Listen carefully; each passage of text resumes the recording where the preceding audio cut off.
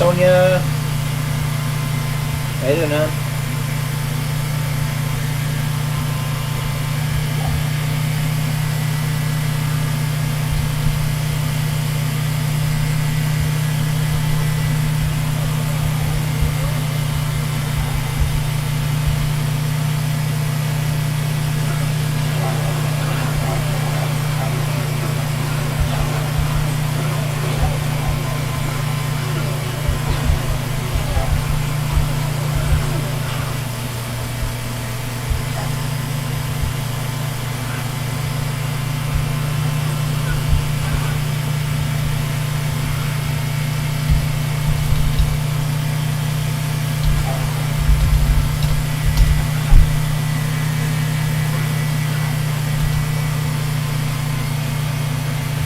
Doing alright.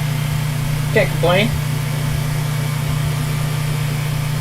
A little tired from the alcohol yesterday, but other than that, I'm doing okay. It's crazy. I had 3 shots and 2 beers, and I was hardly tipsy at all.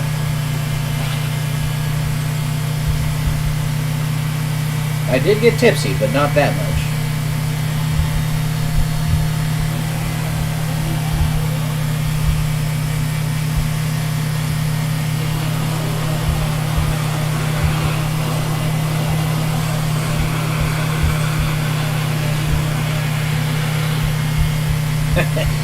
Indeed. Oh, it wasn't that bad. You have not seen me fully loopy. That was only 50%.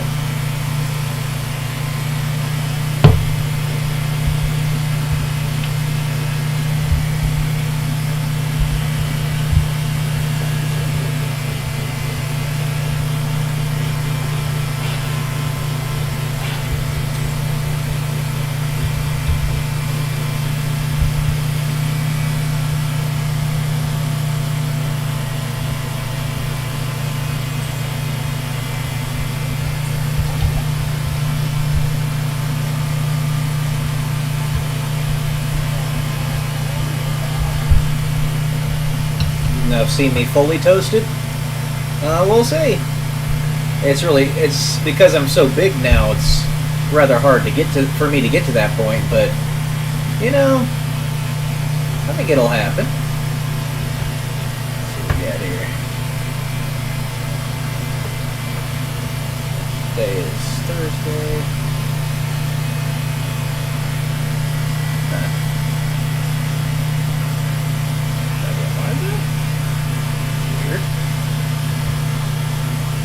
Okay. Guess he's not.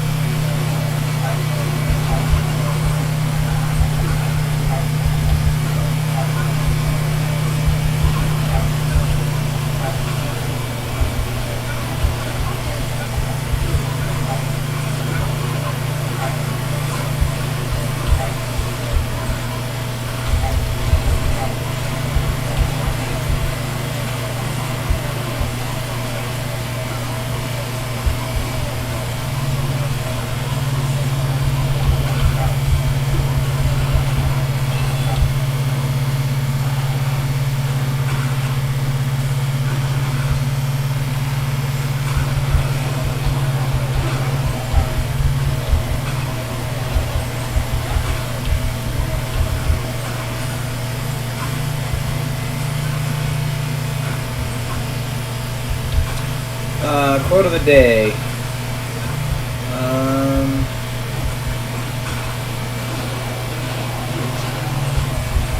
Upon the fields of friendly strife are sown the seeds that upon on other days and on other fields will bear the fruits of victory. I don't remember who said that, but that's your quote for today.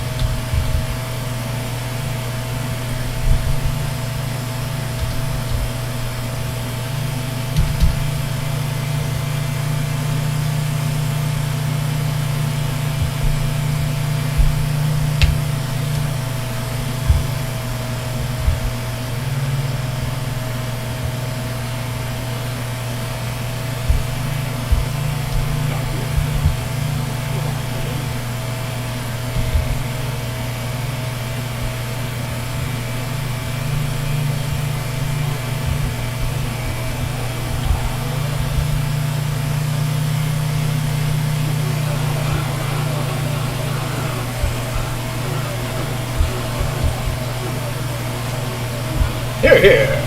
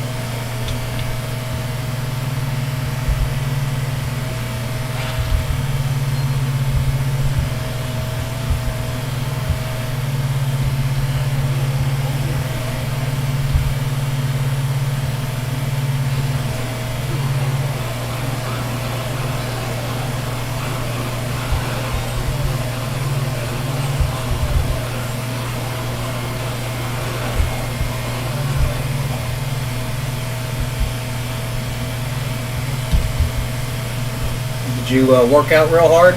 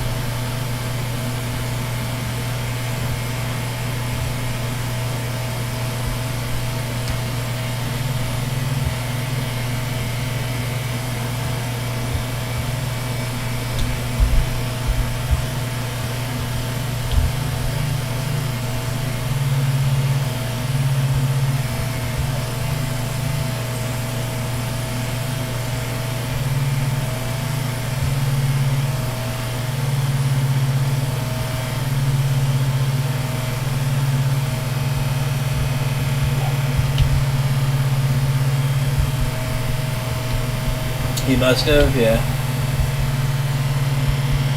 Turning back into that muscle mummy.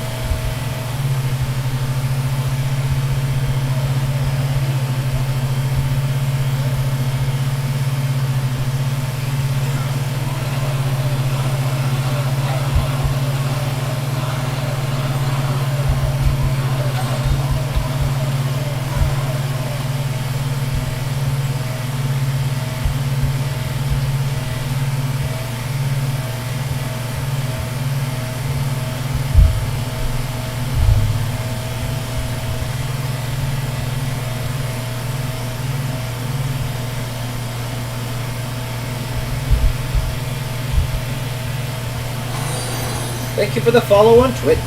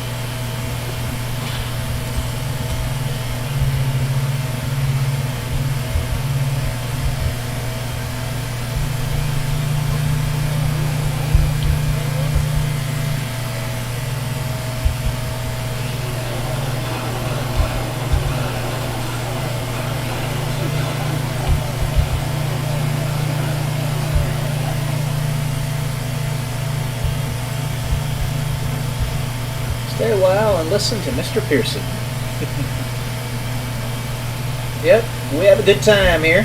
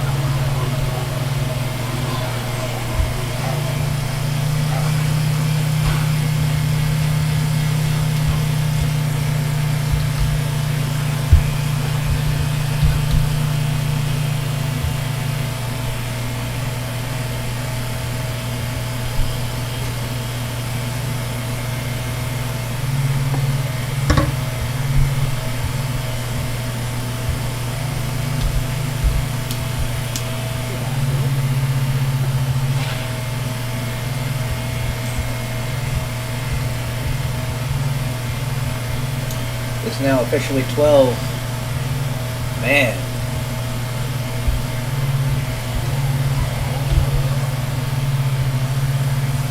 A dozen years.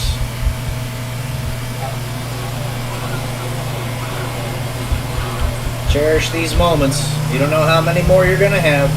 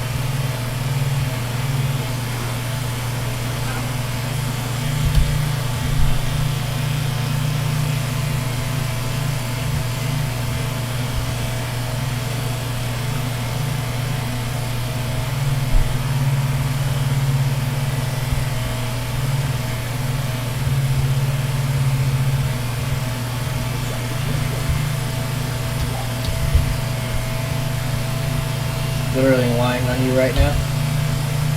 Beautiful. I love it.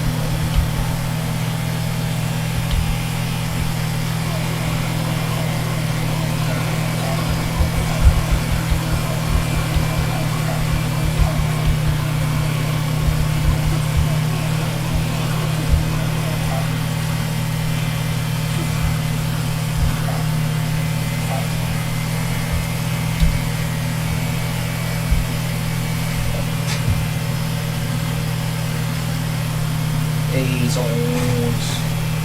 Oh, haven't heard.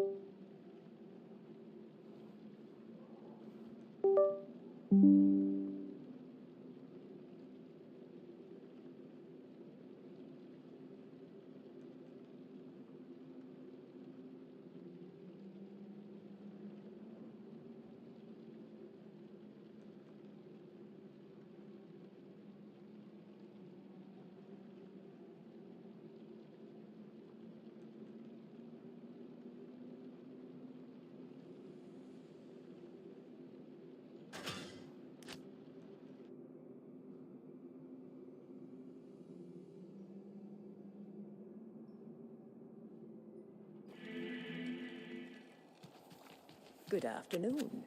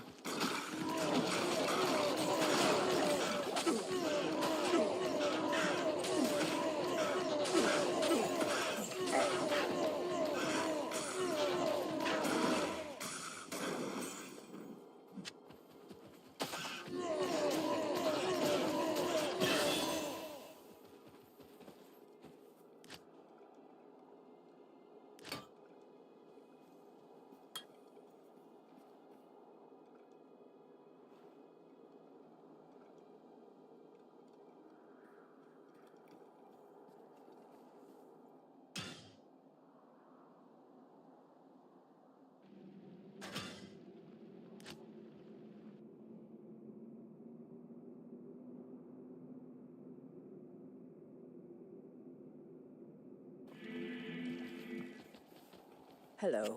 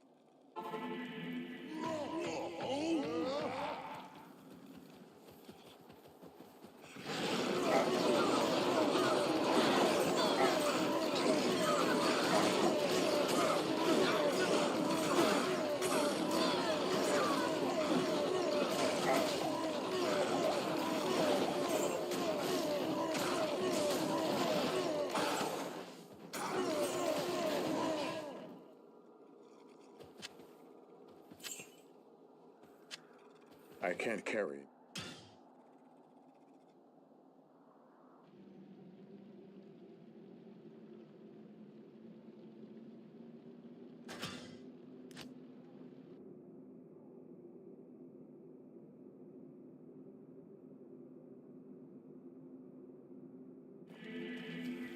Good afternoon.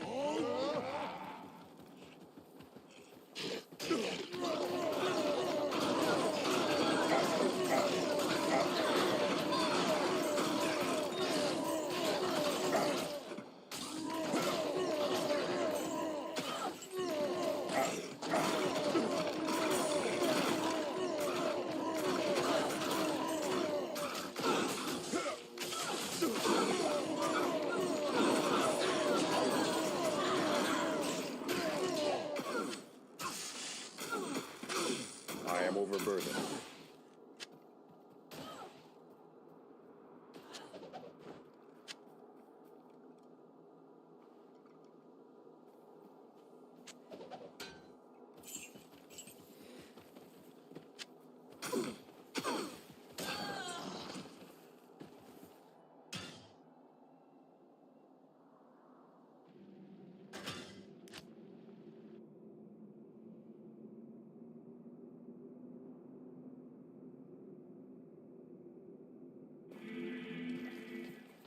Hello.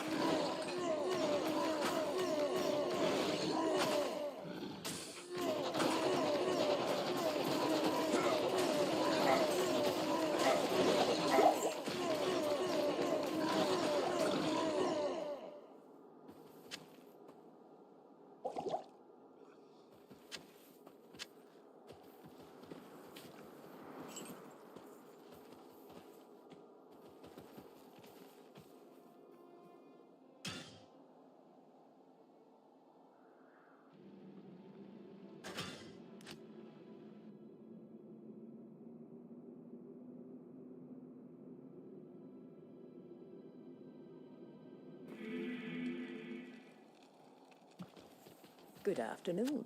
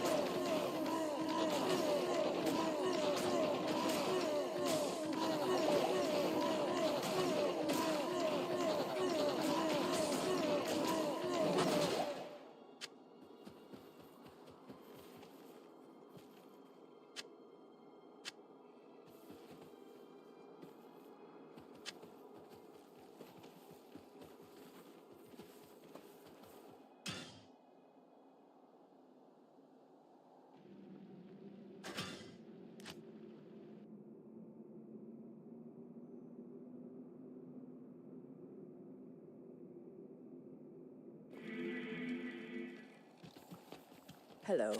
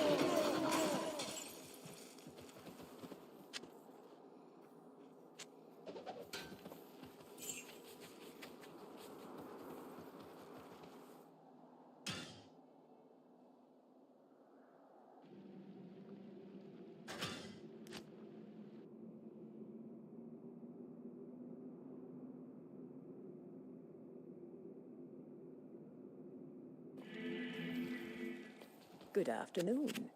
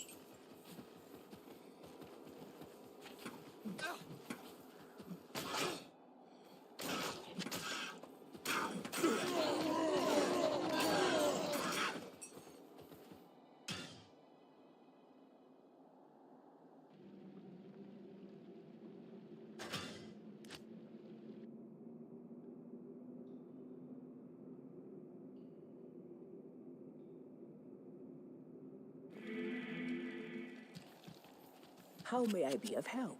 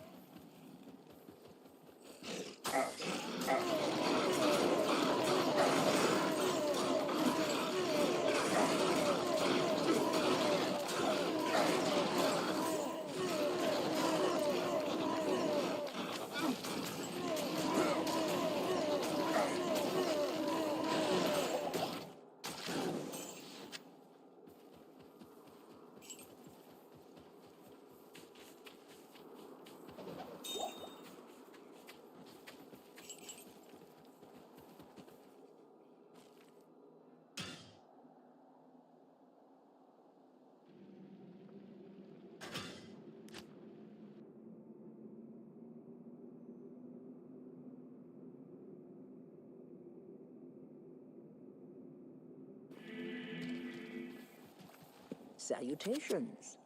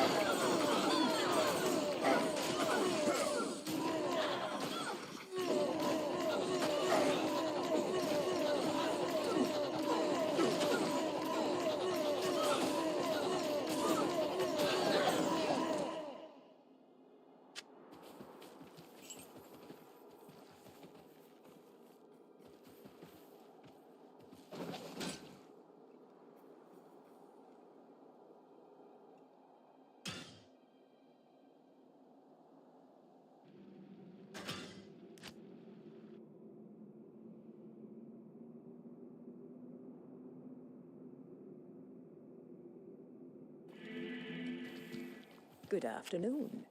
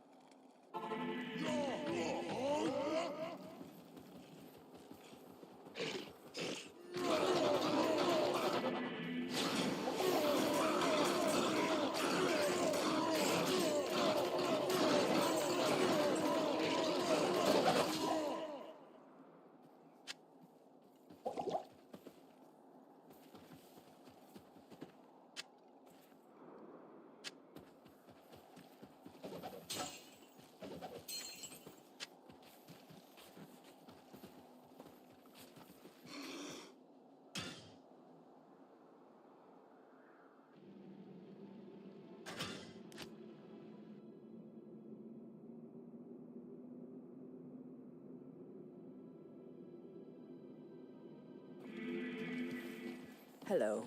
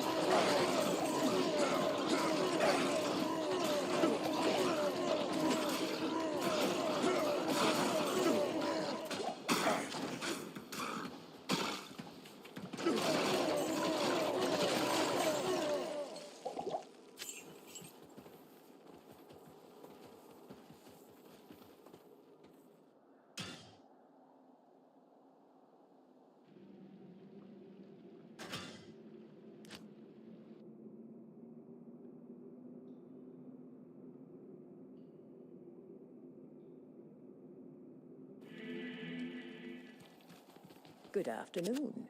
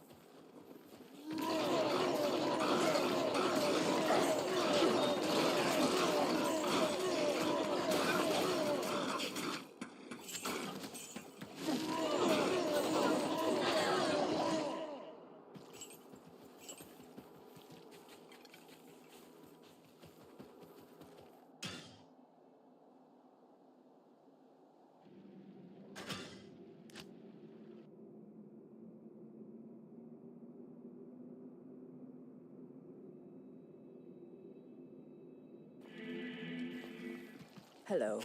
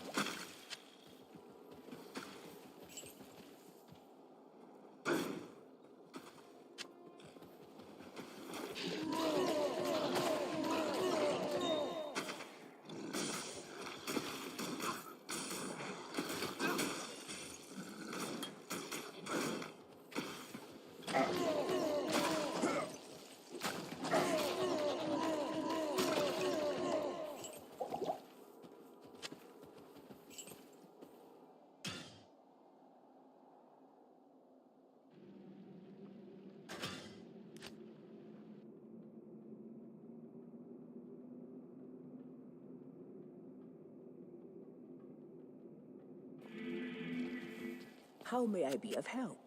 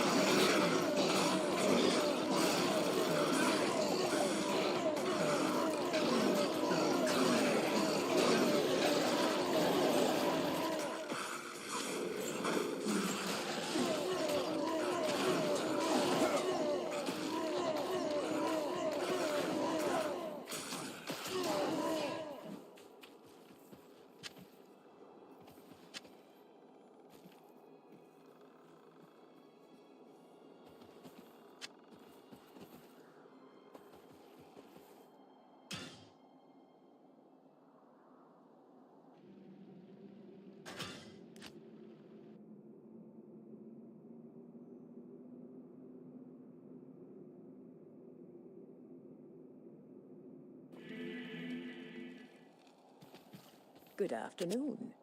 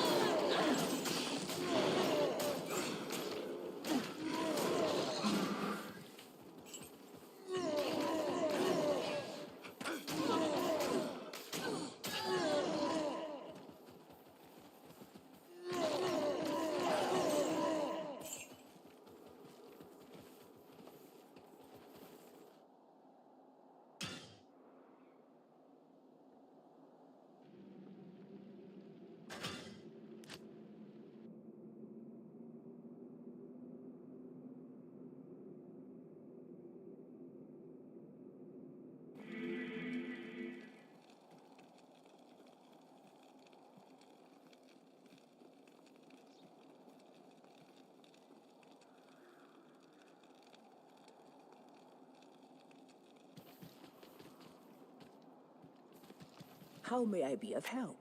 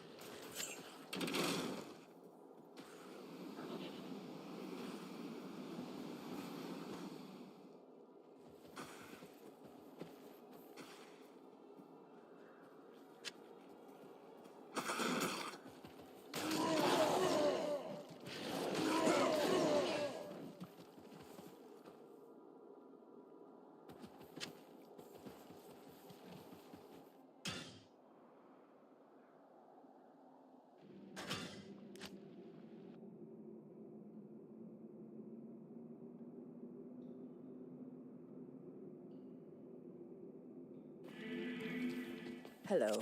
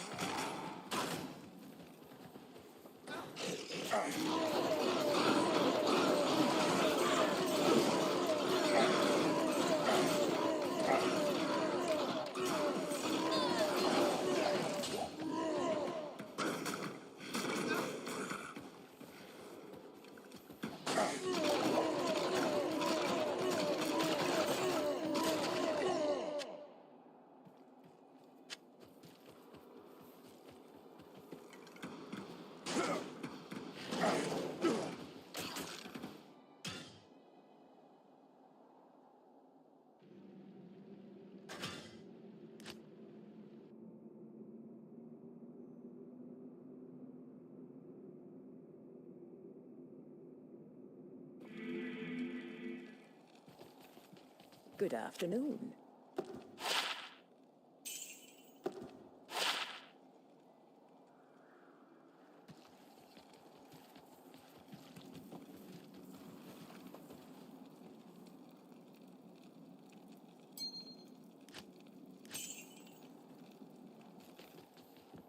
Afternoon.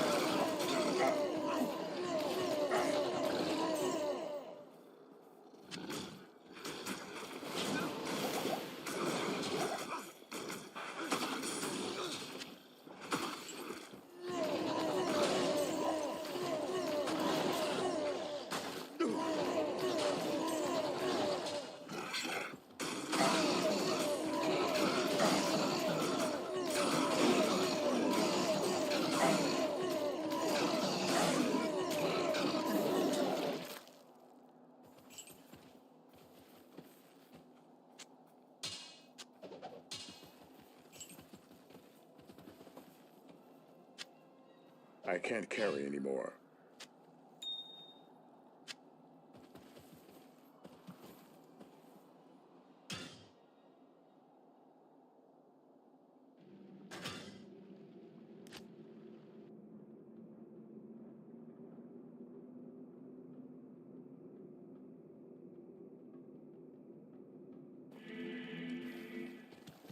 Hello.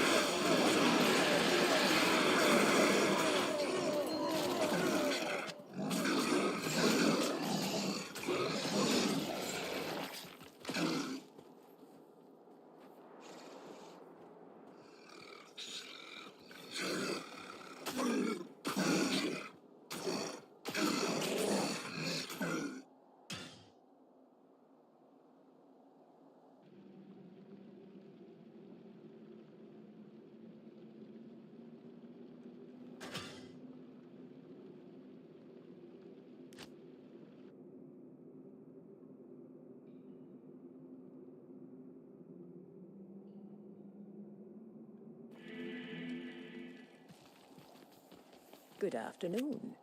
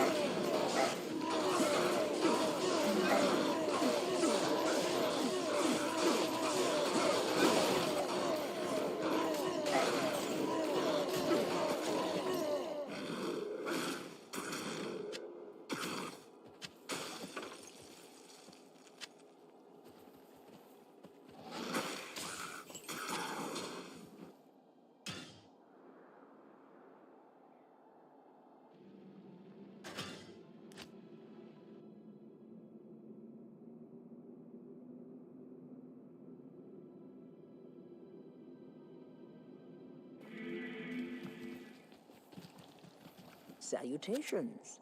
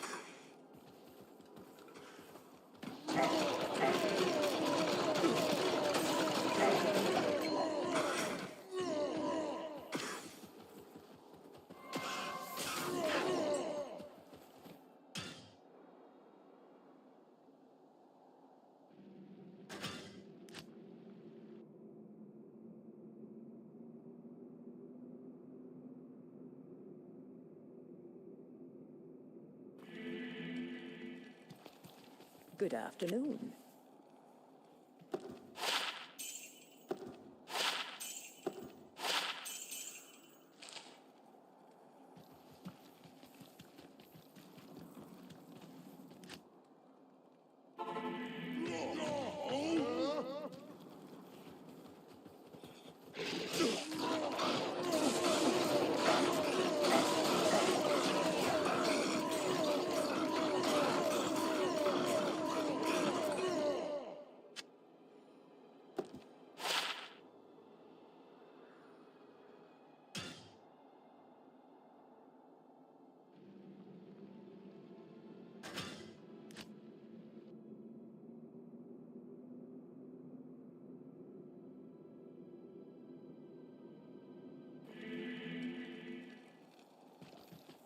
How may I be of help?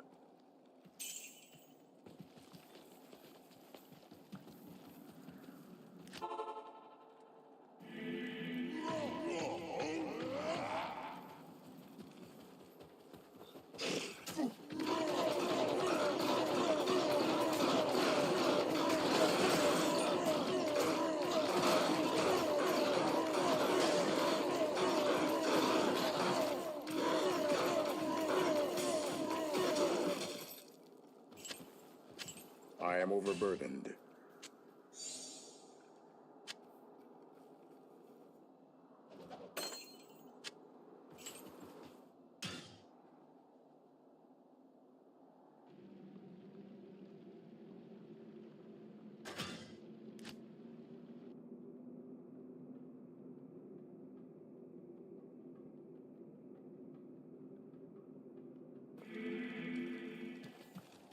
Hello.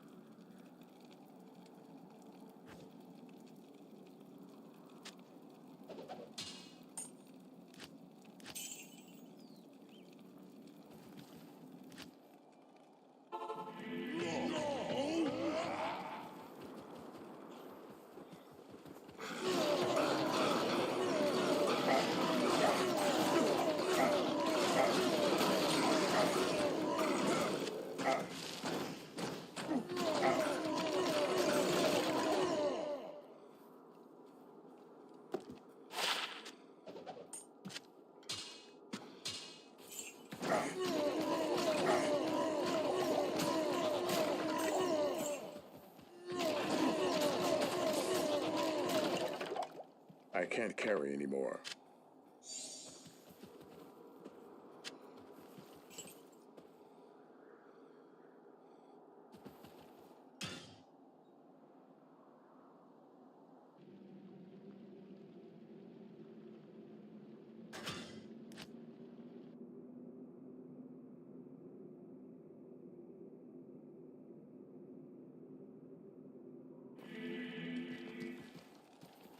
Salutations.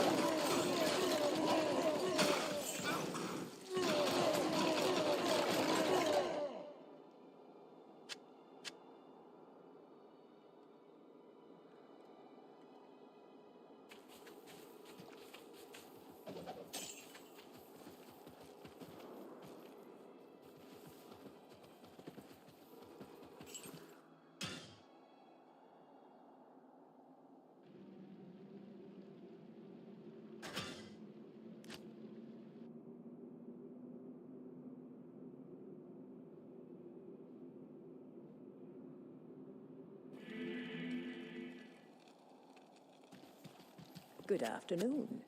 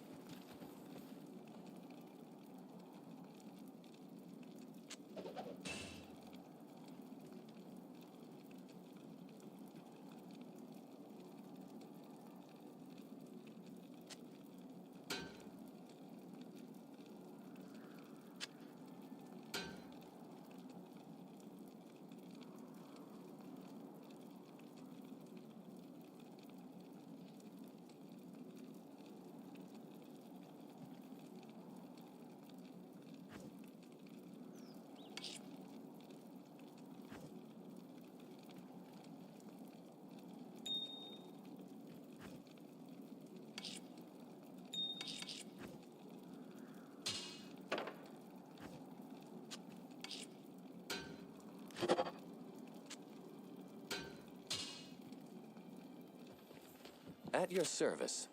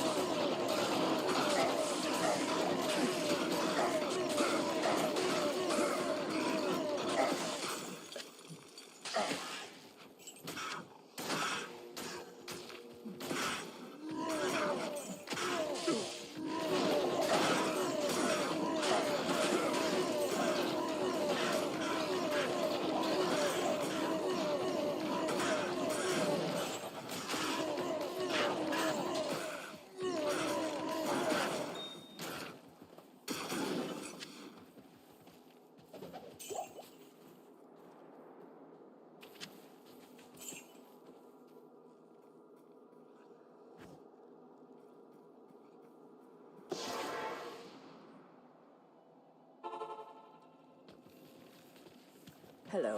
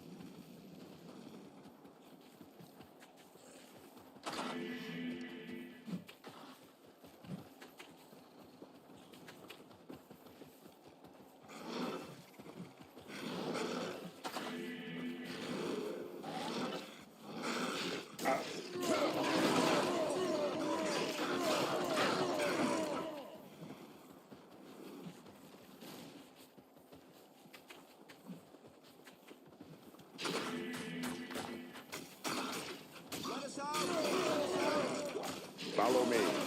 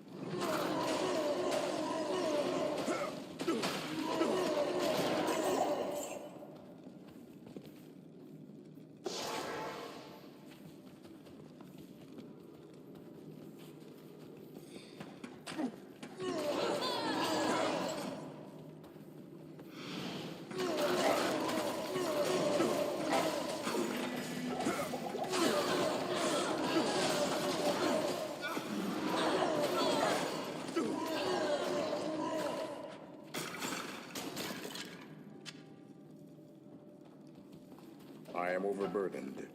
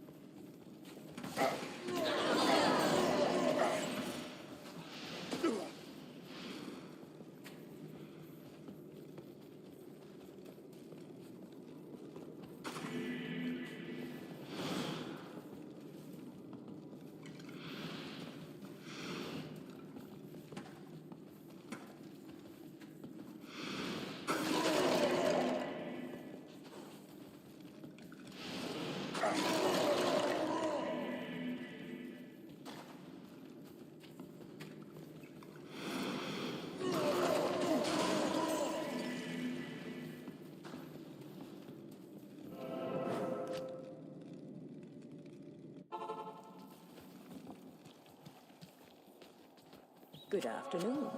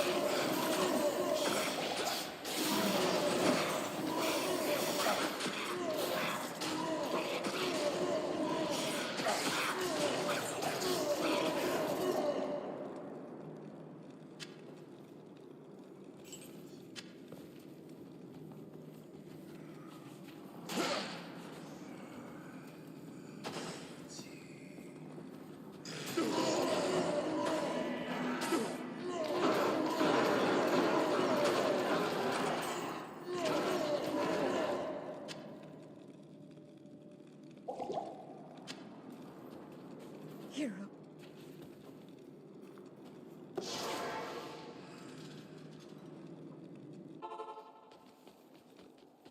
So,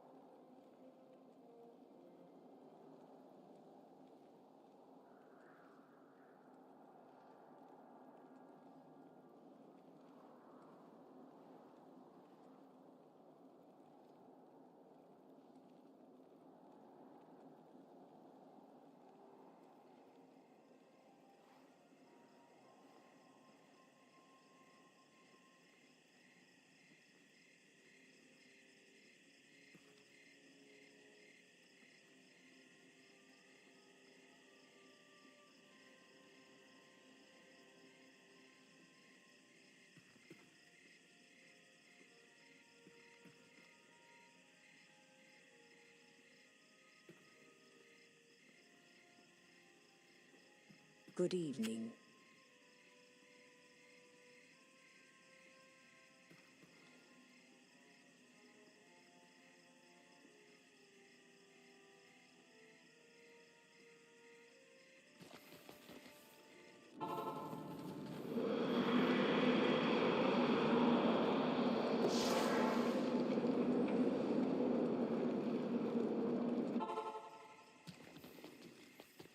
Thank you.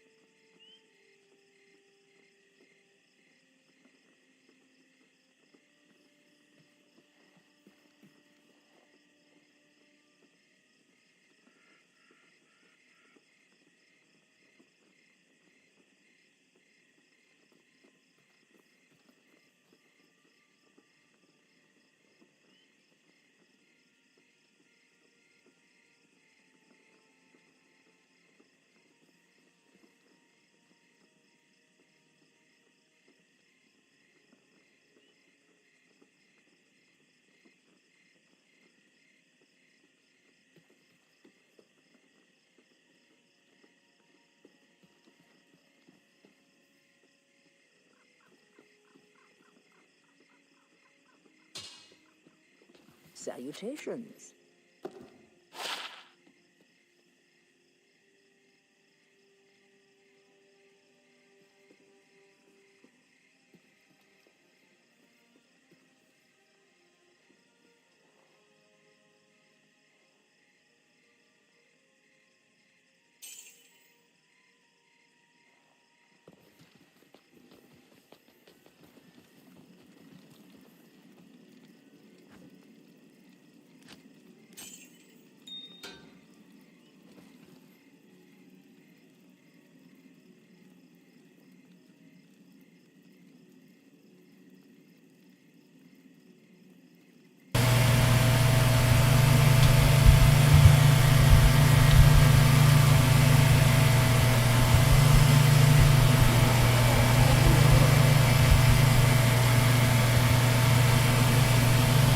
Are you not kill me there?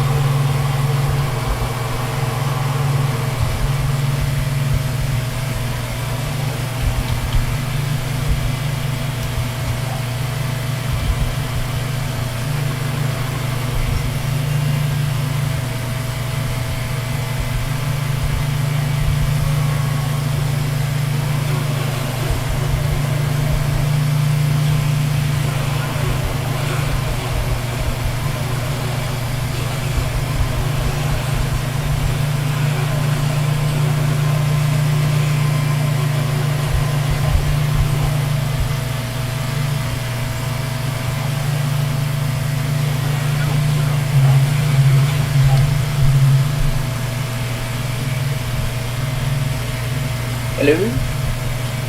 Hey. Feel better? I went outside. I was a good girl. I went outside. Sure about that? Yes. Oh, really? Yes. Okay. Shut. You got yourself some zoomies? Huh? You got yourself some zoomies? You do it to me. Oh my god.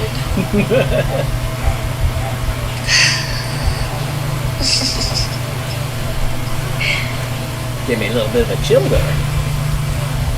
That was me. What?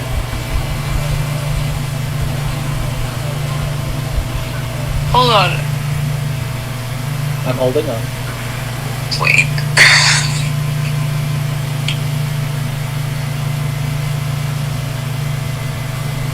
Oh my god. What? You didn't mute the stream. Oh, no, I did. Are you sure? Yeah, I had just unmuted it when you went away.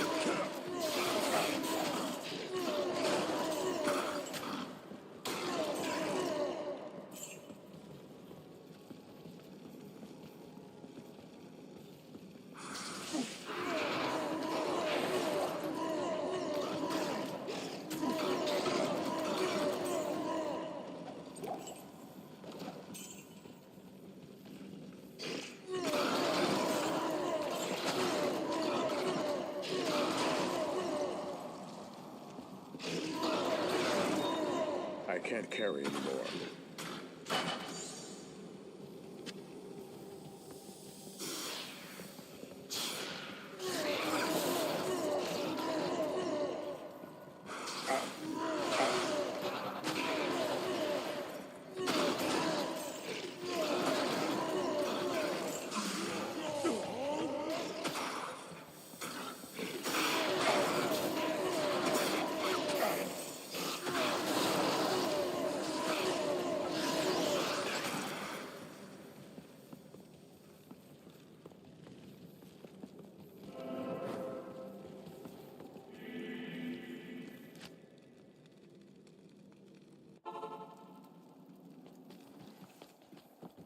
The ain't.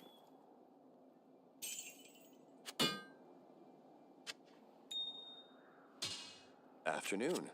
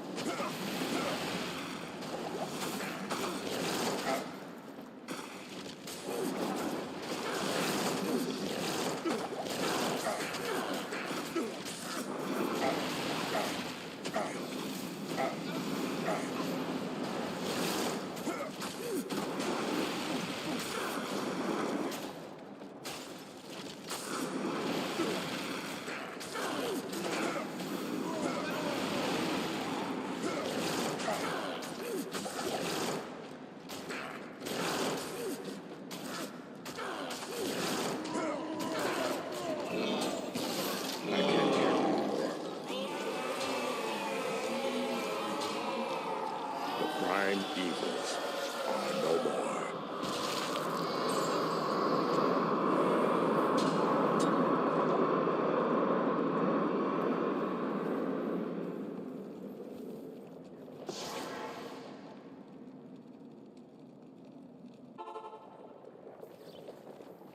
I'm if.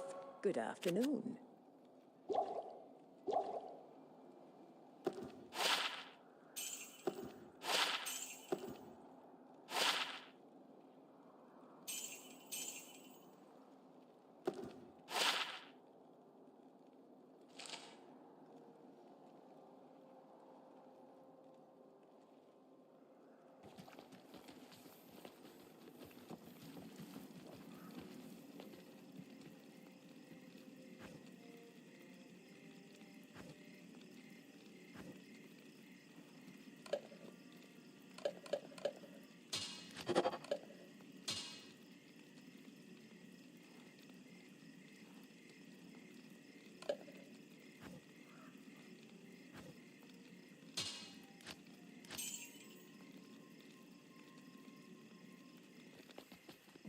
The ain't.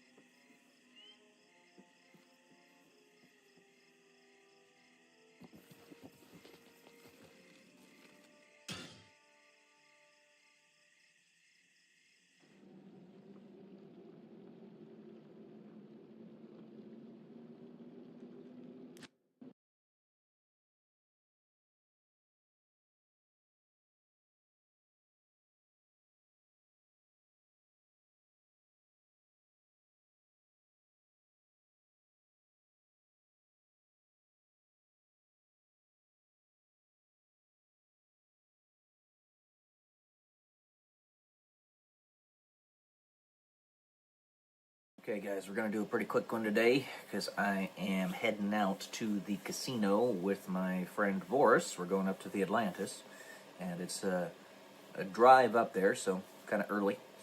But welcome to day 181 until I'm a YouTube millionaire. And really what I want to talk about here is you just got to make sure that, like I've said on many of my videos, carpe diem, you're taking advantage of life while you're living it. And while it might be sometimes exhausting to be sociable, especially for an introvert such as myself, sometimes you got to push yourself to do it. You just got to do it.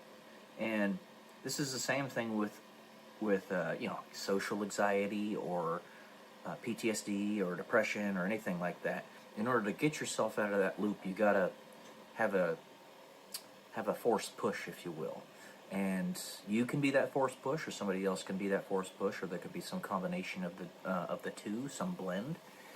But yeah, while my friend Boris, he is asking on a consistent basis for myself, as well as my mother, to do stuff with him, and we have to at least say yes at least a few times, because Boris is a decent guy, he just wants to go and spend some time with friends, and in addition to partaking in a little bit of gambling and stuff like that. And it's not just you, it's not just your end. You're not the only one that needs to work on the socialization and all that. But we're so atomized as a society in the modern day that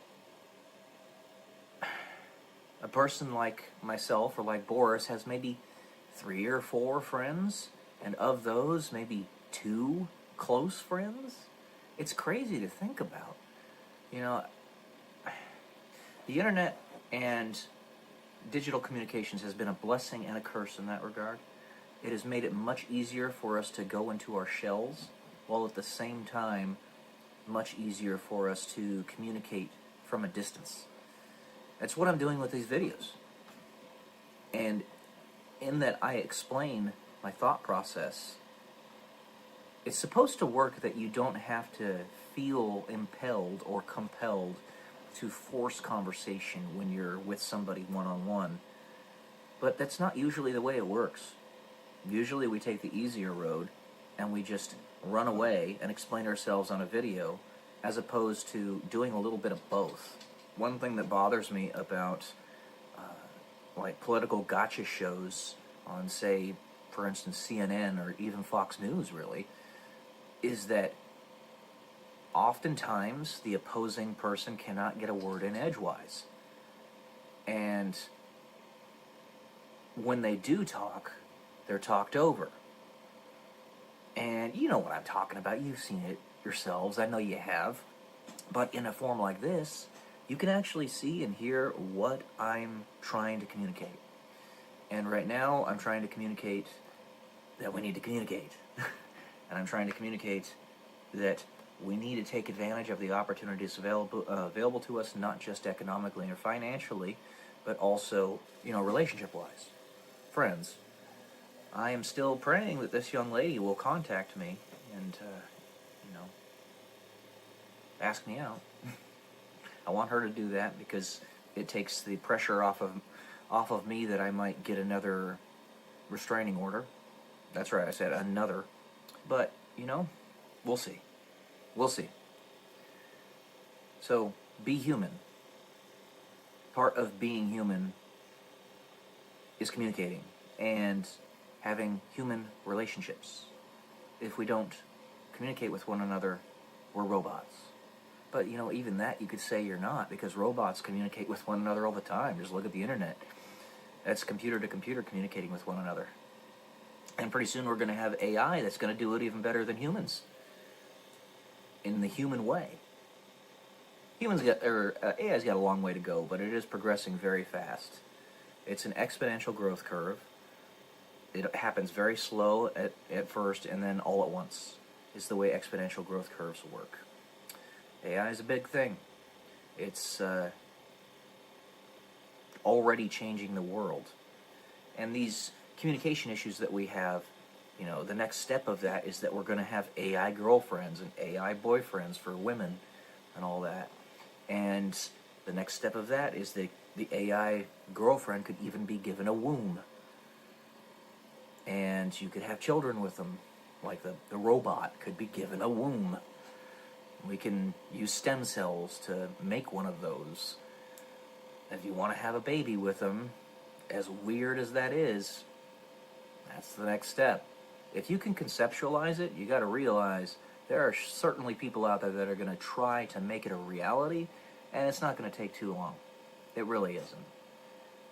So, while there are some things in the past that we look on today as, wow, I can't believe that we thought we were going to have flying cars in the year 2010, there are other things like,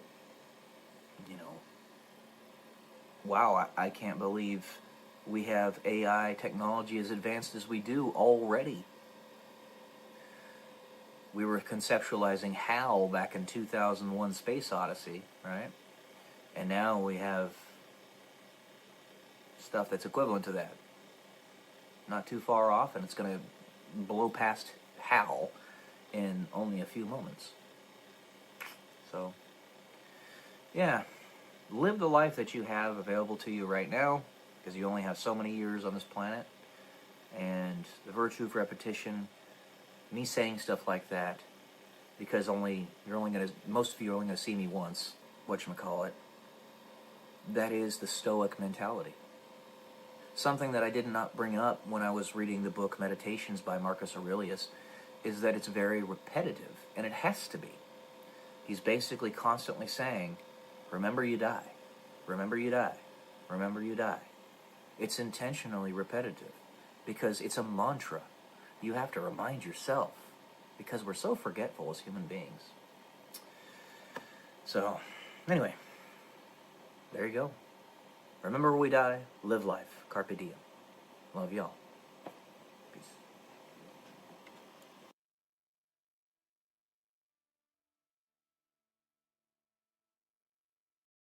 Changing our timeline on the fly. How would that work?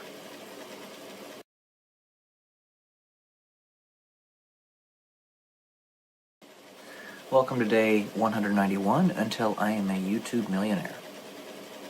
So in my novel series, I explain that to make any change to a line of time makes an entirely separate line of time, in that it's a parallel universe, fully.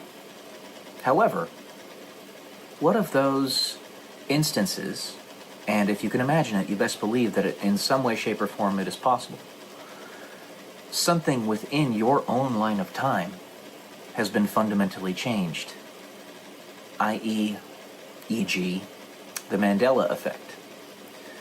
So, while you may have known something to be one way for the first 20 years of your life, suddenly it changes and you don't know why or how.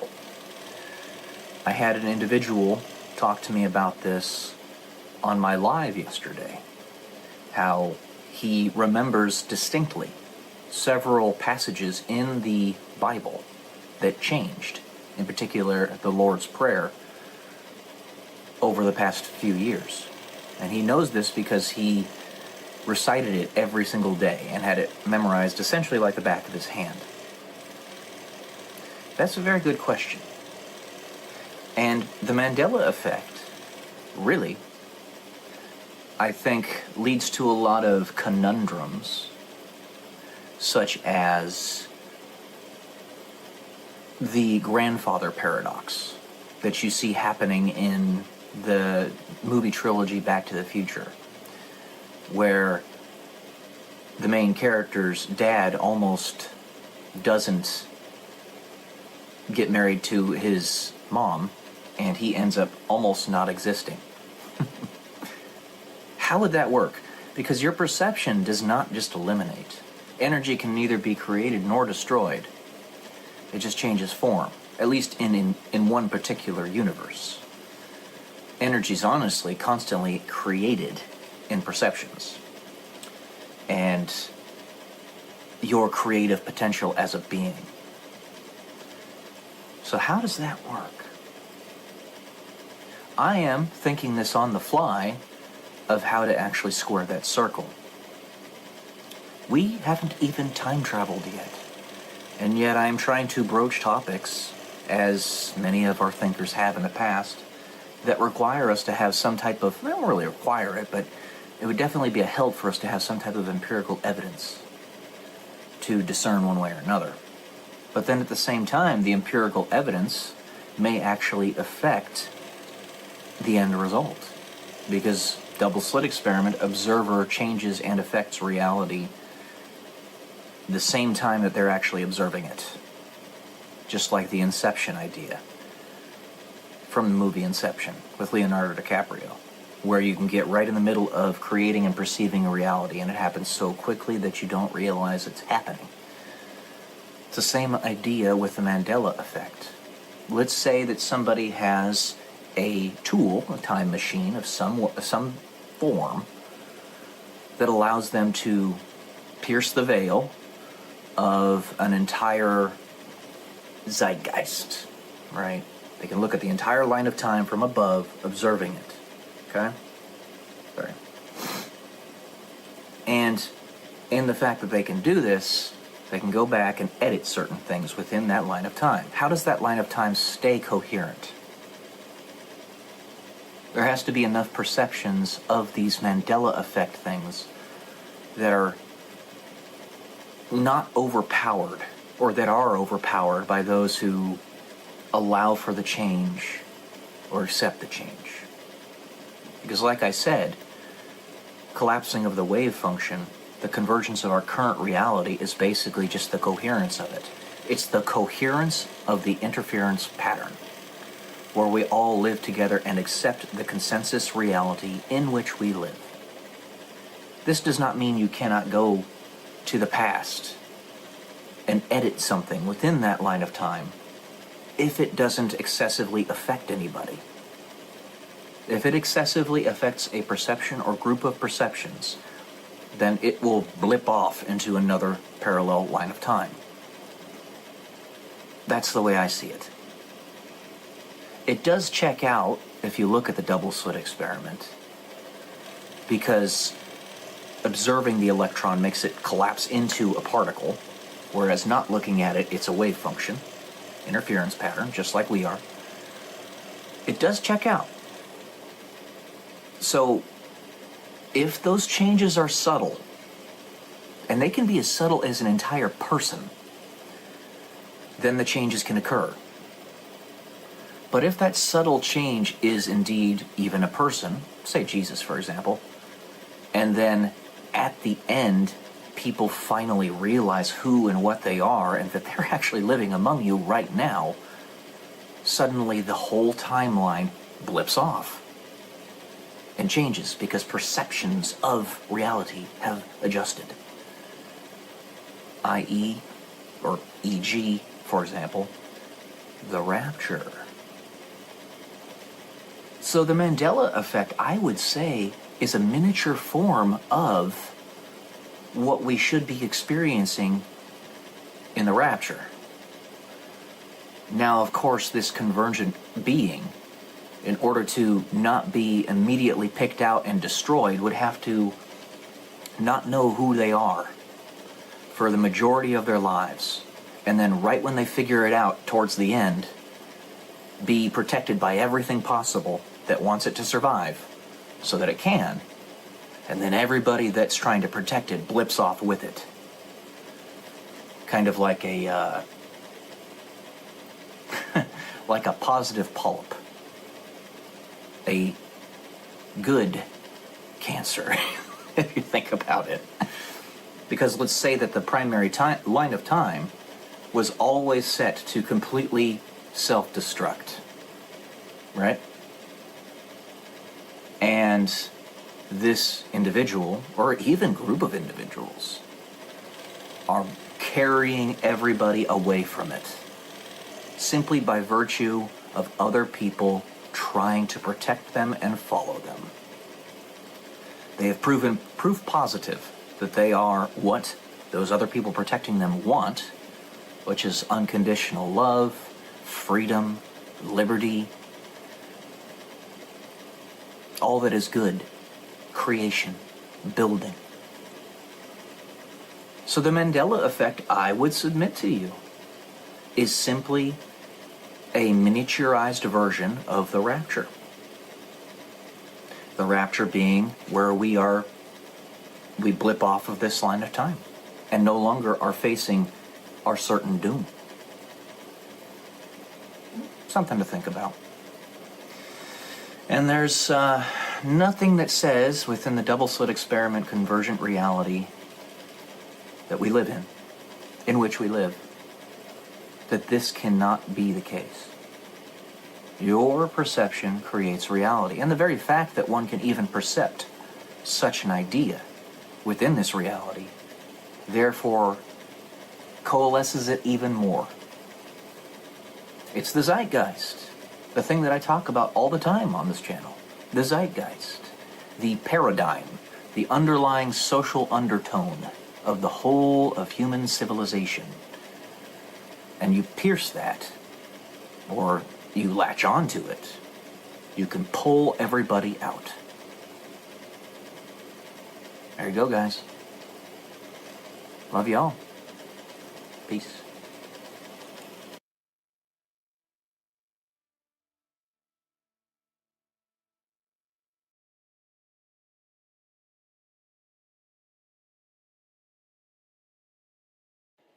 Good morning, guys. Welcome to day 122 until I'm a YouTube millionaire. And for this one, it's going to be a review of Letters from a Stoic by Lucius Seneca. Now, this book was written basically as a dialogue between Seneca, Lucius Seneca, and Lucilius, who was one of the children of the emperor at that time. Now, Lucius Seneca was born around 4 AD, so right around the time when Jesus was alive, and the emperor of his youth was Tiberius Caesar, for the Roman Empire.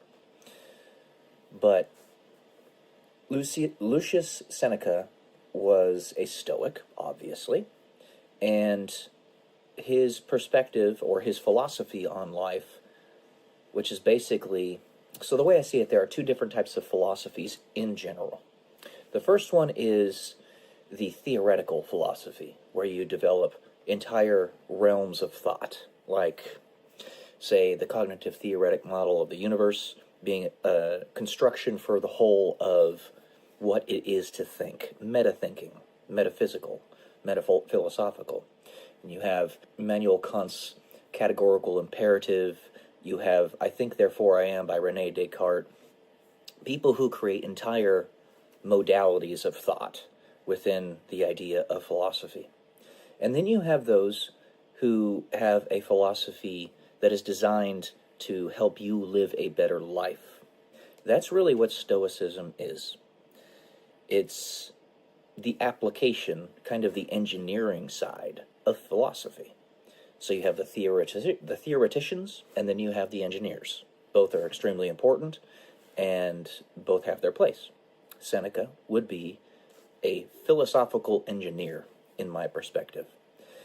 But his philosophical perspectives, nevertheless, were so difficult for the general public to accept at that time that he was actually banished to the island of Corsica, I believe it was, when he was in his 50s, right around near the end of his life, and was brought back into the fold of the empire so that he could teach Lucilius, the soon-to-be emperor of the Roman Empire. And the way this book is written is a dialogue. It's basically them writing letters back to one another. You never get the letters of Lucilius, the ones he wrote to Seneca, but he writes back to Lucilius with the various ideas that he has, the various philosophical teachings. And it was actually designed intentionally, and they say so much in the book, to where it was not just meant to be for Lucilius. It was meant to be actually broadly publicized about the intelligentsia of the Roman Empire at that time, so that they could all read it as well and get the full brunt of Seneca's philosophical teachings with respect to Stoicism. Basically, what you see me doing here with you, with all these videos, and my ability to talk to you directly, if you were to send letters or communications back to me, let's say it were a recorded telephone call or a recorded Skype, that's the equivalent of this. I'd have the Skype call recorded and posted to my YouTube channel for everybody to see. And any ideas that came about from that, everybody would be able to glean. It's a very good philosophical book. Lots of really good concepts in it. I have a bunch of notes written here. I'll go ahead and go through them. So, he brings up the point that you should not read a humongous amount of philosophical works or novels or poems or anything like that just to read them. And the idea he is coming about, or he's trying to present here, is that you, again, like I said, you don't want to read them just to read them. You want to read them to actually get a lowest common denominator truth out of them. Every work that comes from somebody of actual value, somebody who's actually trying to produce valuable works, like this one, like the cognitive theoretic model of the universe, like Immanuel Kant's philosophical writings, like Socrates, Aristotle. You don't have to accept whatever they say whole hog, and in fact you shouldn't. But you can find the kernels of truth within them. That's what Seneca's really getting at when he says don't read a bunch of stuff just to read it. So I disagree with the way he wrote it in the first part of essay number 1, but the general idea is there. He also says, I'm glad to learn in order that I may teach, which is the point of this all. Again, that's why I'm reading all these novels and these books, so that I can give you guys a basic general review of it, and you can decide whether or not you want to also glean those kernels of truth from those books as well. This is one of those books that you definitely should read. It is really good. He also disregards maxims in favor of looking at the whole philosopher. That is to say, don't just try to find the 5-word quips to give to somebody about somebody else's teachings if you don't really understand what they mean by it. There's a lot. He speaks of a lot of intelligentsia at the time that know these maxims as if they are wise, but in fact they just know those 5 words that a philosopher said, and that's it. So he's got a very good point there. It ties into having the whole picture approach. I also found it really interesting that he has a lot of proto-Christian echoes in his writings, which it kind of makes sense because he lives during the time of Jesus. Kind of makes sense, but at the same time, he wasn't Christian. It makes me think of the 100th monkey theory, which is to say, the cultural zeitgeist, which is an underlying paradigm of the world at the time, might actually have some type of thread that connects us all together subconsciously that we don't actually consciously know about. Where a great thinker 2,000 miles away on the planet spouts out some amazing ideas that have a ripple effect on everybody around them, and those ripples, without you even knowing, reach all the way over to you in your subconscious, because we're all connected. And this also harkens to the idea, why would Jesus even come to a province of the Roman Empire at all? It's because he believes, that there was something salvageable within Rome. Not just the Jewish people, not just Israel, not just Jerusalem, but that there was something salvageable within Rome in general. Pontius Pilate, who had great respect for Jesus, had to do what he did, and Jesus told him that he was required to do it, partially so that Rome would stay stable, at least for a couple hundred more years. It eventually collapsed, sure, but the entirety of Roman civilization is kind of the thread of all civilization. And I think Jesus knows that. More than I think. I'm almost certain of it, which is why he decided to dive in to history at that point in time. The specific spot that he went, basically to be the center around which everything rotates. It was brilliant.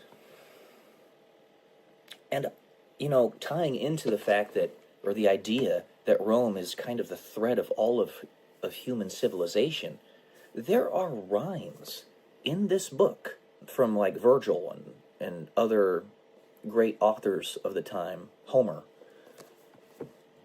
where the words still rhyme, even after they've been translated, rewritten, and all that stuff for thousands of years. They still rhyme. Not all of them, but some of them. And I think it's because when you look at a lot of Latin words, they're almost identical to some words in English today. All right, we even have some that are, in fact, identical.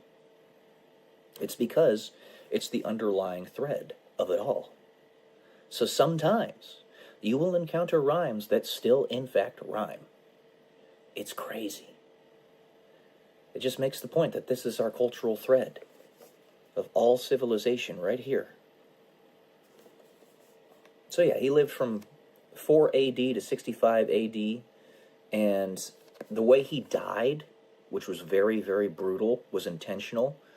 He actually made a scene of his own death because he was told to commit self-deletion when it came to the end, which was very popular in Rome at the time. When you fell out of favor with the emperor, they wouldn't unalive you themselves. They would tell you to commit self-deletion. And the way he did it was brutal, intentionally.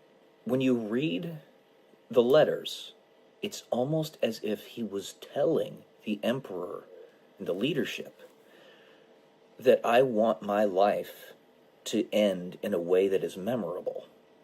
It was almost as if he was in the undertones telling them, do something like this to me. And they gave him what he asked. That's something that you have to read the story or read the philosophical work in order to be able to glean it. Because it's an undertone. So, yeah, strong recommend from me. Very, very good.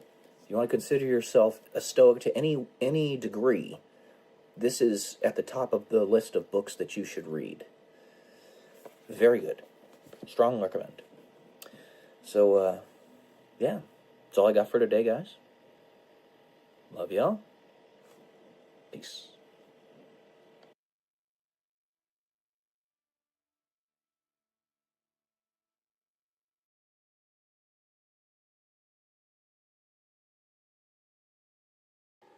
Good morning, guys. Welcome to day 107 until I'm a YouTube millionaire. And just so you know, in case you didn't already or you couldn't pick it up from the details, I say that as satire. I'm not going to become a millionaire on YouTube. It's not going to happen. But, you know, maybe eventually at some point in 27,000 years, I might make $100 a month off of chatting with you guys, if I'm consistent. So, anyway, I'm going to do the same thing I did in my last video and read another essay that I had written about 9 years ago. This one is called simply A Story. I do want to mention I saw something yesterday. I'm not going to say exactly what it is, but the person who made it, I think, will pick up on it. Don't be sad. Those things that were just within grasp for you in your past, and you just barely missed, you have 60 plus years left in your life to grab them in the future. When the opportunity comes up to you, just accept it. Don't deny it. Let it be. Have courage. We talk about economics all the time on this channel, and how you're going to have a lot of success in the future, in the very near future. Of course, that's of minimal importance, but it does take away 95% of all the issues that we tend to have in our lives. Money solves a lot of problems. It honestly does. Communicate. It's that simple. It's that simple. I probably have nothing to do with this, but I wanted to say it. Don't be sad. Communicate. Doesn't have to be much. Could just be saying hi to that person that you want to say hi to. Okay, now I took up the first 3 minutes of this video just chatting about that, so let me get to the essay. The greatest tragedy is feeling as if you are alone in carrying the weight of the world of confusion and depravity, as if there is no clear path. So many stories are proposed, and so much information to discern, though never, it seems, enough. Sometimes you just want an external force to tell you that it's going to be all right, or that a specific story is true. So long as one understands that choice, undergoing an appeal to a perceived authority, then it is truly a choice just as any other that can be made without prejudice. The question is only given to the true answer as we, as humans, see it. if the one proposing said truth has no ego, no ulterior agenda? Those stories I propose to you, do you want me to tell you if they were true? My life, as with anybody who has a life of purpose, is my mission. Who I am at my very core is my mission. My mission is, I know this sounds sappy, and it is true, unconditional love. Unconditional love, being in direct opposition to free will, is the absence of ulterior motive, the absence of exclusion, or more appropriately, the absence of absence. Unconditional love is the absence of ego and the respect of it. The choices that you make, I respect them, and don't get in their way so long as they don't get in the way of anybody else's. And thus perceived truth can be centralized within it, because it would not be tainted. As we are human, we require epistemic ambivalence to protect each other. We require decentralization of will, of power, for power is what we seek in our foolishness. What of those who are both human, ego, and not human, without ego? I actually had those in parentheses. In that this is what we all are, the truth we choose is the truth. The story we choose are the truth, the stories. The evidence is right in front of you, but the knife's edge is meant to thrust you forward so that you can see it. The truth can only adequately be centralized in one without ego, without free will, without humanity. But there is another choice. You can be both. There's more to this. I did want to say one thing here, though. A lot of this was me trying to justify what the military was doing to me back nearly a decade ago. I was trying to justify the utter depravity with which they were treating me. You guys don't know what they did. You didn't live my life. But I do. And for the cerebral amongst us, true torture is in here. They knew that. And that's exactly what they were doing to me. So I was trying to explain that perhaps they were trying to evolve me to no longer have an ego. Then I would no longer exist necessarily, except as a statue, if you will. I've learned a lot since this time, but there you go. Continuing, it's so curious. To take up the mantle of exalting unconditional love is to rid yourself of your free will. Could you live without free will and not even know it? If your entire life was already scripted, every decision you were to make was already known, and there was no deviation from it in any way, shape, or form, then it is will, but the will is deferred to before you even came to earth, whoever you are. Only if you choose to, what I just told you.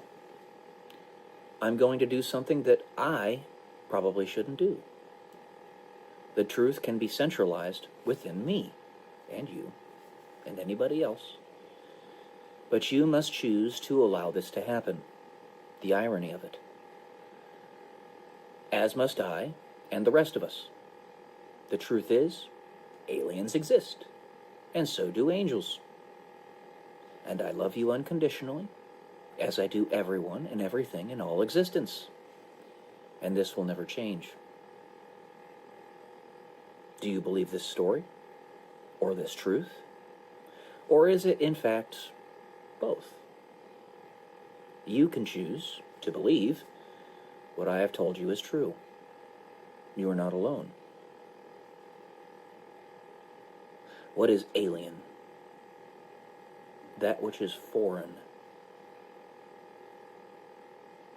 So I say angels exist. I say aliens exist. Is alien equated to demonic? I don't know.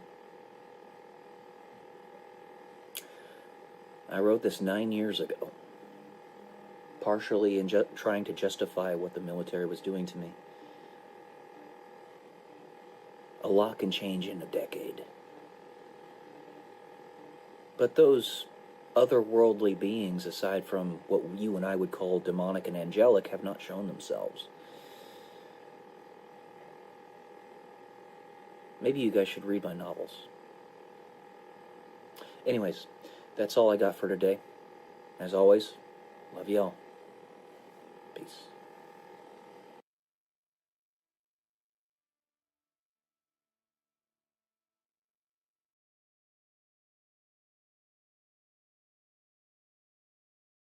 Today will be a review of Stalking the Wild Pendulum by Istak Bentov. This book right here. See? Welcome to day 180 until I am a YouTube millionaire. So, this book is quite good. I did fully enjoy it.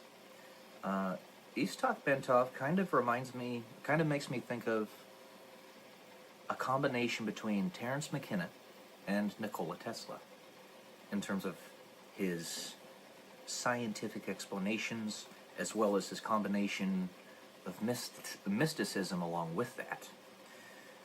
So in this book, it's very frequency signals heavy.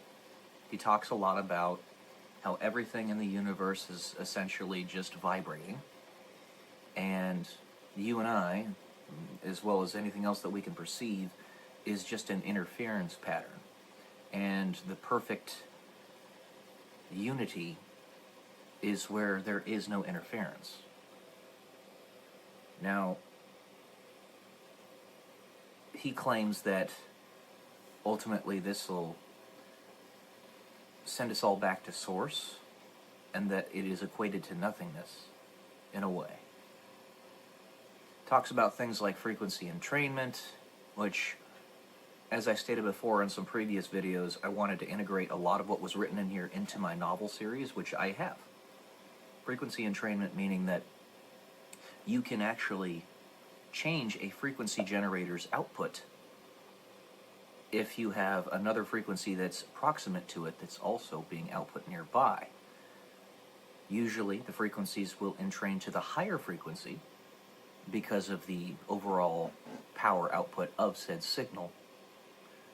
However, you can go the other way if you overcompensate with the power of the lower frequency. So say that you're sending out a frequency of 1 hertz, but it's 10 times as powerful as a frequency of 2 hertz, so 10 times the amplitude, then you can entrain the system to the 1 hertz frequency. But if it's all else being equal, the signal will entrain to the 2 hertz signal. And by the way, 1 hertz and 2 hertz are multiples of one another, so they kind of alias anyway. You don't really need to worry about it. I don't know why, but for some reason the information's not coming out of my head right now immediately, but what I can say is this is a very good book. I highly recommend it. It's not a very difficult read, considering the scientific topics that are addressed. He writes it in very plain English. Very simple, easy to understand. So, yeah. It's a lot of stuff that if you are in tune with that element of, what's the word? I guess you could call it parascience, paraphysics, or metascience, metaphysics, right? So above kind of 30,000 foot view of it all, it's quite, it'll make sense to you. And somebody recommended this book to me, I forget who it was, because I was kind of talking about the black and white, and he talks about it in this book, and being whipsawed in one direction and the other, duality, and how the evil things that are going to happen anyway, but you can shape the charge, and how, what's the word I'm looking for? Probably haven't had enough caffeine this morning, so I'm not thinking as clearly as I usually do. But I'm trying to think of how to explain this.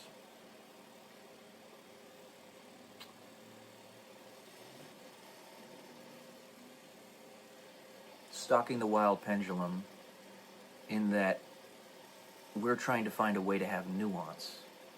It's balancing on the knife's edge. That's the term I was looking for. The knife's edge, a concept that was very well understood by our founding fathers, and why our government was built the way it was. It was to be able to manage that nuance that is so difficult for human beings to grasp. Usually it's polar opposites. It's one thing or the other.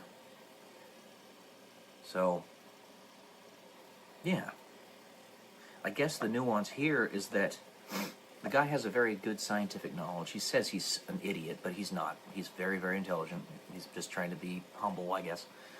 It's really a false humility, but it is what it is.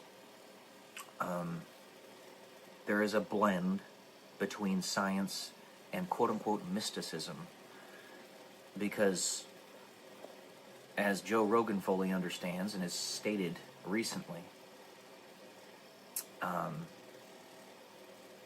the difference between most scientists, astrophysicists, and theologians is that those astrophysicists require you to believe in one miracle, but theologians require you to believe in many.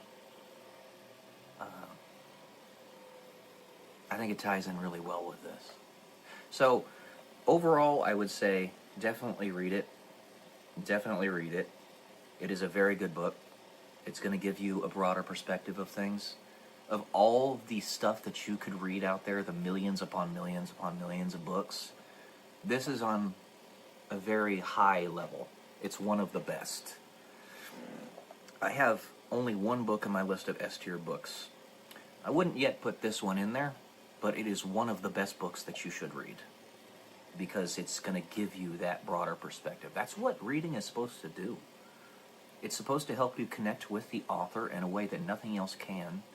It's basically reaching across time and space. This guy's passed away, but I could still read his book and get a sense of who and what he was. It's a way you reach across time and space to give the guy a handshake, have a conversation with him, maybe even sit down and have a beer with him, metaphorically.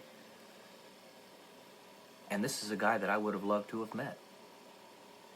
Kind of like you would love to meet Jesus or Einstein or Isaac Newton. So, yeah. That's my recommendation. Pull it up. It is a very good book. Not very expensive either.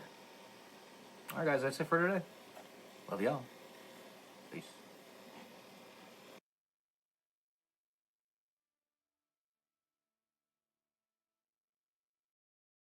Good morning guys, welcome to day 167 until I'm a YouTube millionaire.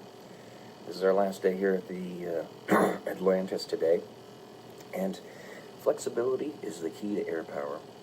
When the enemy, the forces that you're facing are constantly changing their strategies to attack you, to defeat you, you have to be flexible alongside that.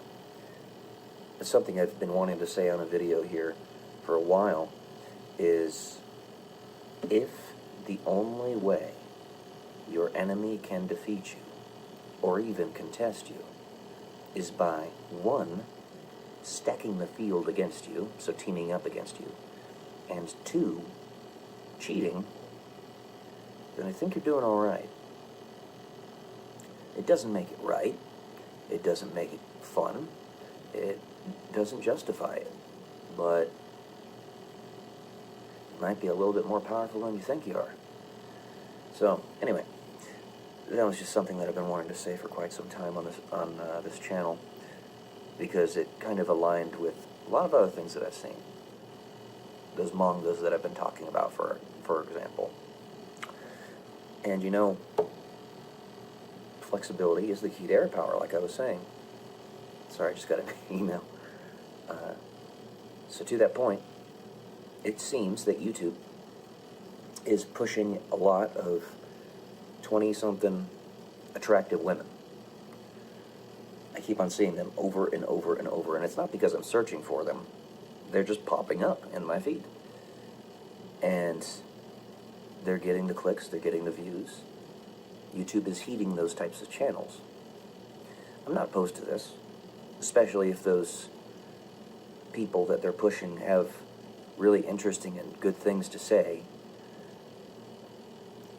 have a lot of wisdom. But nevertheless, it is what it is. So with that being said, find a way to be flexible. How would one progress their own channel, not being a sexy 24-year-old woman, and not willing to try to go through sex change surgery or anything? Sorry, I'm being a goof. Well, for starters, I'm thinking maybe do a little bit of something with my thumbnails. Put some beautiful women on them.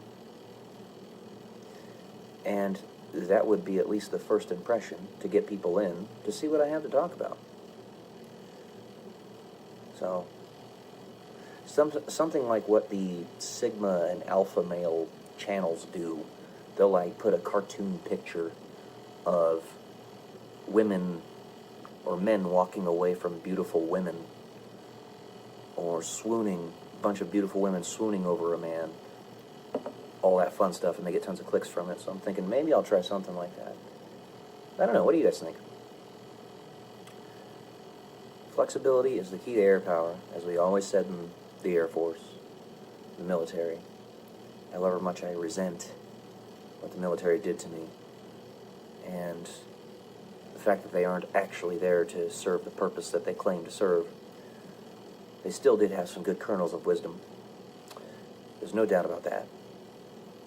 There's still good discipline that they teach you, so that you don't lack discipline, like the guy says on Back to the Future. So, constant tinkering. And this is something that YouTube tells you to do anyway, constantly tinker with your videos to figure out what's going to work best. As long as I'm not misleading, as long as I'm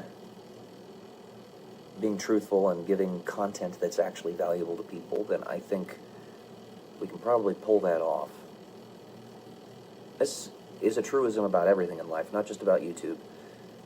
But you're always going to face stacked odds, especially if you're a guy like me, which, if you're going to be related to me, if you're a descendant of me, if you're one of my children, which, again, I pray I have, of course you're like me, bog standard white dude. Bog standard white dudes are resented throughout the world.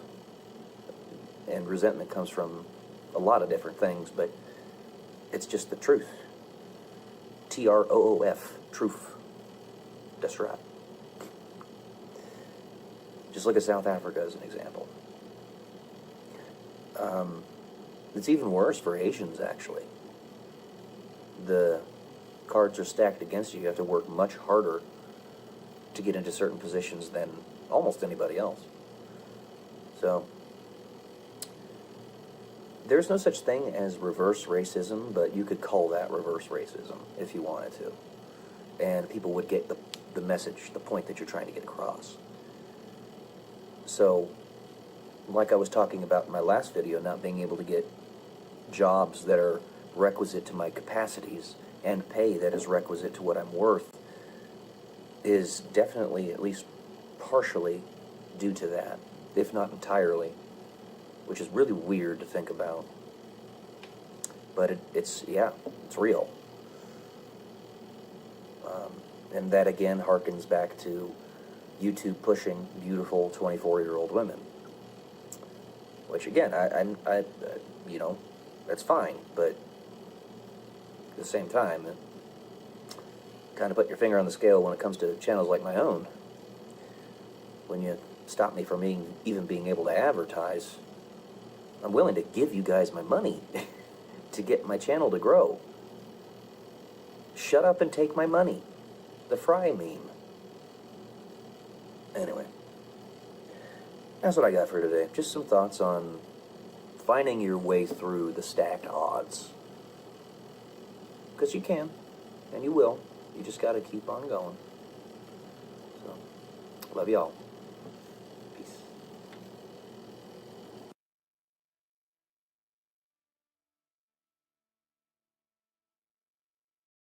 What if the nature of suffering is to build empathy?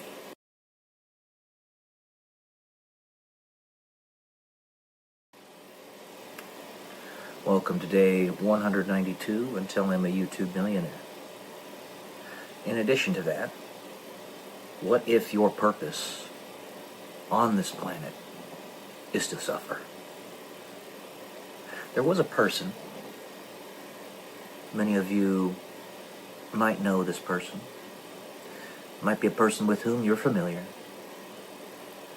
whose purpose was specifically that, only isolated primarily to a specific profound point.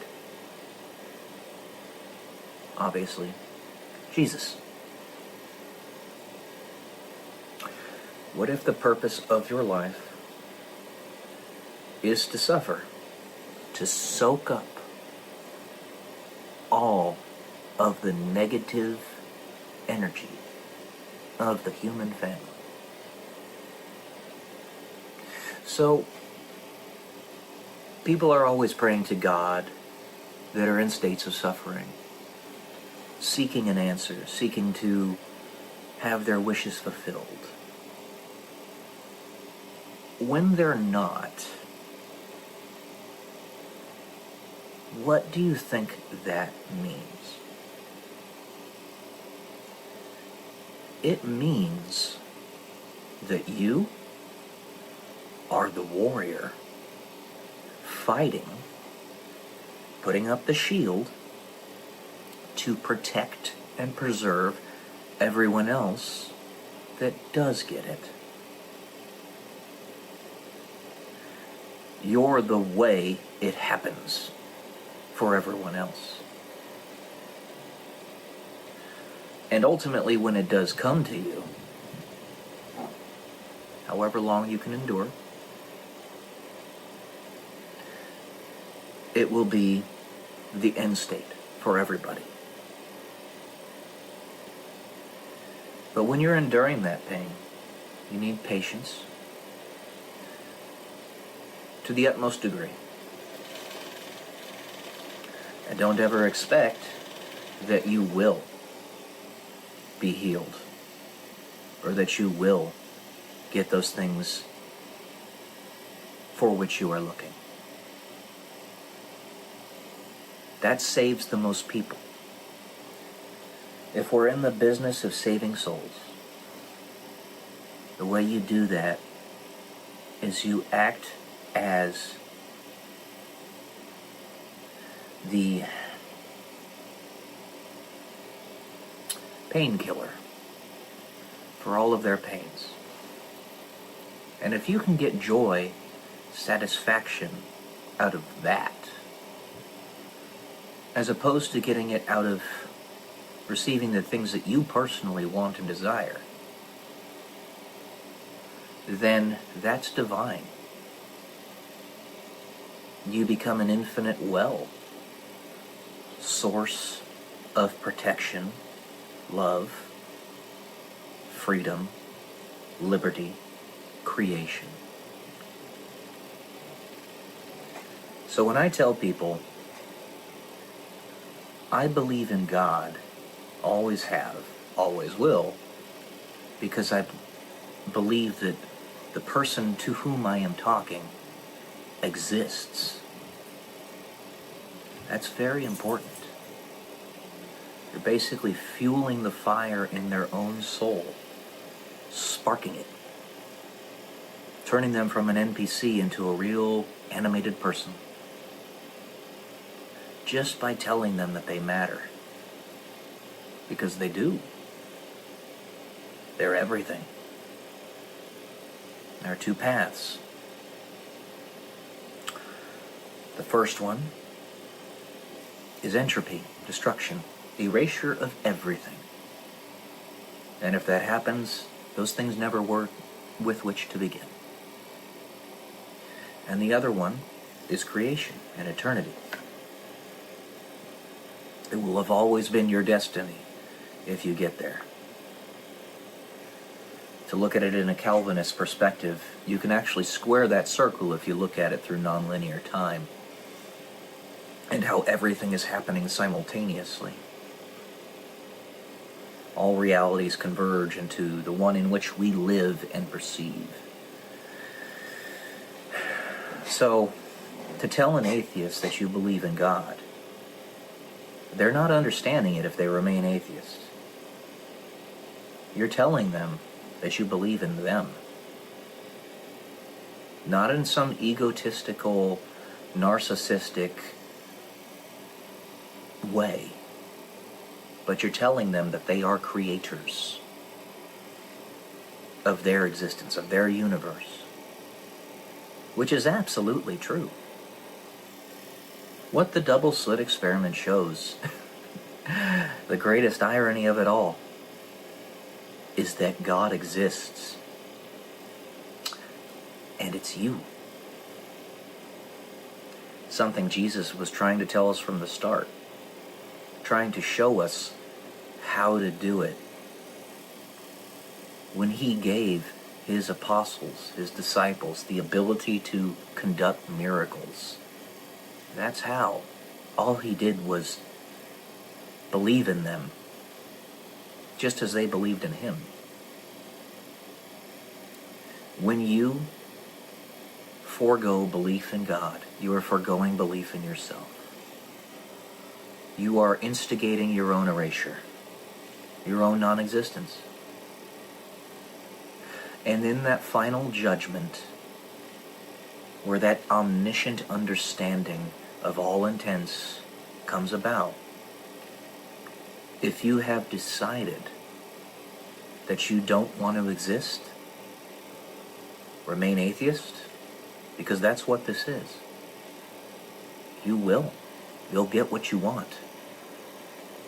And for those who seek to become the entropy, to actually integrate with the void itself, they'll get what they want as well. It ultimately leads to the same thing, but that's what they'll get. So when I tell somebody that I believe in God, especially with everything I've had to endure, being the warrior that I am, and I am a warrior, I am trying to tell them that I believe in them. I always will. And if I were to give up that fight, then how many people would lose their will? It's not possible for me to give it up, because it's my nature to suffer. It's all human beings' nature to suffer. But those who do not receive the answers while they're alive, or while they're in this reality, it's because they are the warriors that are doing the fighting. I don't expect to receive the answers here. And if this were all there was, that would concern me. It would make me eternally sad. But as it stands, all that will remain is I won't be able to leave gifts for people here. But I know there's something beyond it. And the ultimate challenge, the ultimate proof of belief, the one that the devil is trying to get you to fail, is to not take what you want by breaking the rules, and therefore proving, at least to him, that eternity does not exist. I will keep doing this. I won't get what I want out of it. And that's okay. It does not bother me. And the more I learn, the more truly steeped in an understanding of what belief actually is I become, the more at peace with that I am. But what I'm not at peace with is all those people that are still lost in it, that still don't believe in themselves.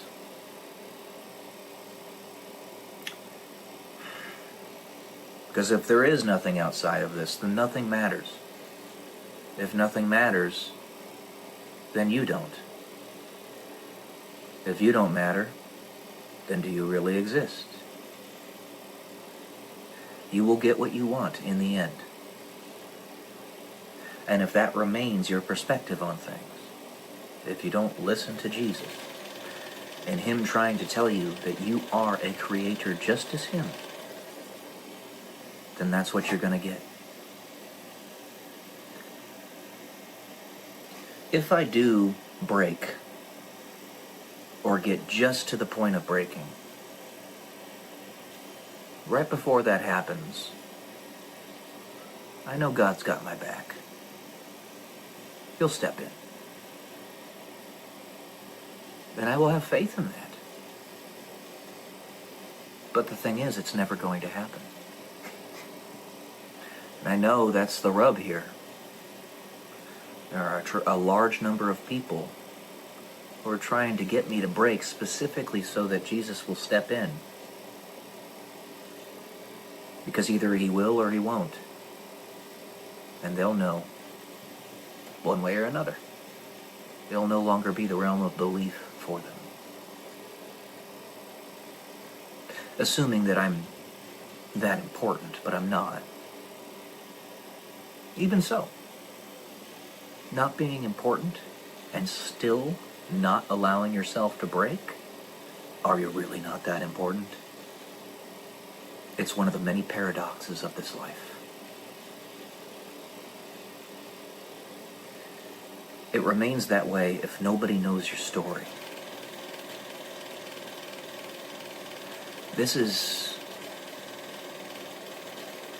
It's a kaleidoscope. It is a lot of things. Very deep, convoluted, complicated, but at the same time not. Because if you just obey and believe, you don't even have to think about those other things. It's simple.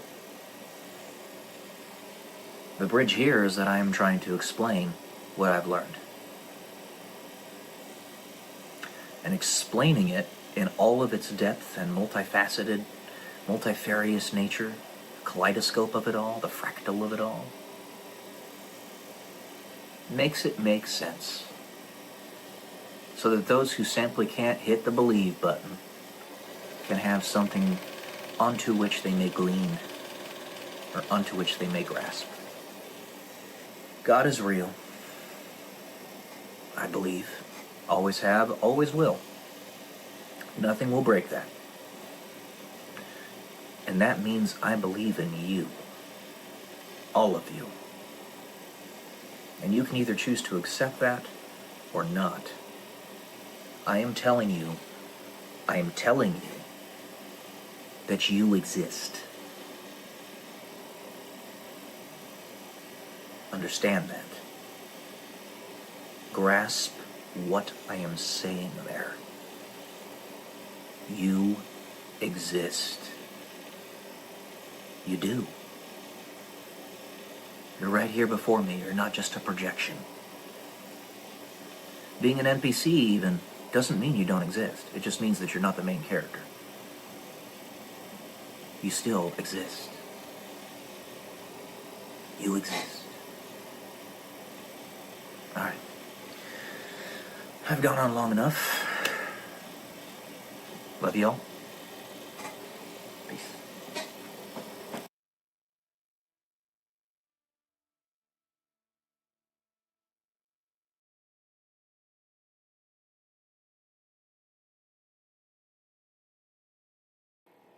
Good morning, guys. Welcome to day 123 until I'm a YouTube millionaire. For this one, I'm going to read an essay. It was actually a stub that I called Balrog. I wrote this back in 2016, but I have since added to it. I extended it a little bit today, and I'm going to read it to you. As you fight the bloody battle to dispatch your inner Balrog, it's a type of demon, as it grasps your neck, attempting to choke the burgeoning light out of your eyes, know that you do not walk alone. We all have demons.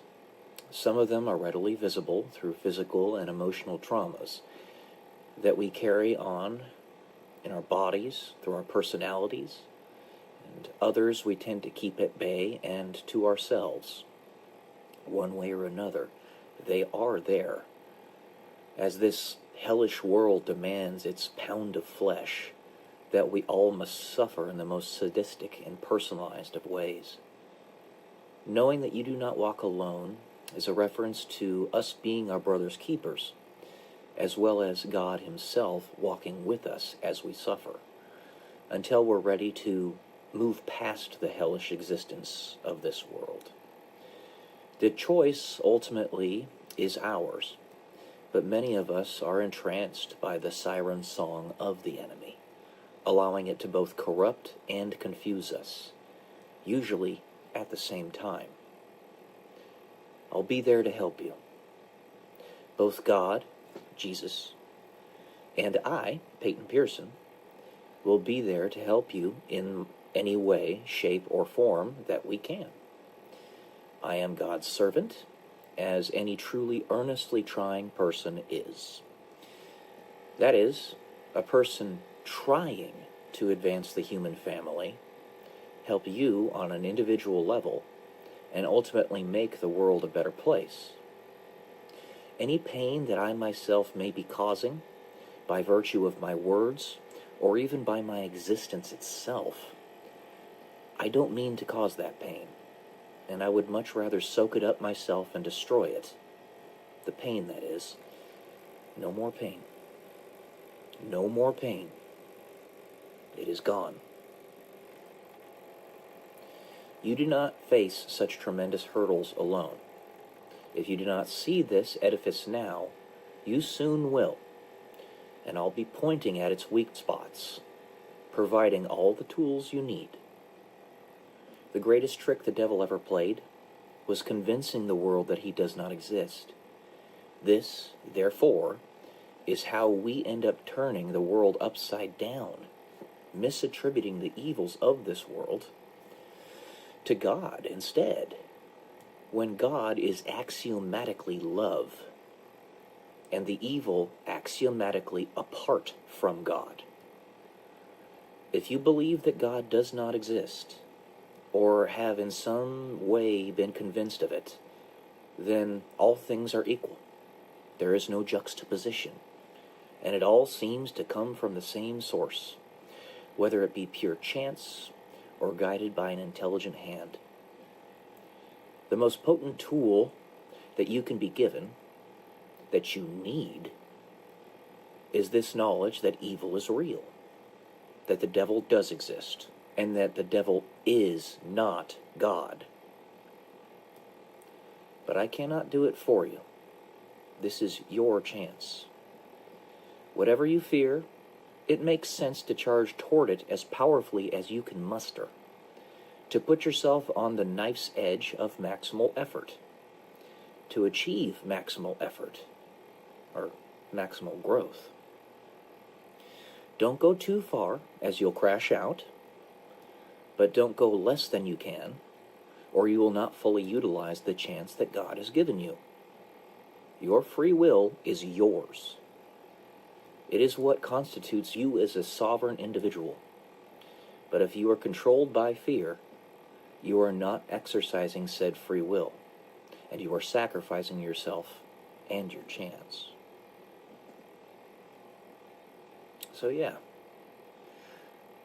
I wrote that with its little addition today. Actually, the original was just about 4 lines, 5 lines, but the extended version are my new thoughts that came today. I literally wrote this extension down today. So, we're all sovereign individuals. We all play a part. This connects with what I said in my last video. A world in which morality is not a disadvantage is worth fighting and, if need be, dying for. This ties into what exactly that means. A world without morality, therefore, is a world without God. A world in which I do not want to live. So it's up to us to make the world where morality is not a disadvantage a reality.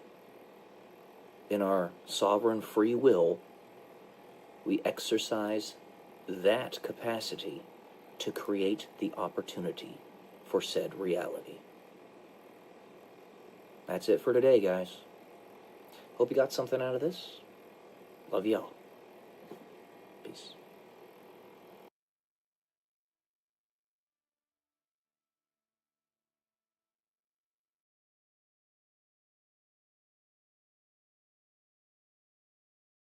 I've had people literally tell me that I am going to break through for over a decade now. Why do you think it is? I want you to think about it. That I haven't. Welcome to day 183 and Tell Me YouTube Millionaire. What's the missing element? What am I doing wrong? What am I not doing? I want you to look on this like a doctor. Don't become emotional about it. Look at it as objectively as you can. Why is this happening? You don't ask your enemy why. You ask yourself why. And you use your own reasoning to figure it out. Am I lying to you? You can look up the information that I have provided you about my life very easily. And this is why it is so crucially important that we are open and honest, truthful. What is it that's actually going on here? They say that miracles are meant to be personal. But on occasion, doesn't happen often, they can be known by all. Those personal experiences that are given to you are gifts. They give you the indication of what precisely it is you are doing during this time, in this place, being who you are right now. I can tell you with full confidence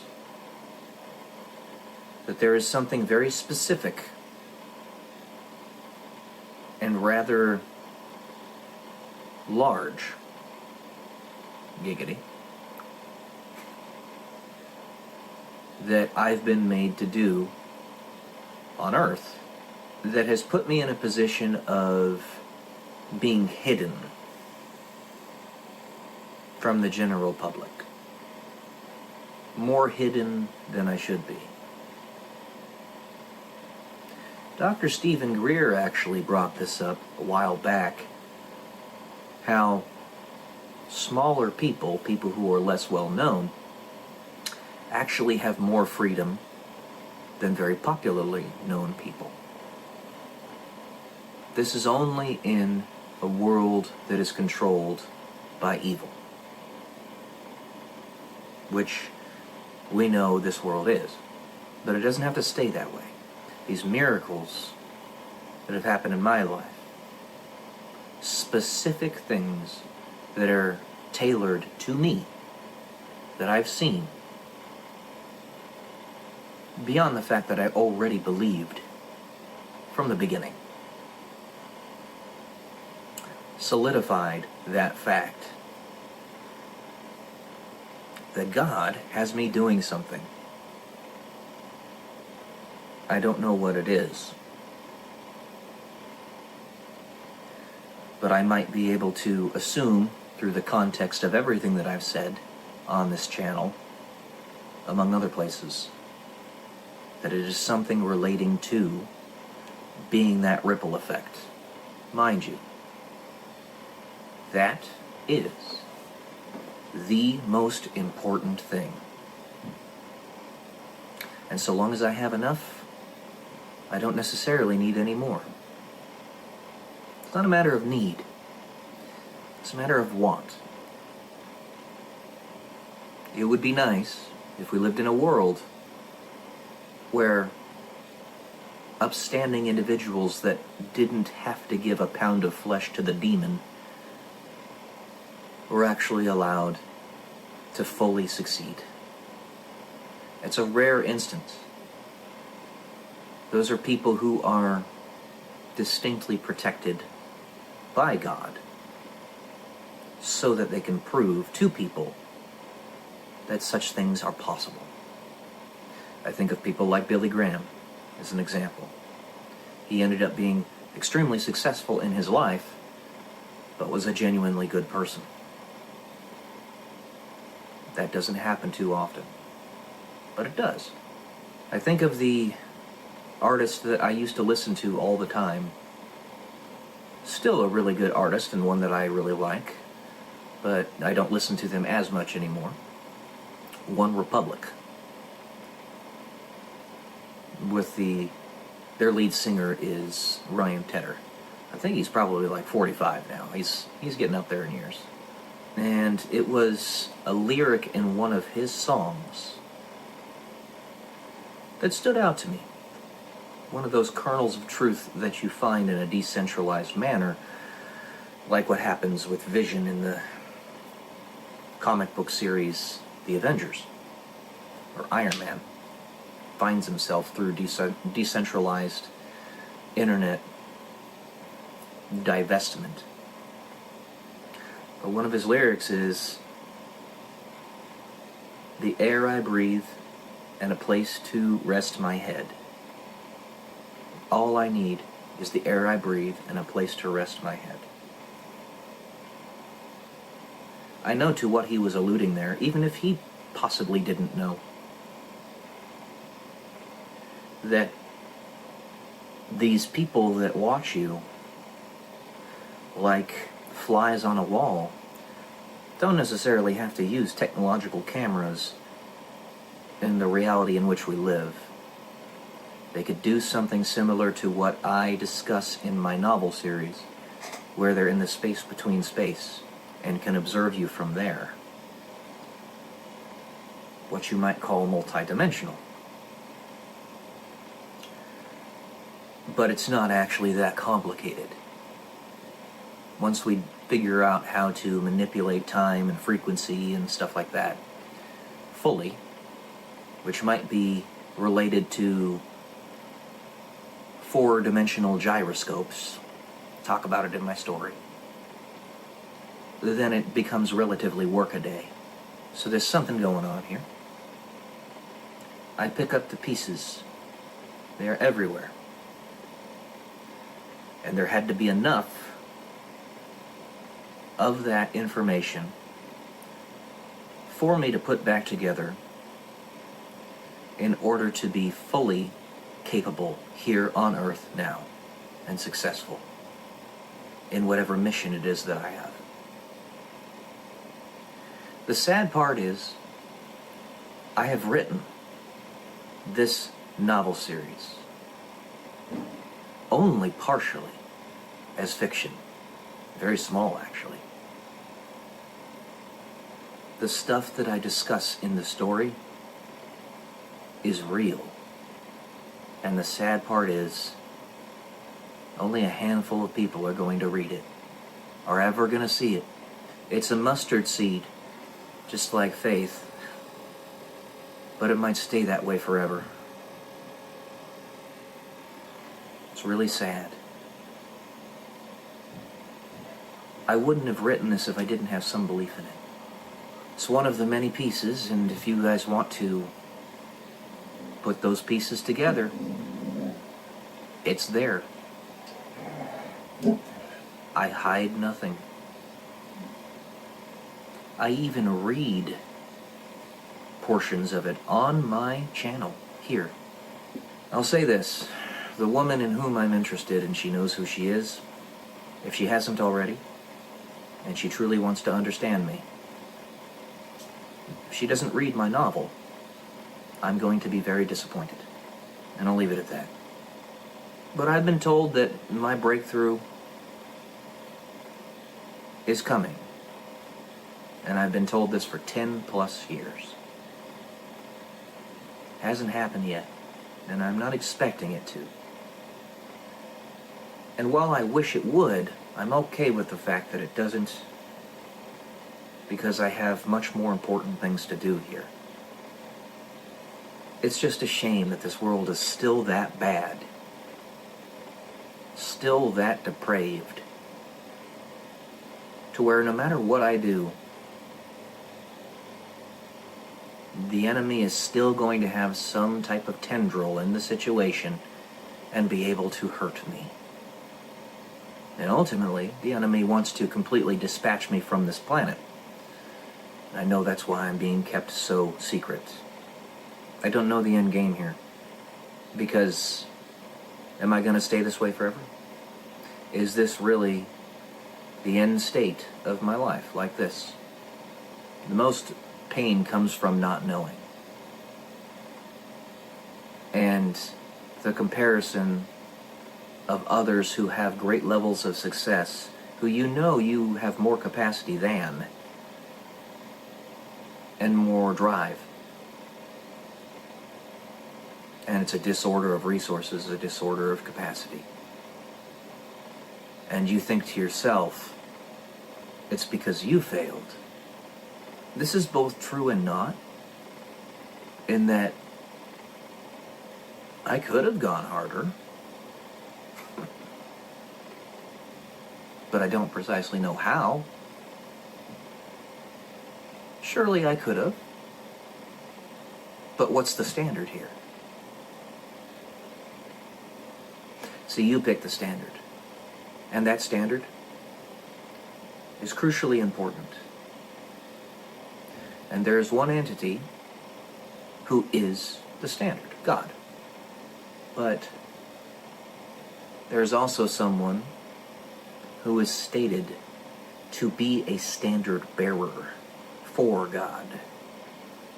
Not just Jesus, somebody else. Nobody's ever going to see me. Literally right here.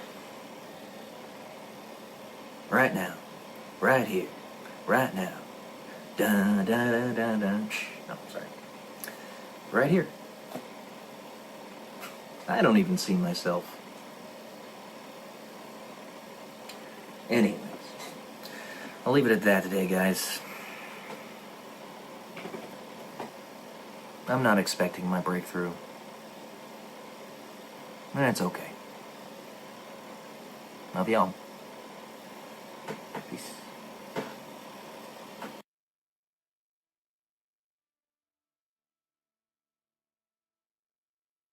Whatever world in which you're born, you have to utilize what is there to have any proper context or frame of reference that others can understand.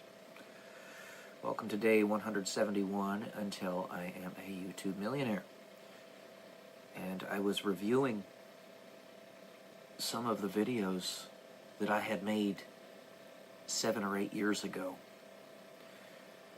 Back in like 2018, right around there, when I was in Ohio, when I had just gotten there. And even then, I had changed so much. That was before I had become a professed Christian, before I had followed this faith. And what I mean by you have to operate within the context of the world in which you live is something to this effect.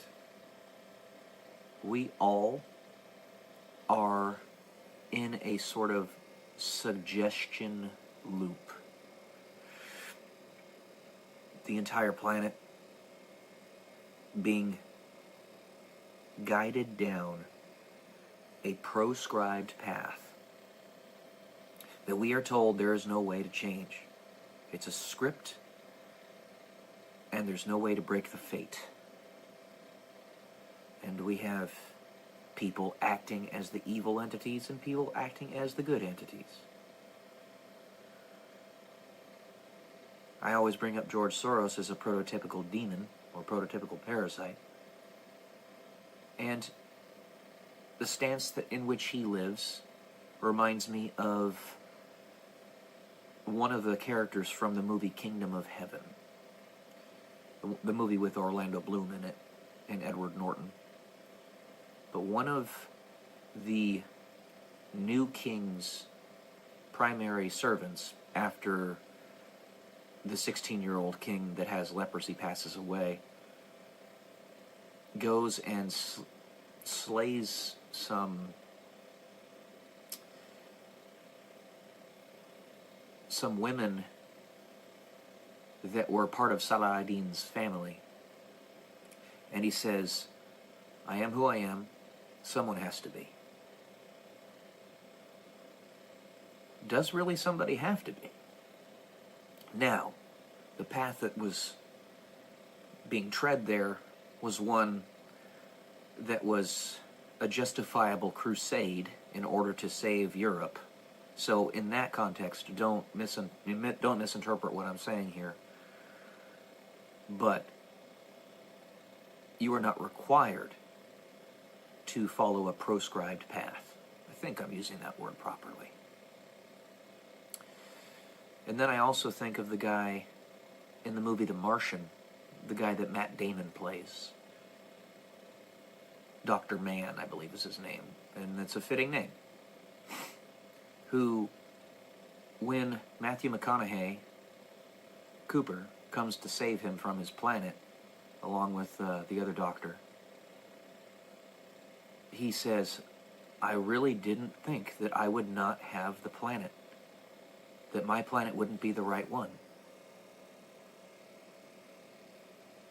He thought it was just kind of like a written story, a play, and that you weren't just sort of winging it and living life and making your own decisions in your own path.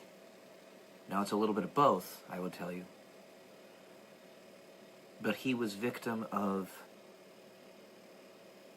Oh, it wasn't The Martian, sorry. It wasn't The Martian. It was The Interstellar. I got those movies mixed up. He had main character syndrome.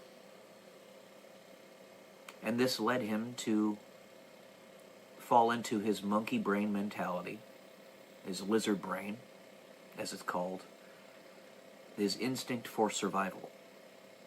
And he tried to unalive Matthew McConaughey and steal all of their tools to get off of that planet because he was stuck there. It was all about him. He didn't care the consequences because he thought he was the main character. He also didn't have faith, it seems.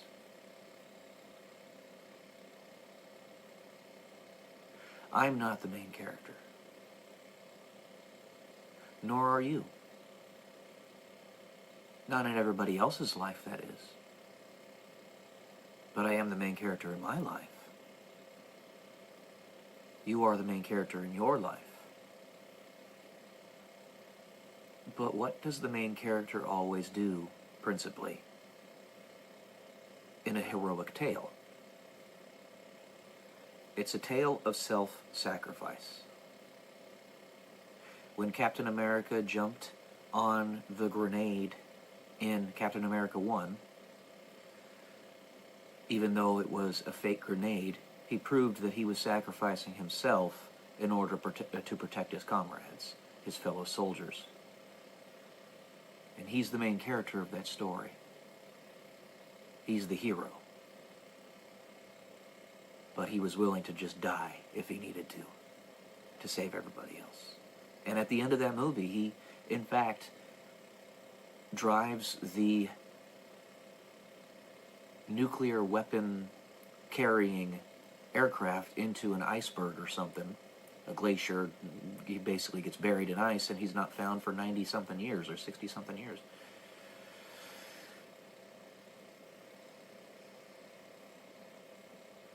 Main character syndrome means that you think you have to survive when nobody gets out of this life alive. Nobody does.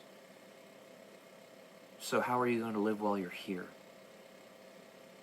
You're going to live purely for yourself, or you're going to live for others, or as almost all human beings, live some combination, somewhere in between.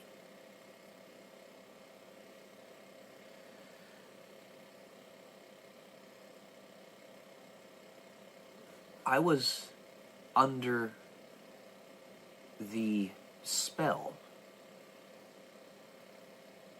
in some way, though with that little kernel of trying to follow the objective truth, the objective reality, that the rest of the world was under for the decades I've been on this planet. This is why and how my perspectives have shifted so drastically since my time in college to now. I believe what my leadership was trying to show me at the Air Force Academy is in fact who and what I am. But, one, it's foreboding to say anything like that, because you're not the main character, and you will not be a false idol. And two, it doesn't hugely matter. The only thing that really matters is the sense of responsibility that comes with it. The weights you have to carry, and whether you are that or not, if you believe you are, and you carry the weight, or you will try to carry the weight that such a person or entity would carry. You might fail, you might succeed, but they'll put it upon your shoulders because you're the best bet that they got.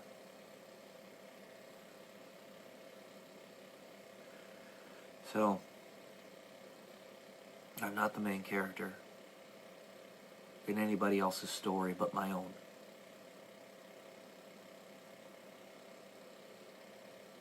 We are still,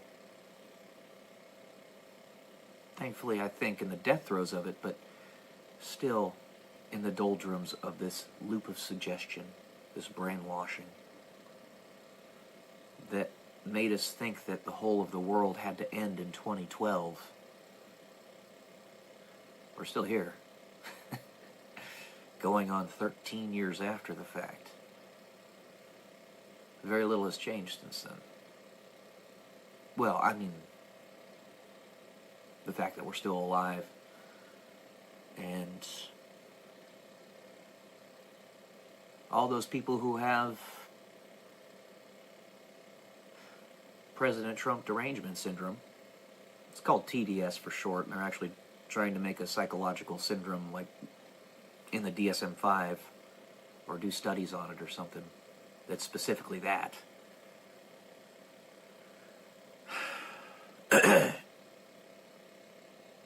those are people who are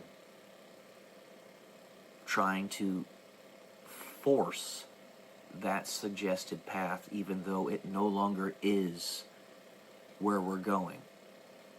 We would have gone there because we would have willed it into existence. It only takes a handful of people out there to say, no, you don't have to go that way, for it to actually change. And if nothing else, I do want to stand as something like that person. And I was very gung-ho about December 21st, 2012, back in those days. I've changed a lot. I've grown and matured a lot. If you want to just look at my physical body, I'm a lot thicker than I was. A lot thicker. Yeah. Lots change. Lots changed. A lot does change in 10, 15 years. You're not going to remain the same person that you were from 21 to 35. You're going to grow. You're going to mature. Allow that to happen with grace, with steadiness, and humility. That's all I got for today, guys. Love you all. Peace.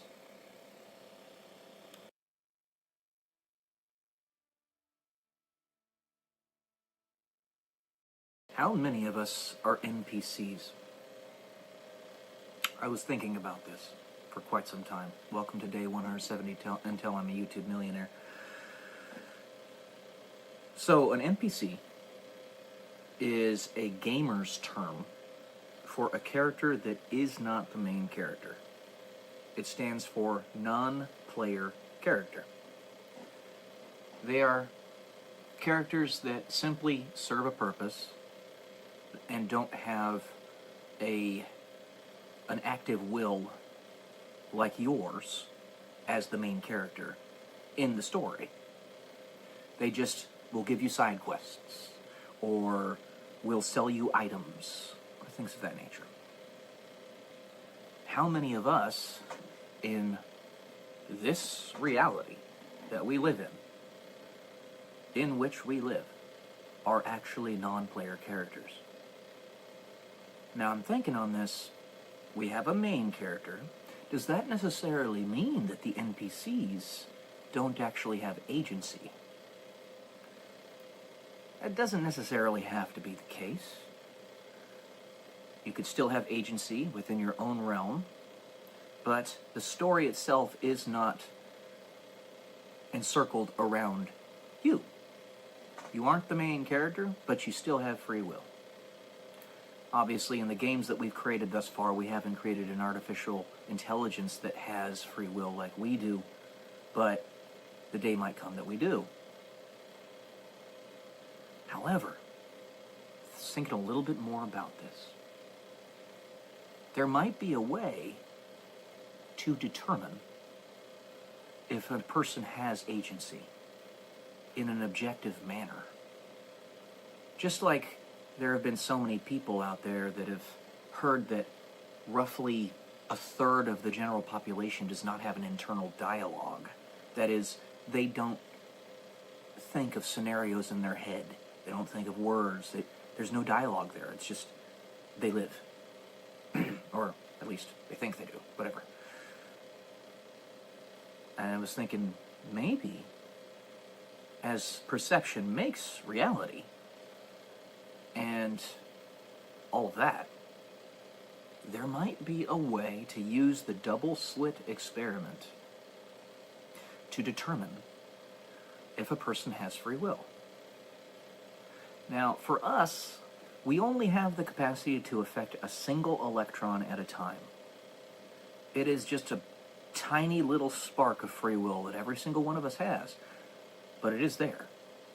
It does exist. And when you observe it, any observer, any perception, it will affect whatever the outcome is.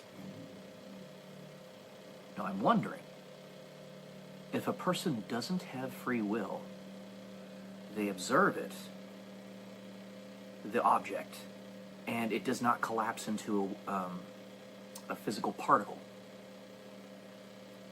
If that would be the way to determine if somebody has free will and exists or not. I think that would be the way to do it. However, I don't know how we do that. Because if the observer, one without agency, is watching the event occur, and it's just a wave function as a result, a wave of probabilities,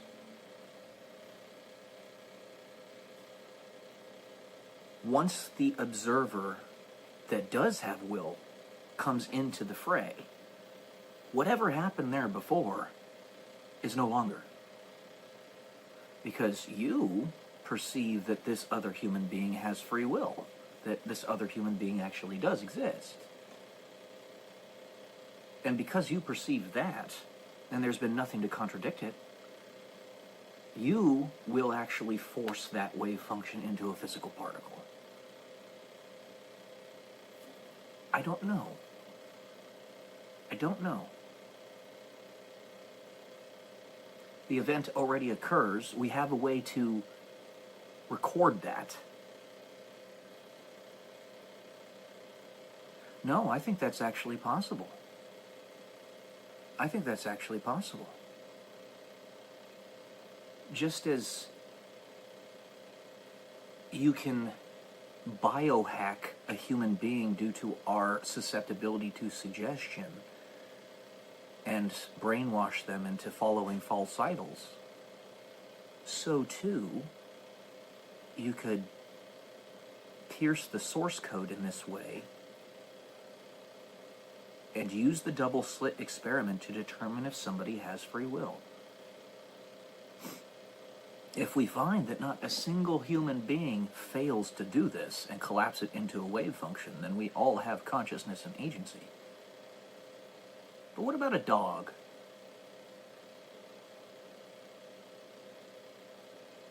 What would happen if a dog looked at the double slit experiment as it occurred? I think that they would collapse the wave function. Because they do have a certain agency to be able to do that. Is this the soul? You're no longer simply an observer of the reality, but you are reality itself, and therefore can do whatever you want with it? These are the types of questions that, while they have been broached by people who are considered woo-woo in the scientific community, that's an unfortunate reality that this is what they are considered. Because this is a big thing. If we want to determine how to make artificial intelligence work, or if we've actually figured out artificial intelligence and have given consciousness, full-blown consciousness to a computer, this would be a surefire way to determine that. I haven't seen any experiments with dogs or cats or birds or any other animal in the animal kingdom to see how they or their observation affects the double slit experiment. But that'd be something to look into with every type of creature, every human being, every creature, to see how they do that. Then, you also think, in that, for example, angels don't have traditional free will, conventional free will. That is, they don't come here as a tabula rasa. They have a mission. They still have free will. It's just not like a tabula rasa human. They come with a racial memory that they can put back together, put the pieces back together, and rediscover over the course of their lives. How would they? You see, I think that ties back into tapping into the resonant frequency of the whole planet and being a very, very powerful powerful ripple to affect everybody's underlying perspective, the zeitgeist. And people wouldn't be able to figure it out that you're actually doing that if you are one of those quote-unquote higher beings, right? Just older siblings to human beings that have that effect more.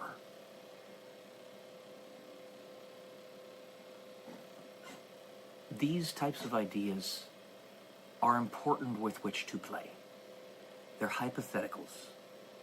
But you can't even play with these hypotheticals if you don't fully understand, embrace, and accept the observational reality of the double-slit experiment, Heisenberg's uncertainty principle, Schrodinger's cat. It's a big deal. This might be how we determine who and what has free will and actually exists.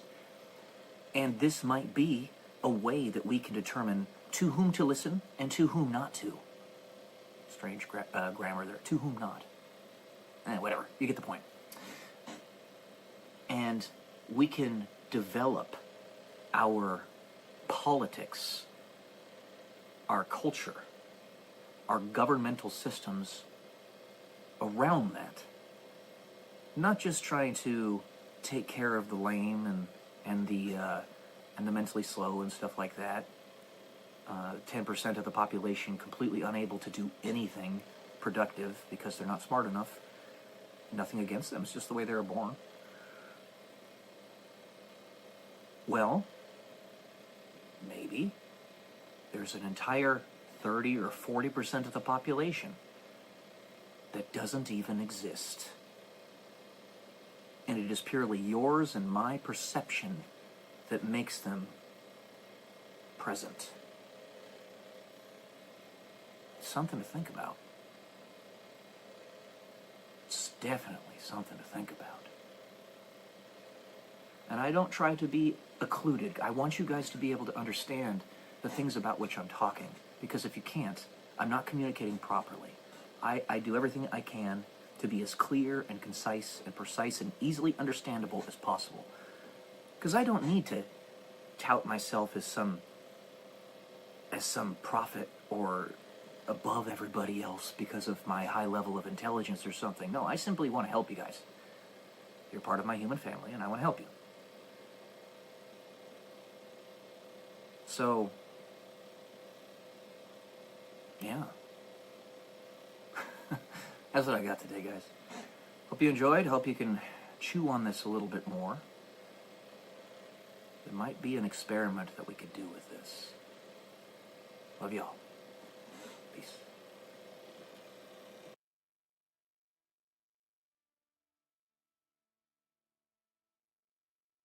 How to survive the chaos. Welcome to day 177 until I'm a YouTube millionaire. I had a friend of mine on this platform request that I do more how-tos on my videos. And this, I know, was more applicable to things like how to buy a Bitcoin, or how to do a certain mathematical equation, or how to get into real estate, or how to raise a dog, or any number of other things you could think of.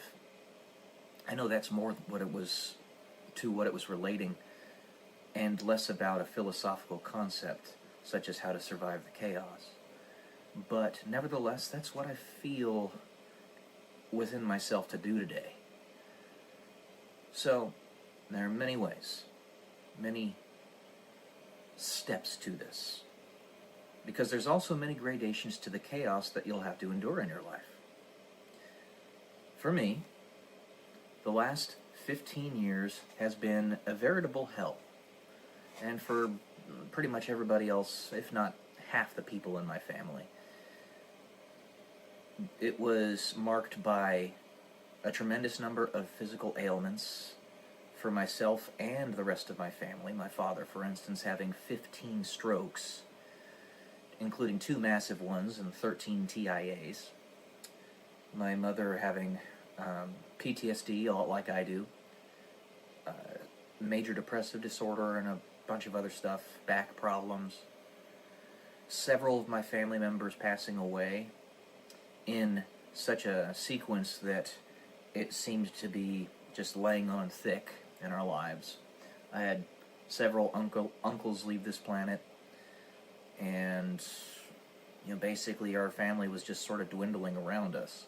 One of the big reasons why it's so important to raise up a family of your own, because otherwise you're going to be all by yourself in no time at all. We don't live very long. It's been very difficult. So it's a combination of doing things that you keep secret as well as things that you keep public. There's some stuff that, because your enemies want to take you down so badly, you need to keep to yourself. Like where you put a lot of your resources, your monetary resources, your capital, stuff like that. And yeah, I mean, it's pretty obvious how when you're duking it out with those demons that I talk about so often here on this channel, that there's some stuff that you have to keep to yourself. You also have to get yourself in the right mental state. And the enemy is always seeking to set up expectations for you in your mind and then fail those expectations. Because that's really the heart of insanity. That's what leads you to go insane or get very resentful. Your expectations are set up and they're failed. So don't have any expectations with respect to people who you cannot be certain are actually on your side. And that is attached to trust.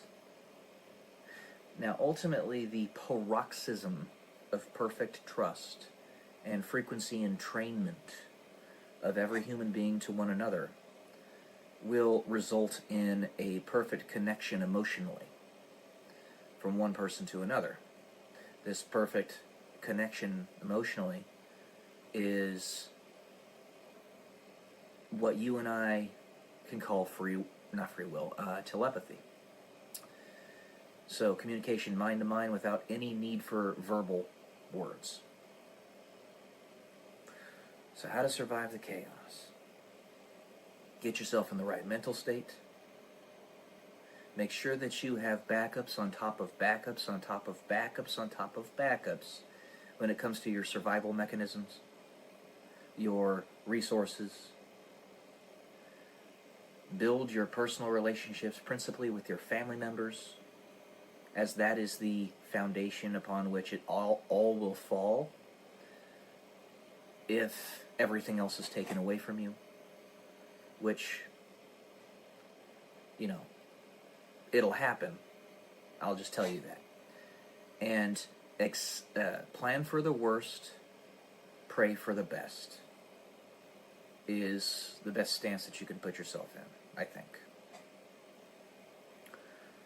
Make yourself physically strong as much as you possibly can, because physical strength is tied into mental strength, mental clarity. You can just look at the science on this matter, that the more muscle mass you have, the higher your testosterone. The higher your testosterone, this is for a man, the more clear your thoughts are.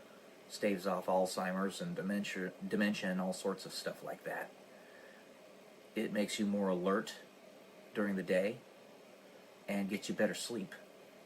Better sleep increases your longevity. You can go on and on and on. Basically, if you want to survive the chaos, you have to become the leader that you seek. Especially if you are, like me, a bog standard white dude that will have a lot of stuff put on your shoulders. Stuff that people will not even... That's one of the most painful things about it. when you have all this stuff on your shoulders and people don't even recognize that you're dealing with it.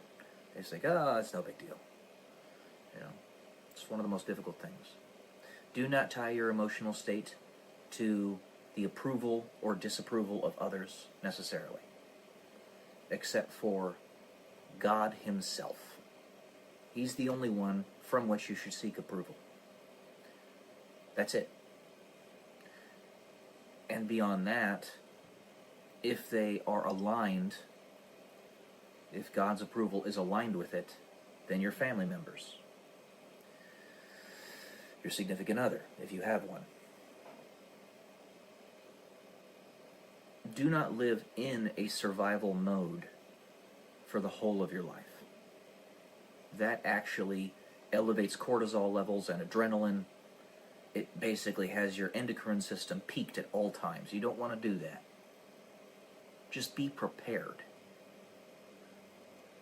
Be prepared for people to betray you, even those that you thought you could trust in your naivety. I still have to tell myself this all the time, because there are people that will enter my life or leave it in a split second who seem like they were the paragons of virtue and perfect examples of how you might be able to trust somebody, or who you might be able to trust, pardon me. And then it turns out that they were just trying to manipulate you. Let's look at Fang Fang and Congressman Swalwell. If you know that story, I don't really need to explain it much. This is a little bit scattered right now because the thoughts are just sort of coming to me as I'm speaking it. But that's another thing. Communicate as much as humanly possible. Communicate your pains, communicate your frustrations, communicate your victories, communicate your failures, everything you possibly can that does not compromise the mission that you're seeking to accomplish. Because the more you communicate, the more evidence there is for what you are doing and whether you're aligned to that or not. Vet yourself, because in infinite timescales there are no secrets. So broach those problems, potential problems, before they even arise. That means be open. So there's a difference between need to know and stuff that you just shouldn't keep to yourself. Like, for instance, I don't need to know the exact training simulations that a particular platoon will do in the Army. I don't need to know that. I just need to know that they do training so that they can get better at protecting us, our country.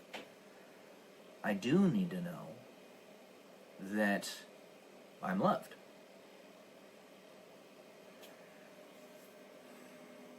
Okay. Yeah, that's what I got for today. All right. I love you all. You are loved too. Peace.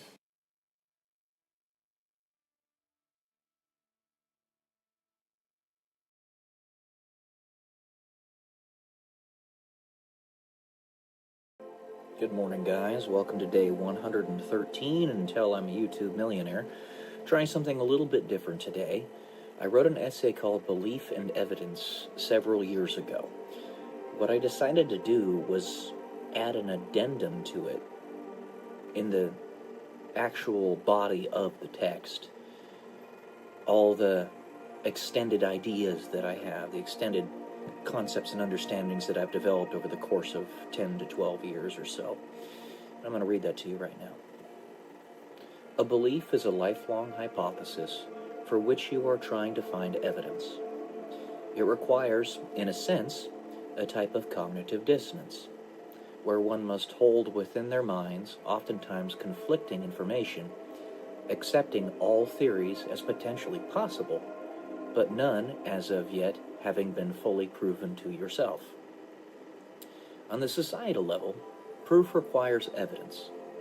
On the individual level, proof is accepting acquired information as evidence. A belief can never be universalized if acquired evidence is not accepted as evidence amongst the entire population vis-a-vis axiom and definition. This is to say, as a result, any individual's belief will always be relegated to the realm of belief, as any attempt at universalization is futile beyond one very important fact: the respect of the free will. Here's the addition. A lifelong hypothesis in that through your journey, through your life story, you will discern with ever-increasing fidelity the accuracy of said hypothesis. What fruits does that belief, or lack thereof, bear? That cognitive dissonance exists in the light of colliding realities. A good example of this is trying to parse out the potential existence or non-existence of extraterrestrial life. Not multidimensional life, but life outside our solar system, in other solar systems, very specifically.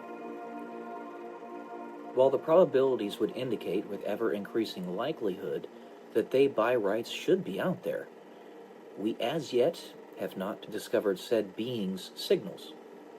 Why? My addendum to the Drake equation shows that it is really starting to look rather odd, but my beliefs are showing that it really is starting to make sense. I have an itching suspicion that we might be the first intelligent life in the universe, despite the probabilities, despite the peculiarity, due to some unknown variable. Or perhaps known, but we don't know exactly how it works, that has pushed us into this position. It's a certain cognitive dissonance that I keep myself in an effort to ensure that I maintain at least some semblance of objectivity, despite my own personal desires, which are to either be swooped away by benevolent extraterrestrials, or to prove how important we are by being the very first surviving Noah's Ark of life in all existence. This harkens back to Albert Einstein's quote: "There are two possibilities. Either we are alone in the universe, or we are not. Either answer is terrifying." This quote can be attributed to many of our world's great thinkers, in fact, not just Albert Einstein. Proof requires evidence, and acceptance of said evidence as fact. Interpretations are key here. Had the confusion of, say, the drones that flew over Washington, D.C. after President Trump's second time, probably third, being elected, been allowed to persist, a mass hysteria founded upon a conflicting reality would have ensued.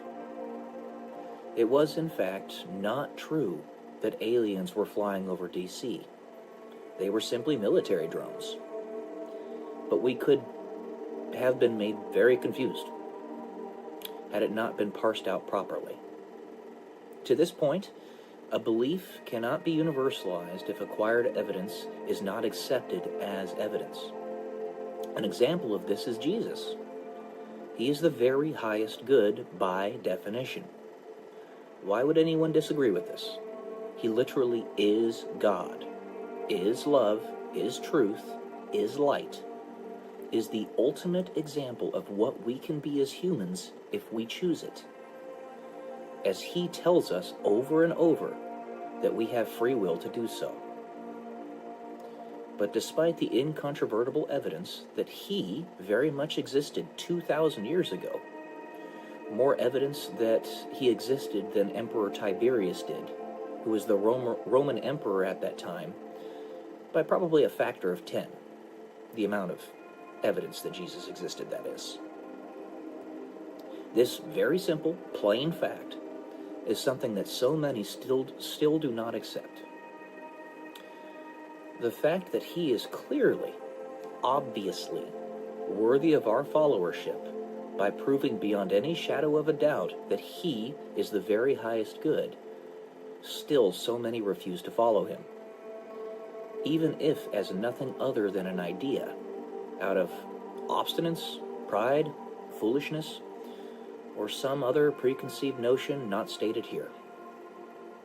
This is to say, Jesus is axiomatically the highest good, yet still so many refuse him.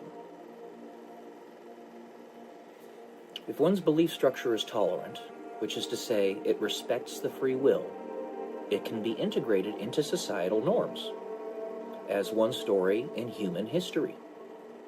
Using a lowest common denominator approach, truth will be discovered, and that truth is belief accepted by all.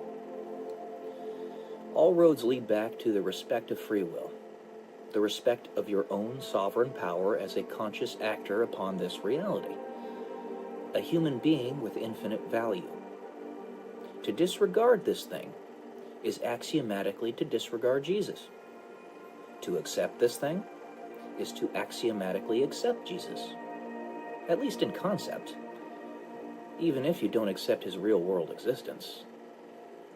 All beliefs, or lack thereof, are our individual stories, our individual roads that led us to where we are in life, the fruits of how we decide to live.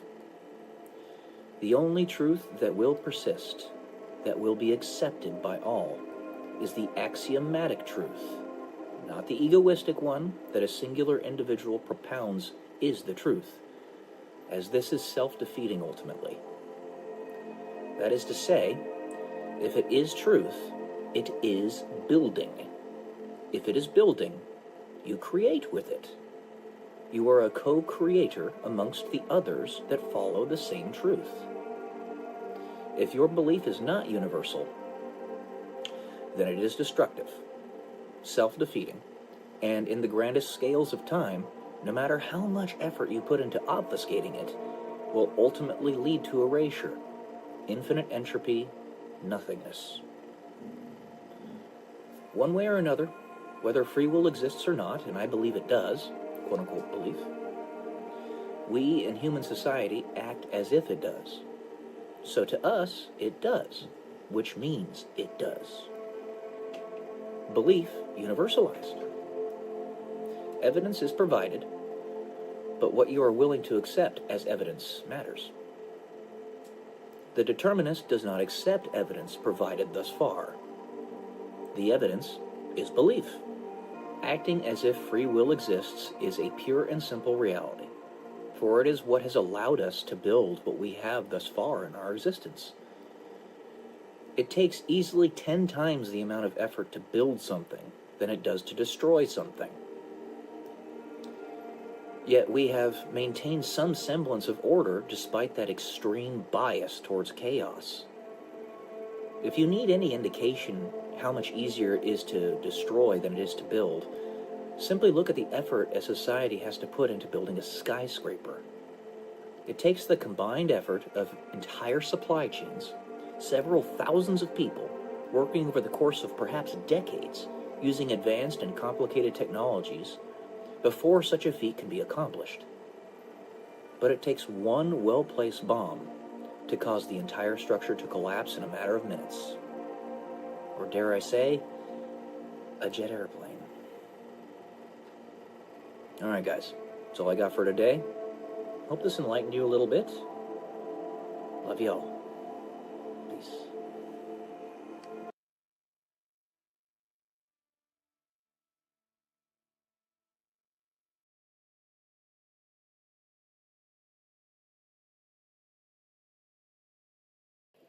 Good morning, everyone. Welcome to day 119 until I'm a YouTube millionaire. Tim, Phil, Carl, just know that I was picking up what you were putting down yesterday. Thank you. I appreciate you. The ripple effect of the things that we say and do in life are much more far-reaching than most any of us can anticipate. There are a handful of us who get the blessing of knowing directly through objective numbers just how far-reaching that impact is, such as people with gigantic YouTube channels with 2 million subscribers, that type of thing, or other platform reach. But when you pick up the threads of the things that you've been saying in all of your videos, but in particular the last video that I posted, in the speech patterns and the things about which people are talking on those giant platforms in such perfect order and synchronicity,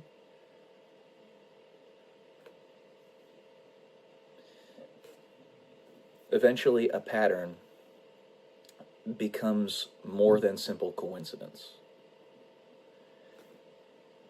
It's a means of communication. If you can't speak to somebody directly, I mean, I can't even... There's a handful of people out there that'll be able to pick up on specifically what I'm talking about or who I'm talking to. A handful of a handful. Because I have only a number of people that subscribe to this channel. And perhaps my views, if you guys have seen it, are not reflective of the people that are actually seeing the video. Or maybe you saw it in the future, using that looking glass that we've been talking about so much. And at some point, maybe 10 years from now, that video, having only 20 views now, might have 2 million, or even 1 billion, if it is important and far-reaching enough. If it has enough positive impact. I know that you guys know. Never do you talk directly to me, but you could, if you so desired. I wouldn't try to impel you into doing anything silly. I'd just be your friend, like you are being to me in an indirect manner. I do appreciate that. Trying to tell me in as clear a terms as you can without speaking directly to me, because for some reason you don't seem to be allowed to, that I actually do matter. Thank you. And there you go again. If nothing else is gleaned from this video, because I'm speaking in occluded language,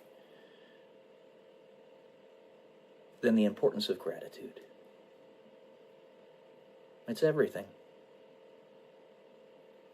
Because you look at everything that I could have done with my life, that could have been done with my life, all of my accolades, my past experiences, the work that I've put in,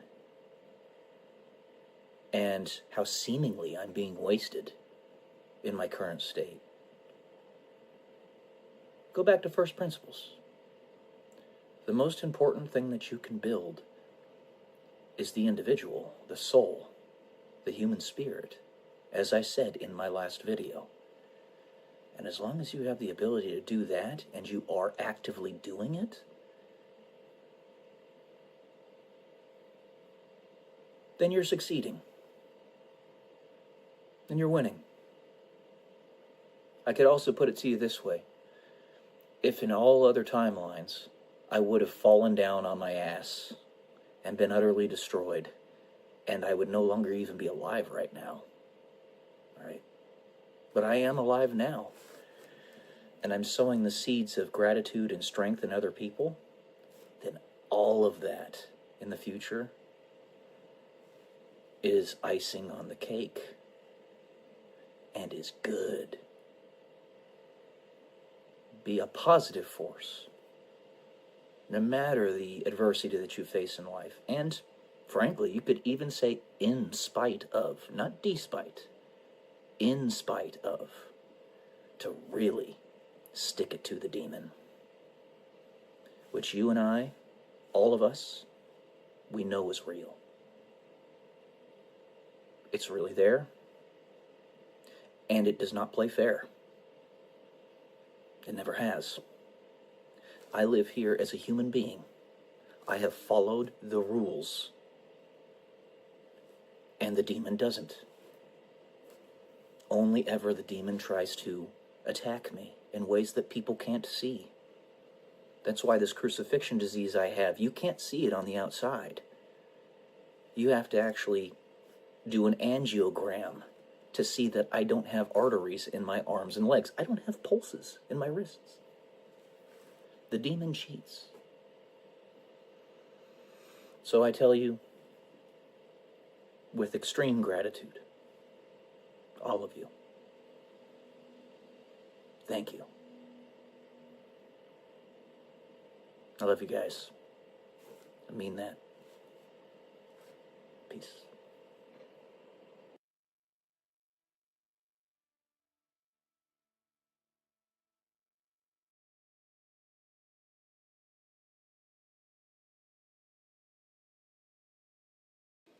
Good morning, guys. Welcome to day 153 until I'm a YouTube millionaire. I wanted to talk a little bit more about one of the principal reasons I am willing to be so flexible when it comes to romantic relationships. One, not just the desperate times call for desperate measures, and I'm 35 years old going on 36, and I've burned a lot of my personal lifetime and really can't wait, and I need to be a little bit more flexible in that regard. But two, because the millennial generation has seen its birth rate positively collapse. The birth rate in the United States is 1.3 children per couple. In order to have a stable population, one that is neither growing nor shrinking, you need a birth rate of about 2.1 per couple.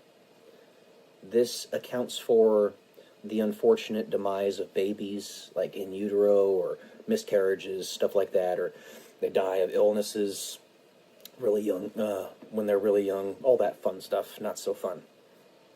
But you need 2.1 people, 2.1 babies per couple to have adequate replacement rate to neither have a growing population nor a shrinking one. Ours is currently sitting at 1.3. It is catastrophic.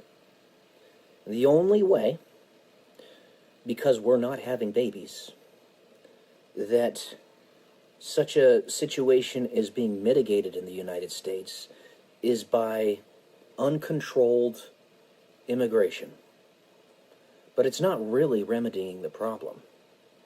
The population of the earth is still not going to be going up very soon. Just writ large, the entire planet is going to have a birth rate that's less than 2.1 pretty soon. But in doing that, you dilute the culture and the history of your country.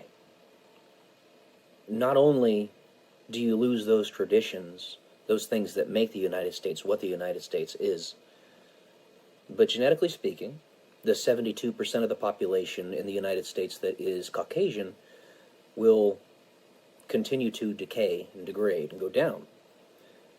That in and of itself is not necessarily bad, but it's when somebody or some group of individuals is actively seeking to destroy that Caucasian population that there's a problem. The world over, the Caucasian population makes up about 12% of all human beings. It's not that much. There aren't that many of us. So we're seen as exotic in many places around the world, in particular places like the Orient, or places like sub-Saharan Africa, for example. There's not many of us. However, there's a disproportionate number of advancements that have come from people like myself, Caucasians. Isaac Newton invented calculus. Aristotle, Socrates, Plato, basically modern philosophy. Seneca, Einstein, you name it. And then, of course, in the modern day, you have people like Elon Musk, who's from South Africa, who's trying to literally get us to Mars. And he'll succeed. We're going to get there. But there's a group of people out there that are actively seeking to destroy the Caucasian population. Just out of pure animus, pure resentment. We didn't do anything wrong. We're just trying to help other people. We're trying to make the world a better place. And by virtue of that alone, this darker element of the human family, not really much of a family anymore, and those people are, is trying to erase us. This is not acceptable. But it's even more poignant that catastrophic birth rate is even more poignant in places like South Korea and Japan. And it's utterly heartbreaking to me. Not only are South Korean people, the Japanese people, a beautiful people. They're both beautiful people. Physically, they're very attractive, in my opinion. But they have a rich, beautiful culture, background, history, a clean society. It's spotless there, if you've ever seen videos of it or you've ever been there yourself, in South Korea and Japan, China as well, the nicer parts of China. Spotless, beautiful, utterly beautiful.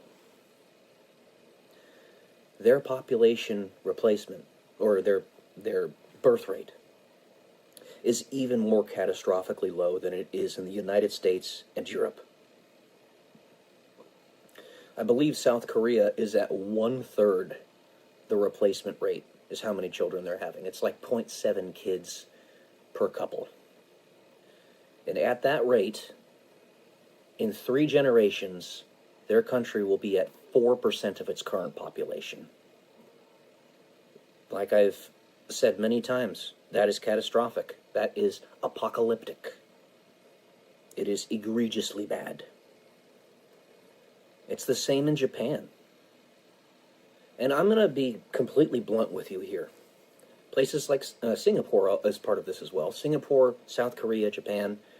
The people that live there, on average, are very smart. To be completely blunt. There's going to be a disproportionate number of technological innovations that come from those types of individuals. The average IQ of a person in Japan, for instance, is 105, which sounds like it's not that far out, but we're talking about an aggregate, an average. That is insanely high. It's 106 or 107 in China. It's about 106 in Singapore. They're all really bright people in that part of the world. And when you lose that, it's just like I was talking about in the previous videos about the Pareto principle and Price's law. 80% of the technological innovations come from 20% of the population. They're part of that 20% of the population. And they're going to lift the whole world. A rising tide lifts all ships. But if they're not there to do that, we're going to go back into the Dark Ages. It's a similar, like I said, a similar situation in the United States and in Europe. So, desperate times call for desperate measures. Not only am I a failure to launch, and much later in my life, that I need to be a little bit more liberal and flexible with what I'm willing to do, but also the situation in the entire world doesn't just require me to be that way.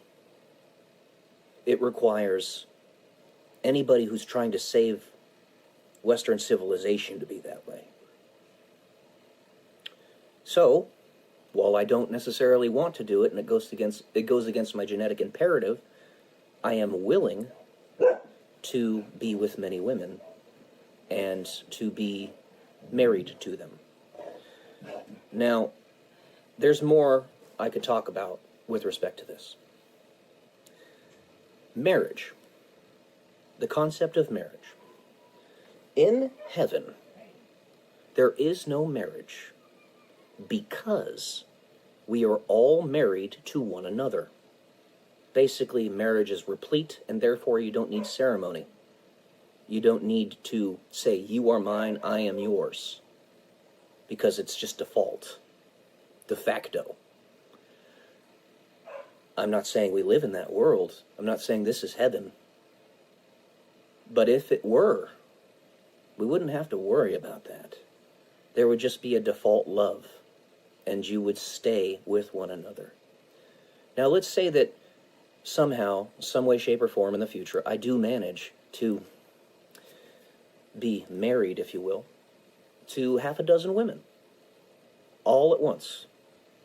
Let's say that does happen. I'm not saying it's gonna, but let's say it does. I am going to be fully dedicated to every one of them. My heart will be entirely theirs, each person. And I can tell you, straight up, I do have that kind of love to give. And I believe every human being does. But it's our covetous nature that leads us to only be able to be with one. The institution of marriage, one man, one woman, was meant to produce a stable environment to raise children, to prevent any enemies, any devils, if you will, from seeping into that protective umbrella. There are other ways where exceptions make the rule to also make that work. And I talked about this in a video a long time ago. What if there are a handful of people out there that you and I can't tell by looking at them, but are, in fact, very different? The very first stages of a homo novus, as Sheldon Cooper calls it in The Big Bang Theory. A new evolution of human beings. Something akin to what happened in the cognitive revolution 70,000 years ago, where it is believed that a group of human beings ended up breeding together that were highly intelligent and more developed, that made us cognizant, that led us to that point. Kind of a combination of both having that higher level of intelligence and them breeding together, but also having a theory of mind and imagining something greater than themselves. It's possible that such a thing could happen in our generation too. I'm willing to do it. It's not something I want to do, but I'm willing to. And if this is something that we need to do in order to get the Japanese women to stop being such prudes, to stop being the beautiful ones of the Mouse Utopia experiment, then so be it. Then so fucking be it. If you don't know what the Mouse Utopia experiment is, Japan is falling victim to it right now. You look it up. Look it up. That's what's happening. Because Japanese women, generally speaking, are gorgeous. They're gorgeous. And they will not be with a man because it gives them the ick. They think sex is yucky, which is utterly ridiculous. Absolutely stupid. I'm going to tell you that straight up. And that's not just Japan that's dealing with that. It's many Oriental countries. So, if those same women can fully embrace perhaps being angels, if you will, can fully embrace that concept and allow themselves to truly love all the men that they're with and be with them. Now, it doesn't work the same for men and women. So, yeah, that doesn't quite work. But, I don't know. Something to play around with. Yeah, that doesn't quite work because it's not the same for men and women. Lock and key. A man can be with many women and be a master key, but a woman cannot be with many men, lest she be an unusable lock. So, It's a weird situation, but desperate times call for desperate measures. And then you've got somebody like Elon Musk who has 15 plus children with many different women. He's a genius who's doing incredible things in the world. And yeah, it's not acceptable that he's doing that, but exceptions make the rule. We need to do something about this. The population will collapse if we don't fix it. So, all right, I'll leave it at that. Let me know what you guys think. Love y'all. Peace.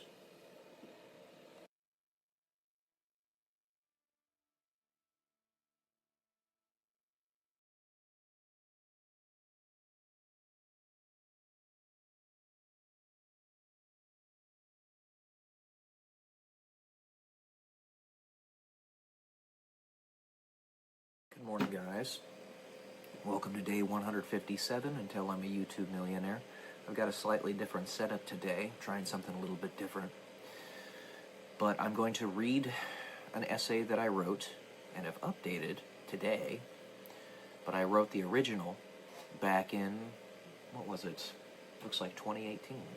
So let's go ahead and get to this.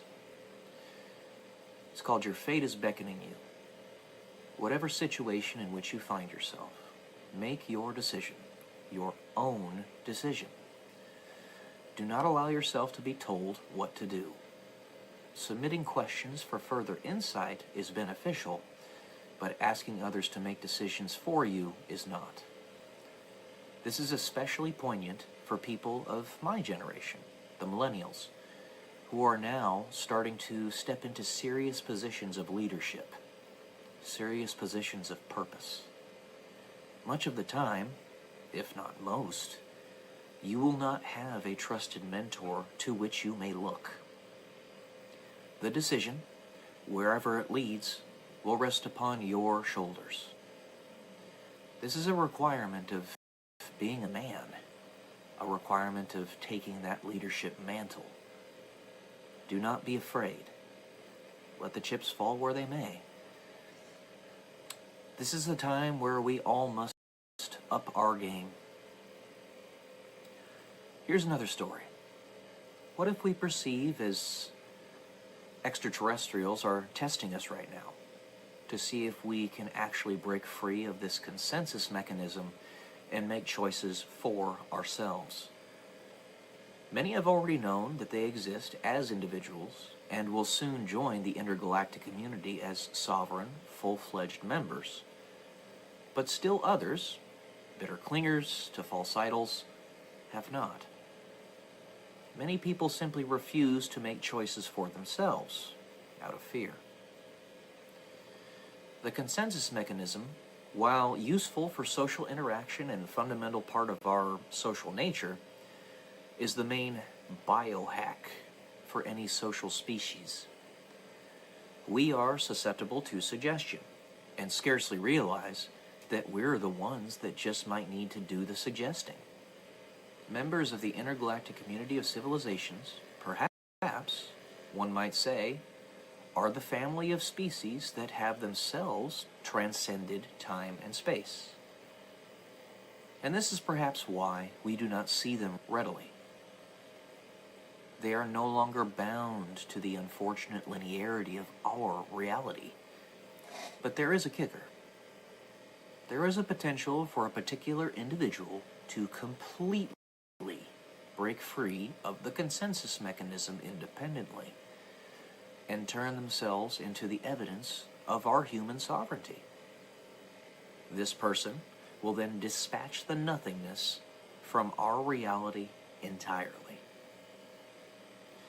This is to say, the individual will act as a proof of concept that, like the first pill that cures cancer costs $20 billion, leads to all other pills afterward costing 5 cents, this individual will make it work a day for others to follow, especially if they outline the process in detail, thoroughly. It may have, for example, taken Isaac Newton with an IQ of 190 to develop calculus, but it takes only a person with an IQ of, say, 115 to fully understand it if taught. This particular person, that proof of concept, is aware of the potential and wants you to push harder, both yourself and him or herself, so that we can all win. Make the diamond that is the will of humanity. Your fate is beckoning you. We as human beings do not know of the things of which we are capable, for they are things of which we have yet to even imagine, and we must first be able to imagine such possibilities before we can begin to believe them possible. Think of yourself moving entire planets in the sky with the simple snap of your fingers. All right, guys. That's it for today. Hope you enjoyed. Love y'all. Peace.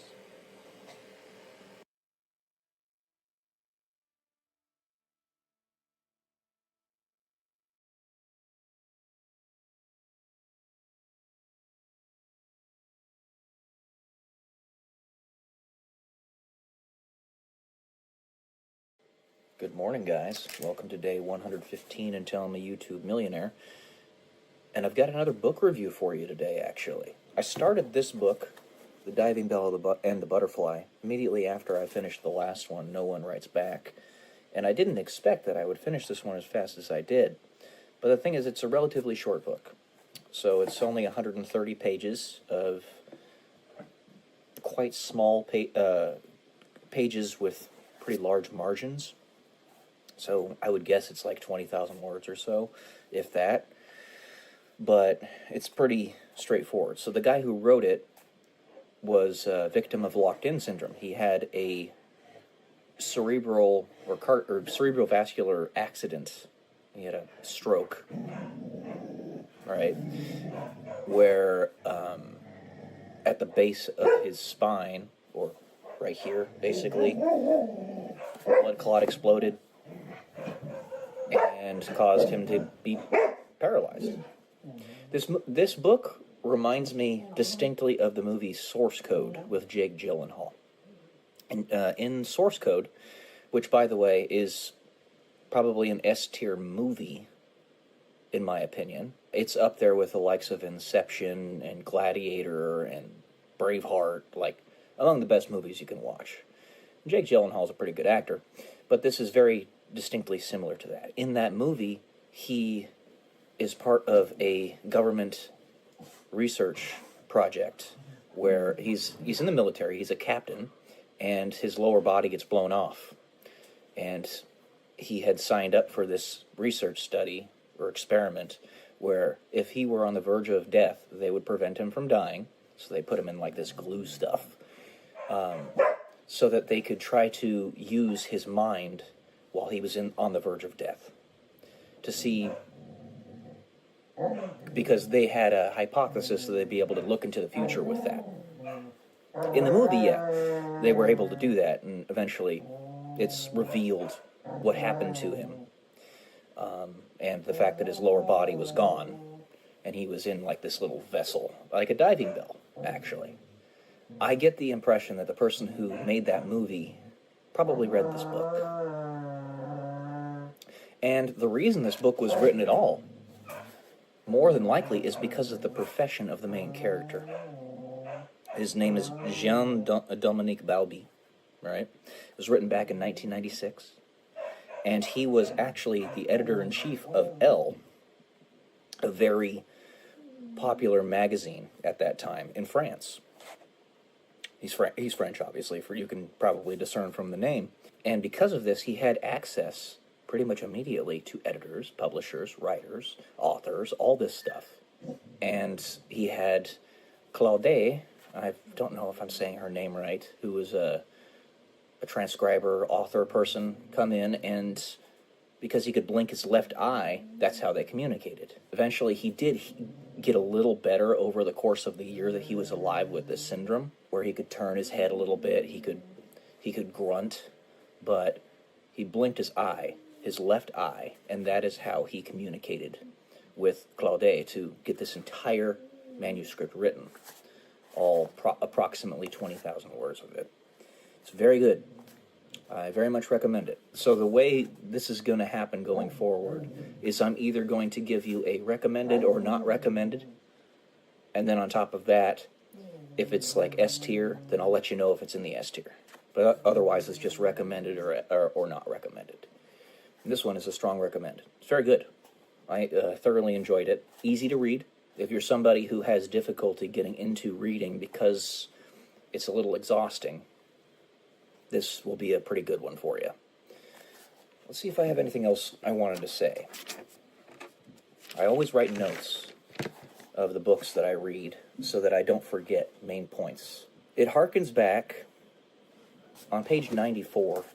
Finally, I had forgotten Mithra Grand Champ. The memory of that event has only just come back to me, now doubtfully painful. Regret for a vanished past, and above all, remorse for lost opportunities. This reminded me of something that Bailey Schilbach said, because she also read this book. A name of one of her videos is Almost as Grief. Almost as Grief, we're talking about regret. So, also on page 102, he talks about the book Seneca, who's one of the ancient philosophers of humanity, and I'm also going to probably read that book next. So yeah, there you go, guys. That's this one for you. Hope you enjoyed. I'll talk to y'all soon. Love you. Love you all, as I always say. Peace.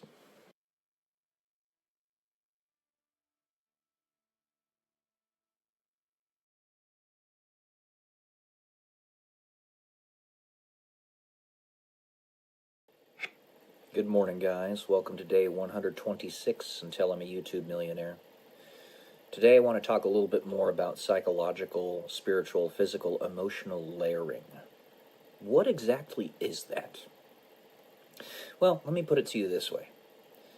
And this attaches to needing to have something repeated to you at least 6 times before you remember it or can, recall it in any reasonable way. But let me put it to you this way. Of all the books that I'm reading, and this applies to anybody, do you think that unless I've got a eidetic memory, also known as a photographic memory colloquially, that I would be able to remember everything that I read in every single book that I've read over the course of my entire life? Obviously, that's a ridiculous notion. It doesn't happen. No. What you do with the psychological layering and the books that you read and the media that you consume is in each one of those pieces of media, you are discerning the lowest common denominator from that and how it applies to you. The lowest common denominator, or kernel of truth, and how it applies to you, you're probably not even going to remember consciously, unless you write it down at least half a dozen times, unless you apply it at least a few times, unless you teach other people about it at least a few times. You're not going to remember it. So what does it come down to? What's the purpose of it all? Our memories are not very good. They're the best memories on the entire face of the planet. No other species even comes close to our memory, except maybe elephants. And they're not as smart as we are. So it's not the memory. What is it? It's the subconscious piece. And how that improves your intuitive decision-making. You remember the core of who and what you are through the media that you absorb and the lowest common denominator from those pieces of media that you glean from them. So, let me give you an example. This book, I'm currently reading it. No Longer Human is what it's called. I'm not going to remember the details of this book going forward. When I'm done, in 10, 15 years, I'll remember the basic plot line, sure, but I won't remember the details of it. What will I remember? That highly intelligent people, which is the main character of this story, tend to be very depressed, very isolated, and have a great amount of pain internally. I will also remember something that I have heard from many a person, both Japanese and otherwise, because this is a Japanese book, that the Japanese people are very dark people. Not evil or anything like that, but they have morbid thoughts, morbid perspectives on the world for good reason. We live in a depraved world, a very difficult one. And they just see it better than almost anyone else. And by the way, the main character in this story is a Christian. He's kind of a nominal one, but he is a Christian. At least he states as much. So you're not trying to glean from it specific details. And this is never the way it works. You glean from it a way to better live your life. What is your underlying imperative for your entire life? The reason you're here, your personal mission. Mine? Serve Jesus, serve God. And that means to love humanity, and that means to advance humanity. So, I glean from this book the darkness of the Japanese spirit, and what I say in my mind, heart, and soul, I need to have compassion for them. Love, empathy, which I do. Very much so. I'm not going to forget that. That's attached to my subconscious. That's attached to my heart and soul. And by the way, connecting to that yet more, I'm writing of that specific idea in my novel series. The female lead, her name is Emily, is half Japanese in my book, in my novel series. And it superficially appears that she is the deepest, darkest evil that exists. But she's not.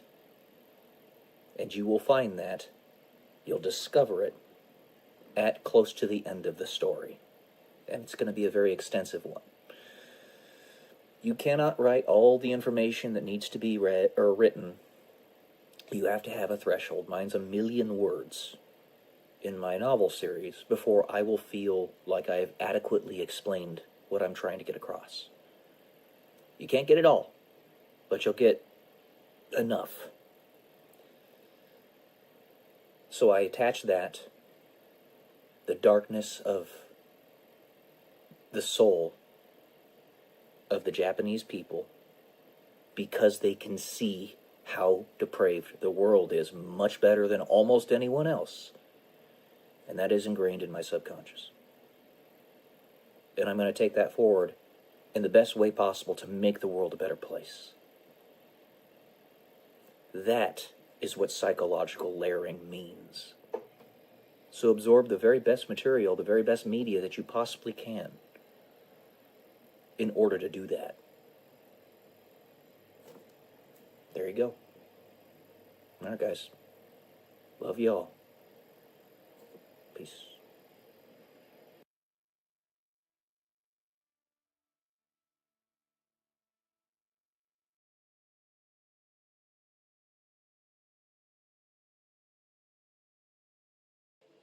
Good morning, guys. Welcome to day 133 until I'm a YouTube millionaire.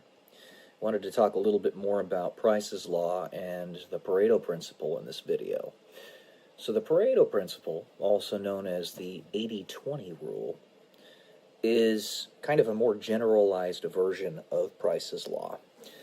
Basically, what it's telling you is that 80% of the productivity of a company comes from 20% of the people that work for said company, or any institution for that matter. It's not simply a company. Could be a central government, could be a school, could be any number of things. But the 80-20 rule indicates, and this has been proven time and time again in the free market throughout history pretty much,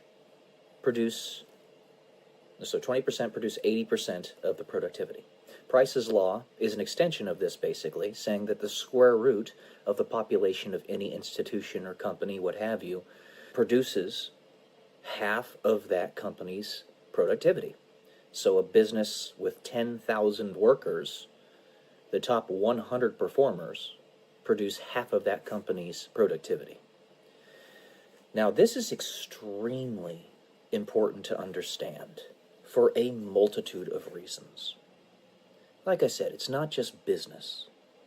It's countries, it's institutions, it's education, it's the advancement of society writ large. Let's look at somebody like Isaac Newton, one of the smartest human beings to have ever lived. It is proposed that his IQ was somewhere around 190. He was a lousy student because he was focusing on other things while he was in school. But he literally invented calculus, almost single-handedly. The only people who had any concept of this beforehand was Archimedes, with his Archimedes palimpsest, which was thousands of years prior. And that was information that we had lost to the annals of history. Okay? This is a singular individual who essentially created the entire branch of mathematics known as calculus. And he was a polymath. That's not all he did. He also did tons of work in optics, in physics, in chemistry, and even a little bit in alchemy, because everybody has a little bit of a whimsy, you know. So, and then you have people like Da Vinci, who literally conceptualized aircraft before anybody else, hundreds of years before anybody else even had the idea that we might be able to fly one day.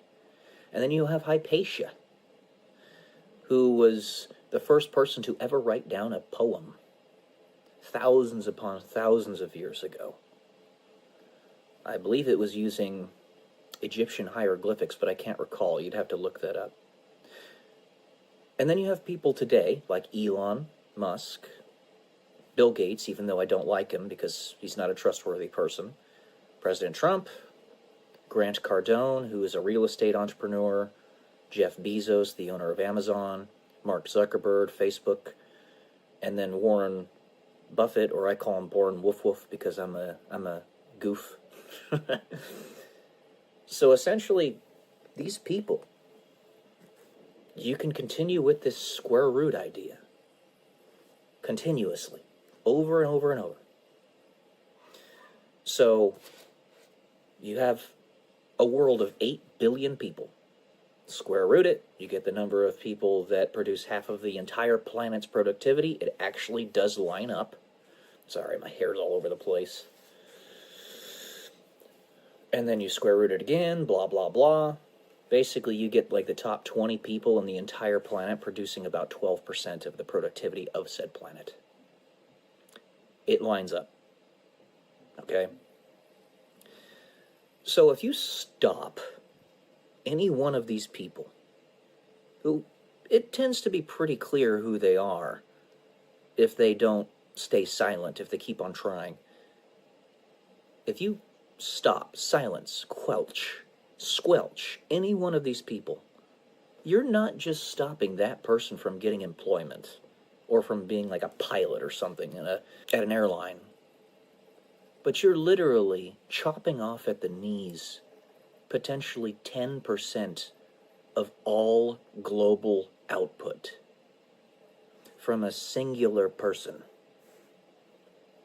Let's look at Elon Musk again. He's literally single-handedly Not really. You know, obviously he's got his businesses and stuff that are comprised of tens of thousands of people. Don't get me wrong. But it's his effort, his conscientiousness that is single-handedly getting us to Mars, producing the most advanced electric vehicles the Earth has ever seen, creating boring companies, like, you know, drilling holes into the ground, boring. Single-handedly. Jeff Bezos essentially single-handedly revolutionized logistics the world over. One person. One person. Yes, their companies have tens of thousands of people, but if they weren't there, those companies wouldn't be. Bill Gates, don't like the guy, but Microsoft Windows comprises the main operating system of roughly half of all computers across the entire planet. Donald Trump, a multi-billionaire real estate investor. Grant Cardone, a billionaire real estate investor.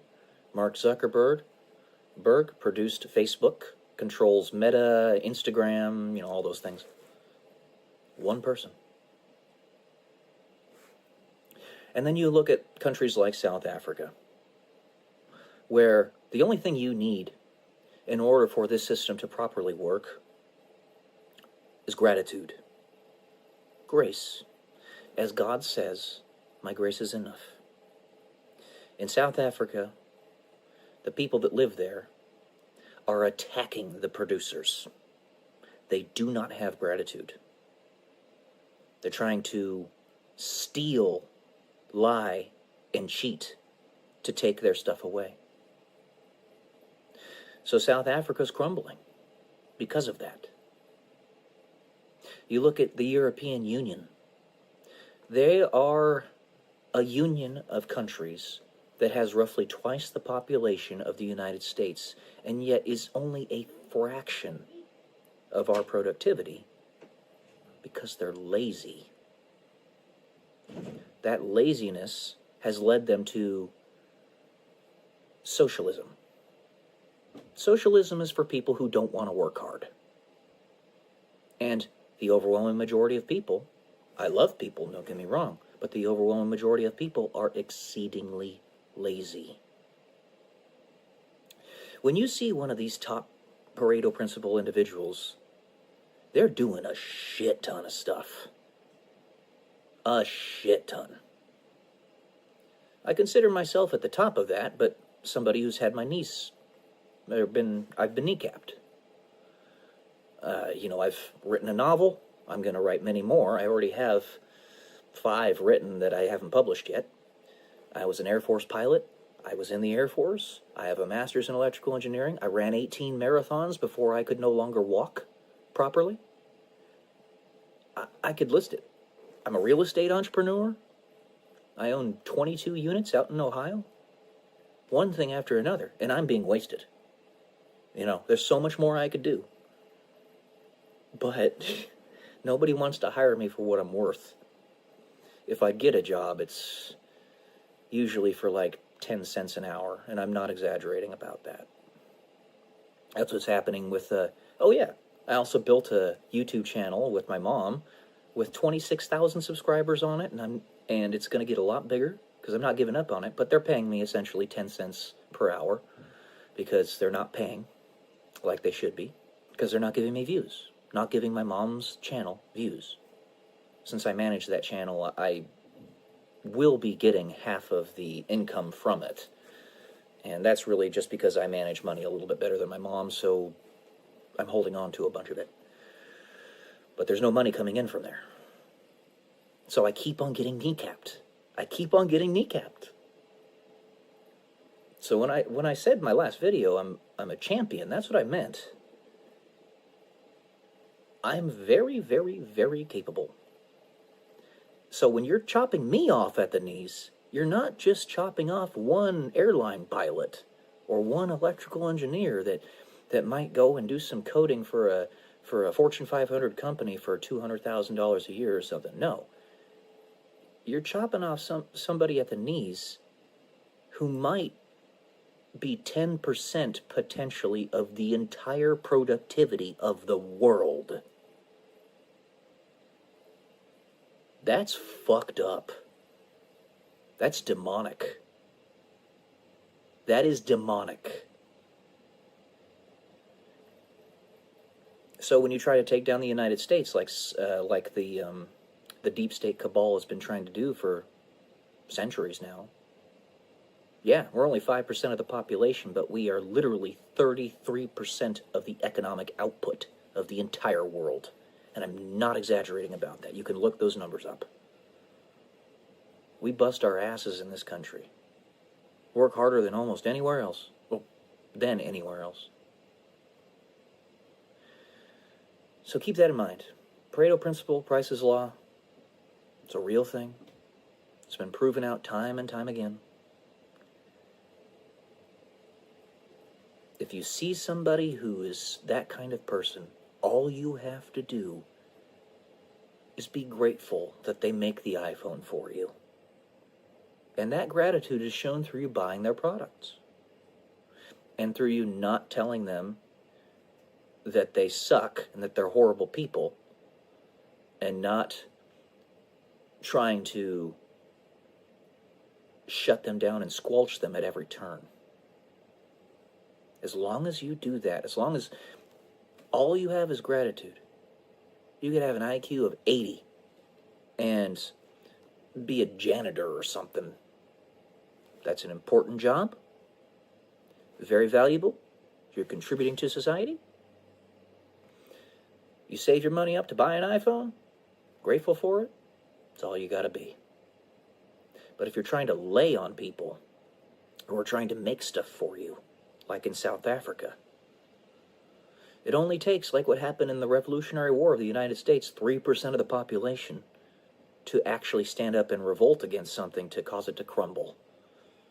The overwhelming majority of people are just sort of standing by. So, if 3% of the population is ungrateful, that's enough to destroy the whole system. Keep that in mind, guys. Alright. That's all I got for today, guys. Hope this was enlightening. I love y'all. Peace.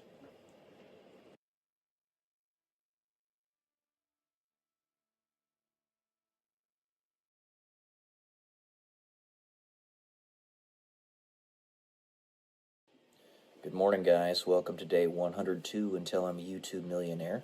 Today, I'm having my writing session with my friend Kara. I wanted to talk a little bit about these cyber attacks that we recently experienced on platforms like X and Rumble. In fact, apparently they're still going on. But those cyber attacks also apparently came from the Ukraine. The Ukraine. That's what it used to be known as. Ukraine. Now, why is it that it is such a deeply multifaceted and drawn-out conflict that's happening in Ukraine? Why is it that the deep state is so adamantly trying to protect Ukraine? They don't care about all these other countries in the world that have conflicts that happen every single day. I mean, just look at South Africa, for example. They don't give a crap about South Africa. And South Africa's crumbling. That's a perfect example. So why Ukraine? Why do they care so much about Ukraine over anything else? Well, here's my guess. The first one is, back in 2017, we had a sudden explosion of scammers. There were always scammers out there, but it only takes 1, 2, 3, 5 industrious, very hardworking, if you can call it that, scam artists to set up scam farms and hire a bunch of people and pay them a pittance to do the work, to completely sabotage the global economic system. It's called a commerce jam. So you have culture jams, which is something that Alex Stein is really good at, and then you have commerce jams, which basically just screw up the economy. That's what scammers are. They're thieves. They are a parasite. Literally, they are parasitic. They do nothing but steal and suck from the productive energy of those in the world who are trying to build something. Whether it be small or great, doesn't matter. You work hard every day in whatever job that you have to contribute in some way, shape, or form to society, and what they do is they suck away all of the capital that you get from that. It's a disincentive. So, my guess is that in Ukraine, that's the center of many scam farms. I even heard recently, through the grapevine and some X-posts a while back, that some of those massive scam farms were shut down. And I'm not going to say who did it because it's too controversial, but some people aren't necessarily as bad as you think they are, is all I'll say. In addition to that, the pharmaceutical complex. I believe a bunch of gigantic pharmaceutical companies' headquarters, I could be mistaken, are actually in Ukraine. There's something going on there. And if we can fix this, whatever is going on in that country. Now, you got to keep in mind, we are so ephemeral, there's so little that each and every one of us know. We simply cannot have a perfect picture of the truth. Only God can. But if we can get in there and figure out what's actually going on behind the scenes, it's so drastic that we could literally have the cure to cancer in a pill form within the next 5 years. The stuff that they are doing there. The pharmaceutical industrial complex and all the crap that they're hiding from us. It might be centered right there. That's my guess. But I don't know. I'm just picking up the little seeds and the kernels from the grapevine. I'm trying to synthesize all the information as best I can. But I am just one guy. Just don't think that you know everything that's going on. You can have your perspectives, you can have your judgments, that's totally fine, and you should, because you're a human being. But look towards truth. Try to find the lowest common denominator of truth and say, oh, that was the right move to do, oh, that wasn't the right move to do, based upon that lowest common denominator of truth. And then just trust that we have patriots in control right now. Honestly, for the first time since God knows when. But they got in control back in like 2016 or so, and things started to change for the better. But because they have a greater perspective than we do, they're going to be able to do things that we can't. They have responsibilities that we don't. Just look towards the foundational fabric. Get away from the subjectivity. Get away from the form over function. This is what the demon always tries to take advantage of, and why we've never been able to get out of this constant loop of destroying ourselves. They take advantage of us focusing on form over function. And that's been done mainly through the legacy media, at least in the last 100 years or so. But things are changing. There's something going on here.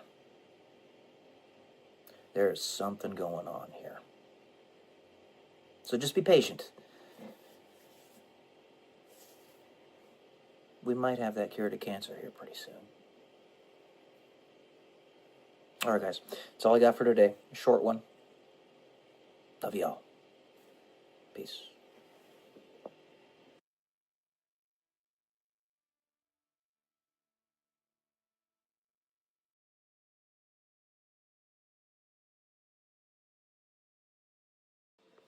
Good morning, guys. Welcome to day 111 until I'm a YouTube millionaire. I just wanted to chat a little bit about how does one have things to say every day?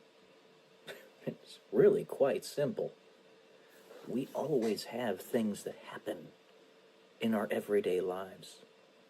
You mean to tell me that you, as a person, just lay in your bed and literally look at your ceiling for 24 hours? Now, I know there are a handful of people out there in the very deepest depths of depression that do in fact do that, and for them, I have tremendous sympathy, and I feel very sorry, and I have pity, and I hope that they get better and they recover from that. But I will tell you, even that, guess what you can do? Get a dog, for one, and for two, guess what? You can write about it. You can talk about it. But even for them, for most of those people that end up laying in their beds for the majority of the day, guess what? Oftentimes, they're going to be on their cell phones.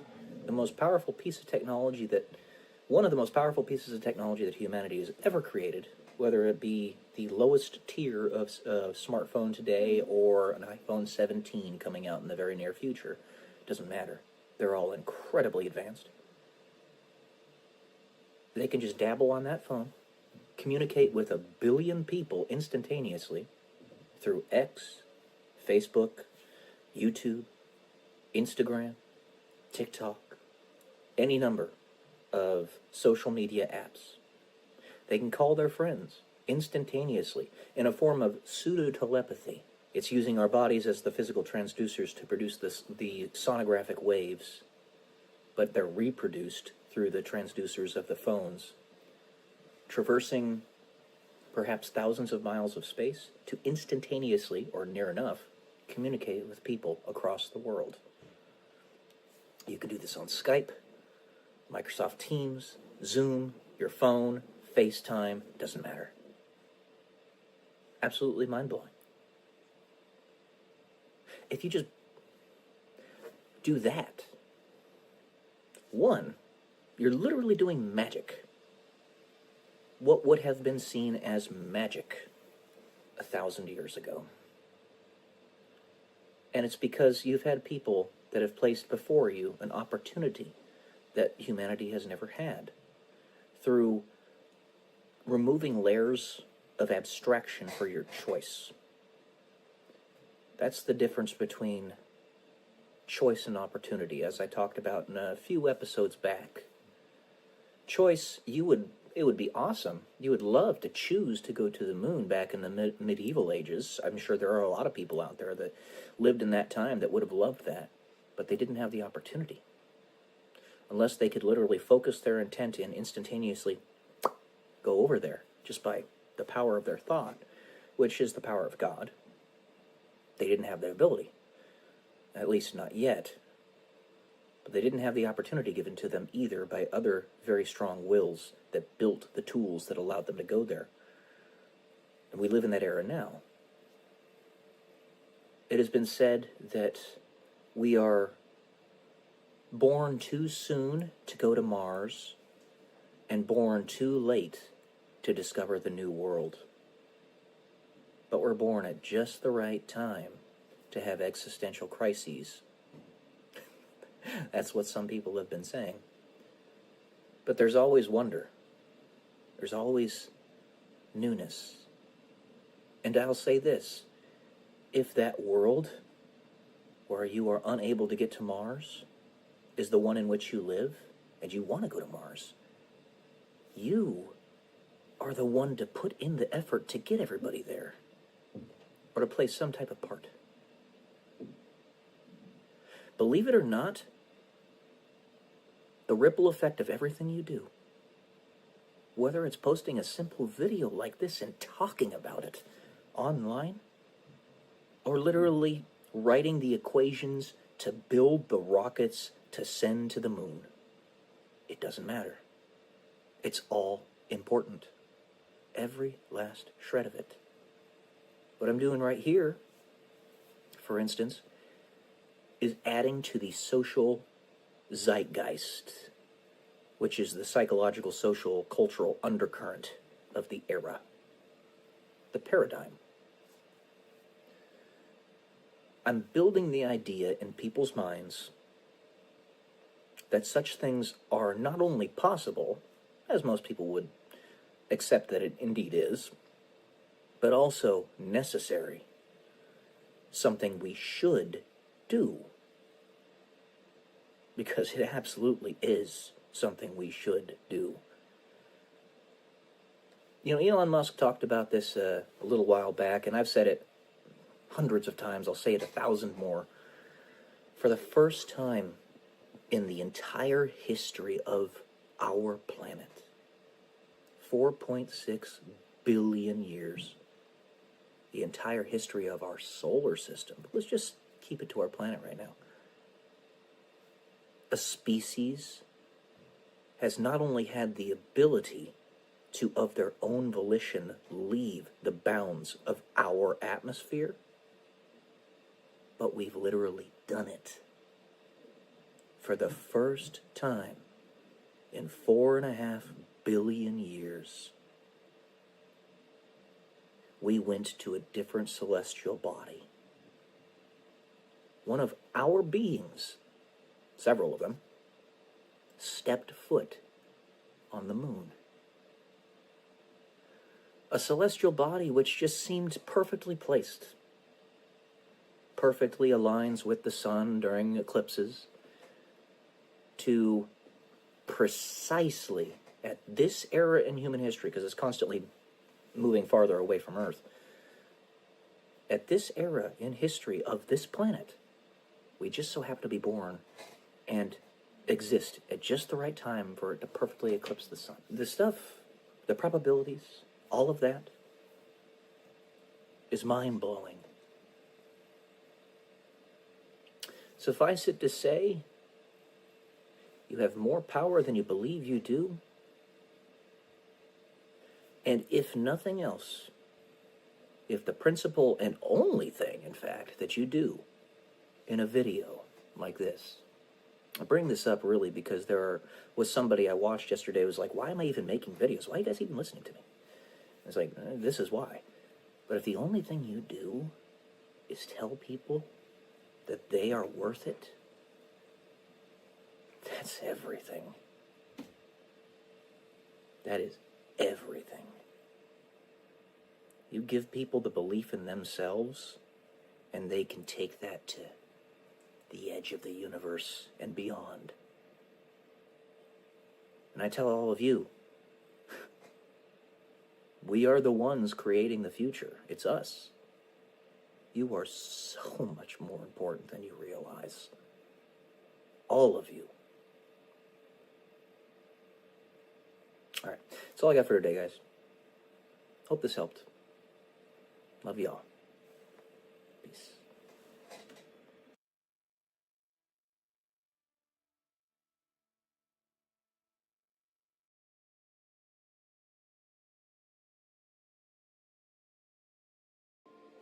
Good morning, guys. Welcome to day 108 until I'm a YouTube millionaire.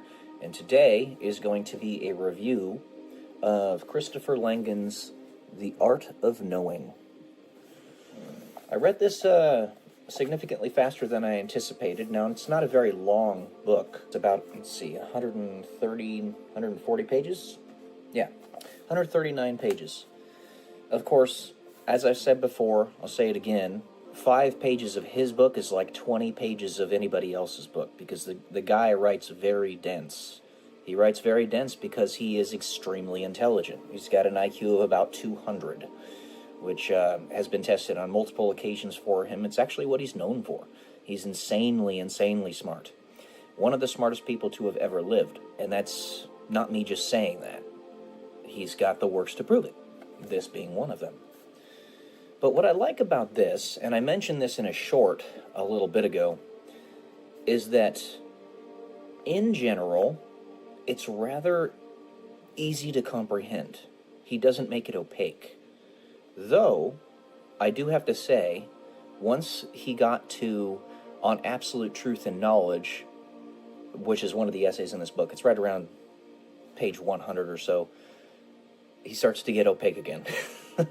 He starts using a lot of neologisms, which that means new words that he created, but they're accurate, they make sense, they're words that are real words. It's just nobody's ever used them before, and it's using the actual structure and syntax of English. So they're real words, and a person as smart as him, no joke, can make new words. You know, I don't pretend to be as intelligent as he is, but I'm in league with him, and I've done that myself. I have. So, it's a very interesting book. A lot of really, really good ideas, as one might suspect, for somebody as smart as him. The first few essays, which are all about 10 pages, almost exactly 10 pages, and I think he did that intentionally for the first 40 pages of the book, just to make it so that it was a little bit easier for a person to digest, so that once they got 40 pages in, they were going to, quote-unquote, fall victim to the sunk cost fallacy and actually finish the rest of the book.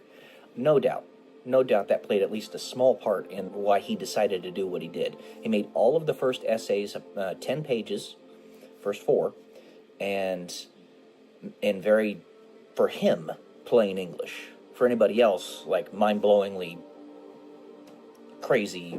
It's very much worth a read. If you're looking for something that will challenge your perspectives, both scientifically and theologically, it's definitely worth a read. Let's see, I've got some points here. So, essay 2, as all the essays have to do with in this book, is free will. He was talking about neural signals. Yes, this is what it was.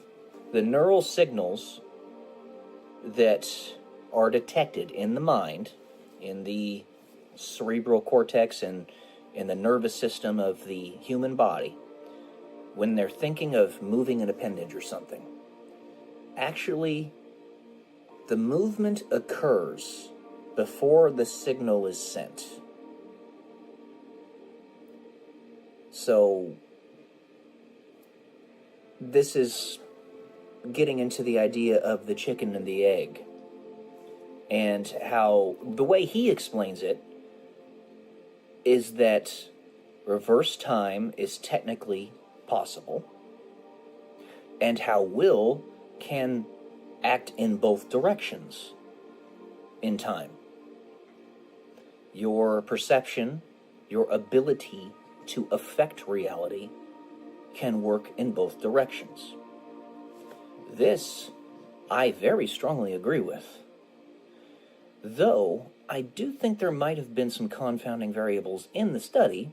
I'd have to see how it was actually conducted, in that it could be that the person who said verbally, I'm going to move my hand to the right or the left or whatever, and the signal being sent and the ordering of it, it could have been that he just had, or she just had to think about the thing first before they did the action. They had to postulate in their minds. But even then, we're still cracking upon the surface of what actually is will in this regard. Is it still just a construction of different chemical reactions and all that?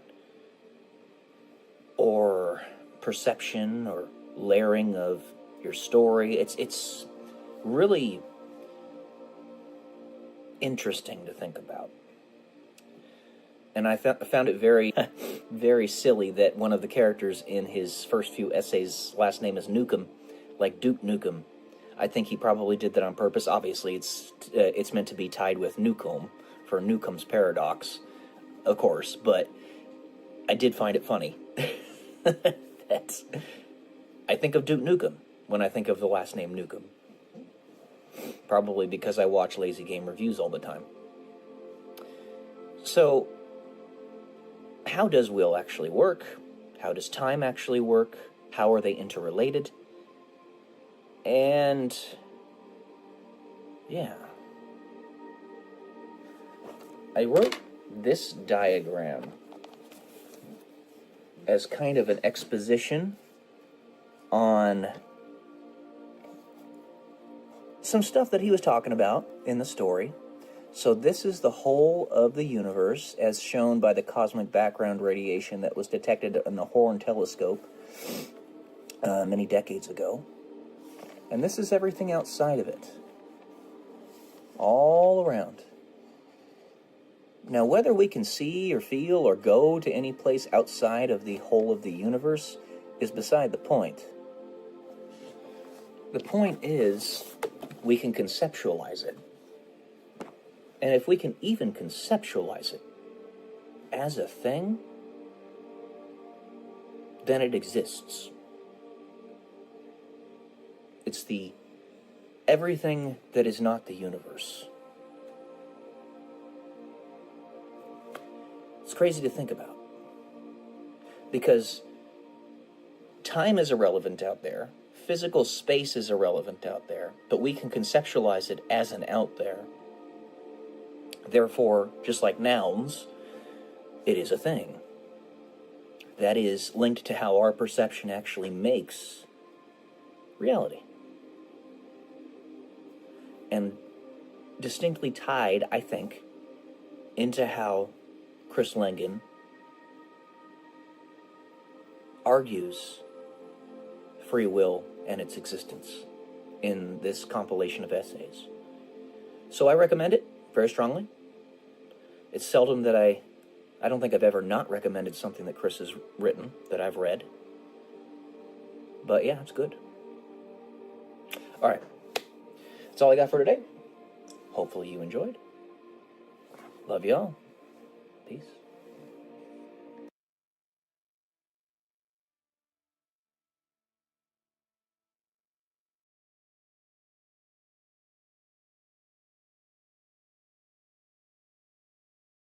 Good morning, guys, or actually afternoon now. Welcome to day 136 until I'm a YouTube millionaire.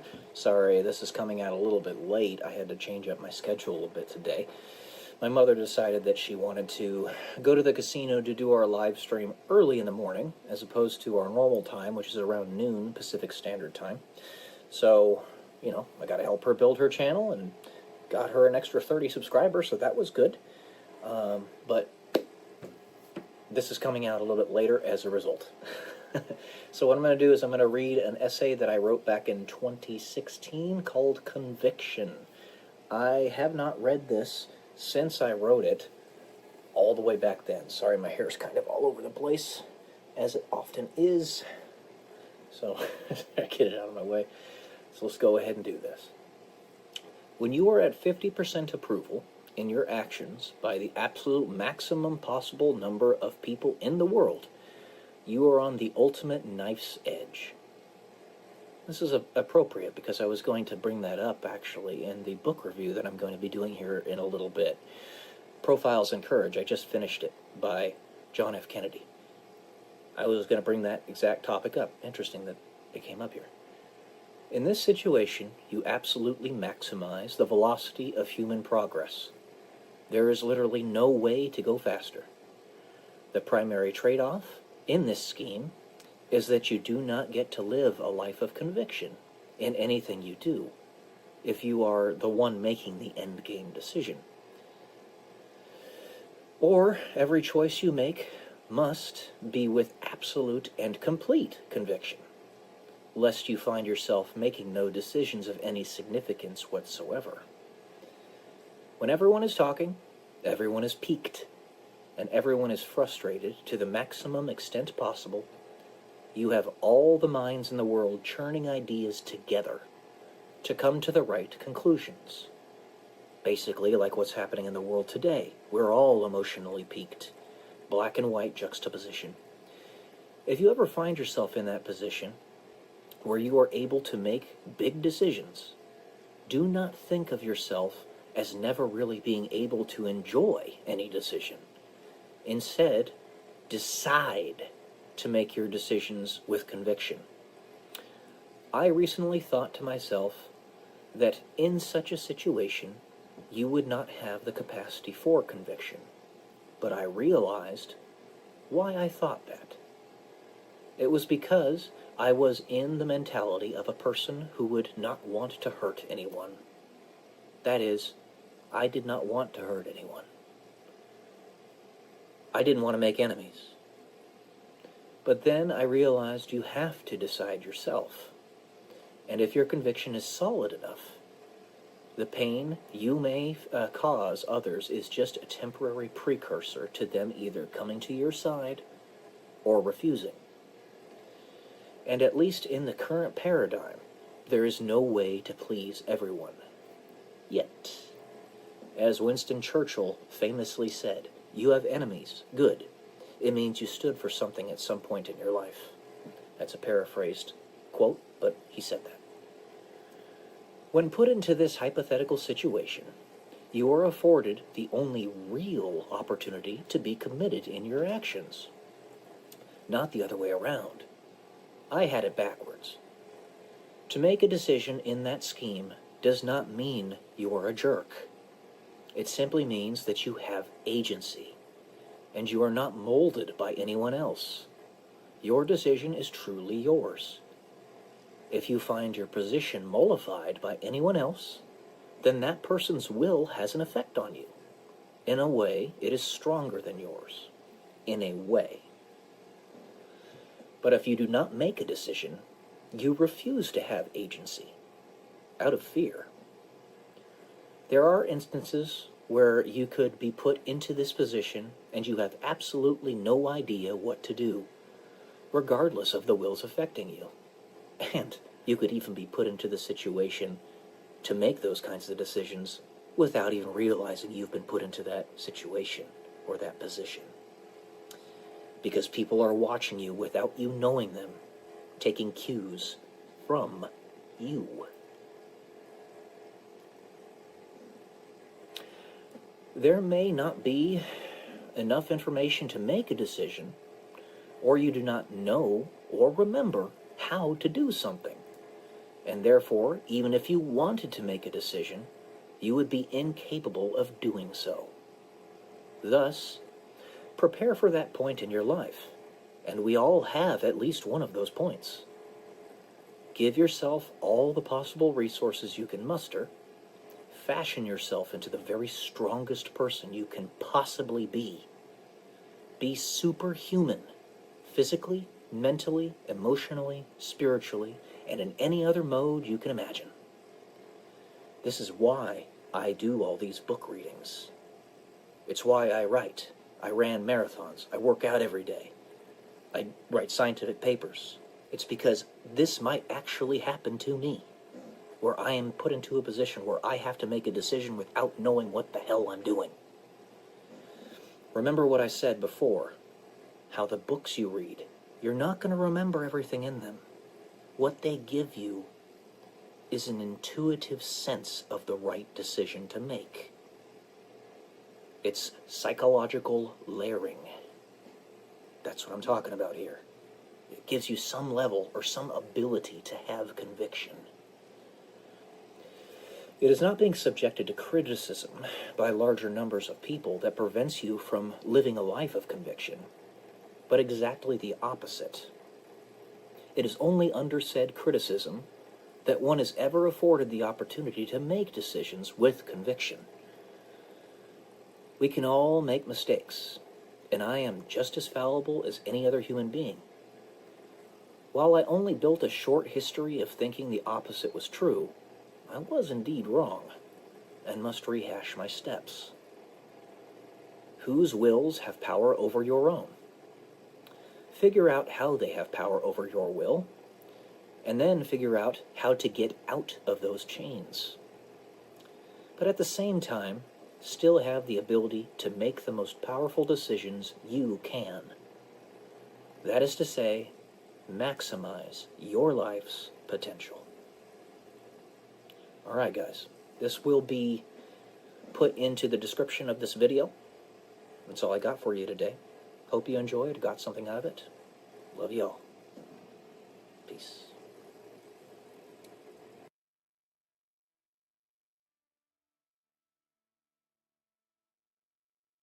Good morning, guys. Welcome to day 163 until I'm a YouTube millionaire. Before I start with what I'm going to talk about in this video, I just want to state you have to be willing to be cringe. in order to get to new understandings of your life and of the world around you. Sometimes it looks a little bit like a dumpster fire. You see right there, right?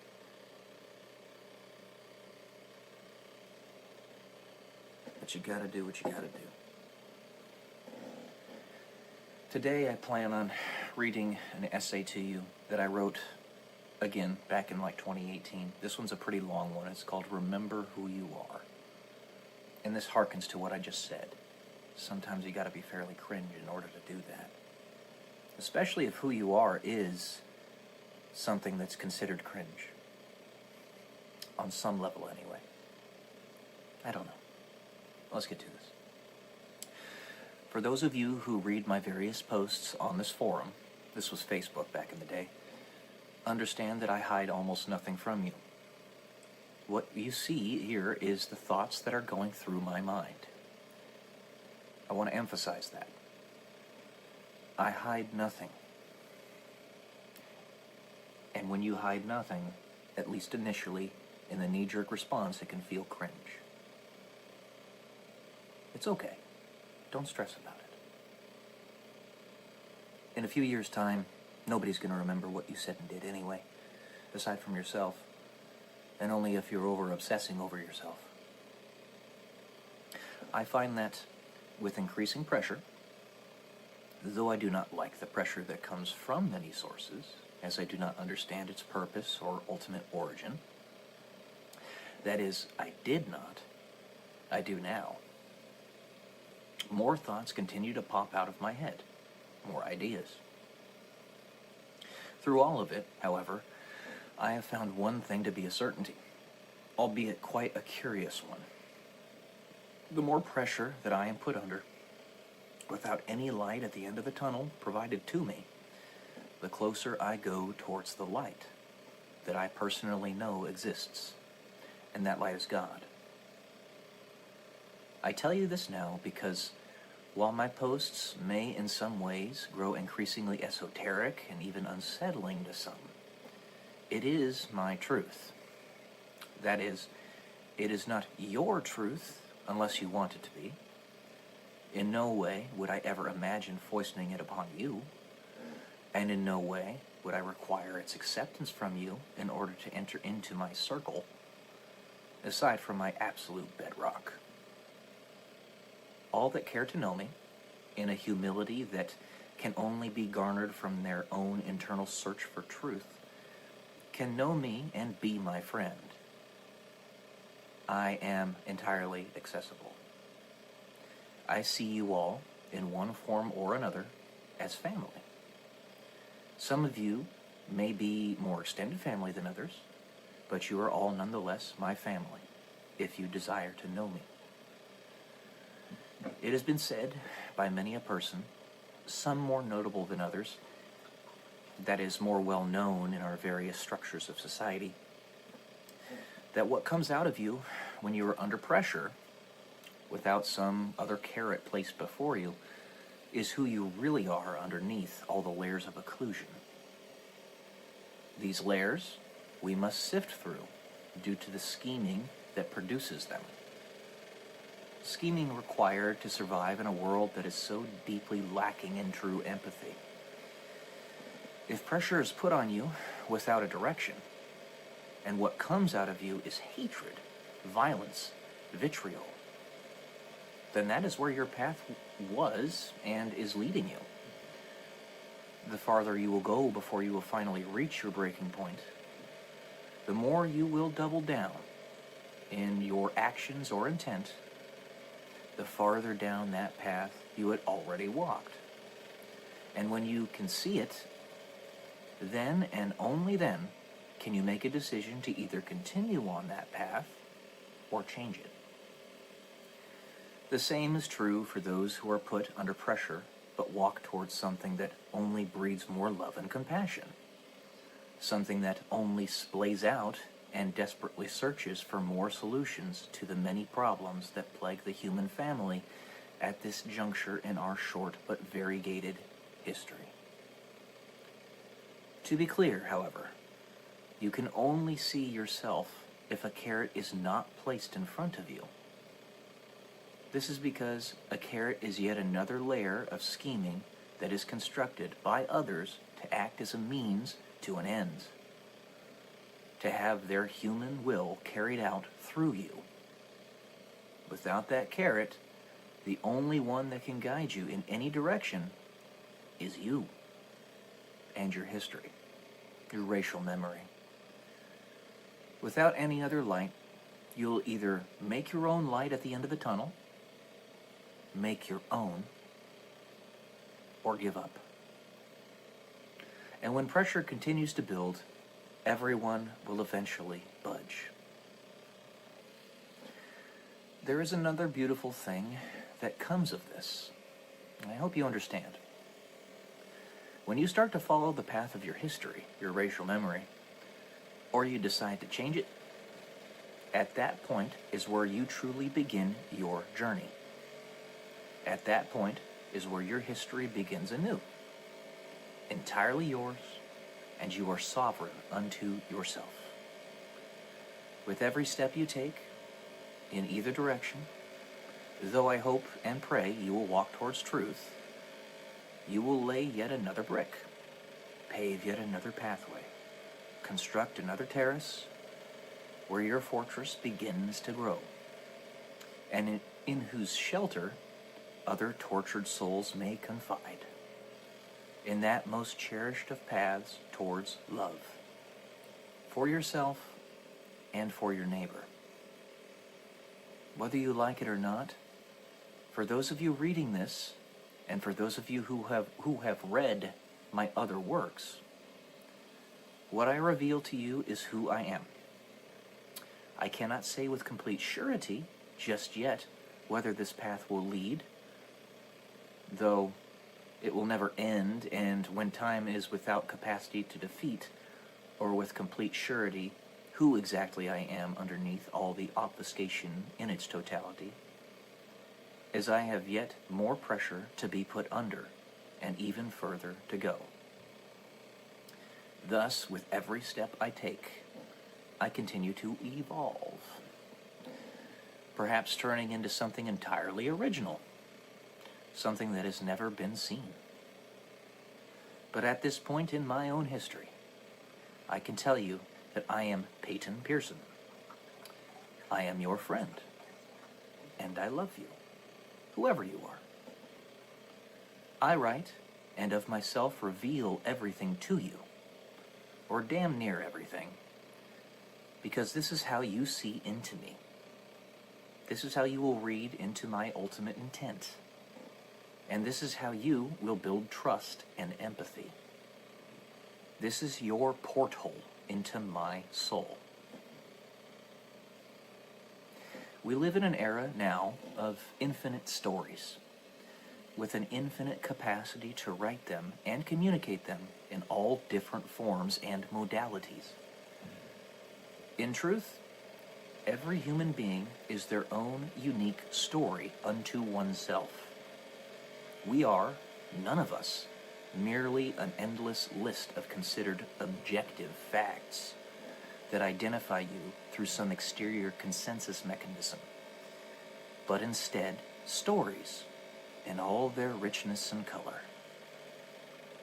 The only way to achieve truth in what seems to be an endless occluded world, to break down the Tower of Babel that always seems to cause us to elude the true meaning of our intent through words that can never describe with perfect exactitude what we mean, is to speak in this idea of story, in our endless stories in which all act as independent keys to the door within every soul.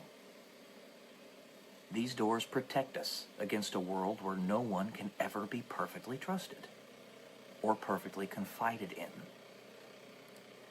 The story, infinite stories, can achieve parity with, and even then surpass, this barrier, transcending the walls that block off our emotions from one another. Through our stories, into our hearts we see, infinity trumps the finite every time. When you find yourself confronted with the most extreme of philosophies and directions from others, especially those that may be walking a path more or less oblique to your own direction, or even going in the opposite direction as yourself, there is something that we must remember. In this era of the starkest black and white, this most clear of juxtapositions offers up the greatest opportunity in the history of the human race to attempt to empathize with sides that are far different from our own. Step into the shoes of those people and discern why they have chosen the paths that they have chosen. Listen to their stories. Mind you, this is contingent upon the fact that they have empathy themselves. You may find that when you can allow yourself to be in complete calm in the presence of a person whose very ideas would otherwise cause your blood to boil, you will recognize the resistance that pushes you farther apart. Once you recognize it, the juxtaposition will reveal some yet greater truth within both of you. Through this constant barrage of assaults on your ideals, you will get to the core of what it is that you truly stand for and begin to build upon it. With every word is built more of your truth. With every brushstroke is spoken more of your story. With every step toward one another is more depth of heart and emotion revealed. It is from this point that you can now clear away all the debris that was preventing you from building your fortress. It is from this point, your bedrock, that you can truly know and trust yourself. And it is only from this point that you could ever truly have any hope of empathizing. This is your core, but it is also your line in the sand.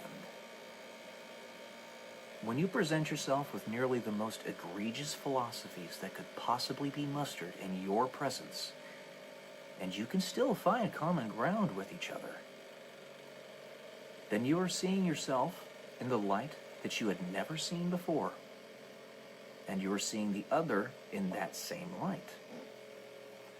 You have seen, through digging to the bottom of the other's philosophy, that perhaps they were infiltrators all along, desperately dodging overpowered enemies, hiding their truths from being stamped out, camouflaging themselves from what would otherwise be a fiery death. If you find, once you dig all the way to the bottom of someone's obfuscation, that they have not given up in the search for truth, which is to say that they have not given up, the machinery of their bodies, the worn-out pieces of flesh that were strapped together with various machinations in order to shield them from hell, in order to keep them alive for just a moment longer, you will feel the hero that stood when no one else could continue. That hero is you.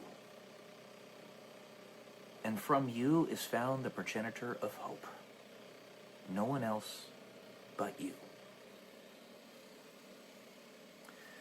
But in that same light, if you find that through the resistance, that most extreme of comparisons possible, upon this worldly plane, that the person underneath all the layers of occlusion is still one that refuses to stop spouting off endless vitriol and hatred, you will have to make the most painful of decisions. That person is beyond your reach, for they do not want to reach for them. Do not want you to reach for them. They have turned their back on you and have completely and thoroughly given up. They refuse to acknowledge your existence, for they have already accepted that you do not exist. If you present yourself to them, assuming you could survive their attempts to drag you down to nothingness, a la the movie What Dreams May Come, it would nonetheless kill them at the very core of their being. As I continue to go along my own personal path, as I continue to search, I find that the greatest way that I can empathize with everyone else is to undergo that very same pressure, though perhaps on a much more indeterminate level. There are things that happen in my life that go far beyond the scope of anything I could tell you in writing. Far be it from me to convince you of them, as they reside in the realm of what we still, in consensus, consider fantasy. How am I to tell you that the array against me, an array meant to squeeze more out of the furnace, an interrogation, is as vast and all-encompassing as anyone dare not imagine? It is perhaps not in malice, but all the same, ever present. No. And perhaps you do not need to know that.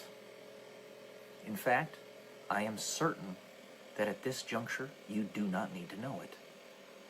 Just know that I have determined a great many things in my life in the short 27 years that I have walked on spaceship Earth. So you can see from this that it was 9 years ago. What I have found above all else is that I will stop at nothing to get us out of this hell. But the principal way to do this is not through force of arms or even more scheming. It is instead found in talking to you, telling you how much you matter, telling you how much you deserve to be loved, listening to you as you confide in me everything that has hurt you throughout your life, doing everything in my power to understand you and show you that no matter what point on your path you find yourself, if you walk towards your own inner truth, you will never walk alone. I will meet you there, as I too am in that search, fellow traveler. The farther we go, the stronger we get. To dispel the demons of ridicule, deceit, fear, and hatred, we must move courageously and shirk the notions of anyone's disapproval. Such things have no hold over you, and they never will. They are crafty illusions, constructed by a paradigm that whispers into our ears that we must fear or feast on each other's souls for survival. Know that such a whisper can only survive if you believe it, if you believe in it. Acknowledge its existence, but give it none of your attention or energy beyond that, lest it should suck you in and never release you from its grotesque grasp.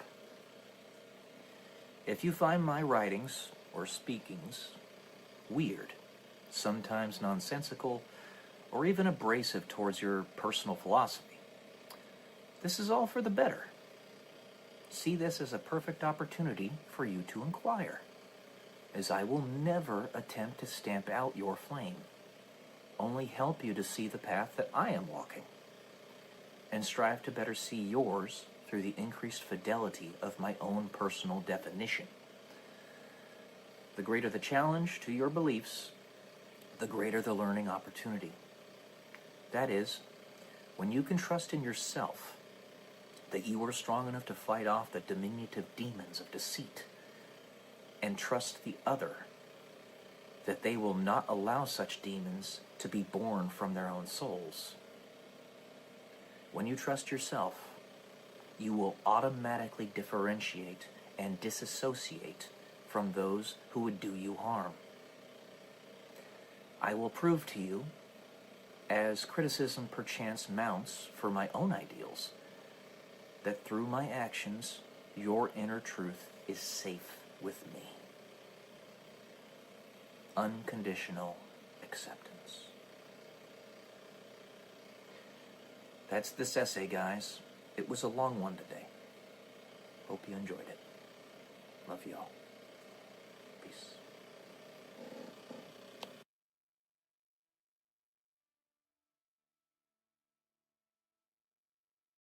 Hey guys, I think I'm just going to make a nice short one today. This should be day 164 until I'm a YouTube millionaire. Just realize, if you haven't already, it's one of the big things that I talk about on this channel. It's humongous. It's everything. Like a lot of other things. It's humongous. It's massive. Giggity. I'm funny. Just kidding. Anyways. Family. Family is everything. Stop it. The dog was bumping my phone. Family is everything.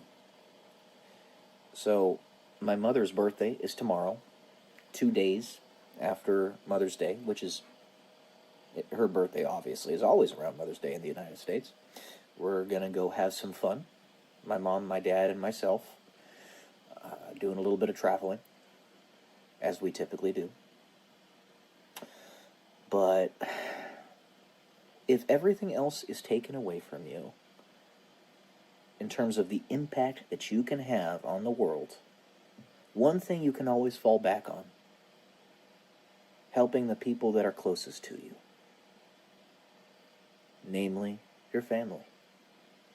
Whether it be your children, your parents, your brothers, your sisters, your cousins, your nephews, what have you. And that really is where the greatest impact comes anyway. Because we all are like raindrops in an ocean, rippling out into infinity, affecting in that way the underlying zeitgeist of the human consciousness that is across the globe for everybody. So keep that in mind. Sometimes the greatest impact, or pretty much all the time, the greatest impact you can have is by spreading love to your direct family. So, alright guys, like I said, short one today. So, love y'all. Peace.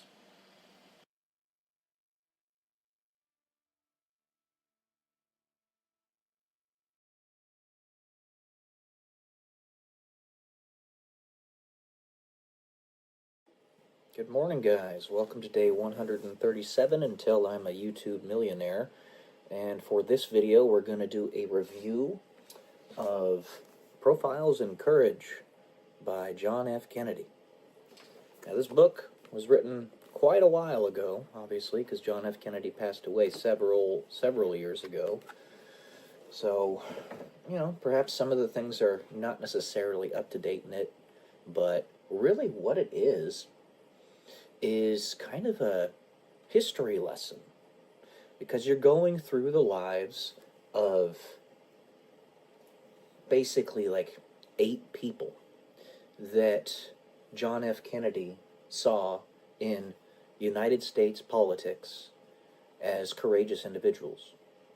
Now, the way he defines courage is not necessarily something that's going to lead you to be victorious in your political pursuits or whatever your pursuits are, but are standing up for your morals, your convictions, in the face of whatever inertia you need to overcome. So, what that means is somebody like Daniel Webster might be really horrible with their money and rather unsavory of an individual in that regard. He nevertheless will stand up for something that needs to be stood up for in politics. Now, like I've said many a time, it's scarcely going to be the case where you remember point for point, verbatim, everything that you read, hear, see, what have you. So, reading a book like this, as with any historical document is a means by which you broaden your perspective to improve your subconscious intuition for your decision making. He brings up the point of Gresham's law. Gresham's law of politics. And Gresham's law, what that is the tendency for money of lower intrinsic value to circulate more freely than money of higher intrinsic value, or equal or nominal value. In other words, this same type of thing happens with politicians. They'll circulate in and out based upon low value. But there were also some other important points that I think John F. Kennedy didn't bring up because he just didn't know of them. One of them is the Lindy effect. The Lindy effect, basically what that is, it states that the longer something has been around, been in existence, the longer still it will be in existence. So, let's look at Bitcoin, for instance. Bitcoin's been around since 2008. That's a good 17 years. Because it's existed for 17 years, the likelihood of it collapsing in a singular year is very low. It's going to be around perhaps for several more decades, maybe even centuries, because it's lasted this long. The same thing happens with politicians, governments, even, just people in general. So, a lot of the profiles that he discusses are individuals that were politicians during the Civil War era. And one of them, I actually have it written right here, that Daniel Webster individual, who wasn't necessarily the best person in the world, basically gave time for the Lindy effect to take effect for the United States. If the Civil War in the United States were perhaps to happen 10 years prior, the United States wasn't old enough for it to survive that kind of calamity. It would have broken up into several different states, several different countries. Perhaps Texas would have become its own country, the Confederacy would have remained its own country, the northern states would have remained their own country. It wouldn't have been able to have been reunified by a central authority. But because Daniel Webster he aided in the delay by great compromise with individuals like Henry Clay and others, they gave it time. Hindsight is 20/20, and scarcely could any one of these individuals have known what the future consequences would have been of the actions they were taking in the present. But a few things that you can know, the kernels of truth. Life is better than death. To give time for greater awareness is better than to make brash decisions, and things of that nature. Stability, generally speaking, is better than chaos. Slavery is bad. Freedom is good. Sound money, and actually this is somebody by the name of Lamar, a politician by the name of Lamar, Cincinnatus, blah, blah, blah. It's a big old fat name. I forget exactly what it was, but, and again, I'm not going to remember the exact details. He was a politician that was trying to keep sound money and keep it as a singular currency. Gold. He didn't want to add silver into the mix. It's like basic silver bill or something to that effect. I can't remember exactly what it was called. But hindsight's 20/20. You don't know these things in the present. And I look back on this and all the things that these individuals did to keep enough stability for the United States to get where it is now. was hugely important. They held it together long enough to where now you and I live in the wealthiest country in the history of the planet. Even with the central banks and dark forces behind the scenes trying to turn us into slaves in a different sense, not like cotton-picking slaves, but a different kind of slave. Even with all that, we've managed to keep things together well enough up to this point to where we live in the greatest affluence we ever have. I'm talking to you on a piece of technology that's a billion times more powerful than the technology that got us to go to the surface of the moon back in 1969.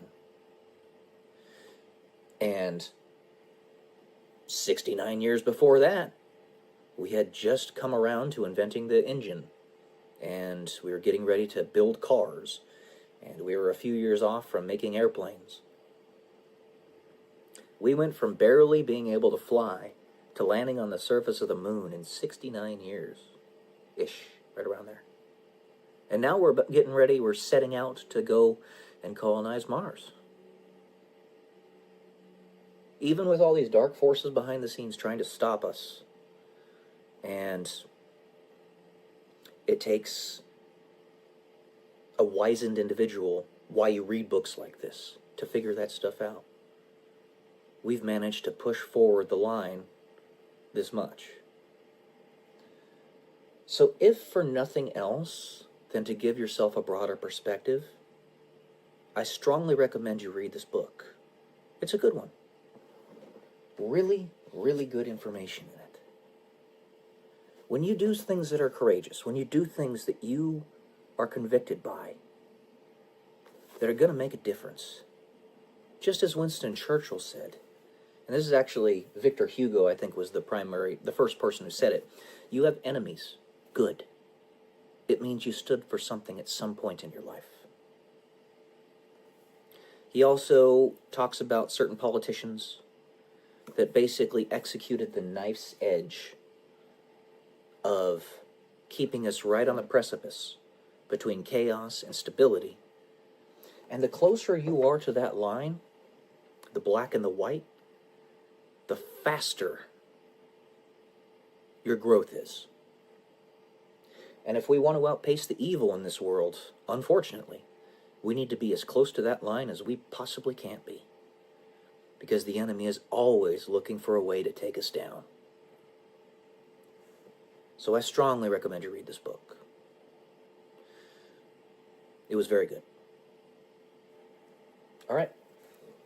That's it for today. Let me know what you think, guys. I'll talk to you soon. Love y'all.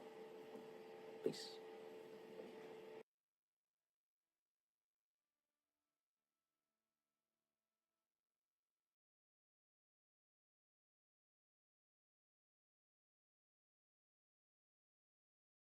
Good morning, guys. Welcome to day 138 until I'm a YouTube millionaire.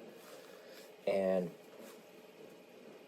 you know, sometimes you just have yourself in a state of deep frustration, irritation. You could even say depression. In that the world is operating at lightning pace right now. As fast as it possibly can. The white hats, if you will. White hats behind the scenes. To fix stuff. And there's so much resistance from so many doofuses out there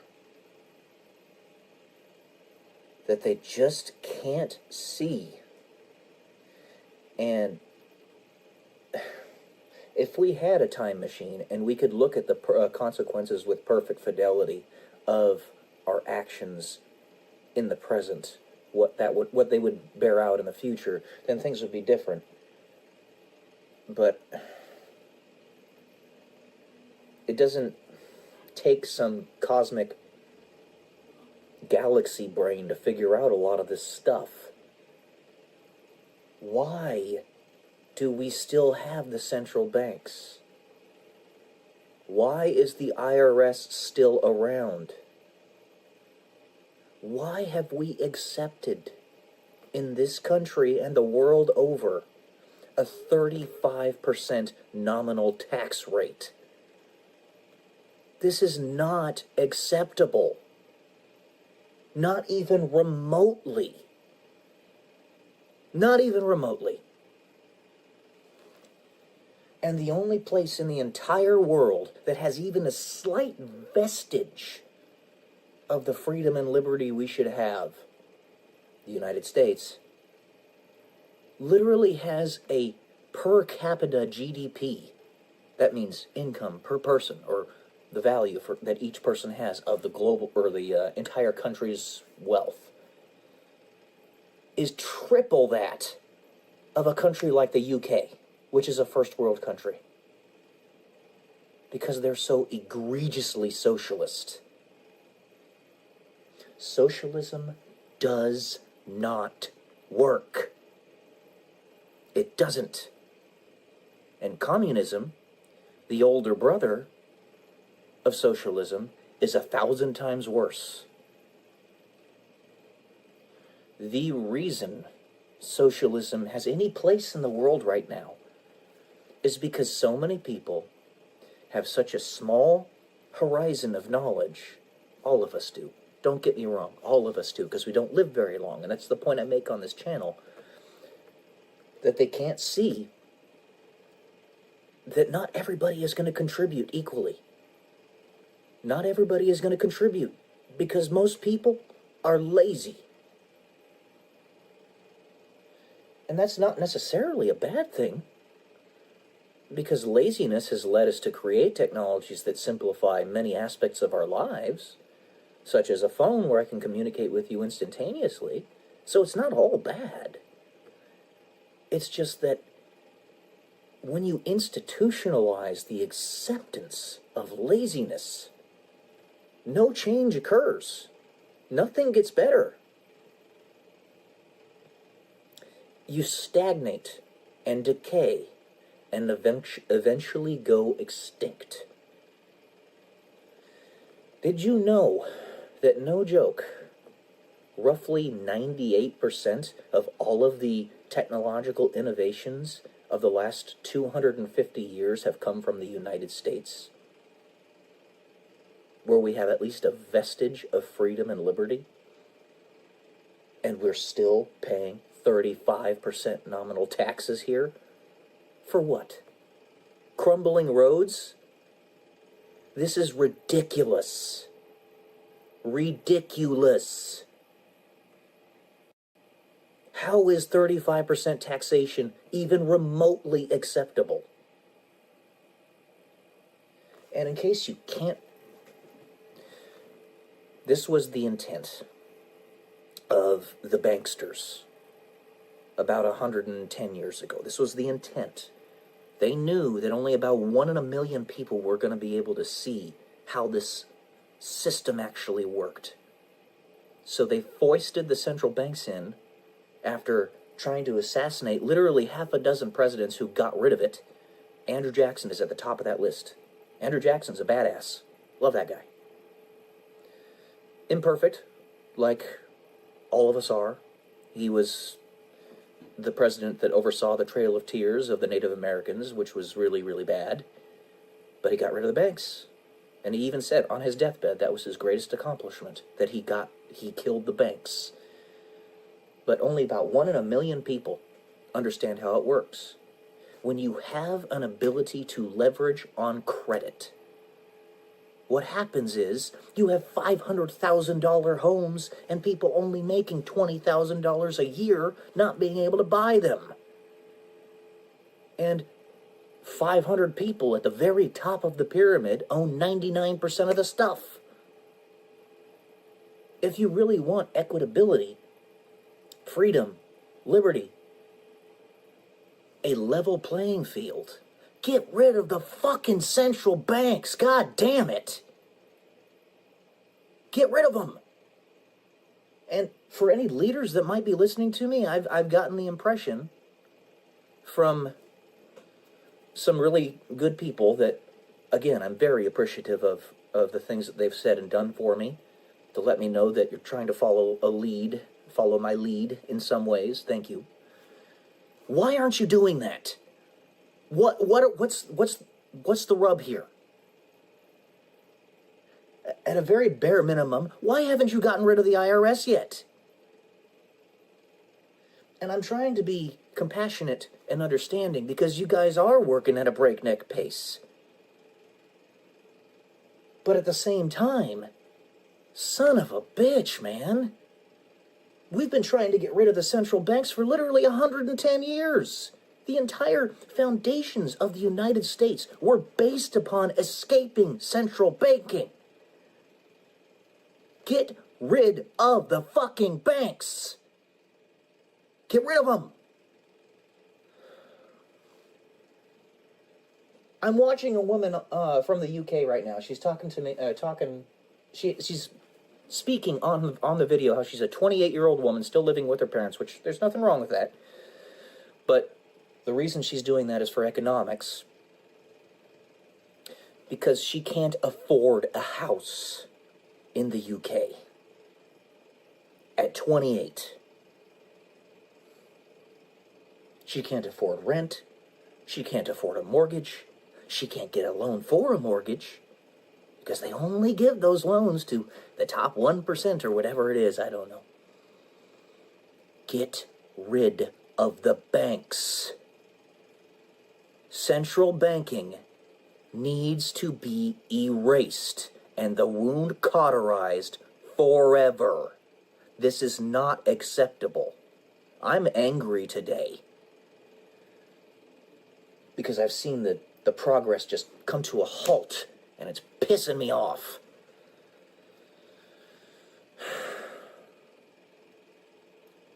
Elon Musk, you need to work harder. $150 billion of cutting spending is not enough. Not even close. Completely erase the Department of Education like President Trump was already working on. Get rid of it entirely. As well as listen to Dr. Ron Paul. He knows what he's saying when he says get rid of the departments. Not just the Department of Education, but all of them.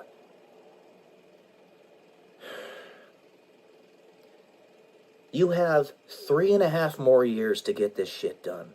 If we're lucky, if we're really lucky, we might get another good president in there after President Trump is done. Maybe. But I'm not banking on it. That means we have 3.5 years to fix this shit. After literally 20 years of the globalists and the deep state enacting war upon us. I have seen and felt the physical effects of said war. My own military, of whom I am a veteran, tried to kill me because it was that compromised. Fix it. No quarter for communists. Period. Anyway, we need to go as fast as we possibly can. We have 3.5 more years. That's it.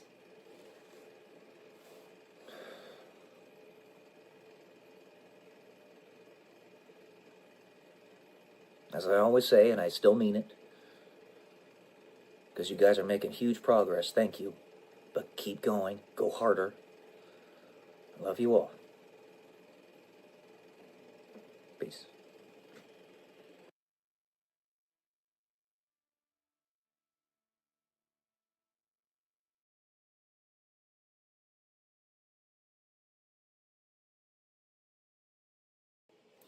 Good morning, guys. Welcome to day 146 until I'm a YouTube millionaire. And I've got a smattering, a medley of things that I want to discuss this morning. The first one is the concept of heating and throttling on YouTube. So, YouTube has, of course, as you might suspect, of course, they know how to use their algorithm in the back end. Duh. A means by which they can heat a YouTube channel and a means by which they can throttle YouTube channels. So currently, it seems that YouTube has quite the desire to heat channels of attractive 24-year-old women, throttle channels of standard white dudes like myself, and also heat channels of homunculi. If you know what a homunculi is, it's a perfectly formed miniature human being. So a normal human being that's just small. I have an idea as to why that might be. It's probably because they're trying to back end encourage lower energy consumption or something to that effect. Maybe there's a future that they want to see and they're trying to encourage it. But a lot of really big creators on YouTube are not very big people, like physically. I'm thinking specifically of the finance and investing and money side of YouTube. Thinking specifically of a couple rather large creators. But, I don't know, I just wanted to mention that real quick. This is going to be a smattering rather random today, because I just have a lot of thoughts going through my head. But I also wanted to give you guys the stack to maximize your energy, your wakefulness, your productivity. First thing, obviously, caffeine. Now, everybody has different sensitivities to caffeine. I personally have a very high sensitivity to caffeine. However, in taking Prozac, that has actually allowed me to consume more caffeine without getting the jitters, without getting high anxiety. And to that point, Prozac in and of itself, I never have been a late riser. I've always woken up really early in the day. But Prozac allowed me to get up even earlier. I remember when I first started taking it many years ago, and I wasn't taking warfarin, which fatigues you, I was getting up at 4:30 in the morning without any issues, because my serotonin was balanced properly, and I was going to bed about 9-ish, right around there, because I just don't like staying up late. There's no point in it. Why stay up late? Only bad things happen at night. There are rare instances where you're just trying to let loose and have a good time. Like, for instance, when I'm out at the Atlantis with my parents and we're having a few drinks and just hanging out, having a good time. Yeah, sure, there are instances for that, but those are not supposed to be every night. They're supposed to be fun experiences. So I would get to bed at about 9:30 or so, 9, and end up getting about 7.5 hours of sleep. Prozac allowed me to get quality sleep as well as the appropriate amount of sleep and getting up early. Since I started taking that, I have not had trouble with sleeping. I never really had trouble with it to begin with, but it's even better now. So, caffeine, because I do that and because I weigh 215 pounds, 6'1", I can consume about 500 to 700 milligrams of caffeine per day without causing too much of an issue. But you got to make sure that you do that before noon, especially if you're very sensitive to caffeine. Drink or consume caffeine after noon, you're going to have trouble getting to sleep. The next one, acetyl L-carnitine. Acetyl L-carnitine is a fat metabolism upregulator. It operates upon a different pathway to boosting your energy. But the primary thing that I like about acetyl L-carnitine, it's a very good supplement, is that it improves your memory. This is something that everybody needs. But when you already have a pretty powerful mind, it amplifies how much it helps. So I take, about 2,000 milligrams per day of that, and you can, about 15% of what you take orally is bioavailable, so I'm getting roughly 300 milligrams or so that my body's actually absorbing. And it boosts your alertness, it boosts your memory, it boosts your fat metabolism, so your body more efficiently burns fat as opposed to other macronutrients. It's just overall a really good thing. Highly recommend it. It is not expensive. You can find it on Amazon for like $17 for a bottle of, I think, 90. Something like that. Very, very good stuff. Then, methylene blue. This stuff is extremely powerful. Extremely powerful. It is basically mitochondria upregulator, if you want to call it that. It was at first used as a fabric dye, but you can consume it, and it makes your mitochondria more efficient. The mitochondria within your cells, the powerhouse of the cell, as everybody's made to know or learn in biology. It's like probably the only thing that people mostly remember from all their biology classes of high school, but it's a very good thing. It also operates as a mood booster in that it is, in its own right, a serotonin regulator, a lot like Prozac. So you have to actually be careful with it, because if you take too much of it, then it could give you serotonin syndrome, which gives you the jitters and makes you feel sick and all that stuff, so you got to be careful.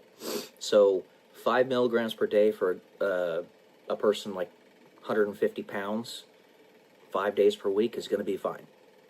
You could even go up to 10 milligrams per day and you'll probably be okay.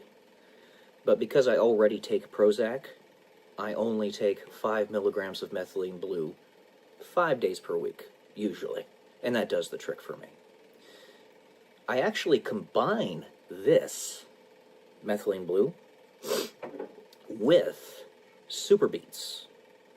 Super beets are a vasodilator, a very, very powerful one. Almost as powerful as Cialis or Viagra. That's how powerful super beets are. And since I've been taking those every day, you mix about 10 grams of super beets with 12 ounces of water or so.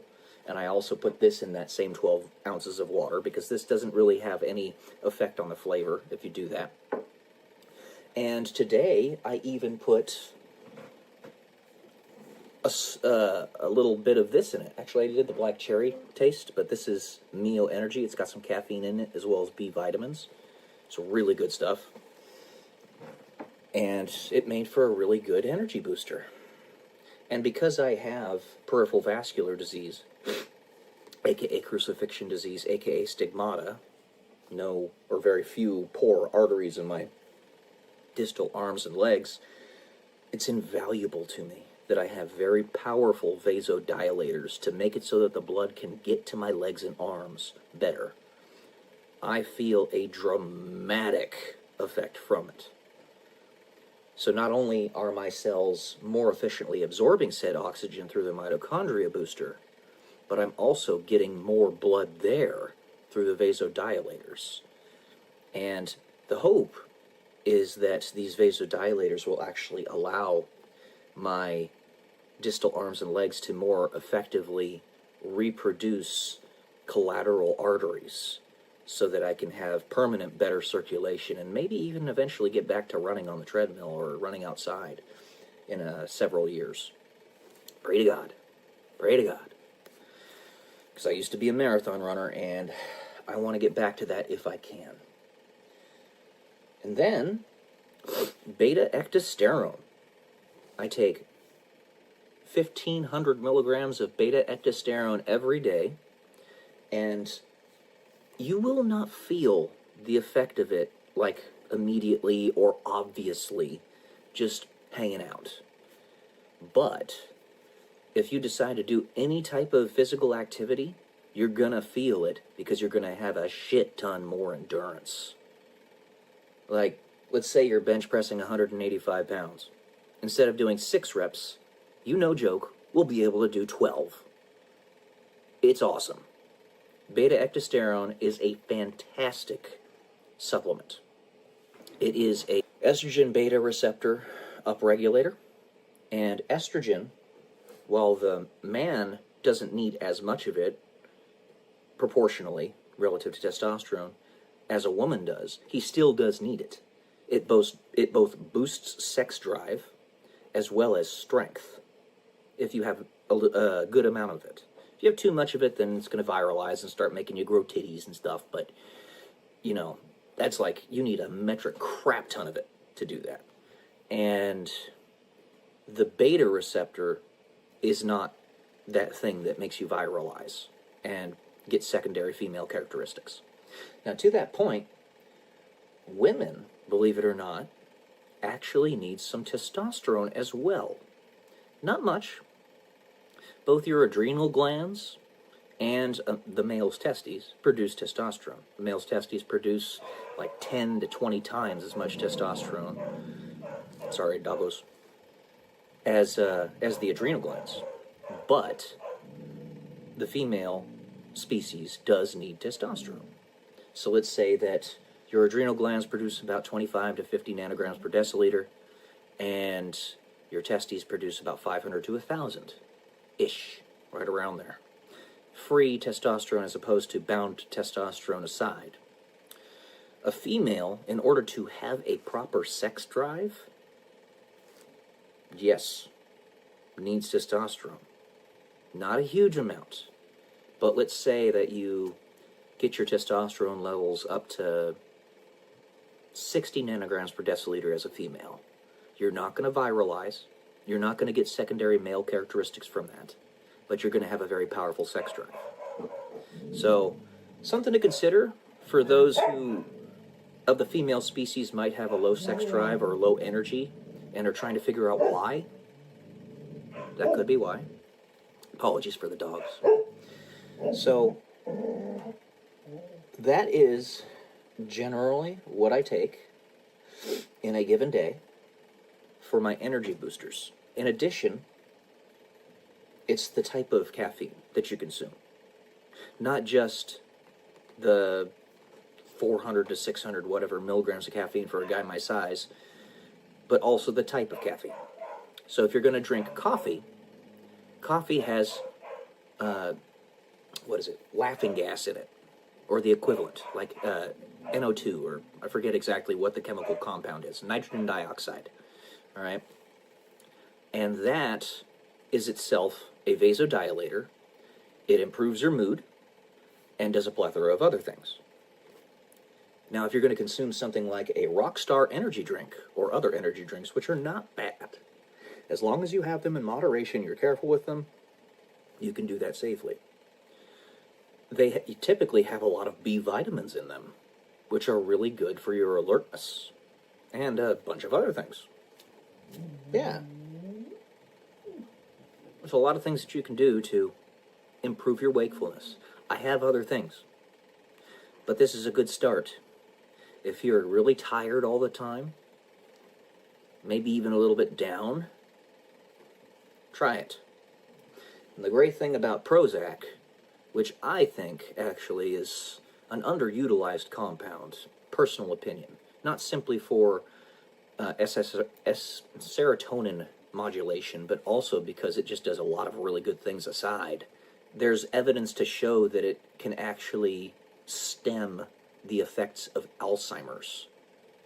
It clears the amyloid plaques in the brain that cause Alzheimer's and dementia. That's what the science is kind of starting to suggest. So Prozac is some good stuff. I like it. I like it a lot. Not simply because it makes you feel better and it regulates your serotonin. So look into it. I got more. Remember, guys, I'm not a doctor, all right? I have a master's in electrical engineering, but I'm not a medical doctor. This is just the stuff that I take and how it works for me. I hope you get something good out of it. So, love y'all. Peace.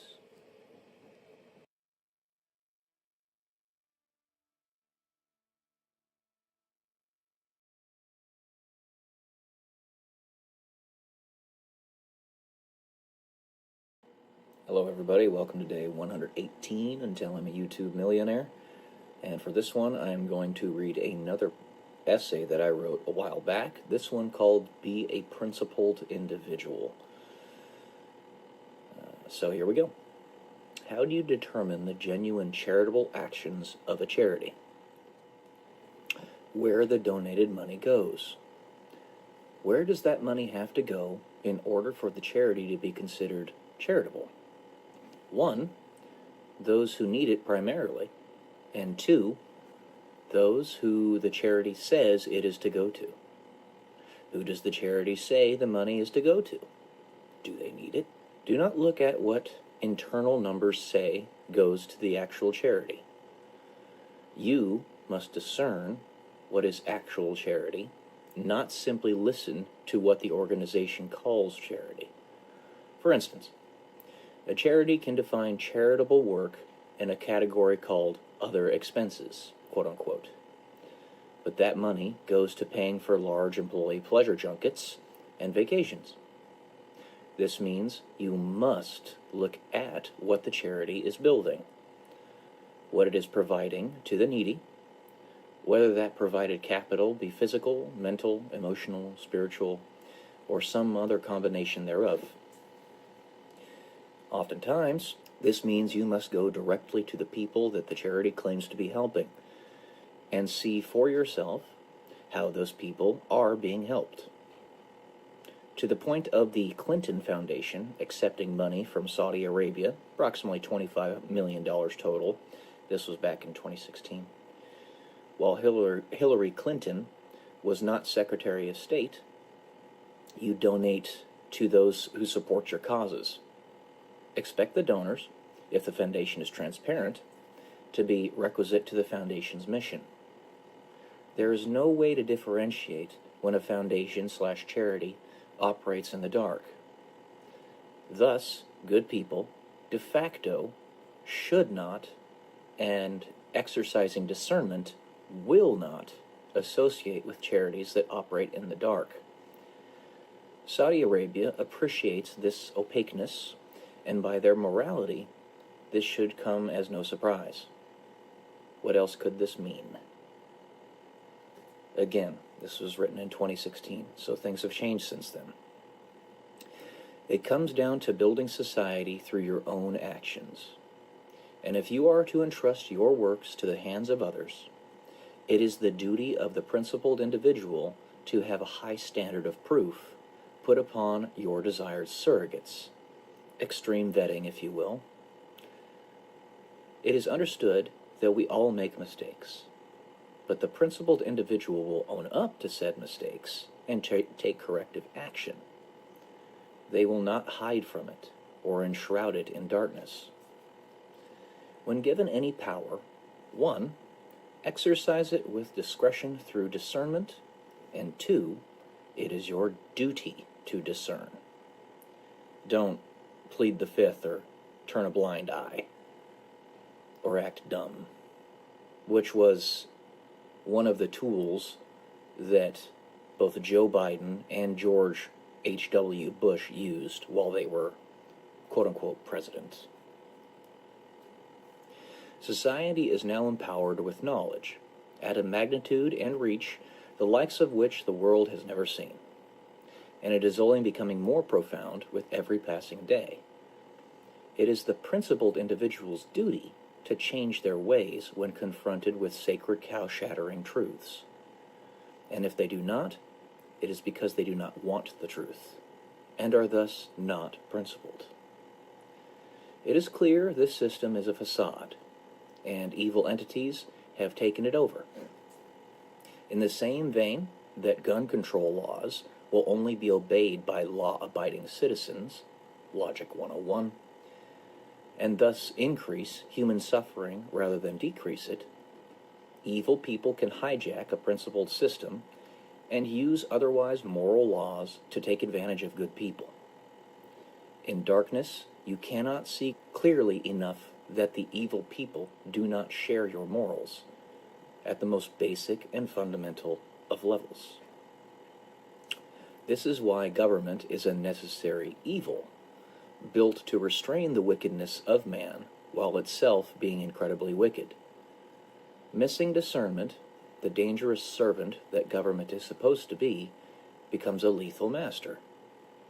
At this transition, where a structure no longer serves the sovereignty of the principled individual, you instead serve it. And this is the point where it must come down. It is not solely government, however. This is true with any institution, or even individual. The institution, when it loses sight of its mission, the individual, where one's Tower of Babel notion of self-importance begins to erode the sense of service to one another that is the bedrock of any community that may survive in perpetuity, or even in the short term. You are your brother's keeper. This is why it is so important to emphasize the difference between free markets and governments. Free markets, if truly free, constantly and continuously keep everyone and everything accountable under their auspices. This is why companies and individuals constantly go bankrupt. A racist businessman will be boycotted and will eventually be competed out of the market. A betraying woman will see no allies as there is no honor among thieves, etc. Thus, the free market is accountable to the nobility or wickedness of the human soul. If society wants a particular modality, individual, product, ethic, or anything else to achieve greater prominence, this is precisely what happens. Keeping this in mind, if a person is successful in the free market, either they in fact are not the amoral/immoral things you are calling them, talking about primarily President Trump and how the mainstream media back then was trying to paint him as some type of demonic figure, when in fact he's a pretty decent guy. Nor are the structures they build, or there is an aspect of yourself that terrifies you, one that you must project upon others or build a demand for in that very same market. For such a perception of immorality, you need look no further than yourself. Why do you think the success rate of most entrepreneurs hovers somewhere around 10%? An idea, in order for it to truly succeed, the progenitor must truly believe in it and spread that belief to others in some way, shape, or form. Any company, or most importantly, individual, absent regulation/legislation, they're the same thing, no matter how large the company becomes or the individual's ego, will be fully susceptible to collapse due to the accountability of said free market. Of all types of institutions, no aspect of a charity should ever operate in the dark. And never let a charity convince you otherwise. Ultimately, no institution should operate in any way in the dark, but tactically, a charity least of all. If there is ever any suspicion of where and how charitable donations are being spent, said charity's duty is to immediately prove to you the truth. And the most clear evidence to this point, aside from personal direct experience, is video evidence. Information on a moral charity should be easily accessible to anyone in any way, shape, or form that its contributors request, and immediately so. There should be no gray area. Fear prevents us from wanting to see the truth because we fear what we will reveal within ourselves. To truly discern the truth, you must look at facts, not words, shown through one's actions, and the fruits of a person's labor is evidence of intent, evidence of who someone actually is. In a world run by Satan, evil is crafty and constantly on the move. Truth can at first be very difficult to discern, but you must look, ultimately, at one's individual and direct actions, because even direct and willful surrogates can be occluded. And through this darkness, compromised. This, as well, cannot be emphasized enough. You judge a tree by its fruits, not by what is claimed by others that such a tree produces. To simply listen to a demagogue shirks direct experience, and those using words of sorcery to tell you what the truth is rather than letting you experience it for yourself are attempting to take a falsely anointed position. They have become your false idol as you turn your back on action. You would turn your back, thus, on truth, which you must see with your own eyes. Belief, truth, is personal, and no one else can ever tell you what you see, if they themselves cannot see from your eyes. Only you. There's an old proverb that connects to this, where the axe convinced us that he was one of us to the trees because his handle was wood. Something to think about. In this world, there can be no salvation, and when the light shines like disinfectant on all dark corners, revealing for everyone to see what is actually happening, if you continue to deny it, you have sown your loyalties and proven that you stand against truth, for you genuinely do not want it. The same is true in the other direction.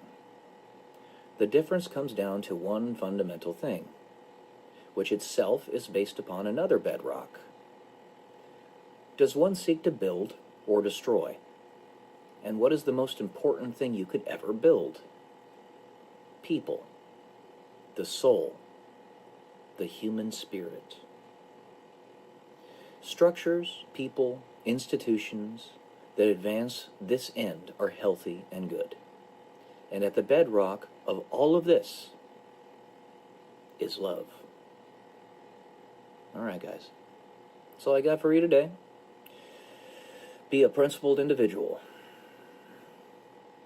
Love y'all. Peace.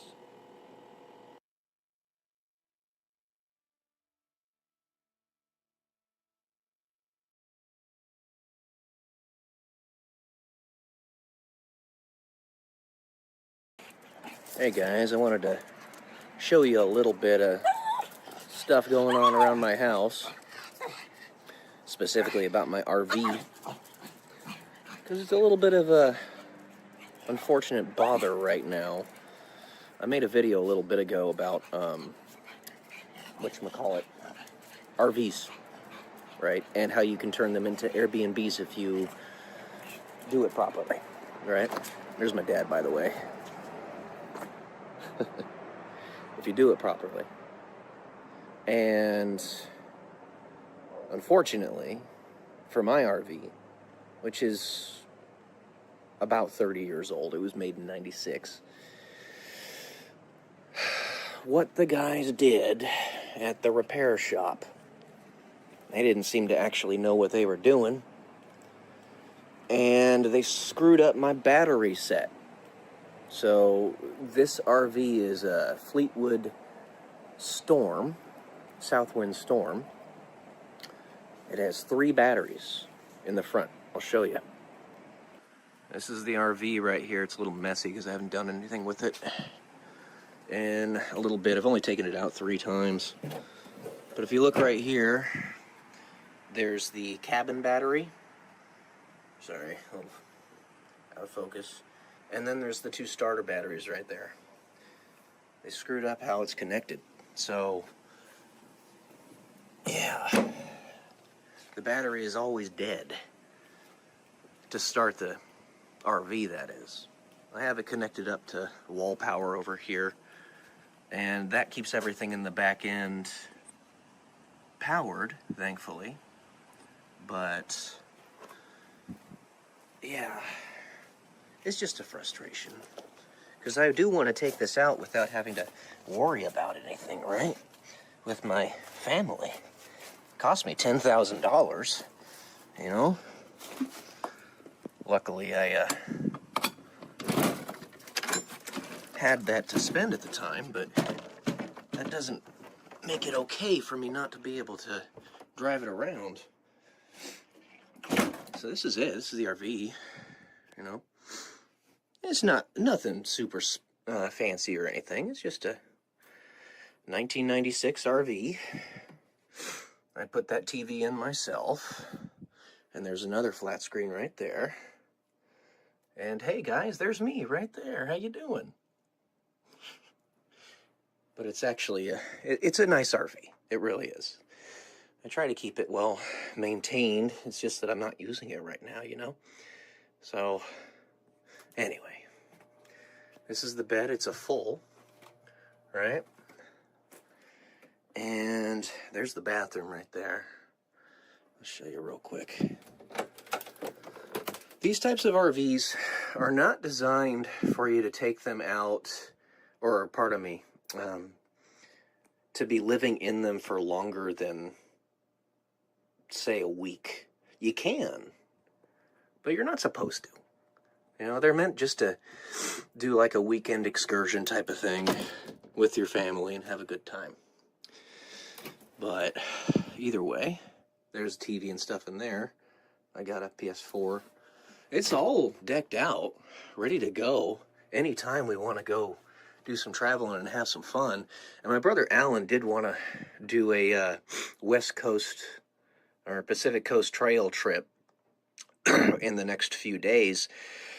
But unfortunately, because the batteries aren't working properly in the front, I'm a little concerned about that, you know? And I've taken my doggos with me in this RV. As you can see, it's parked on the side of the house. It's a pretty tight parking job, but I did that. Ha! That's right. I know how to drive. It's a pretty tight parking job, but it fits. And if it fits, I sits. So it would be nice if I didn't have to worry about the power. But I do. You know? Oh, so much dog poop back here. In case you guys didn't already know, we've got 8 dogs. And that means a lot of poop. Probably didn't want to hear that, but it is what it is. So yeah, you know, I love the RV. It's fun to drive, and it really is fit to what I need it to do. It's just that the battery is not working right. So yeah, it's a frustration, you know. Normally I do philosophical, like, discussion videos, but why not show you a little bit about my RV and just what I usually do when I get up in the morning. I don't come out here and necessarily go take a look at my RV or anything, but decided to do so today. The backyard's a mess, and I'm sure you saw it, but the pool is green. We're gonna actually have some cleaners come out here in the next couple days and do green to clean on it. It's just, we've all been so inundated with things to do that we haven't really had a chance to maintain it ourselves. It's a lot of work. Usually my mom is the one doing it, and she's going to be 63 this year. So, you know, it's not the wisest move in the world to have her cleaning the pool all by herself. And because I have trouble walking, I'm doing okay right now, but because I have trouble walking, I can't help her as easily as I would like. I try to help her, though. Yeah. Yeah, there you go. Everybody's still asleep right now. So, how you doing, Dad? Doing fine. What are you doing? I'm making a video. I know. Bonnie's getting ready for work. Fred's hanging out. And Loretta's right over there, just still sleeping. Still early, so you know.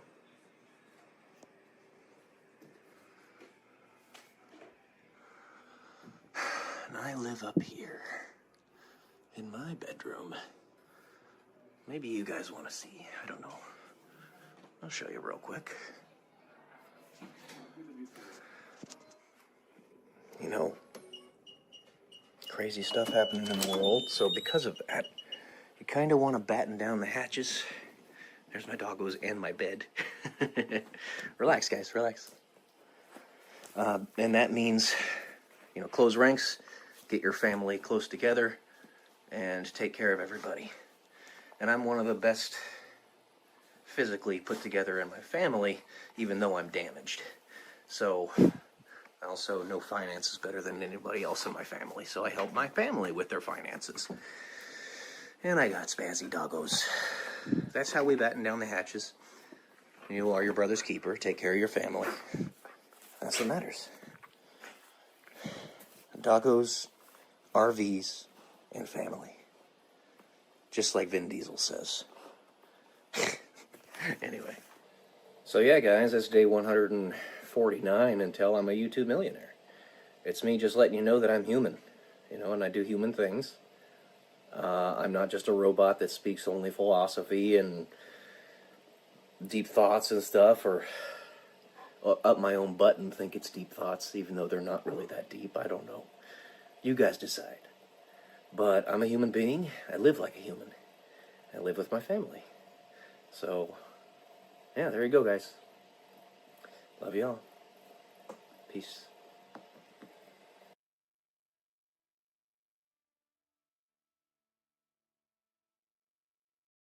Good morning, guys. Welcome to day 179. Tell I'm a YouTube millionaire. Hope you're all doing great today. Doing alright myself. Had a pretty good get-together with the family yesterday on Memorial Day. It was a very full day as well. Got everything done that I wanted to get done. Got up, like I said, at 2 a.m. because I had to clean up after my dog.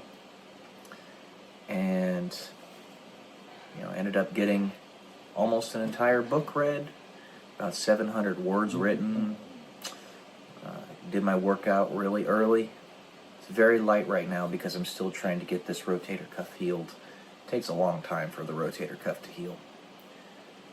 Then we went to the casino and did a slot live for my mom's channel. Of course, I posted the videos that I post every day. Figured out what was wrong with my promotions on my YouTube channel and fixed it. And it's promoted now, finally, after 3.5 weeks or whatever it is. And then we had the get-together. It was between 4 to 7 yesterday. So that was pretty nice. It was a good day. 'Twas a good day. I had family members that were talking to me after they got pretty drunk about certain things that I felt no obligation to defend myself on which I felt no obligation to defend myself. Because I cannot deny that my brother was right in some way. In some way. He was telling me basically to not be so hard on my uncle. Because my uncle partakes in certain things that he overdoes. And my brother was like, yeah, he's towards the end of his life. Let him enjoy it. He doesn't know the details of what I, my mother, my father, everybody else in the house have been doing to help him. The contradictions, the, you know, going against what he says he wants. Things of that nature. But I can't expect James to know that. He doesn't live here. It's my brother. He doesn't spend every day with these individuals. Our communication is key. I need to make sure that I at least in some way explain myself But it couldn't have happened at that point. My brother was a bit too inebriated to really speak clearly, think clearly. But, to my point, immediately after my brother left, my uncle partook again. 3 times today. I could smell it.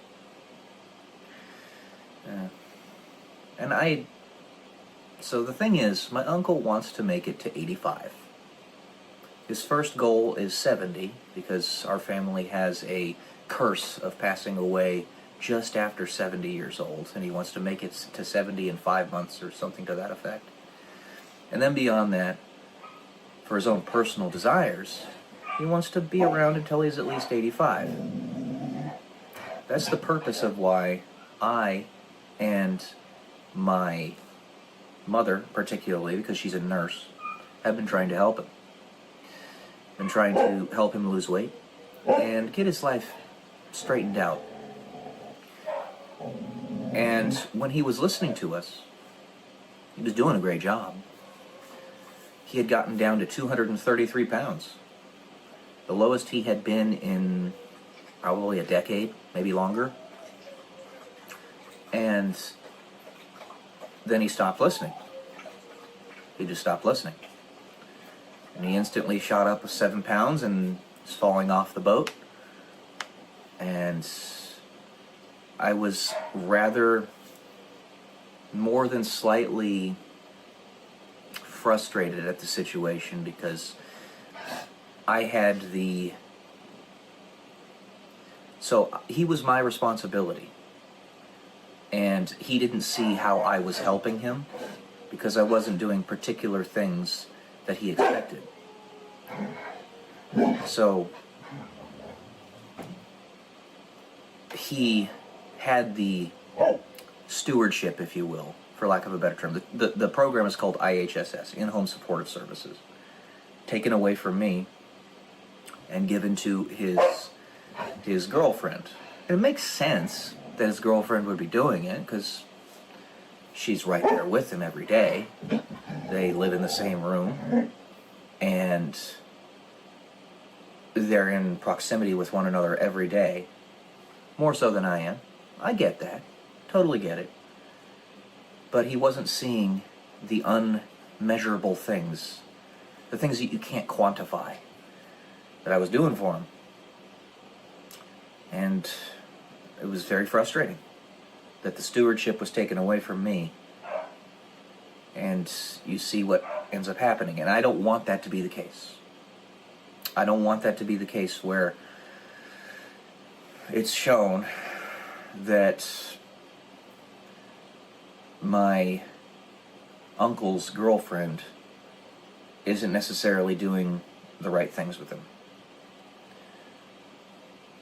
It is part and parcel to the prescriptions that he's taking that you're going to have some side effects. It's just going to happen. But there are things that I and my mother have told him repeatedly he needs to change. Just, he needs to do it if he wants those side effects to be allayed. The first one is he needs to stop eating such bad food. While the prescription does reduce your food drive significantly, makes it so you want to eat less, you still have to eat better food. And when you go out to eat 4 days a week, that is exceedingly bad for you. Exceedingly bad for you. The pill is not meant to do everything. It takes a huge weight off of your shoulders in that it reduces your food drive, but if you're still eating poopy food, it's not going to make much of a difference. You're going to have difficult bowel movements and things of that nature. It's a plethora of things. Things that my brother doesn't see. And another one of those is that we have 2 nurses in this house, a retired respiratory therapist, and myself, who's got an extensive medical knowledge, and he's not listening to us. He has a goal,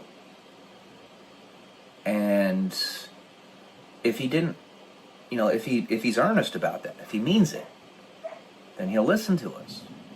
He'll do what we tell him to do, because we know what we're talking about. That's the frustration.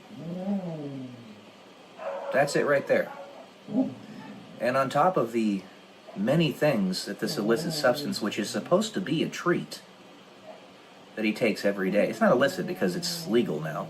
You guys know what it is. But it's supposed to be a treat. You're not supposed to take it every day. And he does it every single day, multiple times a day. But that substance counteracts the Ozempic he's taking, because it increases your food drive. It gives you the munchies. No matter how much you want to say that it doesn't, because we have the Pearson-Widmar stubbornness, it does. It increases your food drive. You're going to lose everything that you've gained. You're going to go back to your old habits if you don't just listen. That's the idea. That's the frustration. And if he doesn't want to listen, that's on him. He's in the right place to keep him accountable, and that he's surrounded by loving family, by educated family, by family who knows what they're talking about.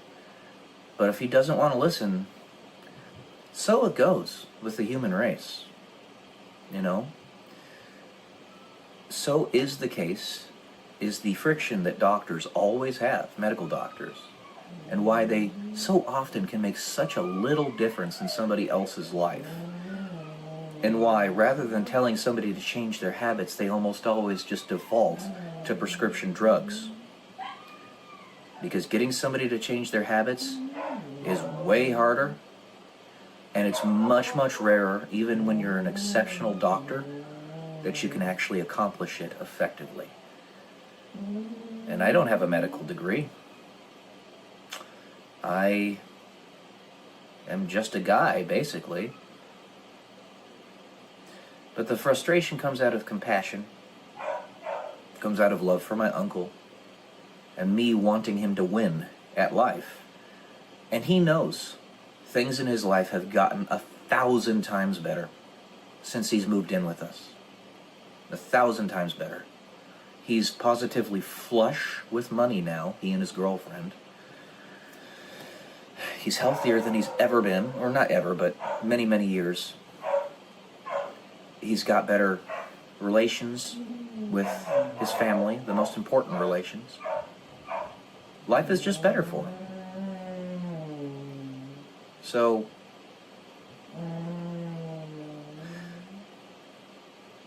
there's much more to this. I didn't want to defend myself last night because I wouldn't be able to get a word in edgewise. My brother had things that he wanted to say, and I wanted to let him say them.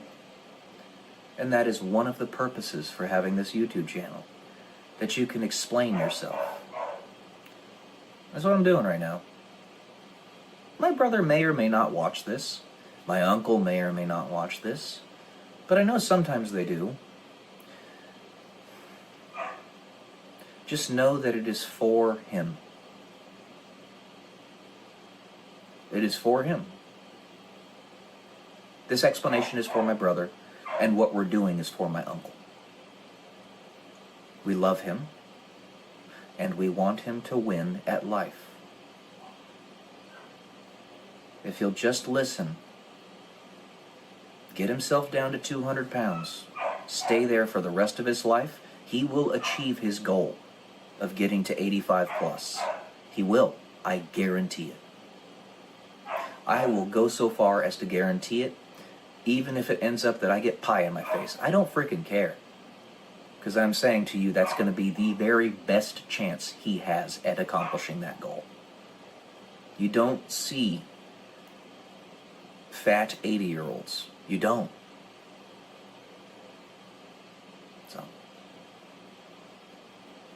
That's all I got for today, guys.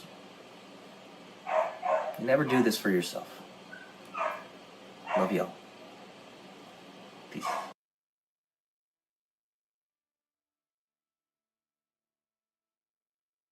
What would you do if everything that you were doing in life turned out to be for naught? Welcome to day 169 until I'm a YouTube millionaire.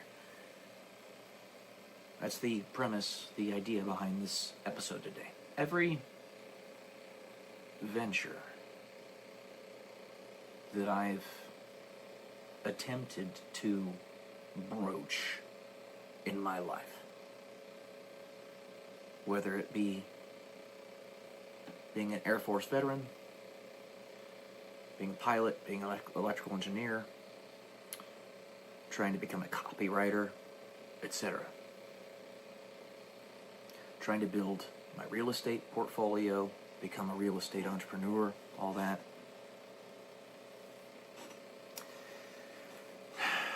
You know, in Christianity, it is made pretty clear that everything here in the ephemeral on earth is fleeting, is empty, and it dies anyway. So it's not a good idea to invest an excessive amount of energy or inspiration or perspiration into it.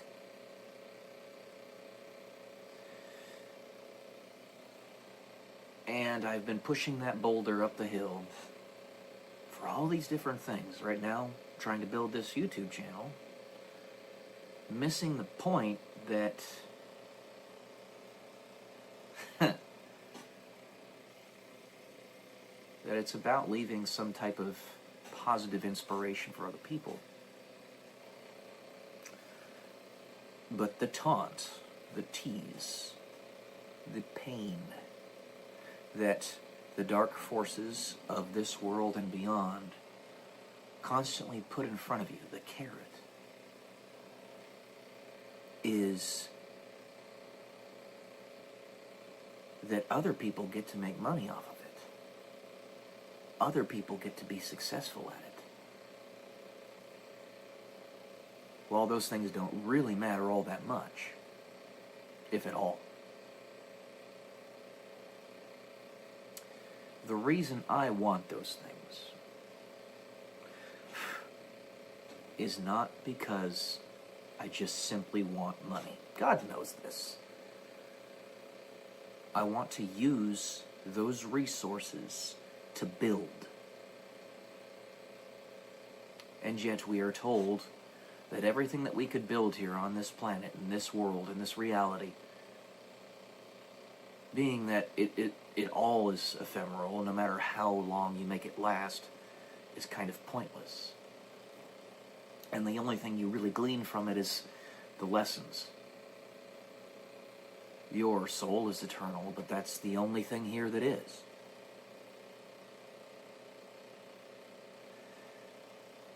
So no matter what resistance you have to face,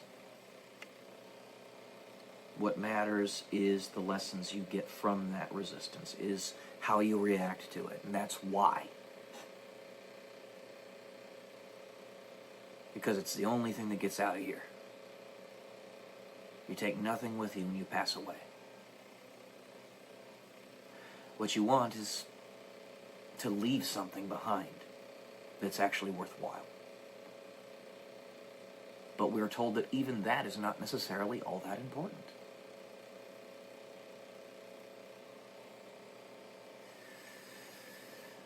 And that's, at the same time, that's a taunt that the enemy uses against you. Because he gives, in that he runs this existence, that power to people who should not have it. I mention it all the time because he's a prototypical example, and I'm going to make it worthwhile what he's doing simply to be an example of the darkness. And he'll get angry at me for that, and I love it. Because he's a parasite. George Soros.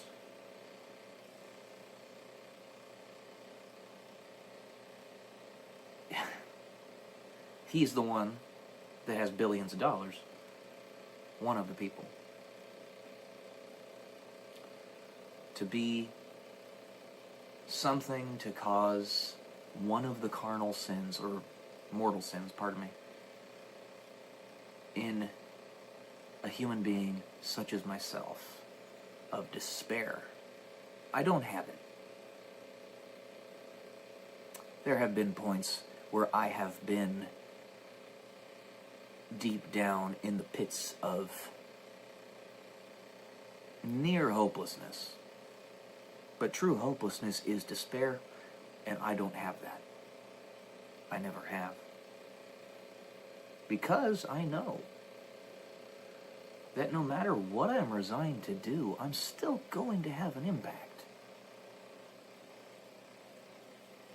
This connects to what I'm reading in my current book that I'm reading, Chasing the Wild Pendulum. There's a, if you want to talk scientific about it, there is a frequency, a fundamental resonant frequency of the entire planet and everything on it. It's right around 5 hertz, 5 to 7 hertz. And the more powerfully you can get yourself entrained to that signal, the more powerful your ripple is of your actions and reactions in your life. The more of an effect you can have on the way people perceive the world around them. And perception is reality, based purely upon what we know from the double-slit experiment and Heisenberg's uncertainty principle, Schrodinger's cat.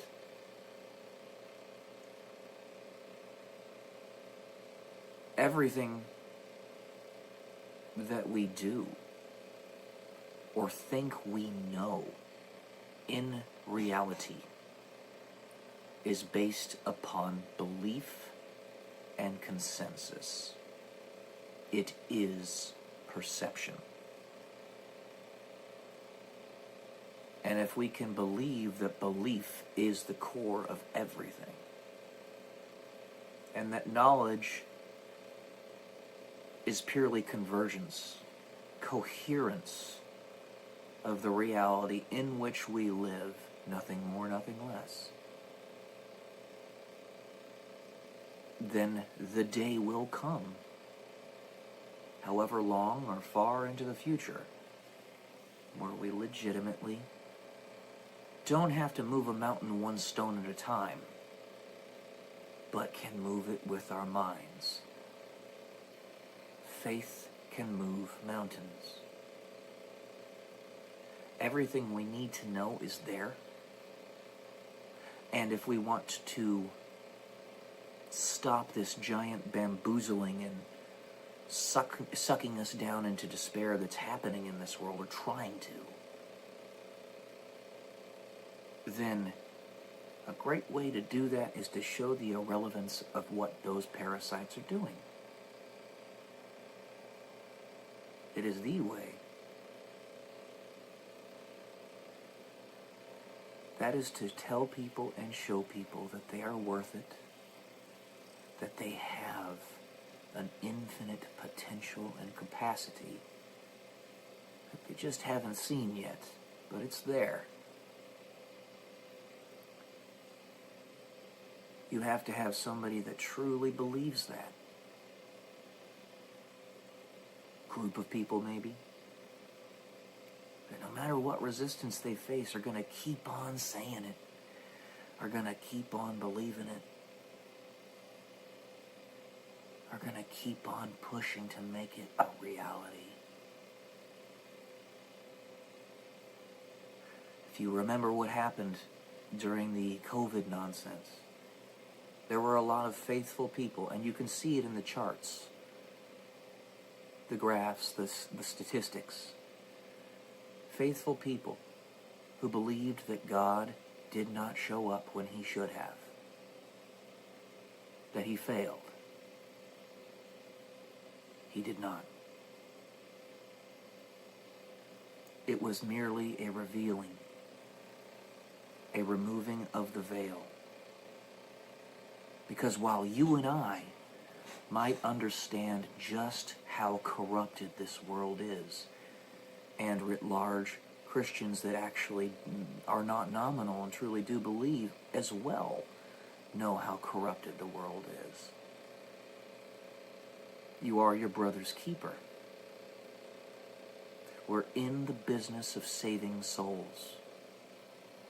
The rest of them did not know. And through the process of the COVID nonsense and the entire control grid breaking down around us, people began to see, are beginning to see. It's a generational process. We were told that there would only be a select few who actually made it to this Elysium, heaven, Eden, God.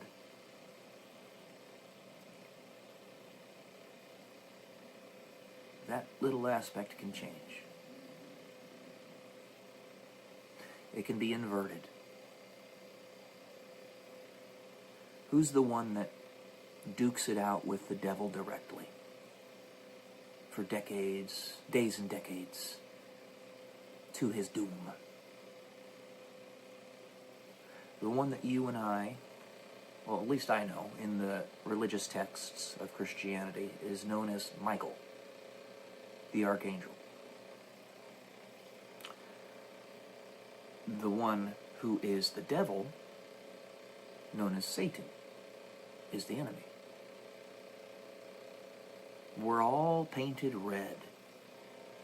Every single one of us that's trying to fix this world. In some way, shape, or form. It could be as simple as a name. And while names are not everything, they are the first impression. But they are just a clever camouflage, where they can't act as one.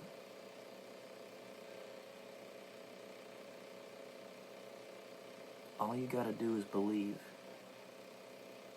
Push through it. Don't give up.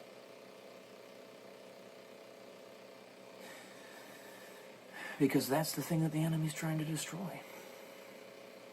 And if you just believe despite it all, you've won.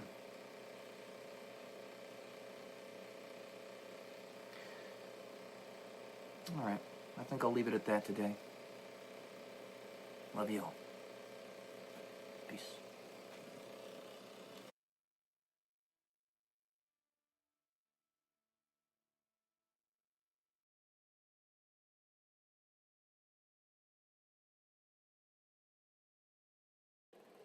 Good morning, everyone. Welcome to day 130, Until I'm a YouTube Millionaire. And I'm going to read another essay to you that I wrote back in 2016-2017 timeframe. It's called Collect Believers. The overarching abstract of this essay is basically the difference between angels and gray aliens.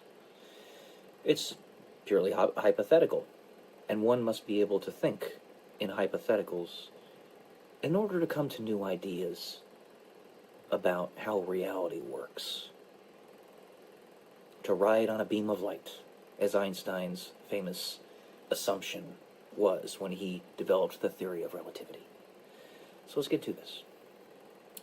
What if the people who survive the societal pivotal point are the ones that have been duly informed by their future selves, a la the movie The Arrival? Their future selves come back to show them what they become, and their progeny become, and the consequences to the rest of the human race. However, they also show the survivors that something can happen if the survivors decide to change history. There's a big problem here, however.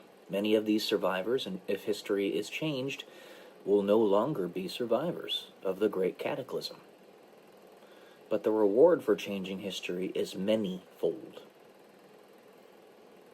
For starters, many more human beings survive, if not nearly all of them.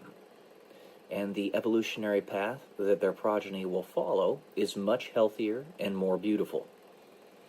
That is, more beautiful physically, mentally, emotionally, spiritually, and more. The capacities that are derived from the changing of a potential history are wrought by the harbingers of the news, who themselves express those very differences as proof. So, our evolutionary descendants of the Great Cataclysm are the Greys, and our evolutionary descendants of changing history are angels.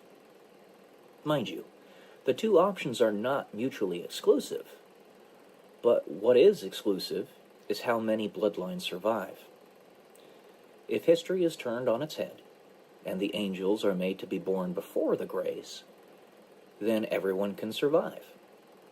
Both histories are going to happen one way or another. For if they happen in one path, they happen in all. That is, one must think outside the confines of time and think of a timeline more as a choice stream. So, all possibilities are occurring simultaneously. The way they coalesce is merely dependent upon the way one lives in the present, which itself is defined by one's history. It can all change, and humanity will no longer be survived by the basest of people imaginable, but by people with healthier morals. It is a strange proposition to request from the most evil people to do something that is completely against their nature, operate in a non-selfish manner, but at any point you can change. You simply must commit to that change. This proposition is an odd one, and the human beings that represent the pinnacle of selfishness are not ones to change their minds, especially if it could potentially ensure the demise of their bloodlines. So, a proposition is submitted back to you. A game. If their future selves can resist the cataclysm and call it out wherever it arises, if their future selves can defend their positions, then the survivors will allow the history to change. The resistance will cause evolution, and the evil ones may acquiesce. That is, the future will refuse to change unless you rage at the dying of the light. Defend yourself. Resist. Prove your capabilities, and you will collect believers. That's it for this one, guys. Not a terribly long one. I hope you enjoyed. Love y'all. Peace.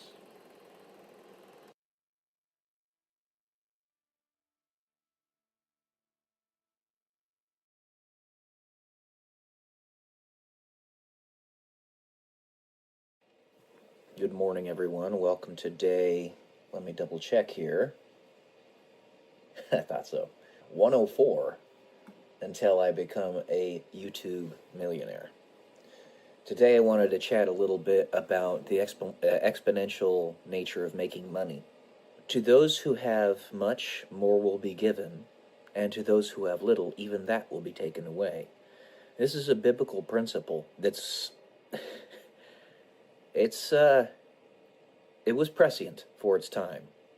Obviously, for good reason, we listen to it. It's in the Bible.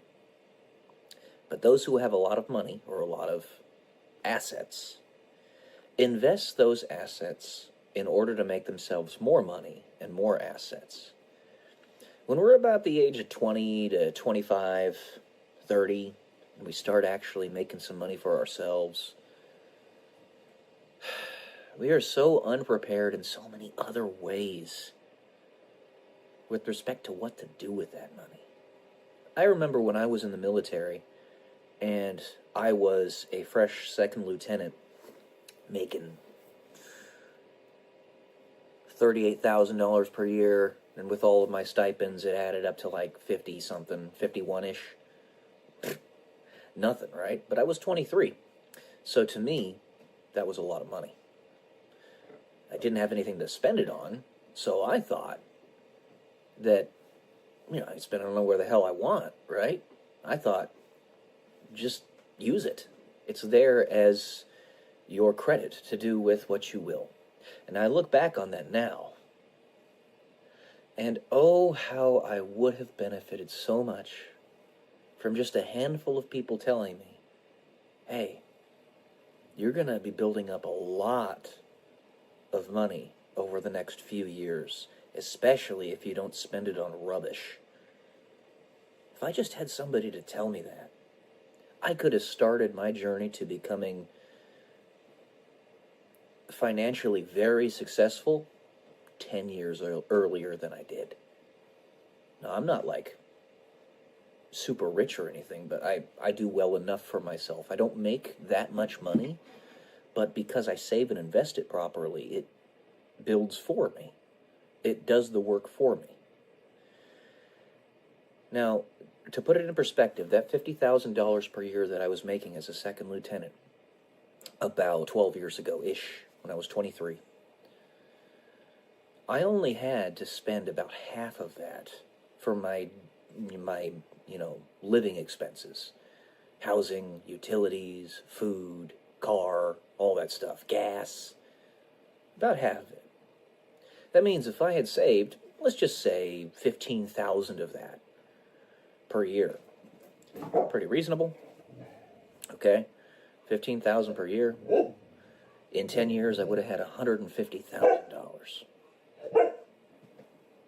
of just cash. But that's not including the fact that I started making more money as I became a first lieutenant. I made an extra $25,000 per year once I got promoted to first lieutenant.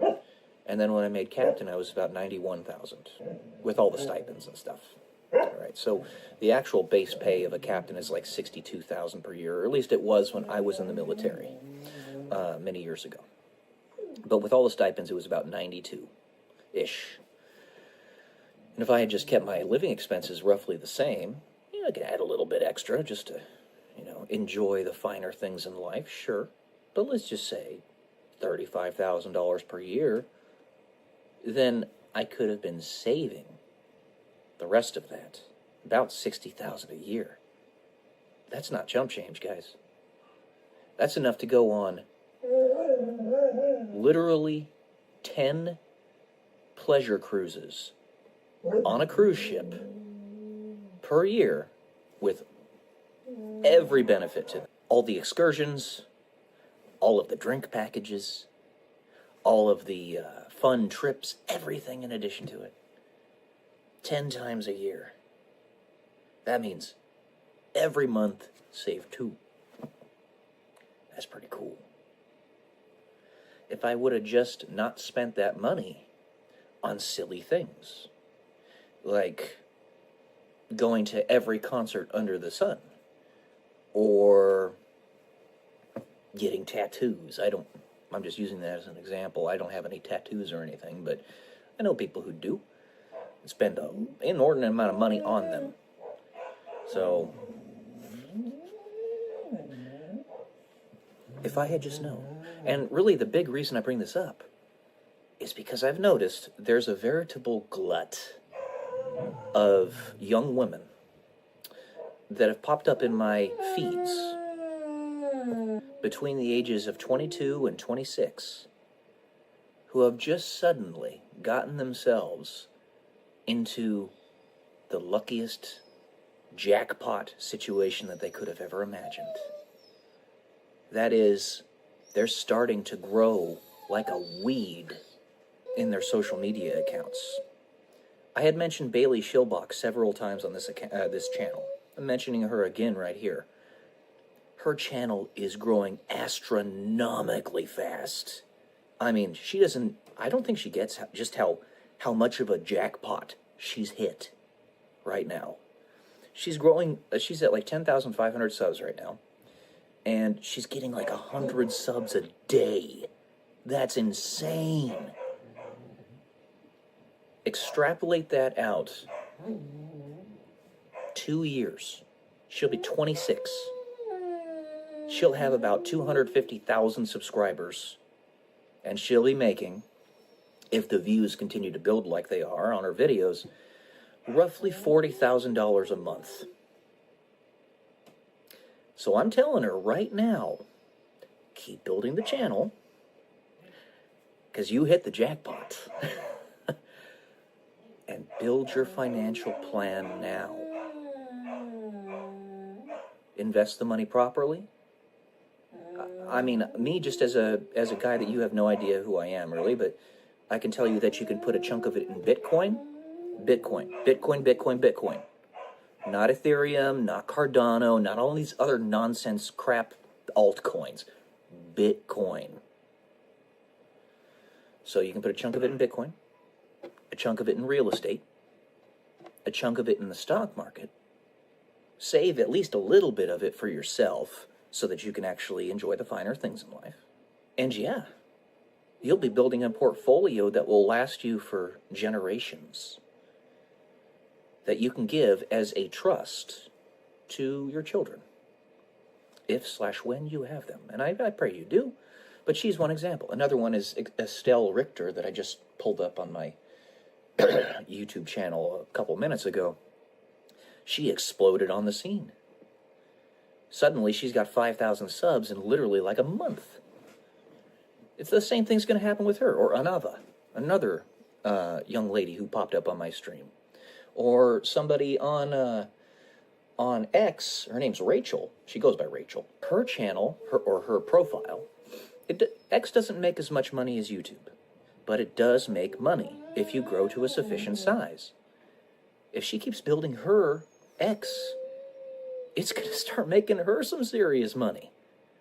And then there's Luke West, who's 26. He's got 20,000 subscribers on his YouTube channel, and I really hope he doesn't just sweep that under the rug. That's insanely impressive. He's in the top 0.5% of all channels on YouTube in terms of his size.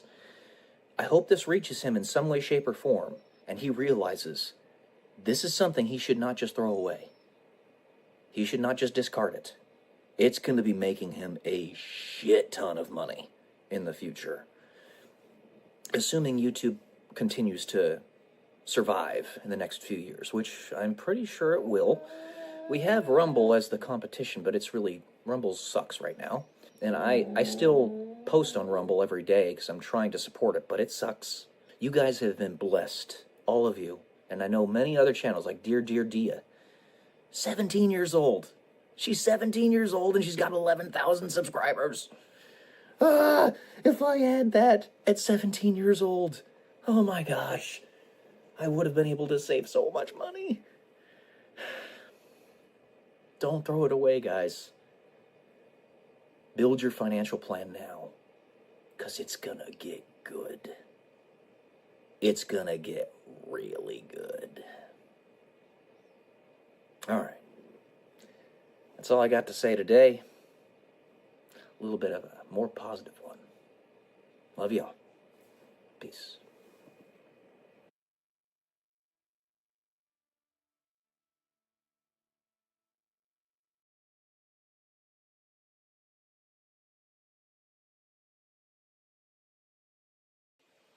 Good morning, guys. Welcome to day 152 until I'm a YouTube millionaire. And I gave you guys a second video last night, because I just needed to talk about that, and I bring it up periodically because part of the reason, it's not the only reason we did it, don't get me wrong, and I've listed this many a time, but it bears repeating. Part of the reason we decided to start that Slots YouTube channel was to make some money on the side. Had the channel actually been getting the views that it was supposed to, but YouTube moved the goalpost on us, then that channel, with its respective size, should have been getting about 2,000 to 10,000 views per video. and making about $2,000 to $5,000 a month at this point. But because YouTube pulled the carpet out from under us, or moved the goalpost, whatever you want to say, the phrases mean essentially the same thing. Not quite, but essentially. We are not making any money off of the channel. It was a struggle to get monetized, and then once we did, we were making no more than like $100 a month. It's pitiful how little money the channel's making. I get the impression that, assuming that YouTube isn't specifically just trying to screw us over, my family, to put us in a state of starvation, a state of barely above subsistence, which is my impression. I'm pretty sure that's what it actually is, so that I constantly have to have in the back of my mind these feelings of worrying about money. I just want to stop having to worry about it, you know? Because once I can stop worrying about money or where I'm going to find the funds to pay for something, then I can start pursuing other things that I want to pursue. And my assumption is whoever's pulling the levers behind the scenes, because this happened essentially right when we decided to start this channel, our first handful of videos, one of them, this is back when we had like 100 subs on the channel, had 8,000 views on it as a long-form slot video. And then after that, it just plummeted. Nothing happened after that. And I get the impression that either they're directly attacking us and trying to make it look like they're not by making a bunch of people get attacked as well. It's clever diversion stuff that they do. They're bad people. They're bad people that I'm talking about.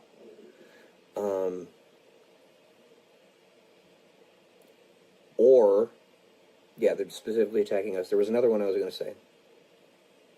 There we go. Or they see our channel as a scam channel, or a spammer channel, like those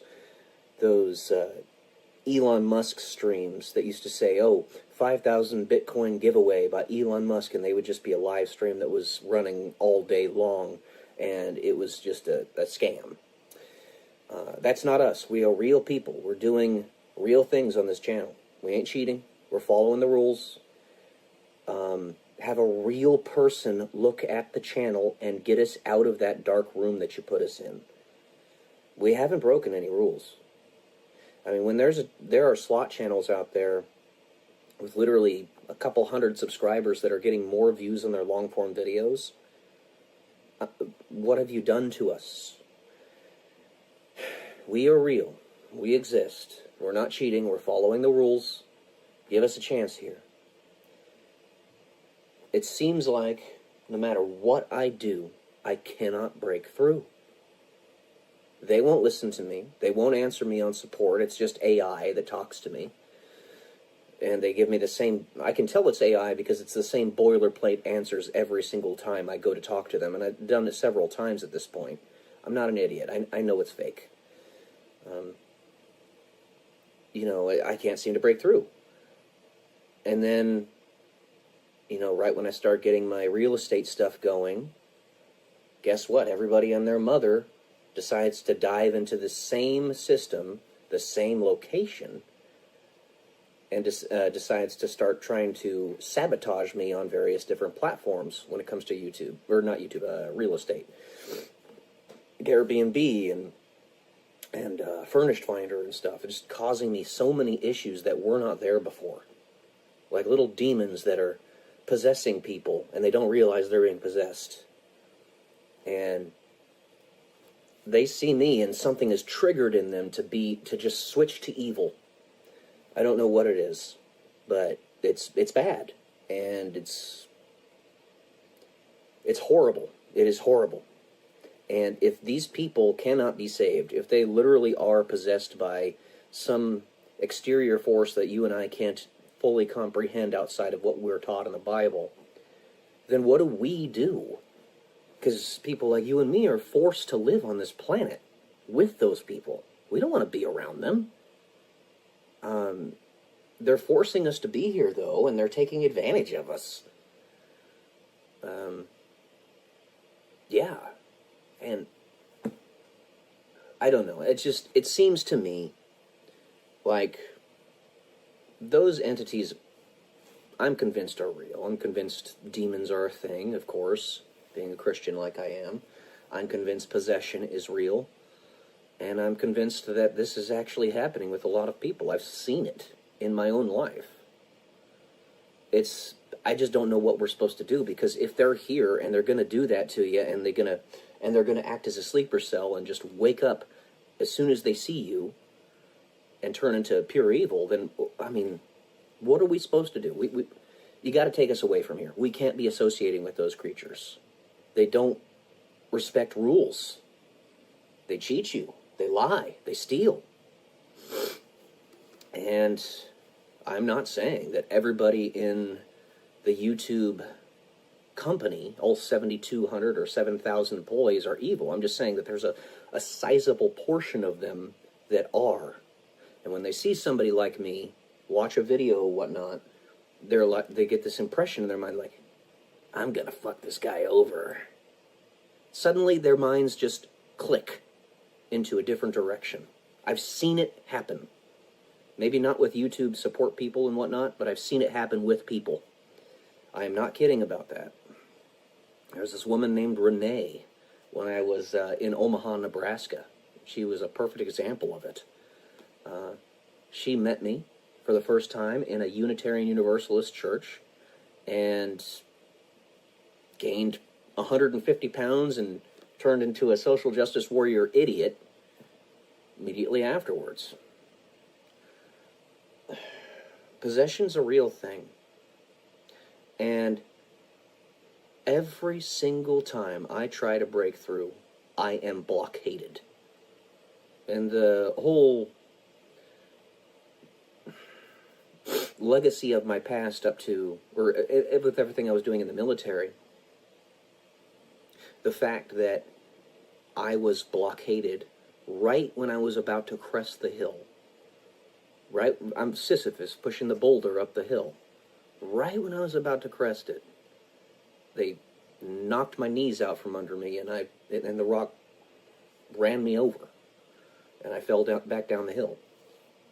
That's when they disqualified me as a pilot and tried to get me a dishonorable discharge. There's a long story behind that, but I'm telling you, these people are pure fucking evil. Pardon my language, but they are. They're not good people. And we still have to associate with them, so I don't know what we're supposed to do. And then I go through the rigmarole of publishing my first book, and this company just will not give me my sales numbers.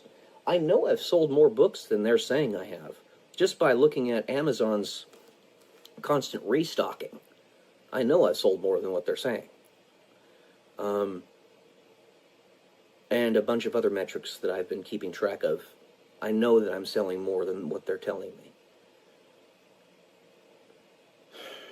I can't seem to break through. I know this is a good book.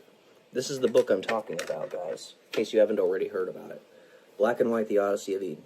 Time Travel and the Apocalypse. You can find it anywhere you can buy books, including Amazon and audiobooks and Kindle and all that stuff. Many more to come after this one. I say that a lot. And it's true. I can't seem to break through. It's just, it is highly unfair. Highly unfair. And when you're following the rules and the enemies that you're playing that, with whom you're playing that game are not, then they're just using them to take advantage of you, to lie, cheat, and steal from you. Those are people, entities with whom you cannot associate. So I don't know what we're supposed to do. We can't be in the same world as people like that. So, is the case for eviction being made? Is God above going to come and take us away, all of us who don't want anything to do with those people? Or are patriots going to be getting fully in control and basically put those people in asylums and prison as necessary? I don't know. But what I do know is I've been made into a failure to launch because I keep on getting my knees knocked out from under me. Quite literally, with the diseases that I have suddenly gotten, going from a marathon runner to barely being able to walk. I don't know what I'm supposed to do. I don't know what we are supposed to do.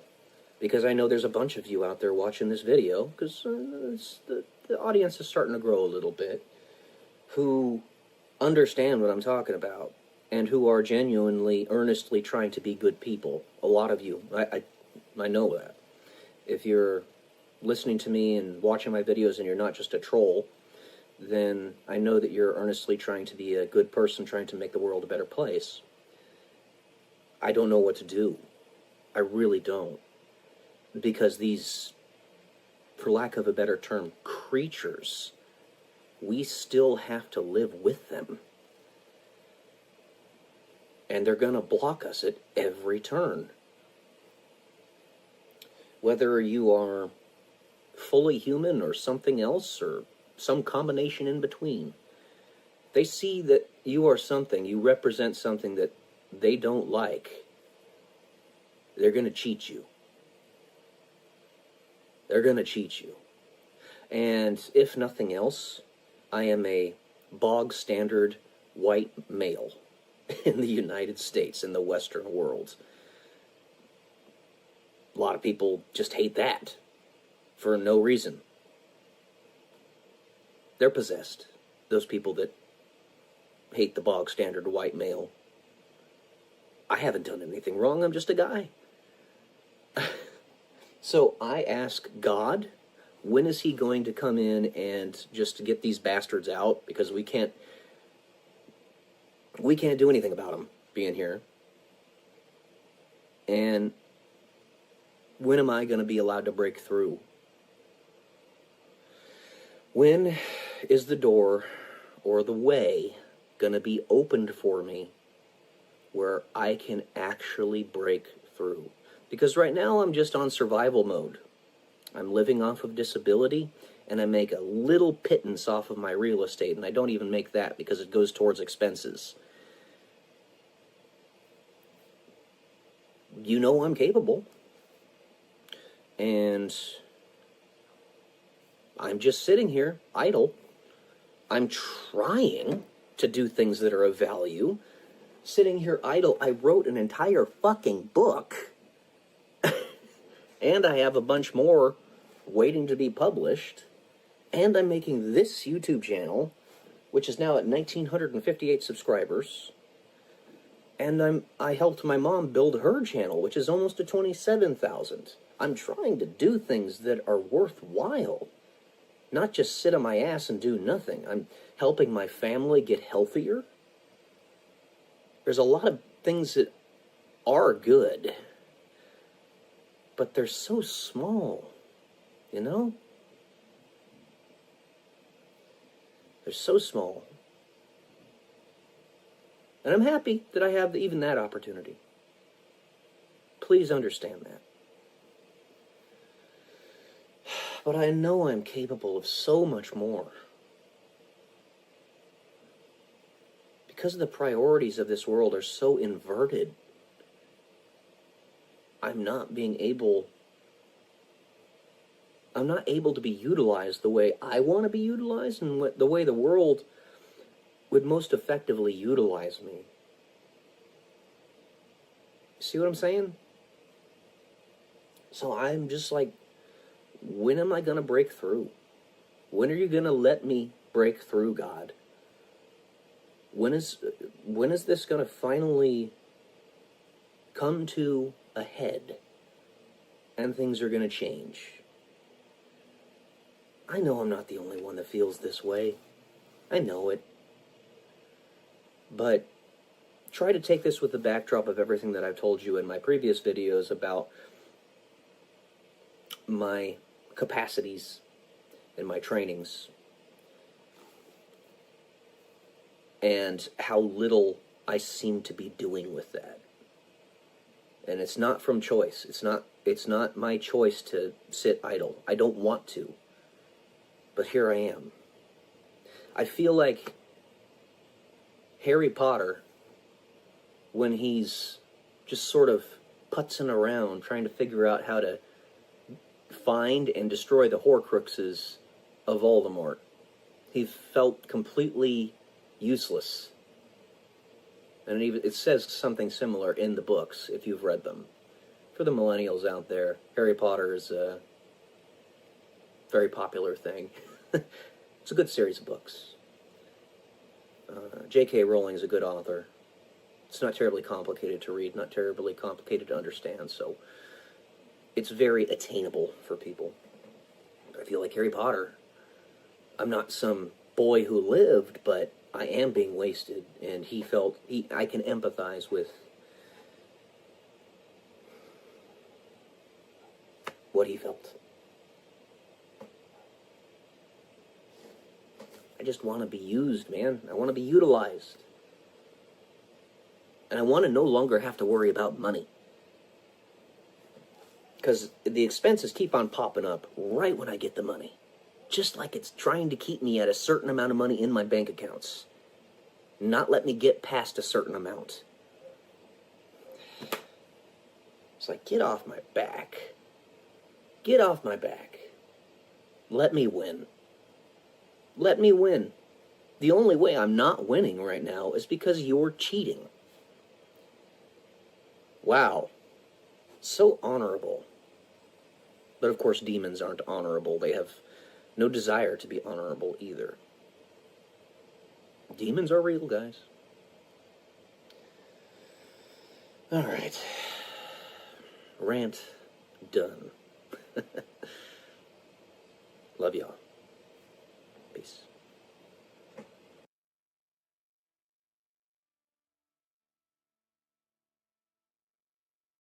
Working smarter as opposed to working harder.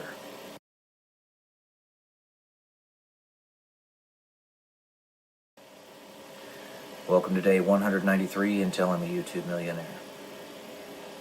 Working smarter as opposed to working harder means, it necessitates, that you constantly tinker with your methodologies. This is especially poignant with people as they get older. When you're younger, you can fail a couple times, a couple really big times with some of your ventures, and dust yourself off, get back up, start again.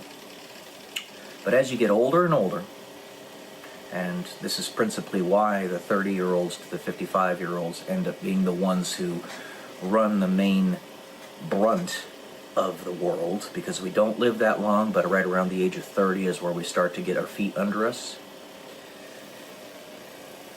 They don't have as much time to get everything sorted out.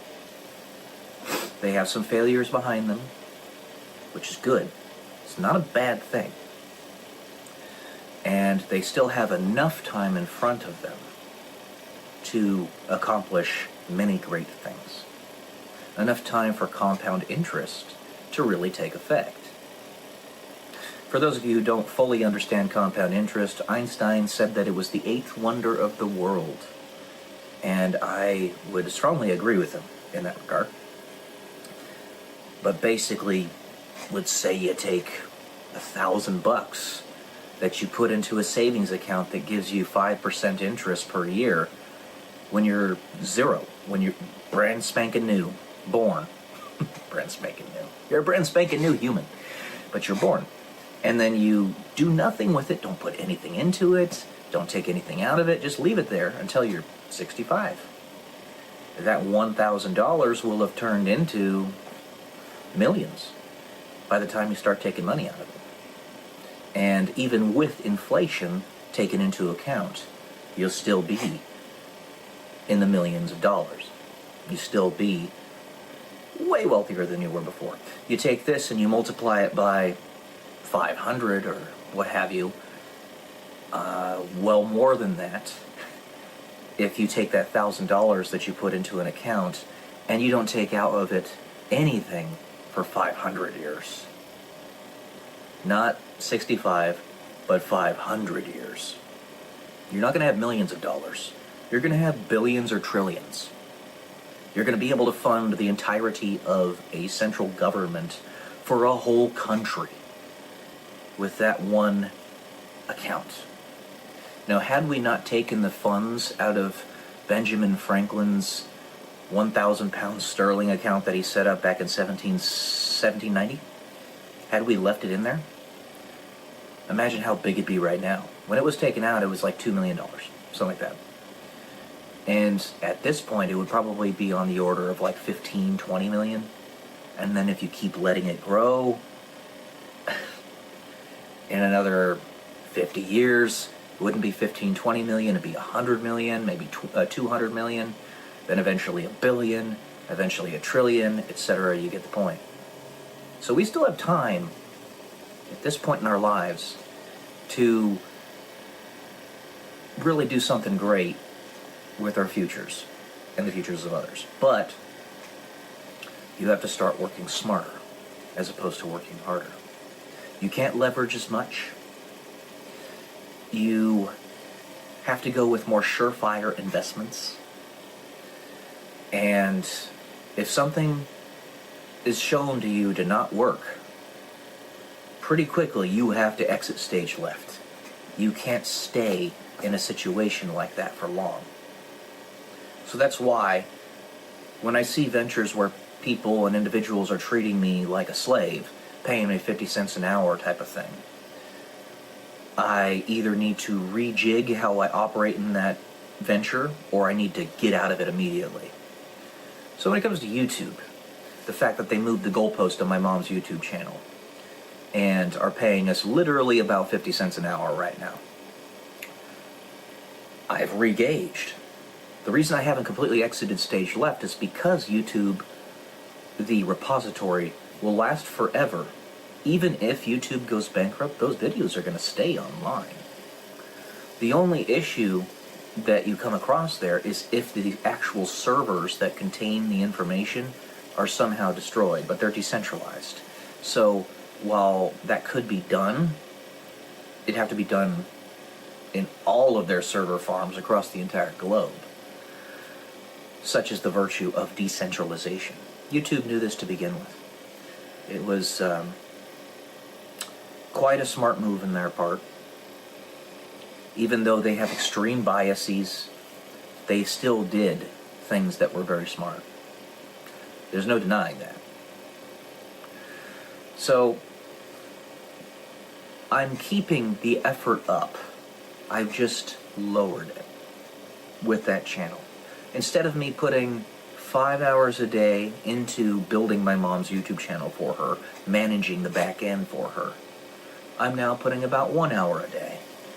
I'm keeping the progress going, keeping the channel growing, so that even if we're getting literally 1% the views of every other channel that has not been throttled in that niche, 1% of a million is still good. That's still 10,000. So we'll have to deal with that. And if they get to the point where they start throttling even that to instead become 0.1% or 0.01%, then they're not just going to be hurting us, they're going to be hurting everybody. So it's an unfortunate reality that in their effort to keep a particular individual or group of individuals down, if they never stop, then they're going to take everybody down eventually, including themselves. And I ain't going to stop. All I have to do is keep the effort up, even if only tacitly. And that's how it goes. The unfortunate thing is, you have to work smarter, but then you also butt up against your own temporal limits. I can only go so far because I'm not going to live to 1,000,000 years. However, their servers, their infrastructure, their graphical user interfaces and all that stuff will be there for a very long time. They don't really have a time limit. Or if they do, it's on the order of millions or even billions of years, because it takes a few million years for a hard drive, a spinning disk hard drive, to decay. I think it's a little bit less for solid state, but it's still a long time, to the point where the information on it cannot be read anymore. well, they can just copy the information onto another hard drive before that happens. You see? So it's almost indefinite. Not completely indefinite, but almost. So you have to work smarter. What I'm doing is I'm putting my tendrils out in many different ventures, putting not so much energy into it that it will wear me out, but enough energy into it to where it's been given its proper chance to see if it actually does something. You get much more discerning when every single effort that you've put in has been a failure. So long as you don't give up. And that's been the case with me. I'm not giving up. It's not something that I would ever do. I love life. I want to live. I just want to live well. And that's the rub here. So you get much more intelligent with how you use your energy. Keep that in mind. You can be reckless when you're younger, and it's at least, it's not just salvageable, but it's actually justifiable. Because you have that time to take that risk, and in order to do massive, gigantic things, sometimes it's required to take those gigantic risks. Like getting to a different planet, right?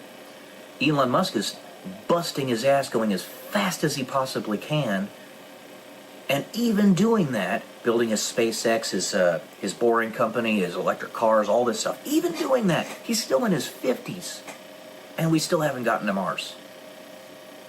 But he got success, and a lot of it, really early, and this was a goal that he wanted from the start. So he's got to sprint to it, because we don't live very long. And we're very ephemeral. And while he gets it, he's got the resources to do it. He's got to build that infrastructure, which takes a lot of time. And then he's got to have people that are wanting to continue the process once he leaves this planet. I mean, passes away, because he might go to Mars. Who knows? So, yeah. This kind of relates to some of the other stuff I was saying in my last video. You know, it'd be okay if I was delayed this much, if I lived 3,600 years or suddenly came into a lot of resources. But that's not going to happen. A lot of people are talking about how this summer there's going to be a lot of arrests with the deep state and things are going to dramatically change. No, they're not going to. You got to accept that. Things don't happen immediately. They don't happen quickly. It just doesn't. If you want to keep your system at least somewhat together, it can't happen that way. Now, I'm okay with completely burning it and destroying it, but, you know, they're not. So be it. Make the best of your lot in life. Work smarter rather than harder. Love y'all. Peace.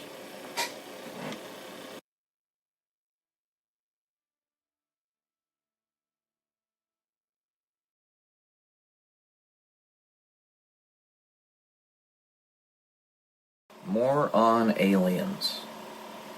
Welcome to day 182 until I'm a YouTube millionaire. The reason I wanted to talk a little bit more about this is because, well, as you know, I used to be very gung-ho about the existence of extraterrestrial life. But also, one of my good friends, who I talked about in my previous video, Boris, has mentioned on a few occasions that aliens are real. No, they're not. They don't exist. They don't. Every single time that something crazy has happened, like the New Jersey drones, we found out they were drones, or this steel or metal ball that was discovered recently in, I think it was somewhere around Peru, I can't remember exactly, some South American country. There is no proof whatsoever that that steel ball is anything aside from some complex hoax. some military experiment or some object that at the very most might be from another point in time in history. Now, don't misunderstand me here. There are beings that are from beyond Earth as we know it, that are from beyond this era, and in the celestial realm, if you will. But in this three-dimensional reality, I think the most we will find in anywhere else in the universe, and this could be for a number of reasons, will be just basic animals. I don't think that we're going to find any life outside of Earth that is intelligent. We've had a long time in searching the stars with our telescopes, with our satellites. This is the point right now where we should be seeing the signals. There is less than a 50% probability that we would not see one up to this point. With human eyes looking onto them and saying, oh, that is an otherworldly signal. We still don't see them. It's because they're not there. Everything, these little pieces happening, the reason that's happening now is because it has to. Because we're at that 50% threshold right now. And if it doesn't happen, if it doesn't mold our perception in some way, shape, or form, that they're going to no longer be perceived. And if they're not perceived, they don't exist. Frankly, they don't. And we're not going to manifest them into reality. If they want to exist, they have to straight up show themselves. They're not going to. Because they're just specters. They're ghosts. The ones that are here that have shown themselves are not foreign. They're what you already know of. They're your family. They're the ones that love you. That are here to protect you. That are here to serve you. They are, in fact, you. No. Those aliens, they're not there. They're not. I explained some of this actually in my story, and it looks like nobody's going to read it. Page Publishing has told me that I've gotten 20 book sales. I know they're lying to me, which that should be grounds for a suit, but there's not enough money there for me to sue them. But they told me I sold 20 books, so apparently nobody's going to read the story. Okay, fine. I'll just explain it here. Those gray aliens that are in our pop culture, I want to be proven wrong. I want you to understand that. I want to be proven wrong. But I won't be. Those gray aliens are us. They are us. When we develop time machines, which if we can conceptualize them right now, that means we're going to invent them very soon if we haven't already. Okay? Period. End of story. If we can conceptualize it, it's only a matter of time before we actually make it a reality. These gray aliens are us from a divergent timeline.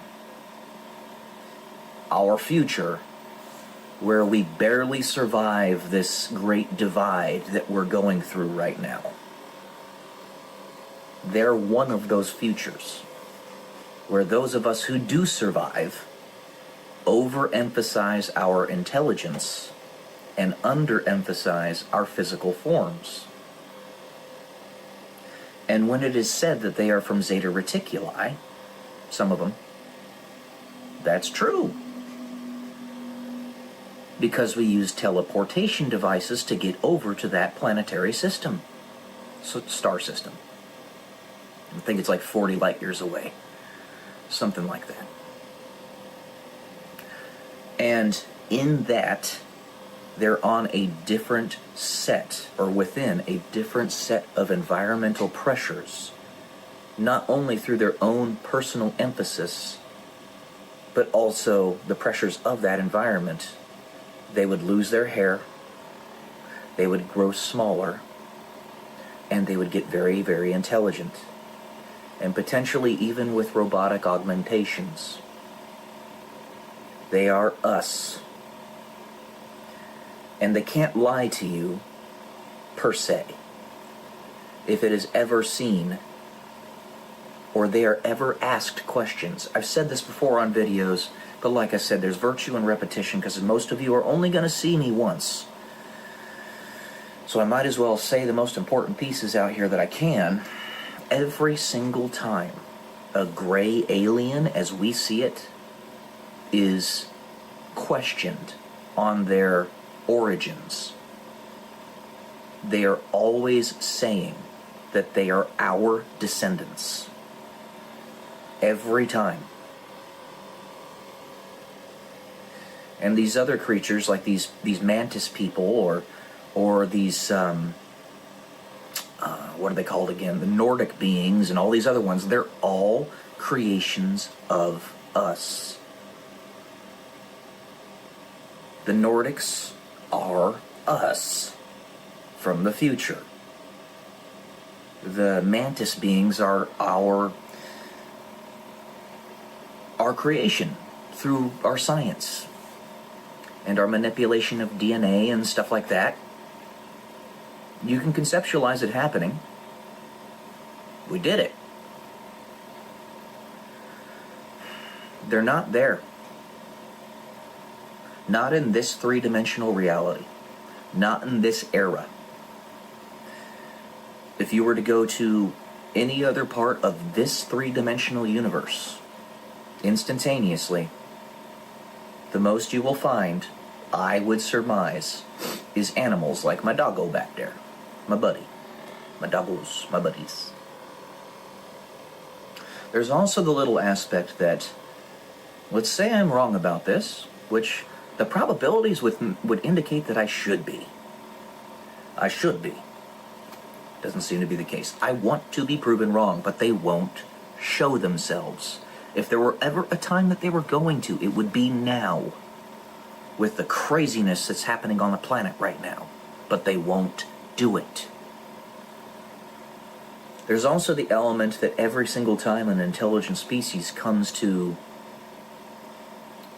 is born, becomes fully cognizant, has its own agency, that it's whisked away from this reality in kind of a similar fashion to the way we're being right now.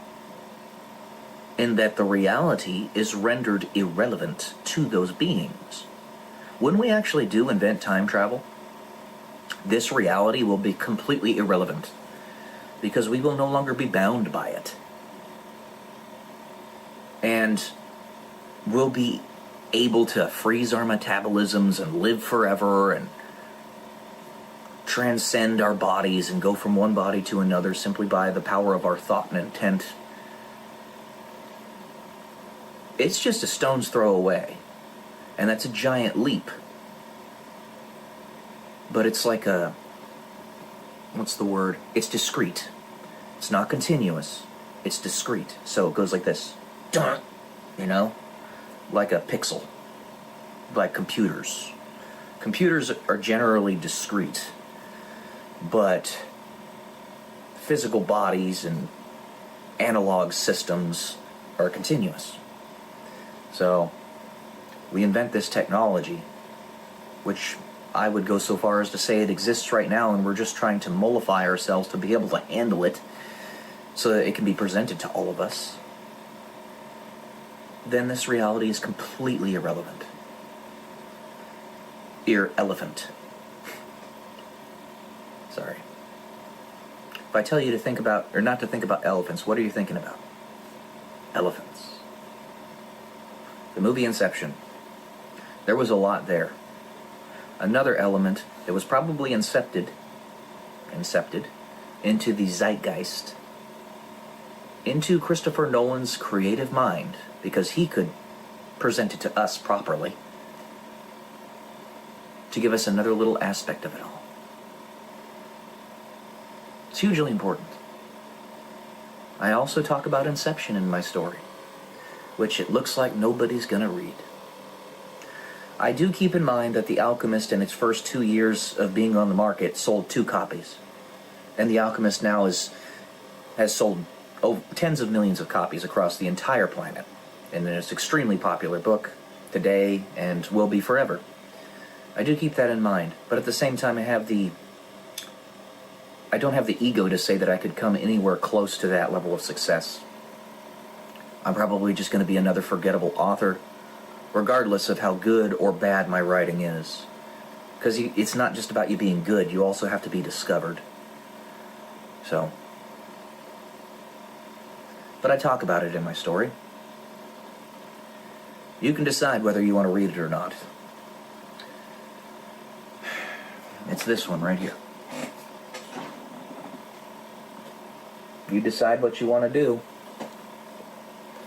You decide what you want to believe. The aliens aren't there. They're not. I wish they were. God's there, though. Again,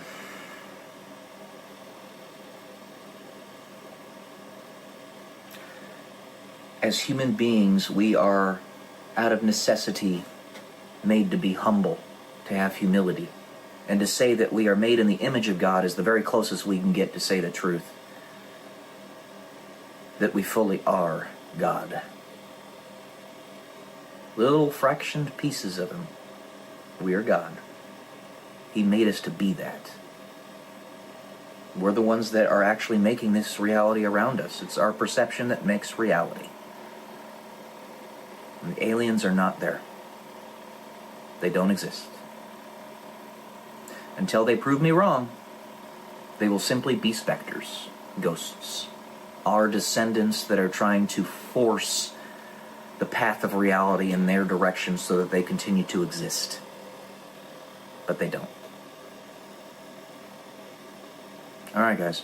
That's all I got for today. I had to say something here because my friend Boris has brought this up several times and I think he's being misdirected. But, I love y'all. Peace.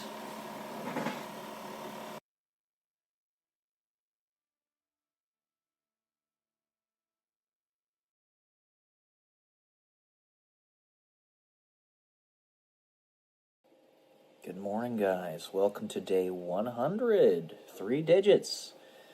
Until I am a YouTube millionaire.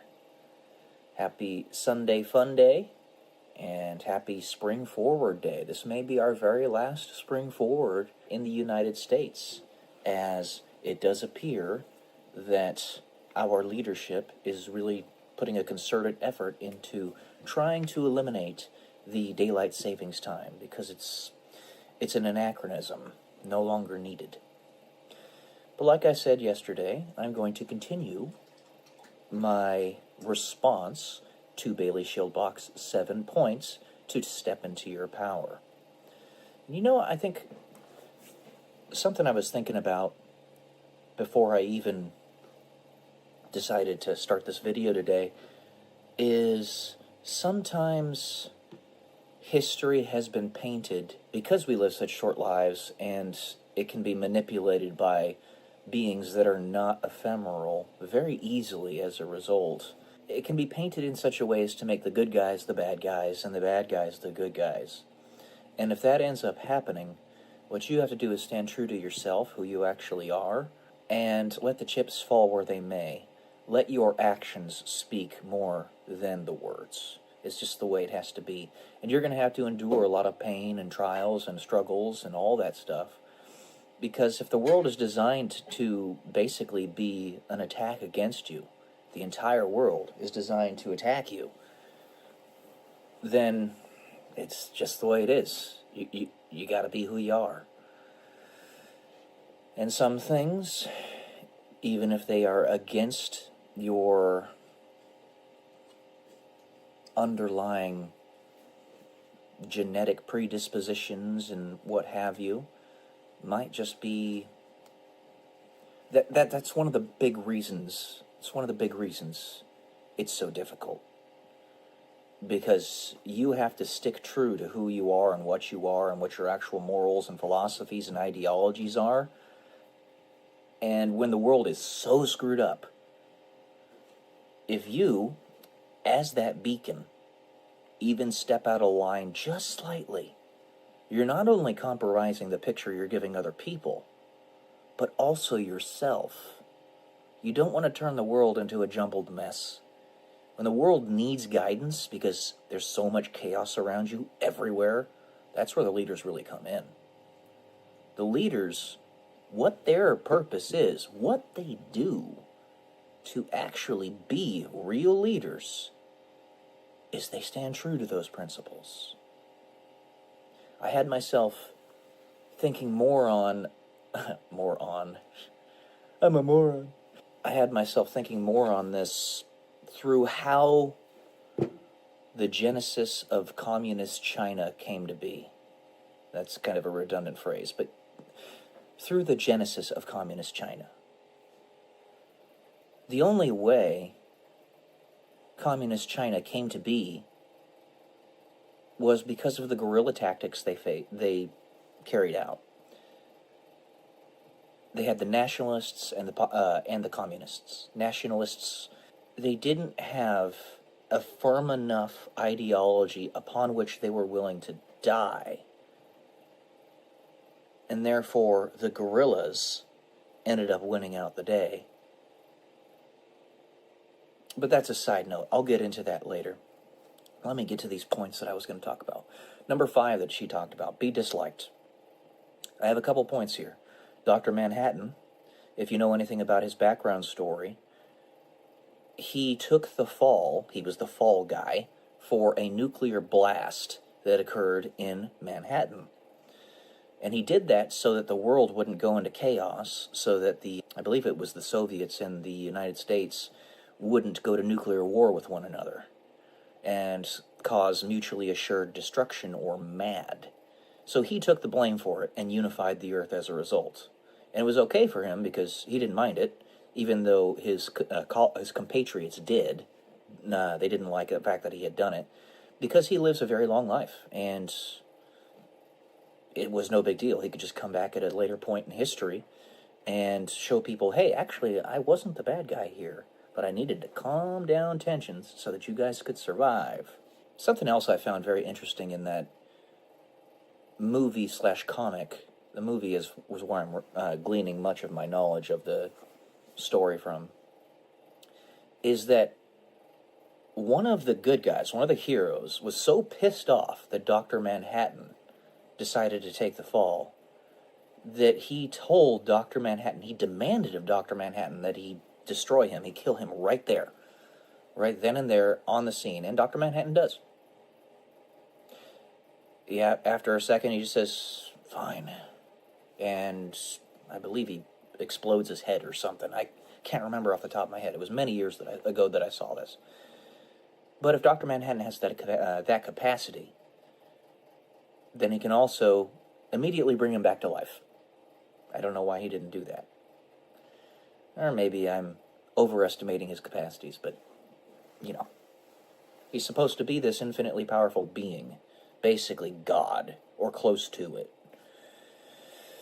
And then there's Batman, which is in a similar situation, though not as powerful as Dr. Manhattan, in that he took the fall for the things that Two-Face had done, so that they could get rid of all the crime in the government. Because Two-Face basically had sabotaged all the work that they were doing because he broke, if you know anything about that story. The 2008 to 2012, I believe, movies really did a great justice to the story.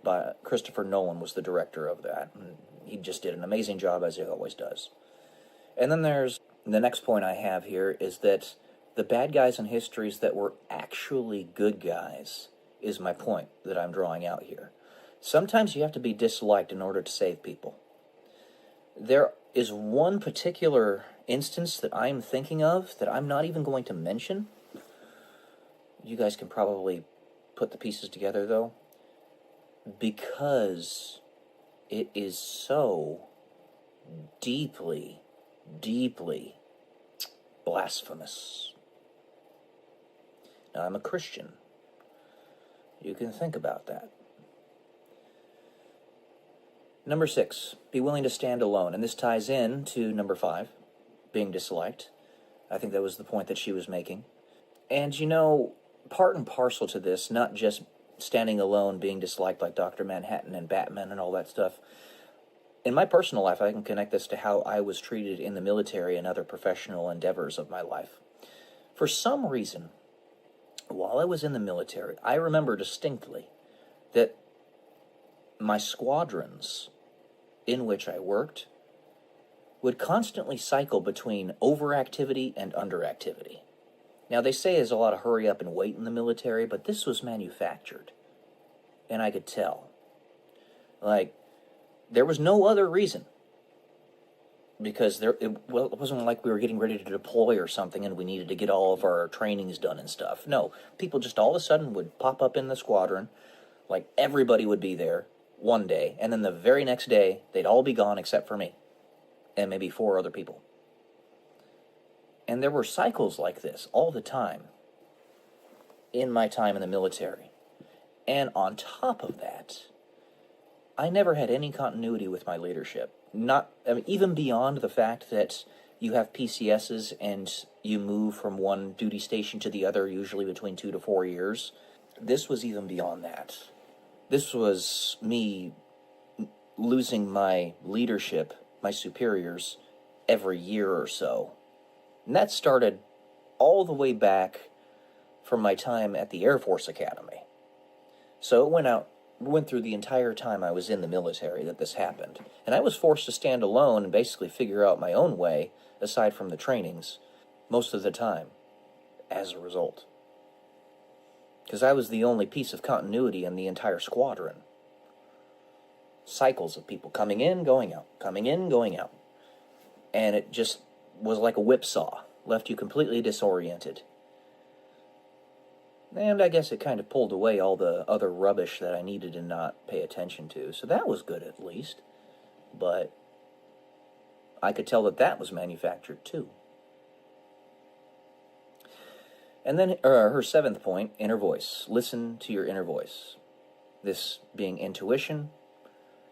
And then at the same time, it's very well tied into my novel series, where the time travelers of the story can actually pierce the veil of the different dimensions because they live in the space between space when they're observing reality from the teletracer or the looking glass. It's a time travel machine. And they can actually go up near the thing that they're observing, the person they're observing, whisper into their ear from the ether, the space between space, and the individual will hear it in their subconscious. The devil and the angel on our shoulders. So strongly connected to one another. But listen to that inner voice, is what she was saying. That inner voice has led me to where I am today, as well as the times where I refused it.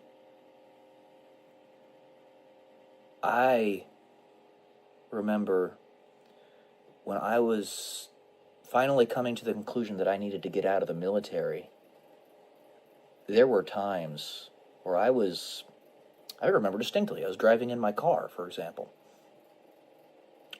I had the Escape, the Ford Escape, which was interestingly named, I think appropriate, where I would literally just get in a shouting match with myself, conflicting with the whispers that were going into my subconscious. Similar to a character that I have in my first novel. His name's Liam Wang. He's Chinese. I was in a shouting match with myself because I didn't want to do something that my subconscious was trying to nudge me to do. And I still don't want to do it, but I'm going to because I have to. I'm okay with that. I've accepted it. You guys can probably imagine what that is.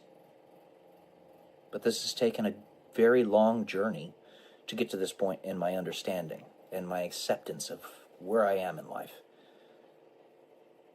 So I say, so be it. Especially if it turns out that me, Peyton Pearson, I am a villain in somebody else's story. And sometimes I just need to make my own decisions. More than sometimes. All the time. So, a lot of this discussion of Bailey Schilbach's points, the reason I'm doing this, aside from the fact that I love her thoughts, they're fantastic, is I want to let her know that I'm picking up what she's putting down. And I hope we can keep doing this. So, okay, that's all I got for today. I got through all 7 of them. I'll try some new stuff later. She's probably going to come out with a video today, so maybe I'll review that. All right, guys. Love y'all. Peace.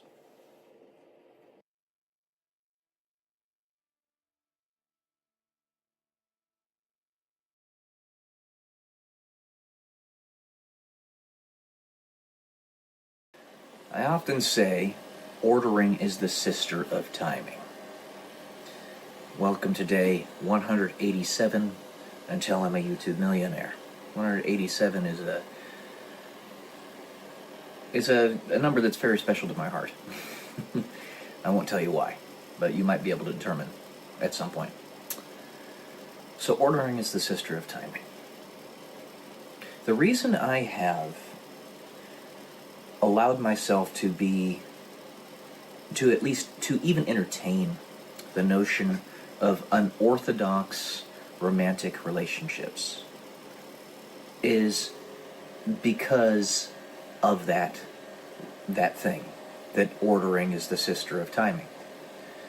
In the current world, this one, the enemy seeks to disorder things, to put them out of order, and to jack up our growth and development, while it is something that might be duly considered in a non-ephemeral existence, one where we no longer live and pass away in 100 years, but instead are fully eternal, for us to consider unorthodox romantic relationships. It is not something that we can necessarily do safely here. So if you are to breach that covenant, which is a sin, and that means it is, so you understand what the term sin means. It means to miss the mark. It means you're not getting it right, okay? To disorder it. If you were to breach that, so long as you can handle what you're doing, you keep it to yourself. So we are in Pride Month right now. Quote-unquote pride. And pride cometh before the fall. It's one of the 7 deadly sins. Nonsensical that we've made an entire month based upon our sin. It's almost like our leaders forgot. That's why it's so important to repeat over and over, like a mantra. Because we think we know better than our ancestors. We do not. We were so foolish as to make an entire month dedicated to a sin, a deadly sin.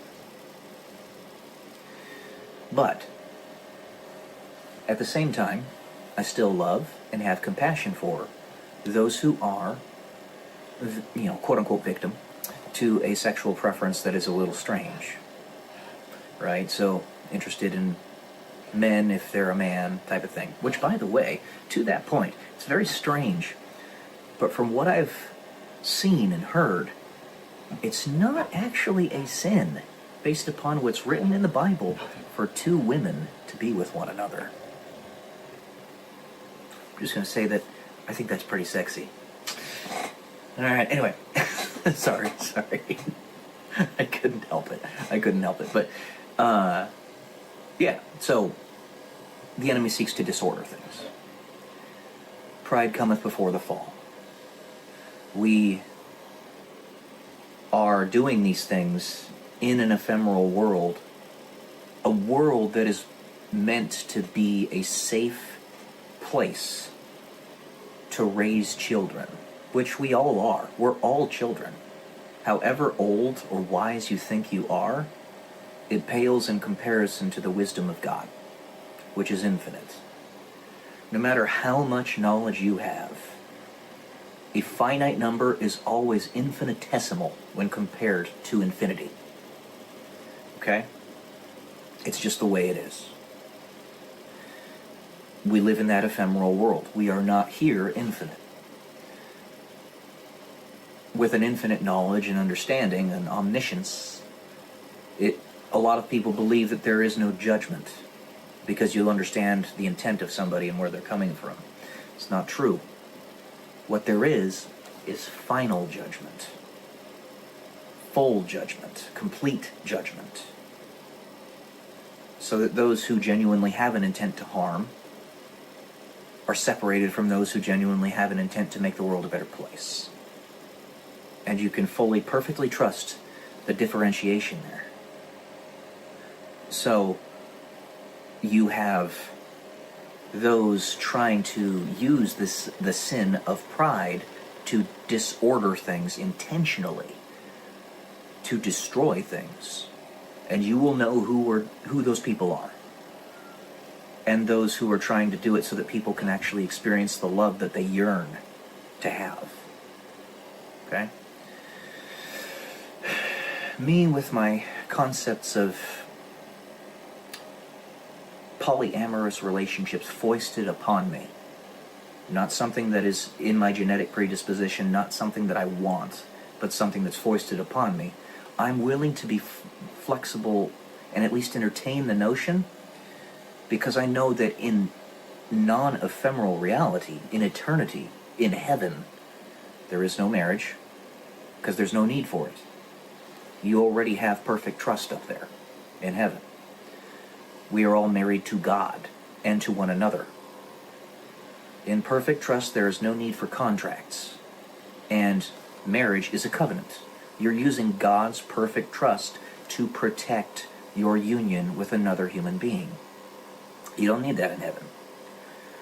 And in heaven, where there is perfect expression of love in every form that you might want, if you want to be with a certain person based upon who they are in an agape form, like true, full, deep, complete love, not just physical attraction and all that, but it's like everything, then that's acceptable and appreciated in a non-ephemeral reality. Here, if you're going to do it, you generally keep it to yourself. What I'm doing here, talking about this, is explaining it it's very strange. It's both disordered and ordered, because I'm in the ephemeral reality explaining the non-ephemeral reality and trying to bridge the gap. Because I just said that if this is something that is even considered by me, I have to keep it to myself, because it's potentially dangerous to the safe upbringing of children, which is the primary thing that matters here. It's the entire purpose of civilization, to create a safe, healthy environment for the rearing of children, raising a family, making the world a better place for them, not for you. You're the warrior and the maiden that is protecting the children for the women out there. The man protects the woman protects the children. And that's the proper ordering of it. The man talks to God, and God gives the answers. So in a non-ephemeral reality, sure, that's totally cool. In an ephemeral reality, I have to bridge this gap because the enemy keeps on putting his tendrils into my life and will not let me have what I want. He says, you can have everything under the sun except what you want, which is love, romance, children, a family. You can have everything you want except that thing or everything under the sun except that thing you want. That's the devil for you. And every single time I compromise in some way, it's not really a compromise because basically I'm just explaining it. I'm not actually carrying it out in any way. He moves the carrot back a little bit farther and says, okay, now you got to do this. Okay, now you got to do this. Moving the goalpost. It's demonic. Going so far and continuing it so that he can trip me up and get disorder. No. I'm explaining myself.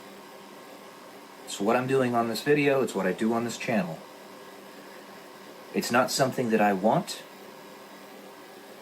but I do want children and a family. And this particular person, this person of the female species, I'm trying to make it as easy as possible for her to talk to me and be a part of my life.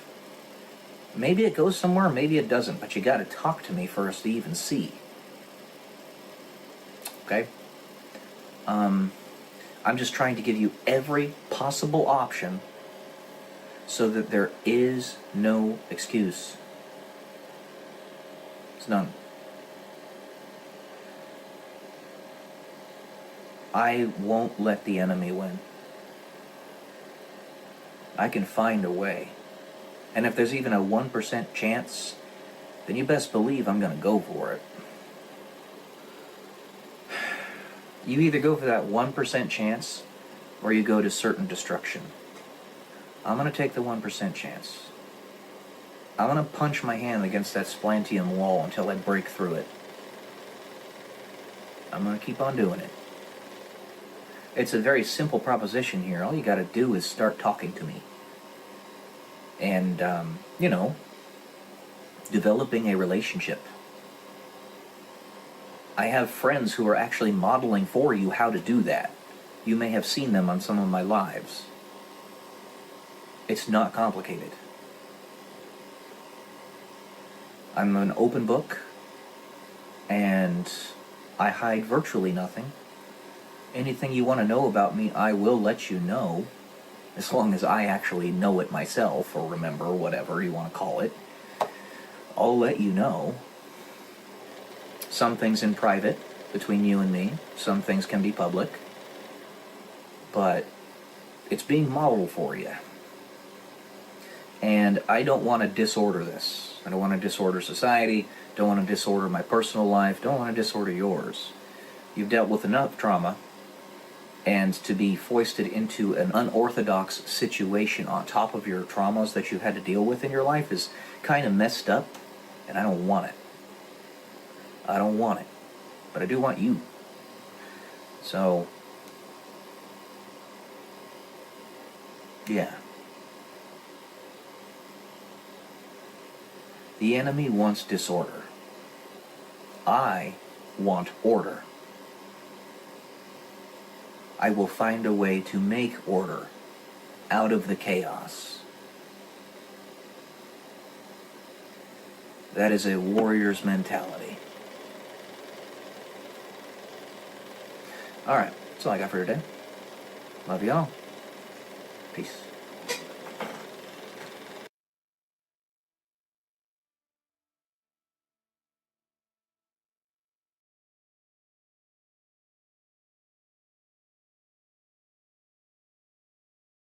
Good morning, guys. Welcome to day 131 until I'm a YouTube millionaire. While there are an infinity of things that I could talk about, sometimes it's really hard to figure out exactly how to say them to you. Like, for instance, I had cycling through my mind this morning, talking about what if, and I want you to think hypothetically, we lived 8,000 years. How would your life evolve?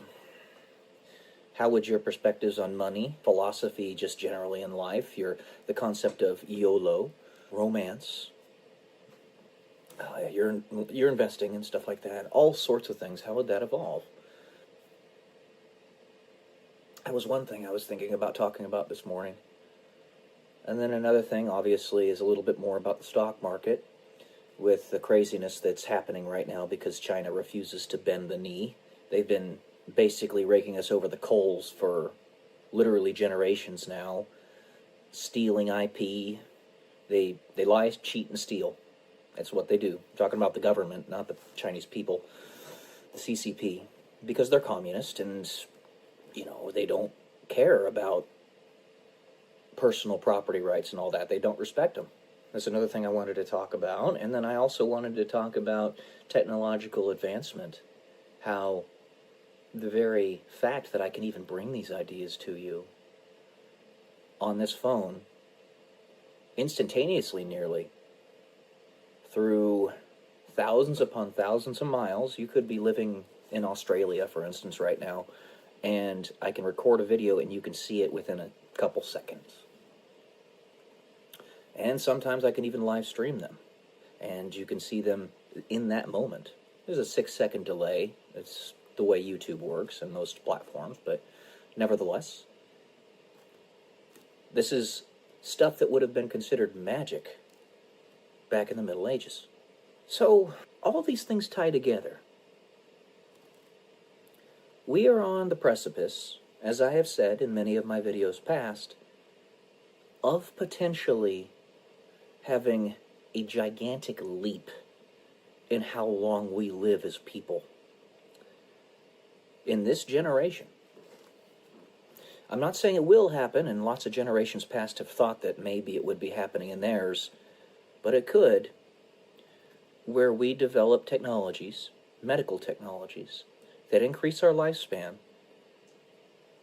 in an instant, from 75 years on average in the United States to 200 years on average in the United States.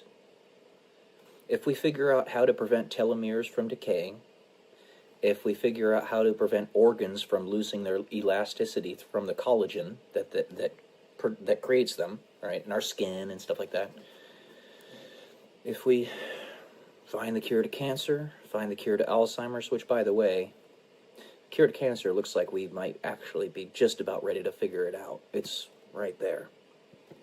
I think it has something to do with fembendazole. I do.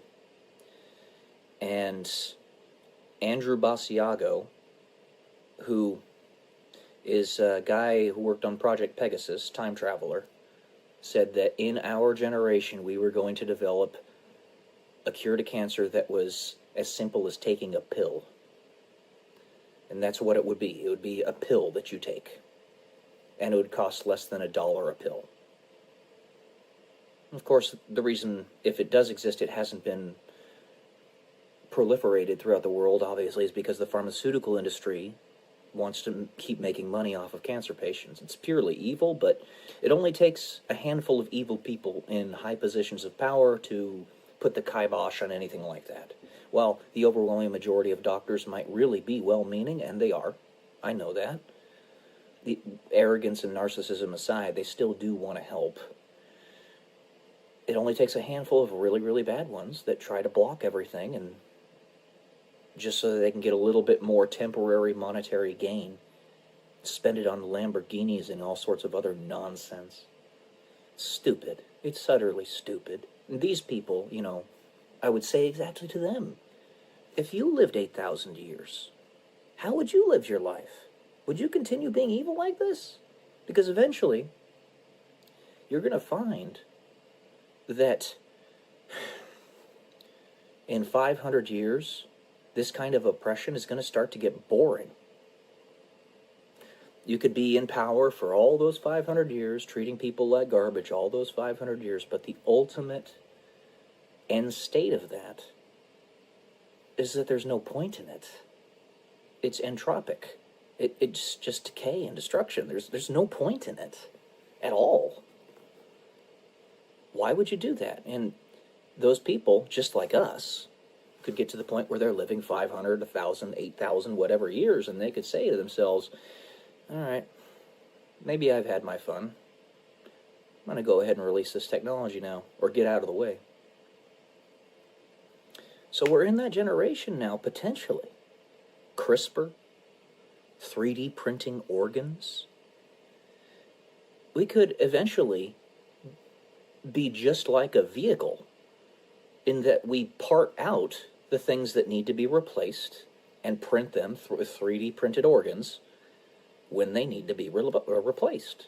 Whether it be a lung, a heart, a liver, a kidney.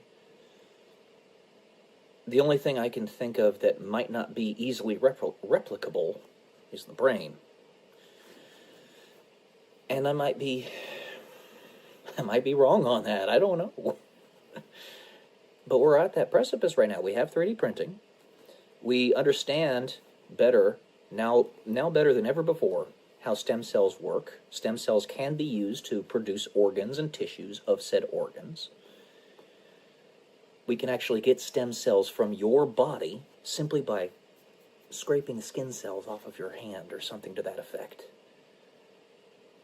We're on that precipice. We really are. You lived 8,000 years. How would your investing mindset change? Would you continue gambling every day, $5,000? Would you continue living paycheck to paycheck? Or would you look at it and say, maybe I should probably try to build something with this.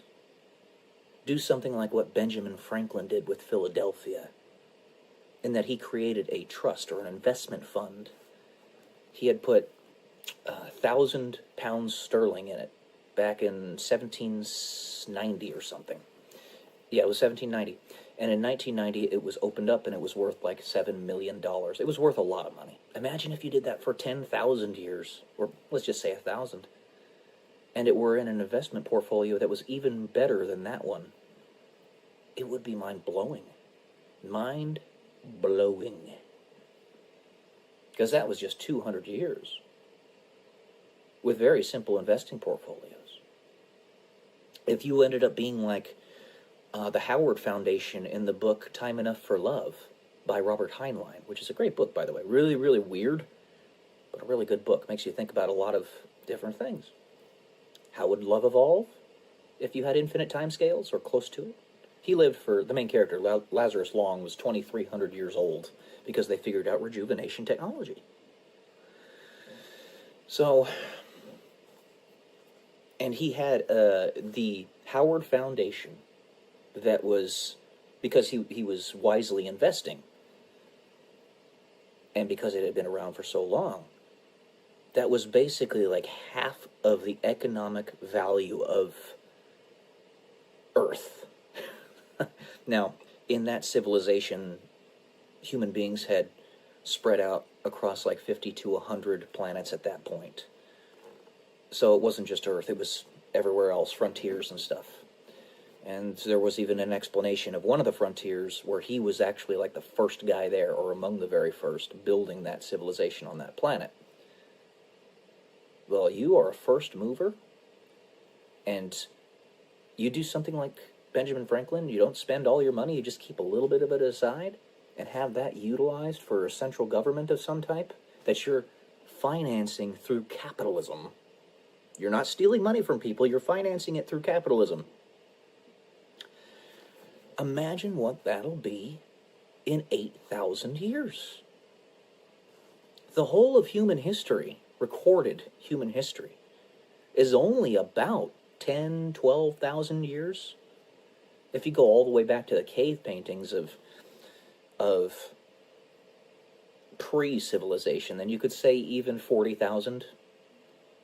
But even so, agricultural revolution, all that stuff, about 10,000 years. About the same amount of time that we've had dogs domesticated, because they're our buddies. So, I'm just saying, you're really going to have to adjust your perspective. I was talking to myself, as one does, who's crazy. No, just kidding. As anybody who does who's got thousands of thoughts going through their heads. About how I have crested my peak in life with seemingly being a failure to launch. We peak physically unless you continuously exercise and take care of yourself. You usually peak physically at about 24 years old. I'm trying to extend that out to maybe where I can get my peak at about 40 instead, which tends to happen with IFBB pros. But even so, 24 years, whatever. And I was thinking to myself, well, shoot. If I have crested my peak, how much more time do I have to build that same thing? And I am a person who I consider to have been fairly wise with my investing and my money, even with the things that have happened in my life. I mean, I've had to file for pseudo-bankruptcy. I have before. It wasn't full-blown. It was just me basically financing my credit card debt. Lost $500,000 in Bitcoin a long time ago, a few years ago. But that was because I was being specifically attacked by demonic forces. I wouldn't have lost it in any other situation. But it could be written off, everything else, in my past. All 35 years of it's 36 years in about a month and a half. If it turns out that in a handful of years, our life expectancy increases to 200 years. If that ends up happening, then it doesn't matter how much crap I've dealt with in my past. I'm still going to have a lot more time to make things better than anybody has ever had in the history of the human race. And that's already pretty much the case even now, even without those giant jumps in medical technology, because we are living longer than we ever have.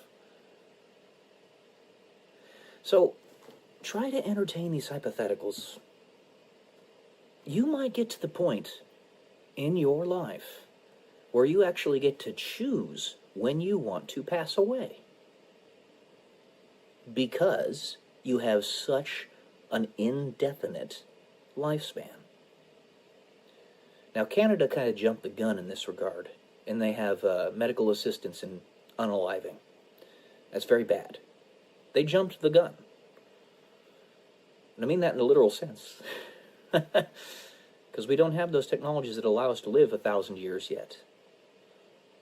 But when that time comes, may be more reasonable. Things are going to change. They already are. Big time. The world does not stay stationary. Be able to entertain these hypotheticals in your head, because some of them just might become reality. All right, guys. That's all I'm going to say today. Love y'all. Peace.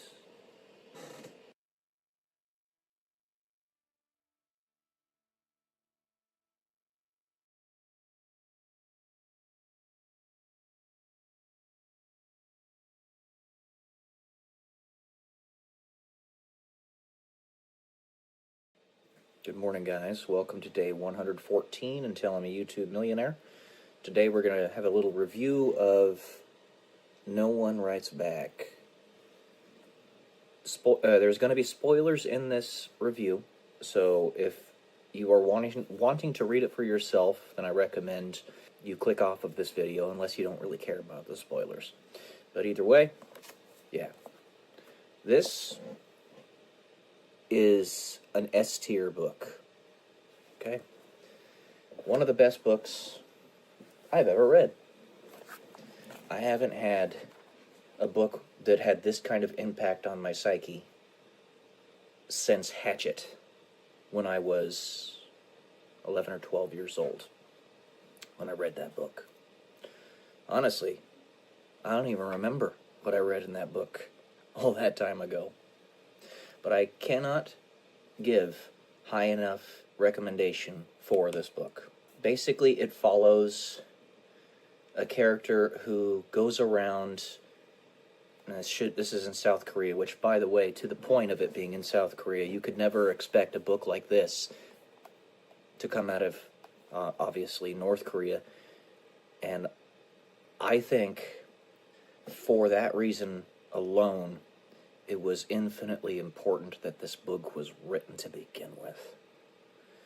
Make the juxtaposition as black and white, as stark as humanly possible. They live as slaves in North Korea, but in South Korea, such beautiful pieces of art as this come out of it. So the main character is basically an itinerant letter writer. He was a postman for many years of his life, and when he was younger, he had a stutter. He was the middle child of his family. He had 2 siblings, older brother and a younger sister. And his younger brother was always very capable, and he always lived in his shadow. He's not an idiot himself. He's very smart. He just has a stutter.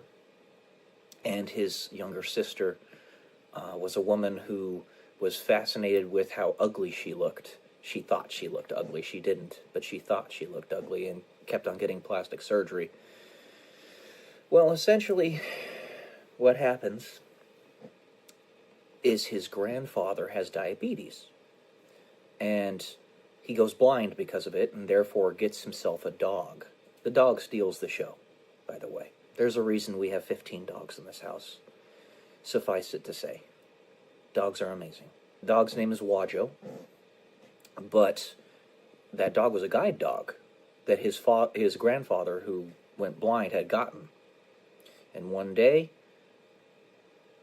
I wanted to talk about this last night, and now it's clearly coming back into mind. So understand that it is much easier for a demon to possess an animal than it is for them to possess a human. If you remember, in the Bible, and they talk about Jesus actually in this book a little bit, when Jesus tells that legion of demons to depart from the human being and go into the swine, what happens is there was an entire legion of demons to try to take control of that human being. And even that legion of demons was not fully capable of doing it because the guy was just going crazy. But the demons leave, they go into the swine, and the swine jump off a cliff, and all of them die. And the human being is healed. Well, this harkens to the situation that led to the main character's grandfather dying. Wajo lost his instincts of being a guide dog at one point, somehow, nobody knows how, and accidentally led his master into a car crash. And his master ended up passing away a little bit afterward from that. After, it was probably a good, I don't remember the time frame, but it was a good month after the car crash. Assuming he got paralyzed, and he told the main character to take Wajo around with him, not to abandon him, and said that it wasn't his fault. He made it very clear, and it wasn't, because Wajo didn't mean to do that. He had no idea what was going on. Doggos are our best friends, but they are much easier to control than a human being is by demons. Keep that in mind. You can call it whatever you want. If you don't want to call it a demon, fine. Call it an ulterior force whose nature you do not fully comprehend. Fine. But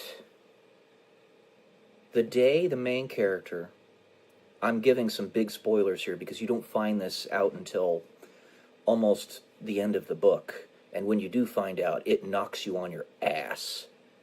I mean, I will not lie to you that I was struggling to hold back tears. That's how good this book is. I was floored by it. Main character has a seizure problem, in addition to his stutter, and you find out why. And it was so good at putting me in his shoes that I felt Like, I was on the verge of having a seizure. And I don't have any problems with that. But you find out. The day of his grandfather's burial, his girlfriend, because he's a postman at this time, main character, ends up breaking up with him via a letter. And they're driving to the funeral. The main character just can't handle it, right? So he asks his father to pull the car over, and he gets out of the car and then takes a taxi and tries to search for his erstwhile girlfriend, but she's already departed the country or something to that effect. And he's just like totally distraught and crying and all that. Well, lo and behold, this is a humongous spoiler I'm giving you. If you want to read the book yourself and be fully impacted by it, don't listen to this part. Don't listen to this video at all. His family gets run down by a drunk driver. Everybody except his eldest brother dies instantly. And his eldest brother held on just long enough to tell him, in the hospital, do what you want with your life. And when you find out at the end of the book what happened there, it knocks you on your ass. It knocks you on your ass. This author did it perfectly. But the end of the book, because he writes letters to everybody that he meets on his travels. He meets 751 people. The last person he meets, and this is something that bothered me about the story, he grew an affection for her, and she for him. And it was a romantic relationship that I understand why they didn't bring to quote-unquote completion, because of the tragedy of the main character's life. But I wanted them to. I wanted them to give more info on it, where it went eventually. Because she was a novelist, and she wrote a story about his life. Yeah, he meets 751 people on his trip. And at the end of the trip, the first person he met, Wajo, his doggo, he takes home, and he passes away. His doggo's 13 years old, so he's a really elderly feller for doggos. But there was a point in the middle of the book where the main character was going to hang himself in a motel, for obvious reasons, now that you know what happened. And Wajo saves his life. Yanks at his foot, because he's trying to strangle himself with his shoelaces, and yanks him down from the wall where he was trying to hang himself. And then that night, or later on that day, it was actually the next day. Yeah, it was the next day.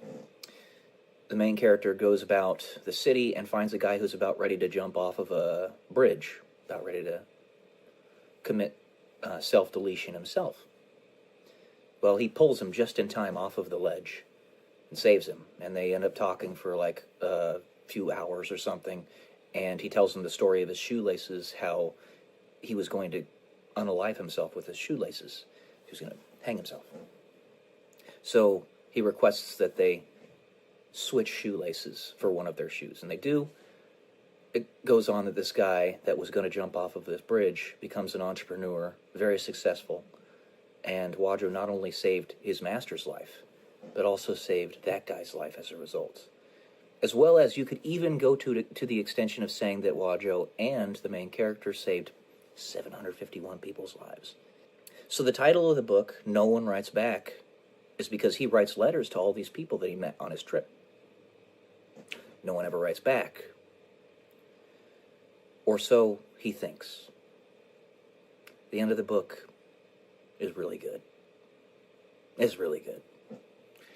So it turns out that his neighbor had been storing the mail away in her house because his mailbox was getting stuffed to the brim, and she wasn't expecting him to come back anytime soon. So she told the postman for their homes to just deliver the mail to her house until he got back. Well, at the end of the story, he actually was getting letters. He had a whole tub of them. And he opens them up and reads them all night, just bawling, crying tears of joy. And at the end of the story, he says that this is the most sublime moment in his entire life, that it actually did matter.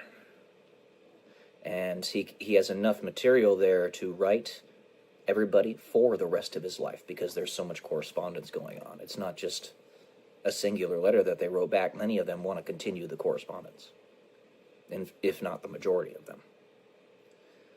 So his whole family was destroyed by a drunk driver. And that harkens back to don't be selfish with a 3,000-pound missile. Don't drink and drive. So he was the only one left. And I really wanted to see the continuance of his legacy and his family's legacy through a deeper connection with 751, who he never even gives a name. But there was definitely a romantic connection there that they could have done something with. The indication is that it eventually did turn into something after the story ended, which, by the way, it's not a very long story. It's only 200 pages. Very, very easy and a really good read. So this is S tier in my top books that I've ever read in my life. It is incredibly good. I cannot give a high enough recommendation for it, and I can't explain all the ins and outs and the details of it. You have to read it yourself to see exactly what it is I'm talking about. I aspire to write like this person wrote this book.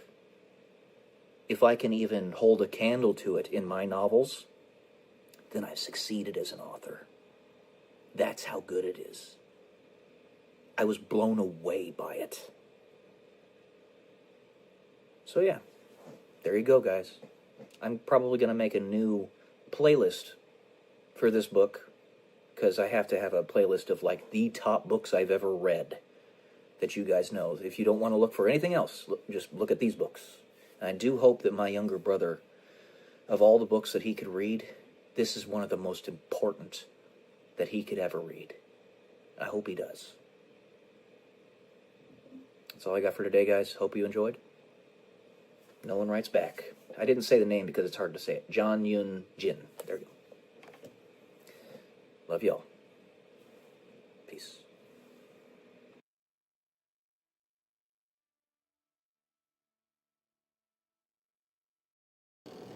Good morning, guys. Welcome to day 166. I believe that's what it is. Telling a YouTube millionaire. And I come bearing gifts today. I have notes. That happens every once in a while. I was inspired by a creator that I watch all the time to give you a little bit greater of an outline of who I am. You figure after 166 episodes or installments of my journey on YouTube, this is literally a sizable portion of an entire year of my life. Imagine 10 years from now, 3,650 episodes just of this.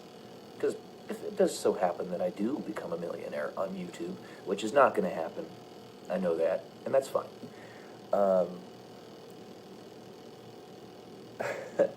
I'll still have, all these videos, and I'm not going to stop once I become a millionaire or whatever. That's not the plan. The plan is to keep on going. But anyways, let's go ahead and give you a little bit more information about me. You can find this stuff, a lot of it, on my videos that I posted already. Can you believe there's over 1,000 videos on this channel now? Over 1,000. I keep on posting, and somebody's going to find out that I exist. Alright, my favorite color. I have difficulty deciding what my favorite color is because there's so many colors that I like. Much like another person who mentioned this earlier. It's strange that we kind of correlate in that. I guess it's not strange. be frank with you, I guess it's not. But if I had to pick one, if there were a gun to my head, I would pick forest green, which is the same the same color that Candace Everdeen in the Hunger Games says is her favorite color. My initials are PP, because that's what I talk about on this channel. PP. Ba-dum-ts. I am hilarious. Anyway, okay, but no, that's my initials. Peyton Pearson. In case you didn't know, my real name is not Joe Bowers, aka Secretary Not Sure, which is what I go by on YouTube. My name's actually Peyton Pearson, and the etymology of that name, Peyton, comes from the patrician word, Patrick, or female version is Patricia.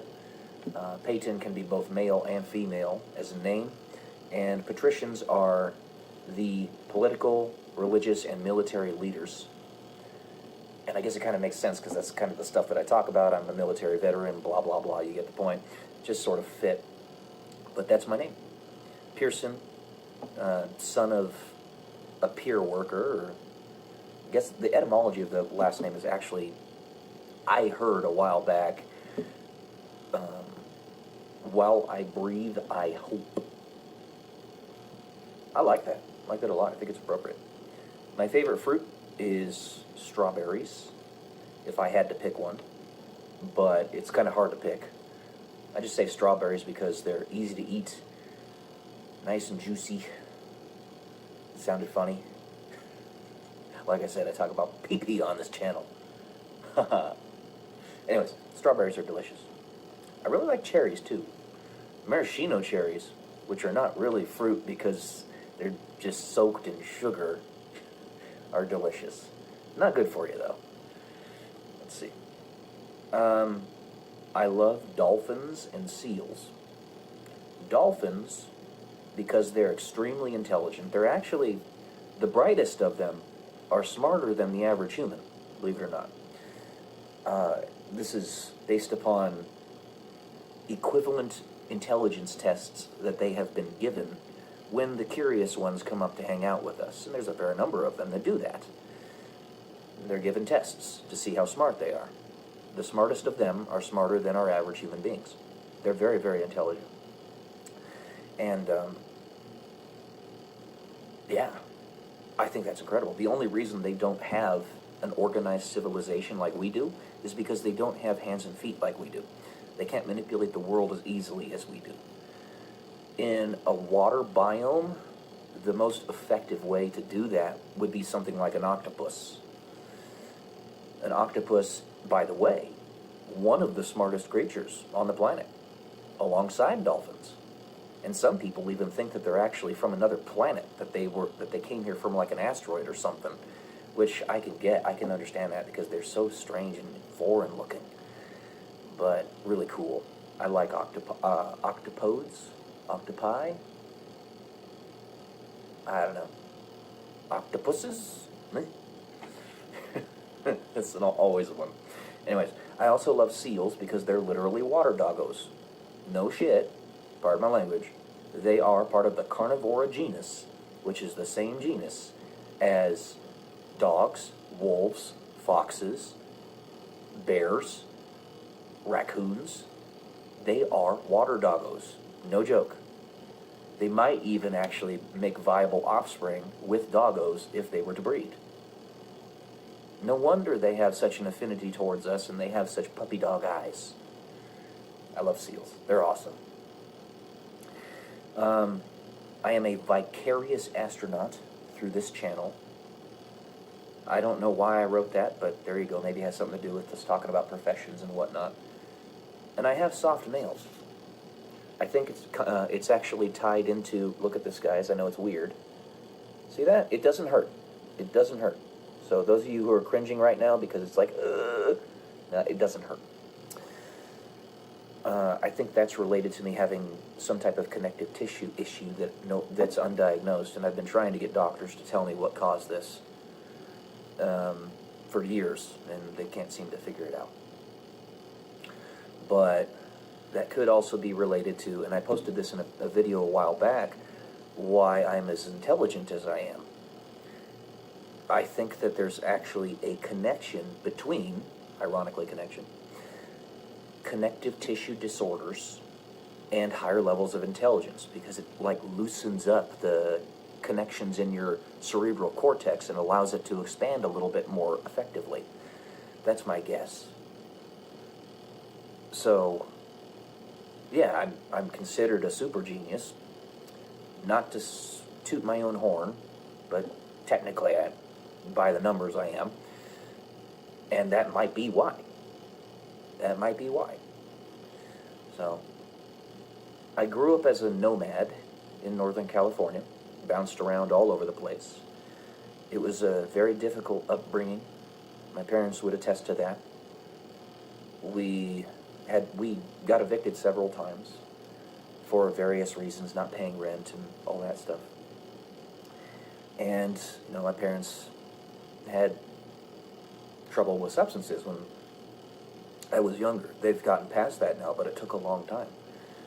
It's not easy, even for hardworking, intelligent people like my parents.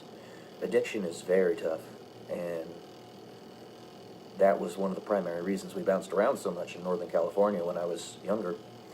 We finally settled down in Roseville, in this house in which we live now, and so we're going to be for the rest of our lives. There's a house right next door that is about to go up for sale, which I want to buy, but because I've been constantly attacked by these demonic forces that I've been telling you guys about for so many episodes of this on this channel, which is true, I'm not lying, my finances have been crippled.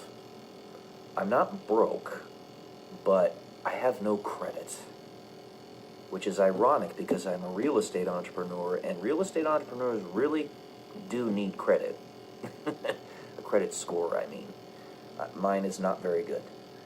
I haven't checked it in a while because I know it's probably around something that it shouldn't be. It should be much higher. But when you've been attacked like I have been, it's very tough to get your head above water. And I have sources of income, but even that is a challenge. I've been to 40 states and 7 countries, at least 40 states, because I've lived in several parts of the country, done many things. Being a military veteran, you PCS a lot. I lived in Colorado Springs for a while, Del Rio, Texas, Omaha, Nebraska, Dayton, Ohio, and you also have little excursions that you go to in other parts of the country to get trainings and stuff. And, with the deployments, you see different countries. So I've been to Qatar, Greece, Germany, Great Britain, many others, Argentina, Brazil, Paraguay, or is it Uruguay? Paraguay, I think. Lots of different countries. Canada. And some of those on vacations, too. I've been to Mexico doing cruises and stuff with my family. But there you go. I'm a published author.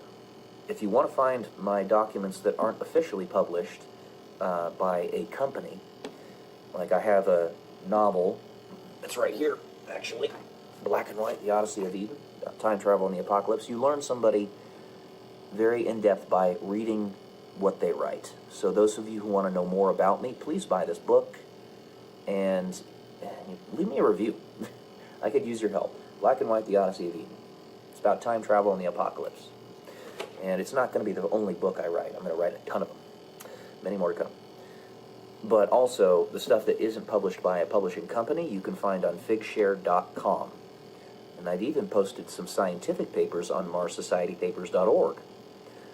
But figshare.com, and just type in my name in the search engine, and you'll find my papers.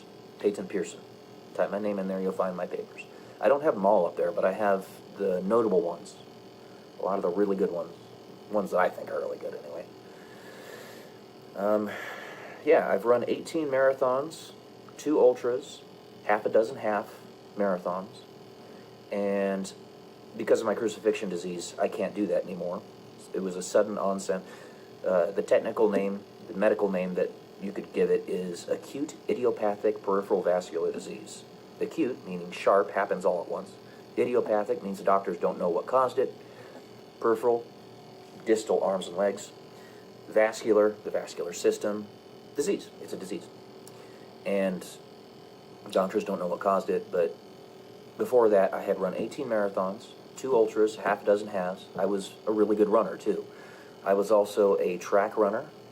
My best mile time was a 4:44. It could have been better had this stuff not happened to me.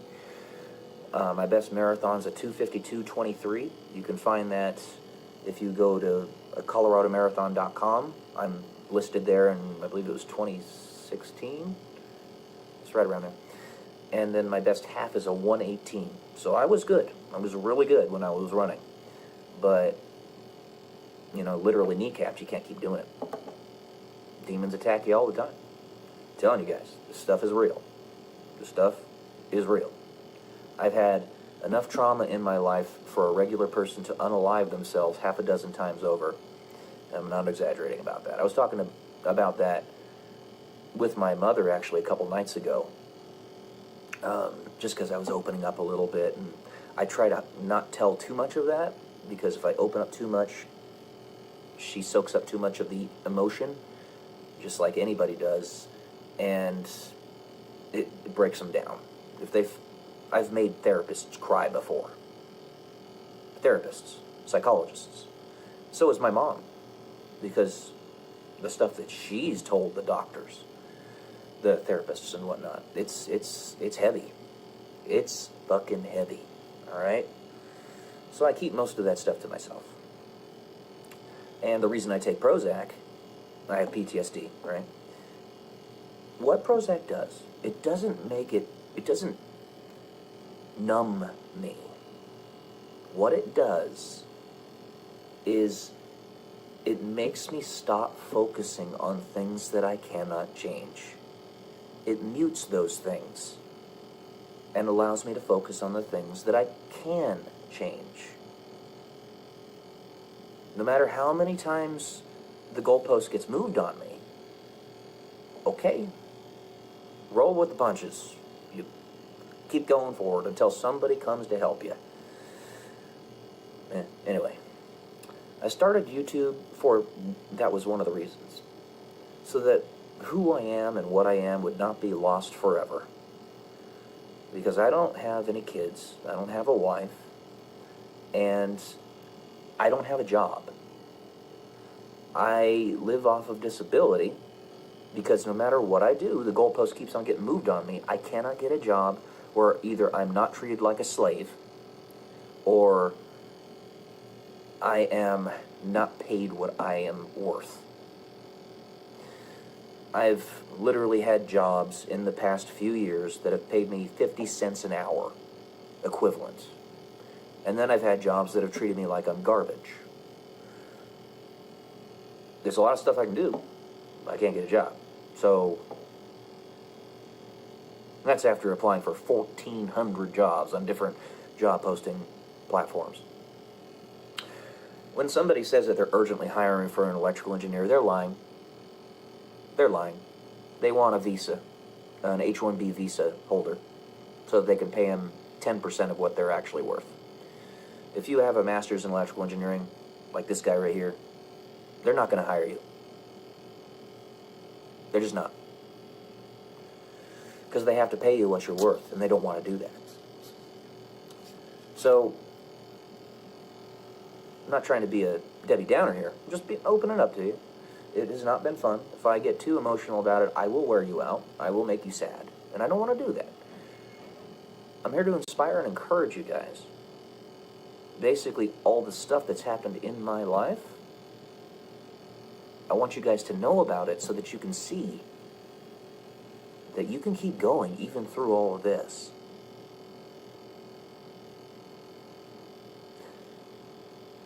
One last thing.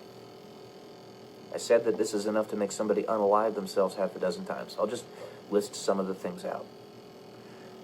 First one, having been rejected by every single woman I've ever asked out or only tacitly dated them and then they ran away never to talk to me again. Second one, being a marathon runner and no longer being able to walk even right now. Third one, not being able to get a job. Fourth one, nearly getting a dishonorable discharge when I left the military because they were trying to fuck me over.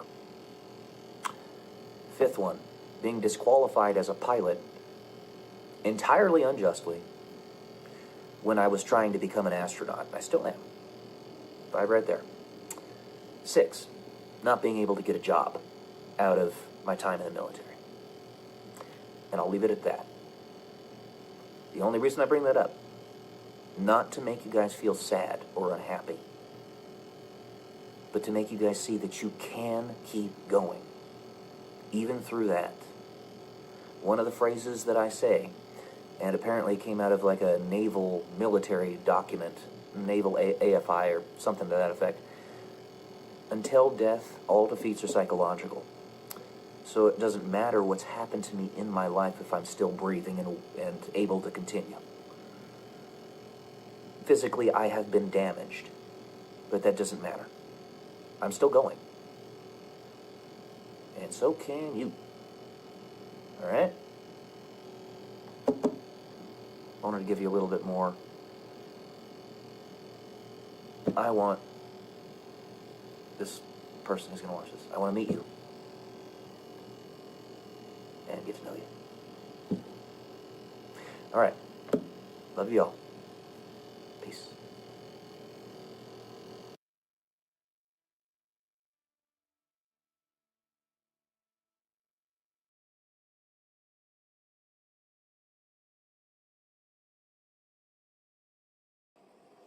Good morning, guys. Welcome to day 151 until I'm a YouTube millionaire. For this one, I'm going to read another essay that I have updated that I wrote back in 2018. I have put in a bunch of new writing into this essay, and it's called Your Truth Will Be Found. So, let's get to this. To remove false idols and take back your own power is what happens when all ideas are proposed, regardless of their reasonableness or morality, defined within their own tight constraints of discourse. This relates to discerning your personal racial memory from the kernels of truth from all the information that surrounds you. This information, in a deluge and decentralized, seeming to be just random noise, is picked up through your inner self. Kind of like you are a signal decoder, the key to the mess of frequencies around you. This is actually a well-known machination in electrical engineering. You can look past the nonsense that false idols espouse to you and see purely what resonates with your inner being. And that truth is all you need. If truth is not an option, then you cannot pick it. But for the discerning mind, if it is there, they will find it. And that truth is a truth of self, which in the kaleidoscope of your infinite potential is absolute truth. Under the auspices of the world the demon seeks to force us into, truth would not be an option, but one that is against the rules of this existential game, quote-unquote, we are all playing, as laid out by God, and two, it is not possible to keep truth out of the equation if there is so much information available that the demon cannot keep track of all the kernels of information. The kaleidoscope, in pithy terms, is your own self, kind of like a fractal, as you put together all the pieces of who and what you once were, just as the comic books talk about it. When Ultron tried to destroy Jarvis, Jarvis decentralized himself in the internet so as to make it impossible for Ultron to ultimately destroy his essence. This was essentially put back together in the character of Vision. I'm talking about the Avengers. Jarvis is Iron Man's artificial intelligence. If you've seen the Avengers movies, the Iron Man movies, you know what I'm talking about. In a world dominated by false idols, the truth will not only be obfuscated, if put in a lineup, that is easily differentiated, but actively and adamantly eliminated as a path by those with agenda and perceived power. But in a world where information is a deluge, kernels of truth will seep in without being noticed, just as I said earlier. And what you will feed yourself is requisite to who you are. One step at a time, one lowest common denominator discovered after another. False idols serve only to distract, to confuse.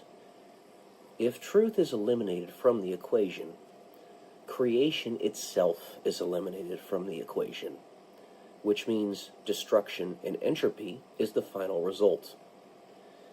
Human beings, writ large, in this schema, are more or less tabula rasa, in the truest sense of the term.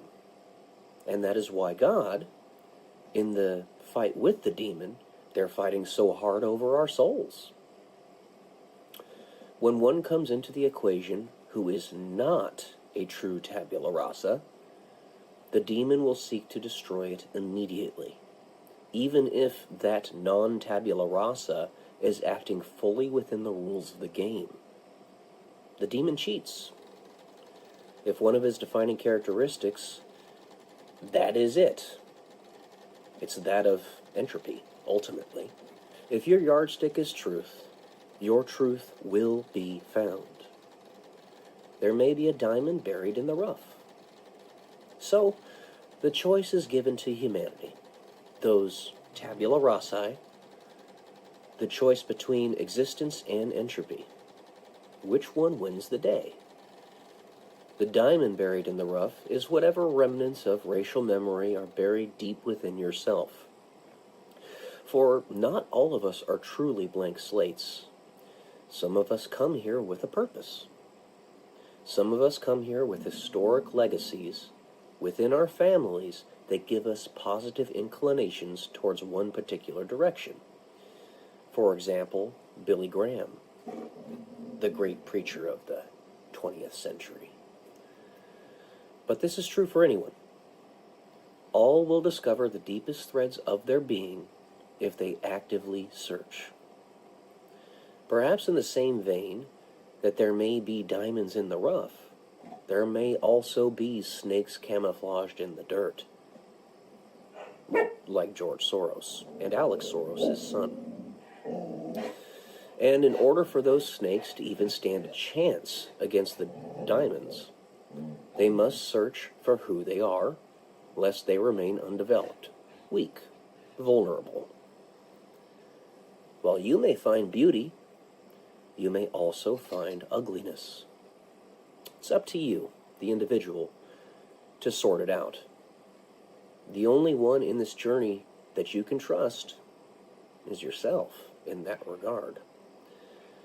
This is also why some people with a certain knowledge of what is actually happening behind the scenes come to the conclusion that their lives have amounted to making them nothing more than trash, so to speak. Because they have never, in their whole history, made a solid choice in one direction or another.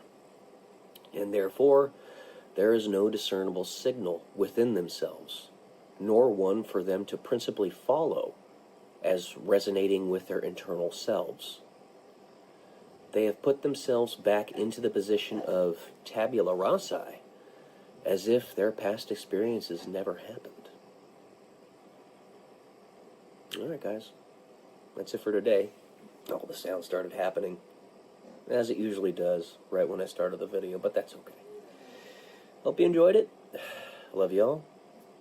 Peace.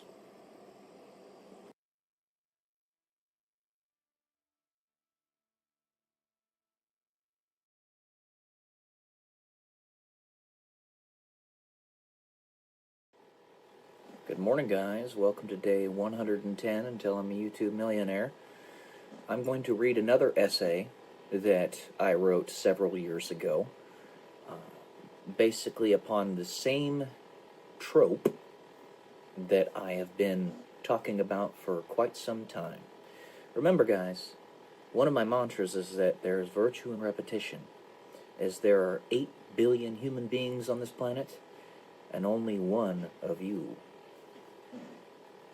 What comes along with that is your own original theories, or semi-original, because there's nothing new under the sun. Well, let's get to this. It's not as long as the last one, but it's still pretty long. So guys, real talk here. Pretty much all we do, but just wanted to say it again. So, here's a theory, totally speculative. The world in which we are currently living is the culmination of a deeply contrived time manipulation event, where our own species is attempting to manipulate our timeline in such a way as to prevent us from a severe extinction event, and help us to connect with otherworldly beings, whether they be what we would call angels, extraterrestrials, same thing, or something else. That is, once we have made the case for eviction from this reality, we will be transported in a great rapture event if we have seen and truly decided that we do want this reality. I think that this fits the bill of most of us here. We have seen that we have absolutely no power to incite change on any meaningful global level, while we do not have infinite power to love one another and be there for our friends and family. Our votes do no longer matter, if they ever did at all. Our sources of information exchange, media, are completely and utterly corrupted, and while we have a deluge of truth flowing from every direction, it is so diluted with nonsense that it is almost impossible to find much of the time what is real and what's not. When I say it is a deeply contrived time manipulation scheme, what I mean is we developed time travel as a viable technology in the 1960s and have been using it ever since that point. All of our current understandings of the limitations of the technology are totally bogus. There are no real limitations, other than those of our own understanding, our own intentionally placed limitations, a la what I was talking about in my last video, or the limits of the materials. But in truth, the technology itself is completely unbounded, without bounds. If you think about it, this is distinctly possible for a variety of reasons. We wonder, why have we seen no time travelers? The world should be positively filled with them if we have a multiversal reality where everyone moves through time and space as if it's child's play. Well, it could be argued that we see time travelers all the time without knowing it. It could be discerned that in the depths of the utilization of the technology that we find the most effective use of it by being born into a certain era, rather than jumping from one era to the other through what we might understand as a wormhole. Why am I bringing this up? Well, as stated, I believe once you have access to such a technology, the horizon of wisdom drastically increases. You have 100% fidelity on the consequences of your actions, and you can see all possible paths. This is equivalent to omniscience. It is the power of God. Jesus was a time traveler.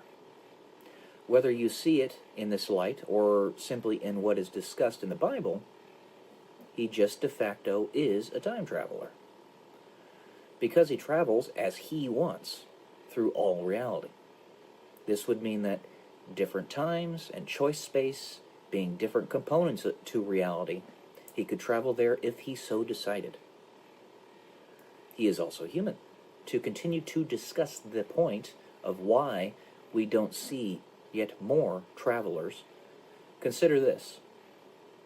In the entire timeline, as we might understand it, of the universe, all stars are believed to die out in approximately 100 trillion years-ish.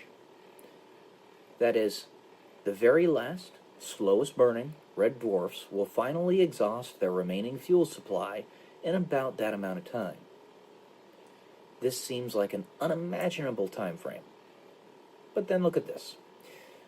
The entire time span of the universe, as we might understand it, can be defined as the point from first material birth, Big Bang, to the point where the very last physical objects die out. Science currently believes that very last physical object to be a dissolving black hole. The very last dissolving black hole will die out in a Google years, 10 raised to the 100th power or so. After that, time becomes meaningless, because time needs a frame of reference. All of this to say, while the universe has been around for 13.7 billion years as we understand it, this is but a blink of the eye in terms of the total period of time in which life can thrive, 100 trillion years or so. And beyond that, it is yet even more a minuscule sliver of time compared to how long the universe will endure. And beyond that, the period of time where the universe exists is infinitely small compared to how long the universe will not exist. Infinity compared to a finite number, no matter how large that finite number, is still infinitely larger. All of this to say, we have been born as an intelligent species at very nearly the beginning of the universe's lifespan, despite the universe being 13.7 billion years old. While I'm not saying this is true, and I'm not even saying that it is likely, it is nevertheless distinctly possible that in fact we are the very first intelligent species to be born in this universe.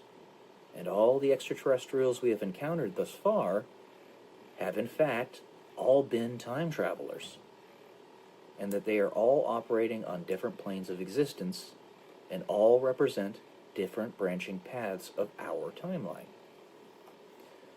And Jesus, he represents only one where we transcend time. Yet he is the principal time traveler, and the rapture, or case for eviction, is where we do so. The CIA, in the deepest areas of their administration, are all Catholics, believers in the rapture, and perhaps Jesus is at the helm. Like I said, real talk, crazy talk, but real talk. What do y'all think? Now, the CIA must be obliterated, okay? And when I say that, I don't mean that me thinking that Jesus is at the helm of this specific sect of the CIA is evil. No, he's the absolute good. Jesus is the absolute good. But the CIA has been totally overrun by demons.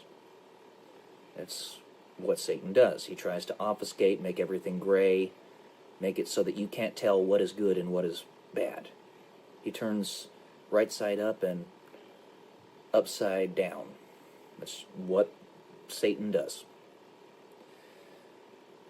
But Jesus could very well be in control of this particular sect, quote-unquote sect, of the CIA, Project Pegasus, the Looking Glass, outer band individuated teletracers, time machines, and all of it, all the other stuff is garbage and needs to be obliterated.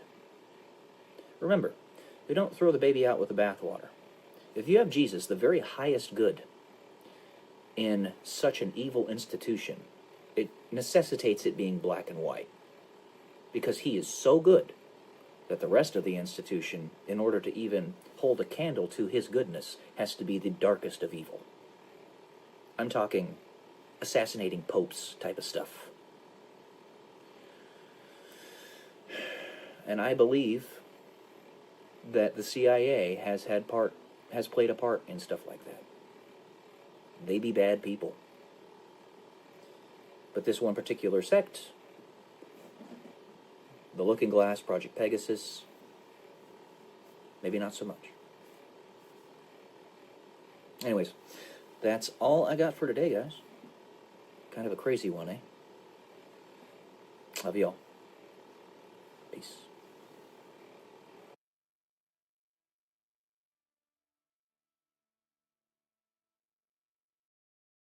Alright guys, as you saw before, we're getting ready to go out to the Atlantis for a Reno trip. So basically, this is how we do it. Pack a bunch of crap. There are my parents right there. Hey. Yay! Get it recorded because we've only recorded it like once or twice, so it's a little dreary today. I'll be back in a minute.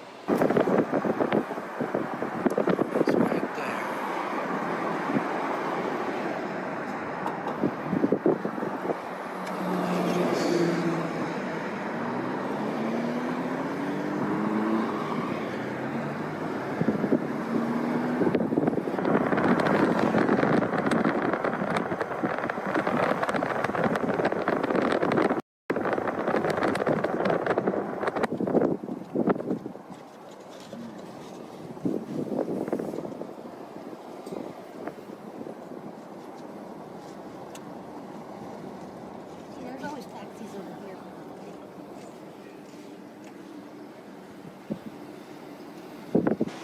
Reception desk. Valet.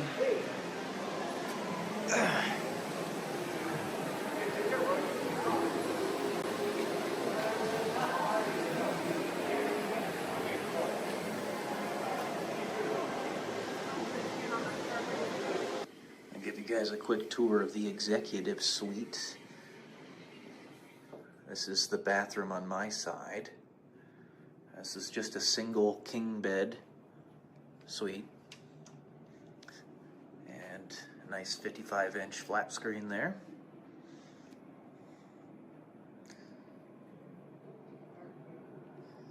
They have a little office lounging area right in between. Right here.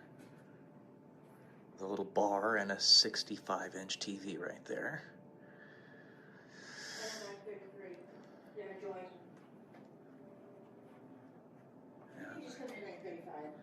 And there's my mom and dad, and this is their room. Give you my number of the ticket? The main suite. Yeah, for check-in. 9, And they've got a giant bathroom. 225-133.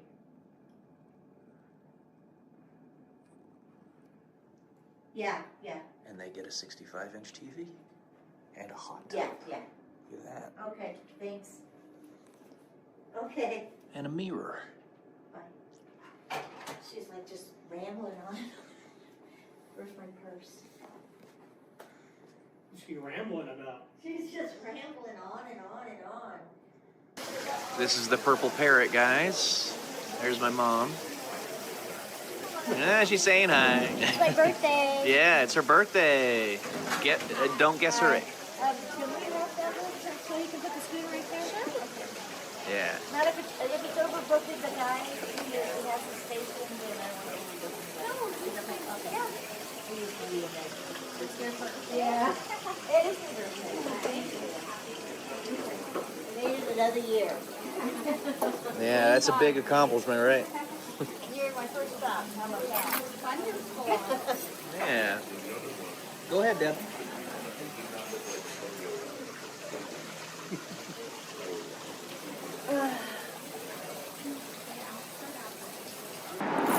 Alright, now we're walking to the pepper mill, guys. Get some fresh air. Yeah. Little nippy out here, but it's nice still.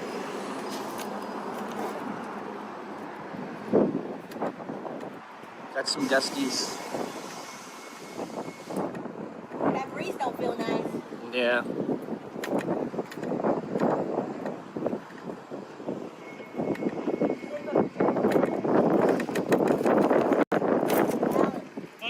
Zip up your jacket. Not zipped up. Zip it up. Unless you want to freeze.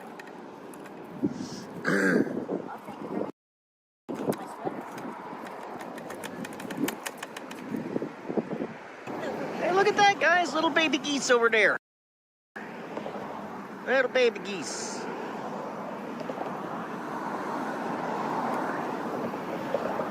Excited to make a quick jaunt over to the pepper mill. It's about 30 minutes away from the Atlantis. By foot, that is. Right, Mom? About 30 minutes from the Atlantis by foot? Yeah. Yeah. But if you're to drive, It's cold. Yeah, if you were to drive, it's literally 5 minutes. It's like a minute. Yeah. Drive. I know this isn't supposed to be a peppermill video, but I'm doing this just so you guys can see just how close the peppermill is to the Atlantis. We literally walked here. I mean, I had to ride the scooter because of my legs, but my mom and dad were walking in front of me. It's a little nippy out there, but it was okay. That's how close this place is to the Atlantis, how close the Atlantis is to this place. So, if you're ever wanting to go to the Atlantis, you could make it a kind of a trip for both of these places. Hey, look, it's a wacky, wild, arm flailing, inflatable tube man over there. How about that, huh? Wacky, wild, arm flailing, inflatable tube man. Wacky, wild, arm flailing, inflatable tube man. At your nearest car dealership. My favorite restaurant at the Atlantis is this sushi bar. And my mom is enjoying a couple sushi rolls at the moment. I just had a couple myself. They're absolutely amazing. I just absolutely love sushi, and they make it amazing here. What's even better is that it's actually the Sky Terrace, if you will, or you got it's the second floor, and you get to overlook the city. So it's really nice.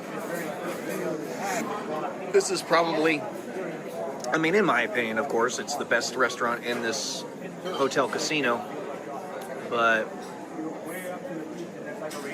that's up for personal opinion, I suppose. This is the last day here. I still haven't had a chance to show you guys a little bit of this. I didn't take you to the pool either, but I'll do that in the future. Because we come here about once every 2 months, so ish. It's a nice little overlook you see over there. I got the Sierra Nevada mountains. Still a little bit of snow up there. It's the middle of May, the 15th today. So that was like the last storm of the season. Had to give us a little bit more snow before we finished everything off. But this puts the cap on the top of our trip for this go around. We'll probably be back up here in like July, maybe August. So, I'll see y'all later.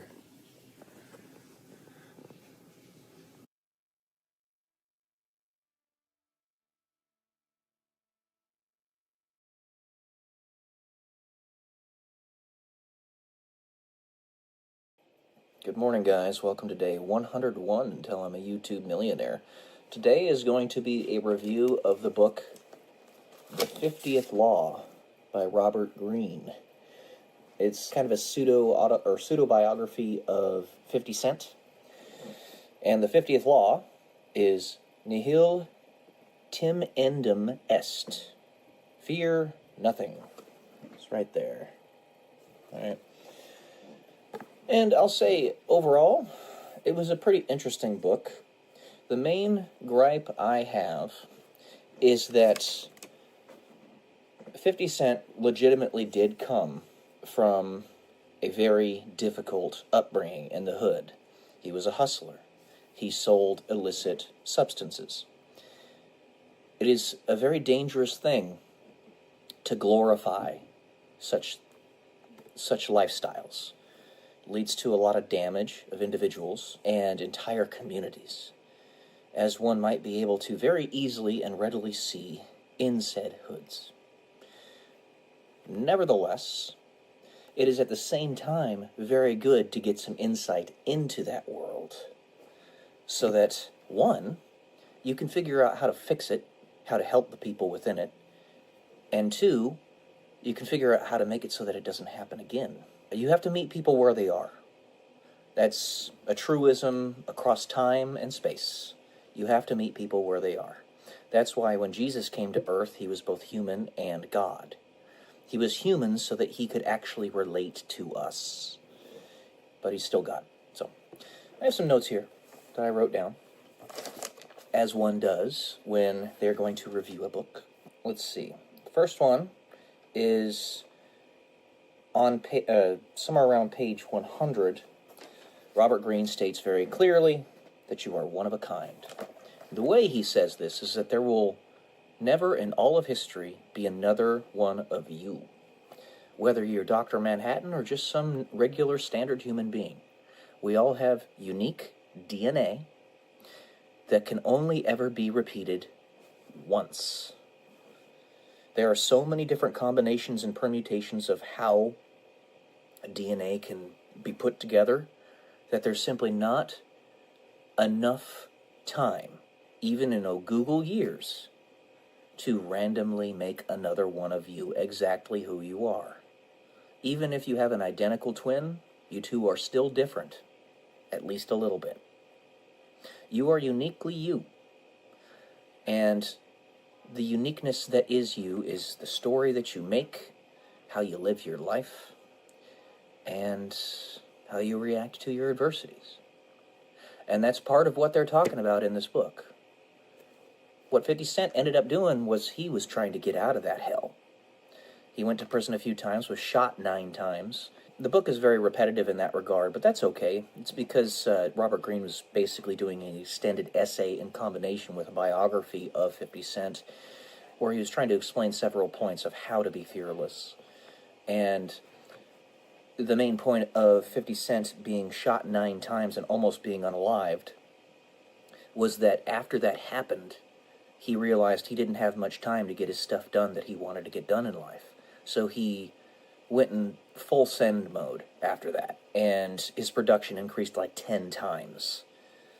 He lost his Columbia Records deal, but then did a massive mixtape campaign in the hood of his area, and became very popular in that way, and eventually got the notice of Eminem's Interscope Records, and got his foot in the door in the industry that way.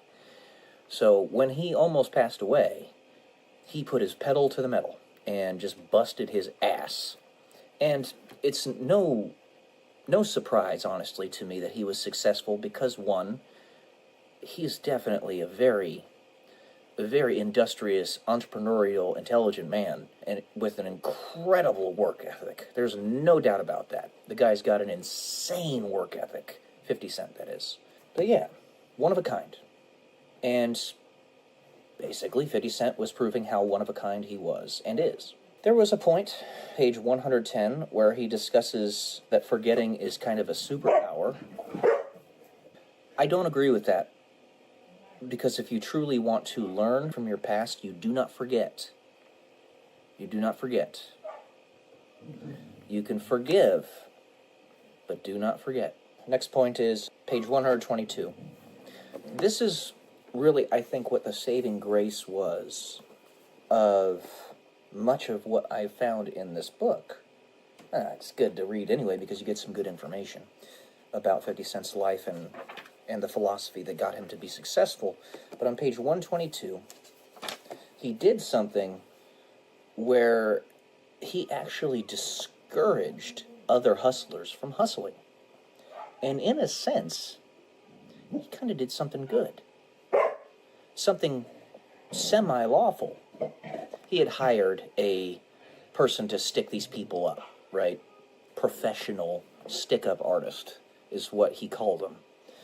And the other hustlers, he discouraged from doing the hustling by having this happen to them.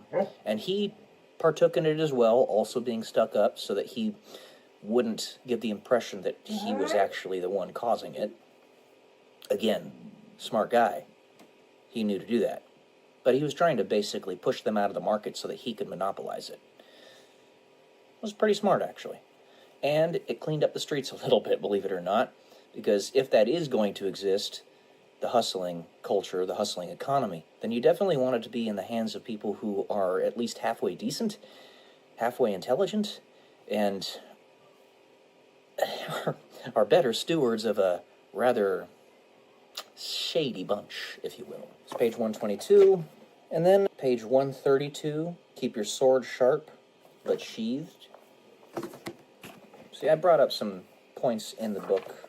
It was actually a quote from Niccolo Machiavelli, if you will. But sword sheathed but sharp, okay? So you want to make sure that you are ready for war, but that you aren't going to war. That's the idea.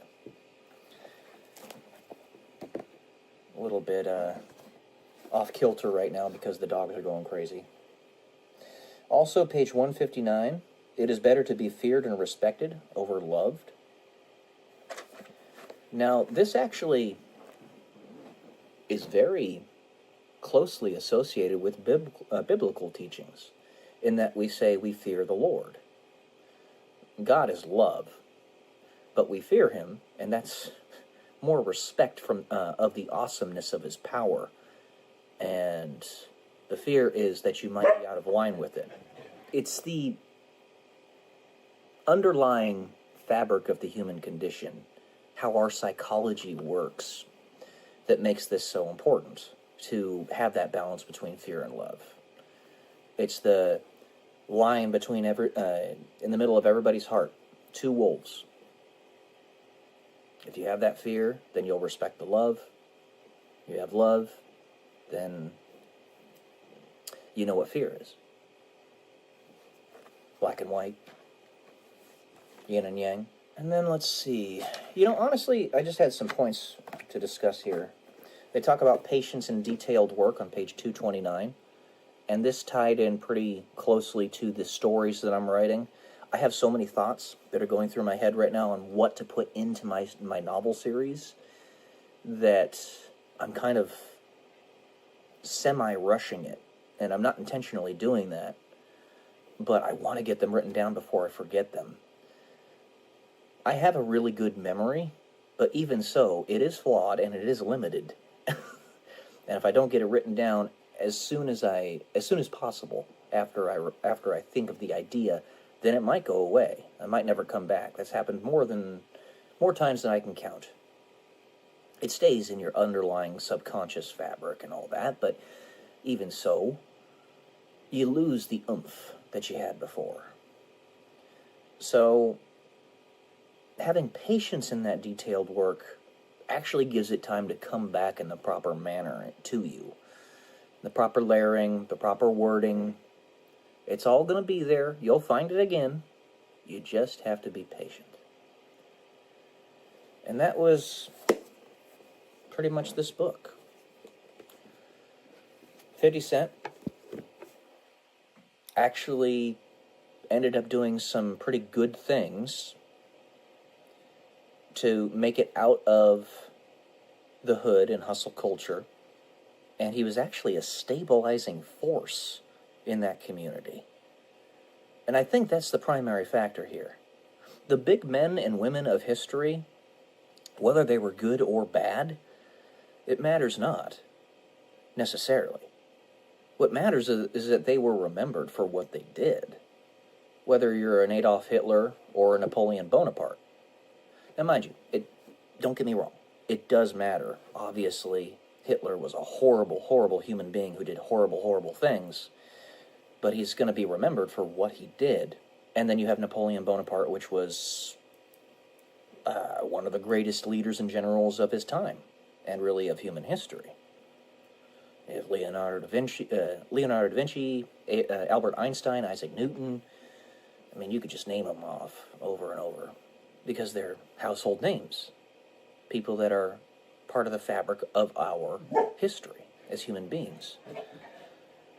And 50 Cent has the potential to be somebody that will be remembered in perpetuity, regardless of what you think of him. He actually had an impact on the world, has an impact on the world. I will never seek to glorify the hustle culture, selling drugs, the hood mentality and all that. It's not safe, it's not healthy. But 50 Cent was a stabilizing force. So that was this book. The next one up, I think, is going to be The Art of Knowing by Christopher Langan, basically assorted essays and expositions on free will. Yeah, I got this one read pretty quickly, actually. It only took me like 3 days. But that's because I sat down and read like 150 pages a day. I don't usually do that. I usually read like 10 to 20 pages a day. So, okay, guys. That's all I got for today.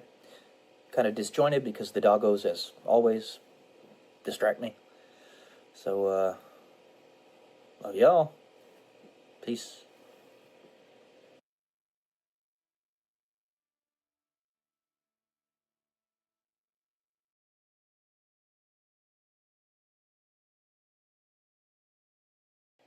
Good morning, guys. Welcome to day 99 until I'm a YouTube millionaire. One more day to 100. I figured I've been, like I tell you, watch Bailey Schilbach pretty routinely, like all of her new videos. I watch them all because it's very interesting. She's got a great mind, and I love her perspectives. They're fantastic. But I have an idea. Maybe I can do kind of a semi-response to the videos that she posts. She posts about half the frequency I do, so she posts once every other day is what it looks like. But she posted one that was pretty straightforward in terms of how one might respond just yesterday. Basically, how to step in your power. That was the title of the video. She went through 7 points on ways to do that. And I'm going to give a little bit of my own response. So the first one, who you are. Know who you are. Learn who you are. This kind of ties into what I was saying in my last video, how you are, whether you're Dr. Manhattan or you're just a regular person, you are one of one. This is true. Period. End of story.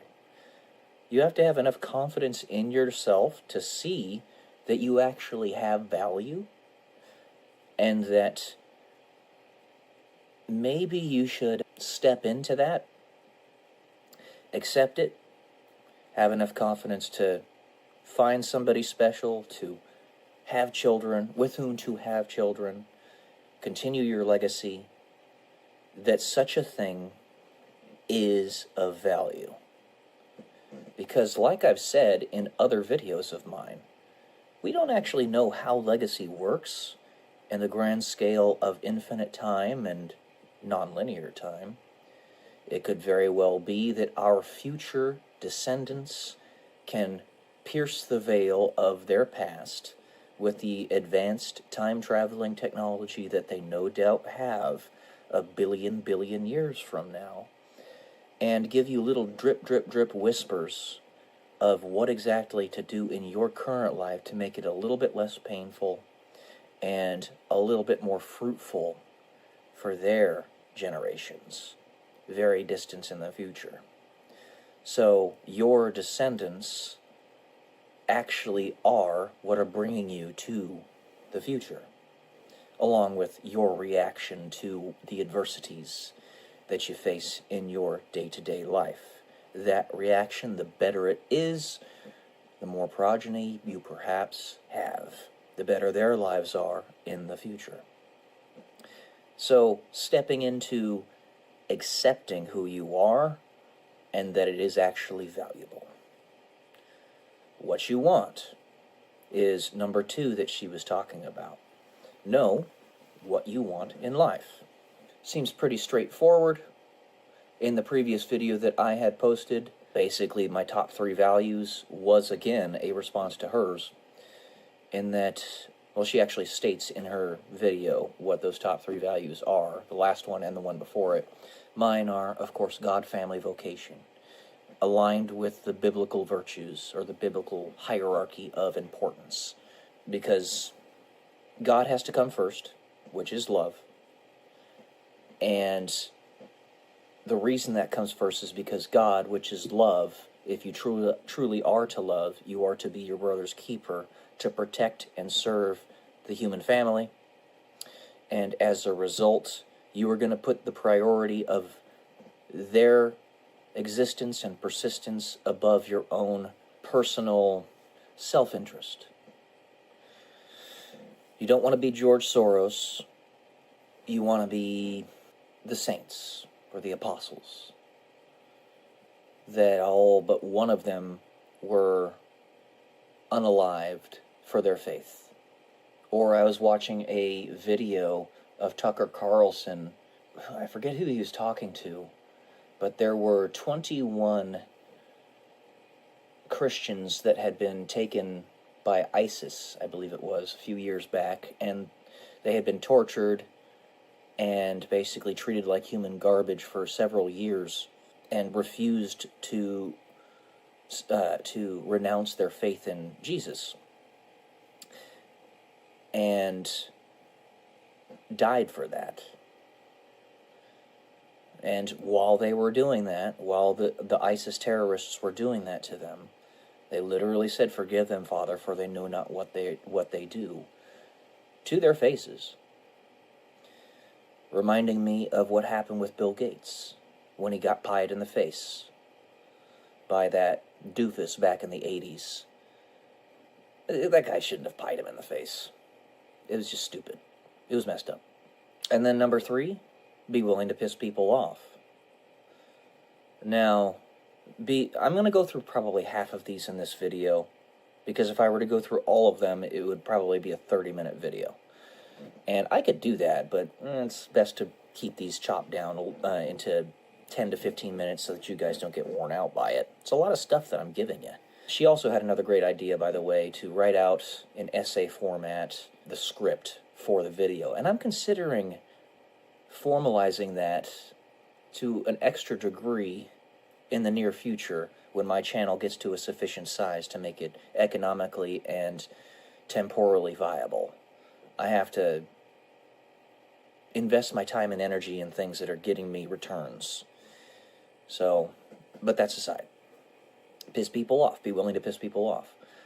The stuff that I was talking about, or have been talking about routinely, about multiple relationships and all that, again, not being something that I want, but something that I'm willing to accept if I need to, being tied into who you are and the critical importance of who you are. If you are Dr. Manhattan and there's only one of you, you need to have more of you. So go forth and conquer like King Solomon. C'est la vie. Or if you're just a standard, regular human being. If you're like Elon Musk, it's not quite standard. It's a little bit unorthodox. His intelligence, having an IQ of around 175 is what I guess. He's probably, 175 is 5 standard deviations above the norm. If you do the statistical analysis of that, it puts him about 1 in 2 million is how rare his intelligence is. And therefore, if you want to do the same thing for the number of children he should have, 2 children is a standard deviation away from the norm. Okay? So 2 times 5 would mean 10 children, but you can go up exponentially with that. Maybe instead of it being 10 children, it's 10 partners. I don't know. We're on completely untread territory here, using mathematics and probabilities and stuff like that we would have never thought to use in situations like this. But we are in a different era in human history right now. And we know so little that we have to poke and prod around to see what works and what doesn't. Sometimes we'll fuck up. Sometimes we'll get something right. So, yeah. Honestly, I think what he is doing, Elon Musk, with children, I think he should have a lot more. I'm just saying. I think he should. Especially if he actually has the means and desire and will to truly take care of them in the way they deserve. And he has stated that he does. Wants to move them all to a compound in Texas, a palatial estate. All right, and number 4, use your voice. That's attached to making videos and stuff like this. Communication. Communication is key. Because you could have all of the most valuable things to say that humanity has ever known. But if nobody knows what those things are, if nobody knows you exist, what's the point? So if you don't actually try to propagate, proliferate those ideas using your voice, then there is no point to it. If you're given great gifts, you must actually utilize them, apply them. I have been given great gifts with things in my life, even though I dealt with a lot of crap earlier on in my life, with very evil people that were legitimately trying to destroy me. At the same time, it was almost as if God knew, which he did, that these things were going to happen, and he front-loaded everything in my life so that I could at least have those good experiences, experience everything that there was amazing about being a human being. The miracle of flight, military discipline, traveling the world, and I got all that. I did. I really did, and I'm super stoked that I at least got to experience it. Yeah. Just because I can't do that now doesn't mean that the experiences of the past where I actually got to do those things is invalidated. It actually highlights it in importance because we live such ephemeral lives. We don't live forever. Front load those things. When you're healthiest, I can hardly walk now, but back then I was spry as a chicken. To say anything else, you can truly sink your teeth into those experiences. Okay, so that's going to be it for this one. I think I'll actually continue with the rest of these for the next video, because I'm enjoying this. This might be something that we can do. Yeah. I don't want to kind of put any uncomfortable pressure on Bailey or anything, but I enjoy this. It's pretty nifty. Alright, guys. That's it for today. Love y'all. Peace.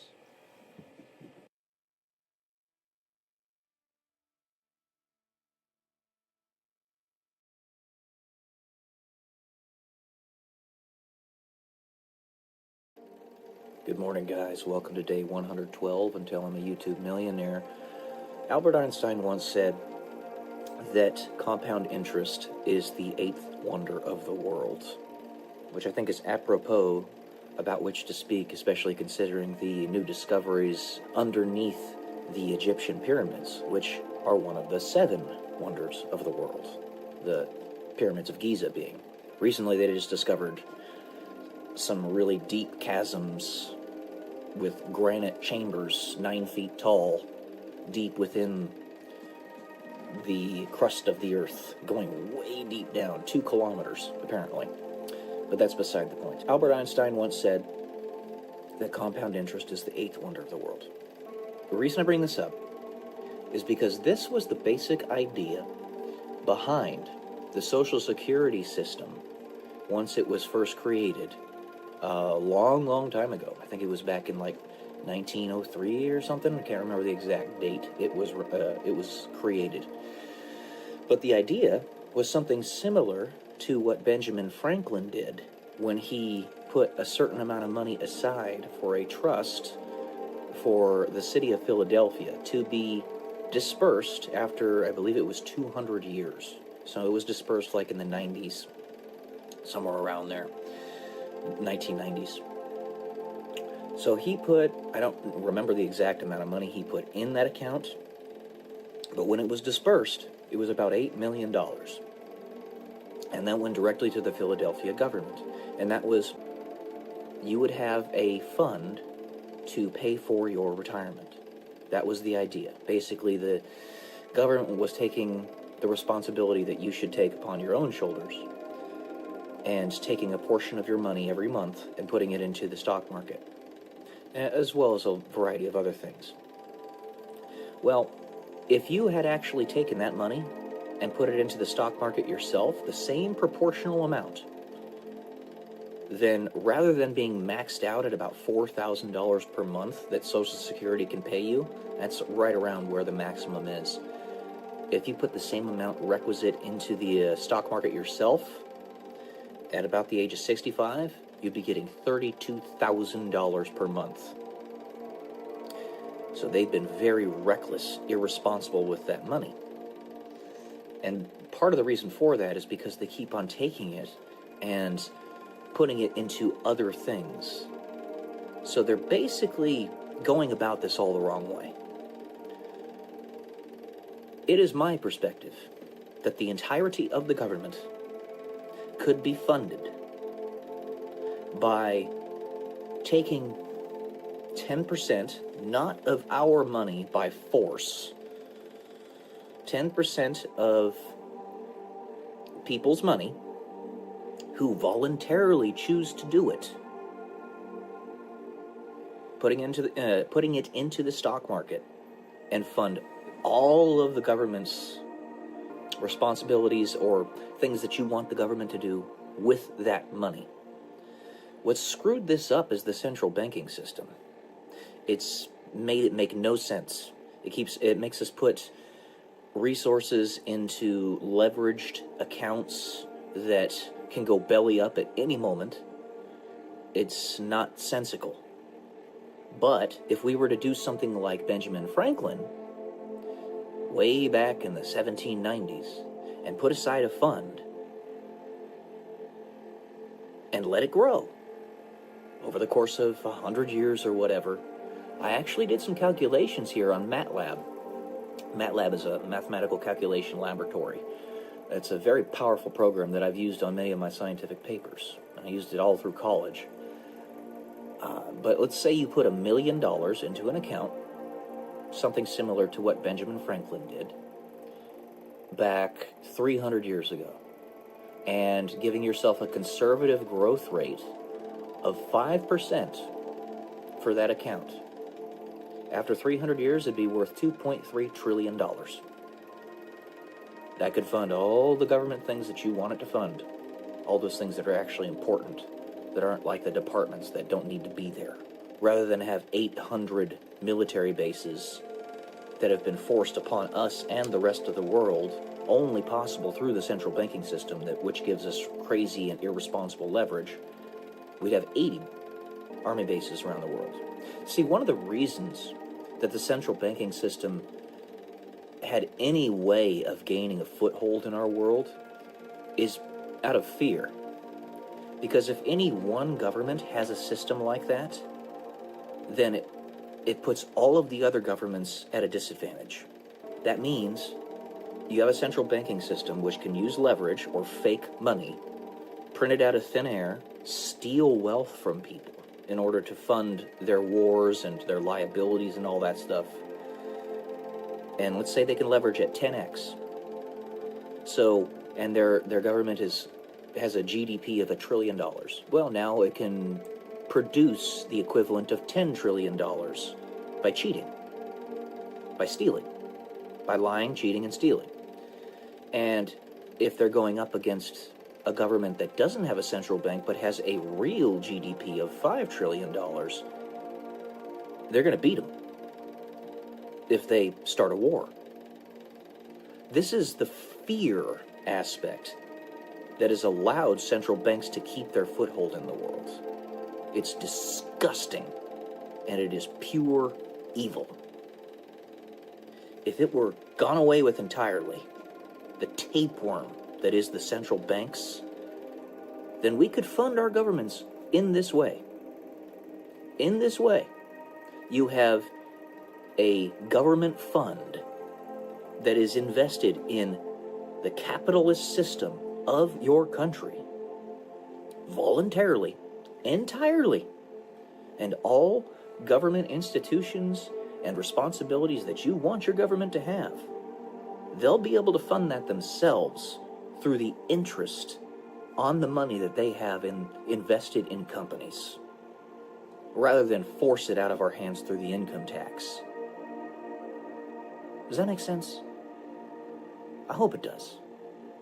Because this whole system is fucking upside down. And it's the central banks that have done this. And these bastards behind the scenes that have forced this upon us, we made the United States specifically to escape the central banks. And they seeped in and tried to unalive multiple United States presidents and succeeded on multiple occasions until eventually they got that central bank put back in place. It's disgusting. I would go so far as to say, if aliens exist, this is an alien system to keep us all enslaved. I would say more appropriately, more accurately, that it's demonic. It's a demon system. It's disgusting. So,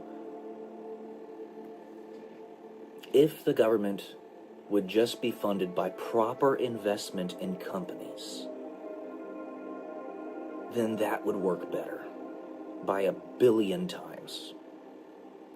Let's say to get a good seed funding started, you do basically like a tithe system where there's a flat tax, no loopholes, no deductions or anything, a flat tax of 10% across the board for everybody that makes X, Y, Z income. 10% flat tax across the board, starting as seed funding.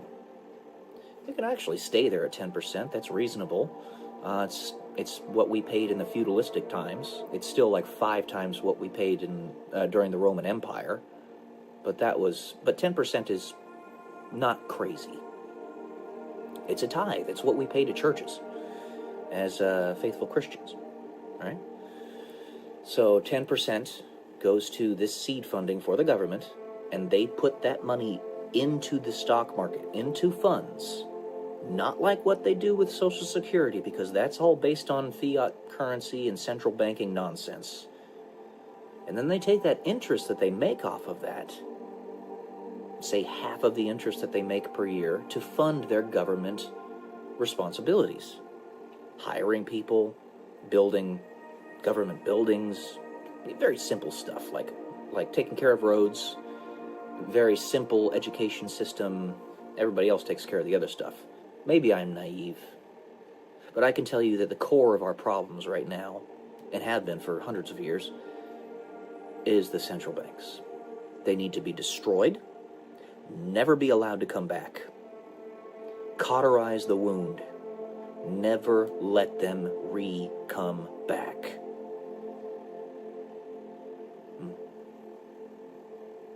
That's all I got for today. Love y'all. Peace.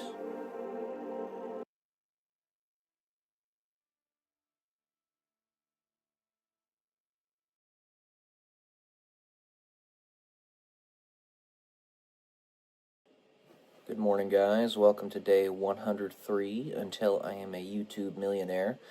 And today I wanted to discuss the difference between free will or choice and opportunity, and how they're both very, very important, but they're not precisely the same thing. So free will, obviously, is your ability to make your own choices. You either go direction A or direction B. However, opportunity is the horizon of choices that you have to make. For example, if you lived in the Middle Ages, then you could choose to get water from the stream or get water from the well. You could choose to build a house with a straw roof or build a house with a stone or a tile roof. You could choose to live in Great Britain with very much ease, in London, or you could choose to live in Scotland, let's say Edinburgh, if you traveled for several days. If you got cancer, or if you got sick, let's say you stubbed your toe or something and you got an infection, you could not choose to survive from that. It was purely contingent upon how robust your body was, if it could survive. There was nothing you could do to prevent yourself from passing away if that's what was going to happen. The bubonic plague unalived 25% of the European population in the Middle Ages, And there were several bubonic plagues that occurred. We didn't have penicillin. We didn't have any antibiotics. We didn't have germ theory back then. We had no idea what any of that was. So while you might have wanted to make the choice to continue to survive, you didn't have the opportunity to do so. You were just going to survive or not, depending on what your body could do, what it could handle. And to our physical body's credit, there were some very well-known leaders back then that did survive the bubonic plague, like Charlemagne. I believe it was Charlemagne. Anyways, there was one of the kings that I'm thinking of.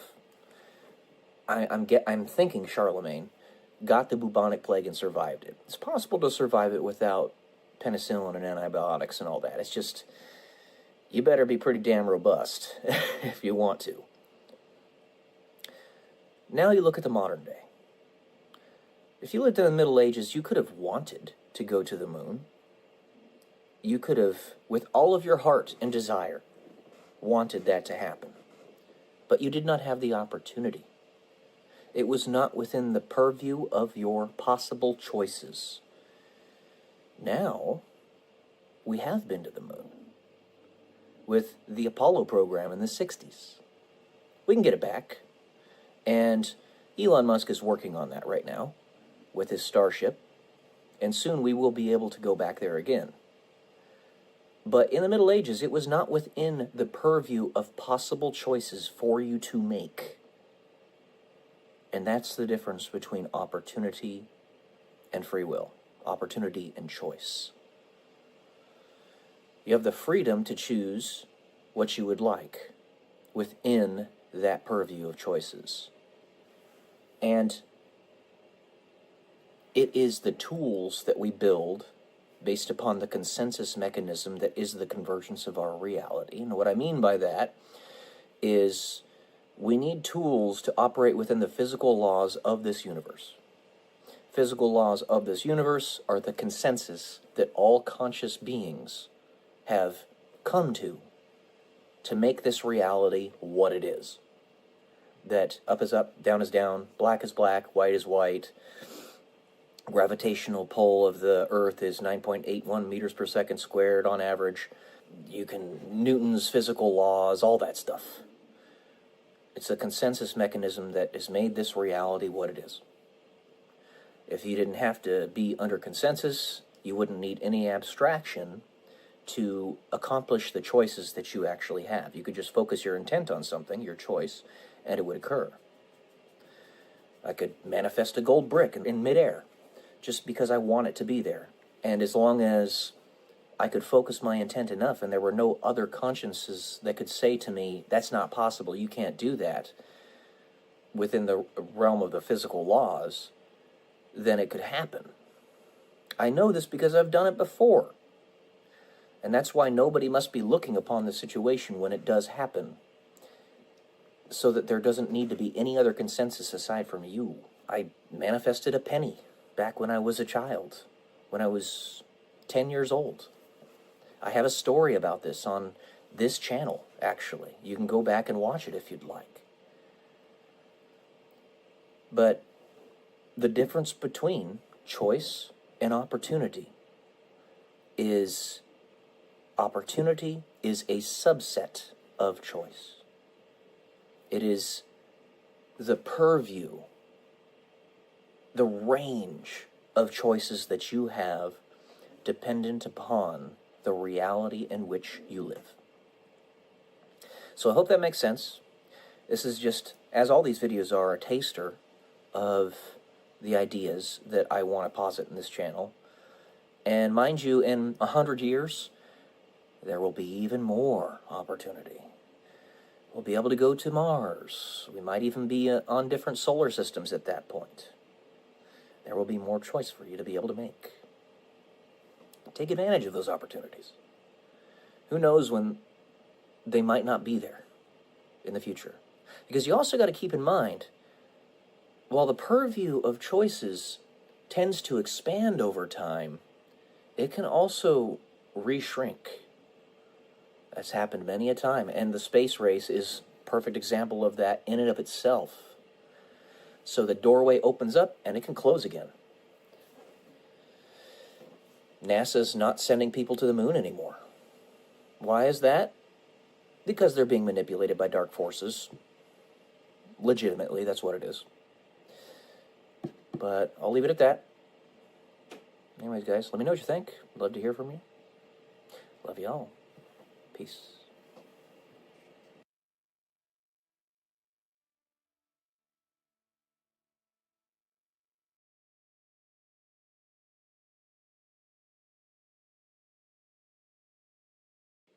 Good morning, guys. Welcome to day 139 until I'm a YouTube millionaire. Speaking on my last video, how should I put it? Sometimes you need to just have a little bit of an anger release valve, if you will. And there's a lot of things in this world that frustrate a great many people that are like me. I want change to happen. And when it comes down to brass tacks, I was just thinking about this before I started this video. I know that a lot of really good people, a lot of earnest people, a lot of people that are in the same boat as me, have the same mentality as me, are doing everything that they possibly can to fix what's going on in the world today, to make the world a better place for everybody, more equitable, more free. I get that. And I just want to make sure that they know that I deeply appreciate what they're doing. I do. But sometimes you just get angry and you gotta let it out. So, I'm just a guy, but I think in a way I'm kind of an avatar of many 35-year-old men, at least in the United States. Probably you could say extending to the Western world in general. Kind of a lost generation that we're trying to, almost like the prodigal son, we're trying to re-find, or prodigal son's trying to get back to dad. But the frustration is, I know that everything that can be done is being done at a lightning pace right now. And it's still taken about 20 plus years to get to this point. Yet, and this was going to happen. You don't reverse an 8,000-year-old pedophile satanic worshiping ring in a couple generations without extreme resistance. I get that, but, if I feel like my life is being burned away, and I want to make an impact. There's two things in my personal life, and I've mentioned this a few times, that I have not accomplished, that if I do, then I'm done. I'm done, quote-unquote. But it's like they're mentioning in the book The Alchemist, which I'm reading right now. There are people that hold off doing the last thing in their bucket list of things to do in their lives because they'd be like, I'm done. There's no reason to live anymore. So, like, one of the characters in the story was saying that his last thing on his list of things to do in life was to go to Mecca, because he's got 5 pillars or 5 tenets that he needs to follow in the religion of Islam, which is his religion. Think of that what you will. That's a side point, but he put off going to Mecca because that's like the thing that's keeping him alive, is what he said in the book, and not so few of words. But 2 things in my life that I want to get done, that I want to do. Of course, I don't have the same mentality as this guy trying to get to Mecca, in that I want to do these things not because it's going to be, me saying I'm finished. I can stop doing my stuff now. No, it's so that I can start doing other things too. And that is have a family. Because I don't want to spiritually die if I don't have to. And get to space. I've been trying to get to space since I was 10 years old. And understanding that such things were going to happen in my life, perhaps before I came here, a lot of people front-loaded a lot of very good, valuable things in my life in the first part of it, up until the age of 30. It was stuffed with really interesting and cool things. I saw many different countries. I was a pilot. I mean, that's pretty dang cool. Went to some of the best schools that exist.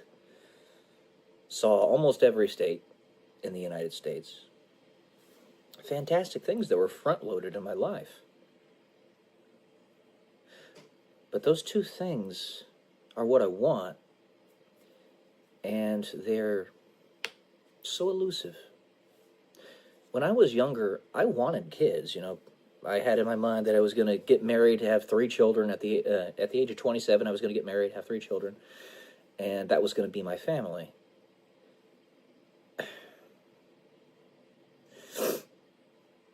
We're now 8 years past that point. And life just sort of seems to be passing me by. Anyway. And then you see, and I understand it's got to start somewhere, and I'm not mad about this, but you see that all-female crew that went up in Blue Origin to space just because they're celebrities. Because they're perceived as being special. I've been busting my ass my whole life to get there. And then I was literally kneecapped.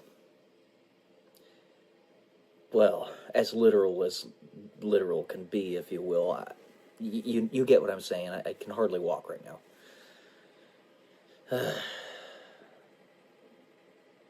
We live in a funny world. But we all know that it's been run by those satanic pedophiles for millennia. It's just interesting.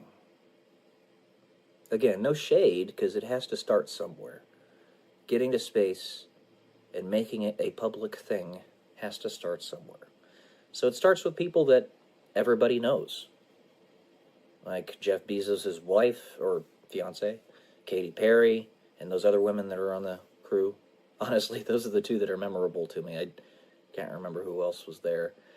But, okay. Now send me next. Just, how would that be a publicity stunt? Just send some random dude to space. Because I am living just as some random dude right now. Send some random dude to space.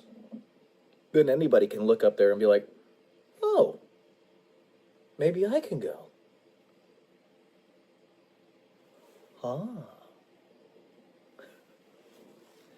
Okay, I think that's where I'm going to leave it today. I have a little bit of a surprise later today. This April 17th, 2025. Going to be doing some fun stuff with a friend of mine. I think you guys know what it's going to be. Anyway, I've done it before, but it's going to be a surprise-ish. Love y'all. Peace.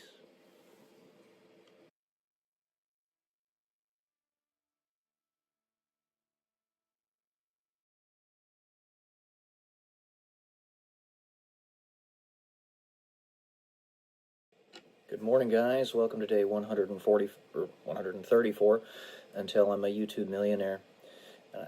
I was thinking, I talk a lot about the traumas. Don't usually get into specifics, but about the generalized traumas that I endured earlier on in my life, in particular when I was in the military and how they treated me.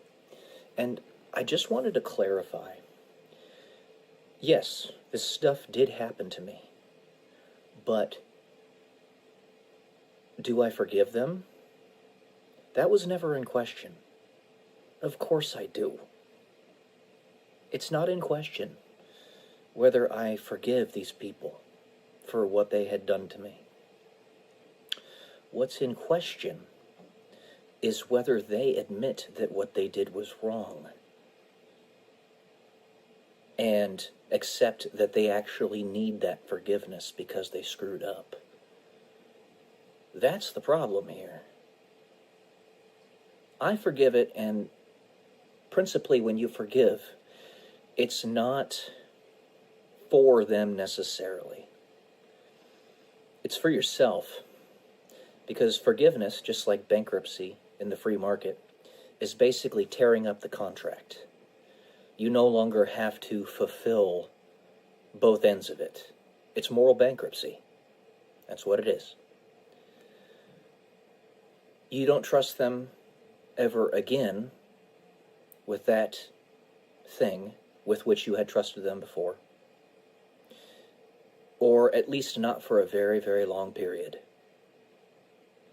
Trust is hard to gain and easy to lose. Betrayal is something you'll never forget. And that's another thing. With forgiveness, a phrase that has always irritated the shit out of me is forgive and forget. No. You don't do that. You only forget if the entity in question is going to be gone entirely. The way I describe this is, in heaven, there is no longer any pain. It's all peace, unconditional love. You are in bliss. And the way that is the only way that is possible, is if all pain, all past traumas, are fully out of your mind, out of your soul. Which you might think means that you forget. Somewhat. In many circles, I believe in Catholic faith, some circles of Catholic faith, they call it the tear room.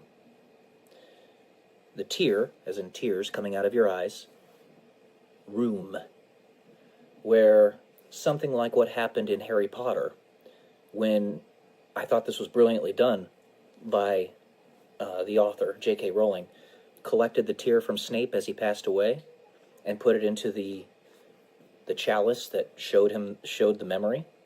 That's what it is. That's almost point for point what it is. The tear room.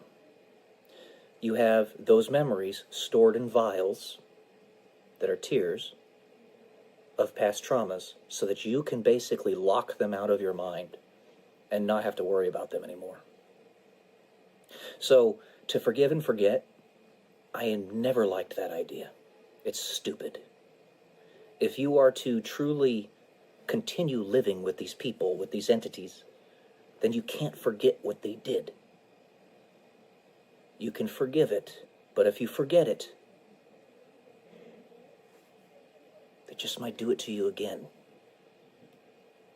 You have to be wise to it.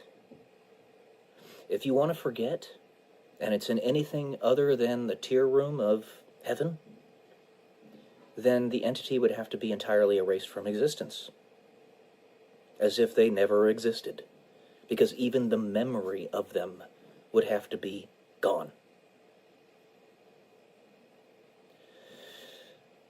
I think of the song, Somebody I Used to Know.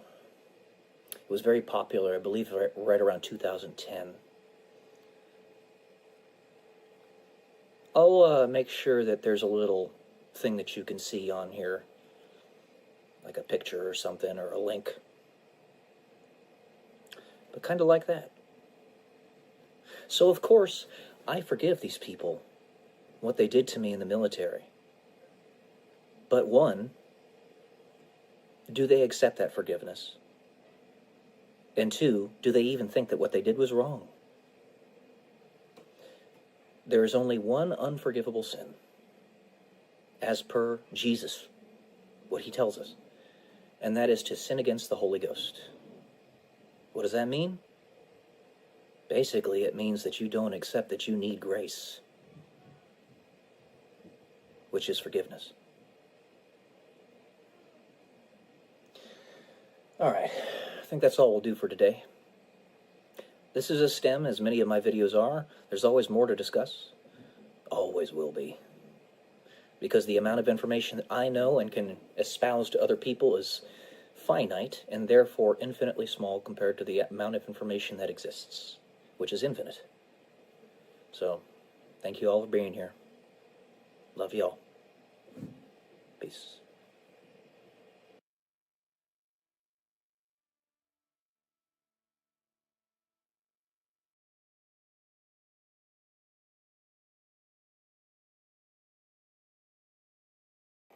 Good morning, guys. Welcome to day 125 until I'm a YouTube millionaire. And for this one, I'm going to read another essay that I wrote. I believe this one was back in 2017.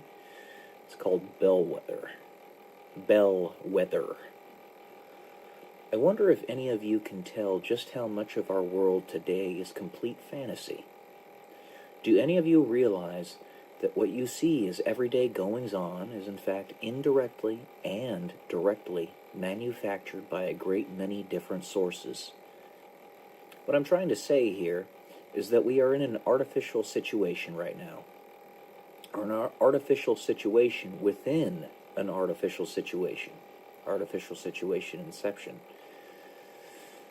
It is my submission that the world we live in, and I have backed up this claim with many a logical argument, ranging from discussion on the double slit experiment to logically thinking through how the nature of existence itself does not make sense, is a complete farce. Try to follow me on this one. Let us look at a petri dish of the United States, the presidential election from 2016. There essentially could not have been two candidates that were more polar opposite, more inflammatory, and more separating for the whole population of the country, let alone the world. It must be understood that this phenomenon is partially due to the information age, where all candidates for that most coveted office, which is the presidency, are more vetted than they have ever been in the entire history of humanity. But I honestly believe that the internet was just an outlet. I think the scheme is much grander than that. Understand, once more, that anything I can say here is fully in that realm of speculation, and some might even say conspiracy theory, but that word is lost, or term is lost all meaning. But I just cannot see any other way around this. Now, I have much farther to go in this explanation, but let me first establish the groundwork for the path we are going as a society, and the egregious problems that we face. Here was the problem, or is the problem, that most desperately needed to be addressed, and immediately so. We were trusting the wrong people, and too asleep to really care much about where they were leading us. What is the easiest way to subdue and control a population? Even one as relatively, quote-unquote, aware and intelligent as that of the United States and other Western countries such as Great Britain. You feed them, you clothe them, you provide them with shelter, you provide them with ample amounts of banal and useless entertainment, things that do not challenge them to think differently or stand up to the status quo. The fruits of this paradigm are things like Keeping Up with the Kardashians, Real Housewives, Miley Cyrus, and much more. Once more, and this is an easy one to accomplish when everyone is comfortable enough to not care otherwise, anyone who calls out these, or those trying to lead you into the, like lambs to the slaughter, is ridiculed, if not outright killed or unalived, or imprisoned. You saw what happened in 2020. Principally, ridicule is the form of suppression that sells, or calls, the least amount of attention to the situation. Imprisonment next, and unaliving will not matter much either if the general population is still not paying attention.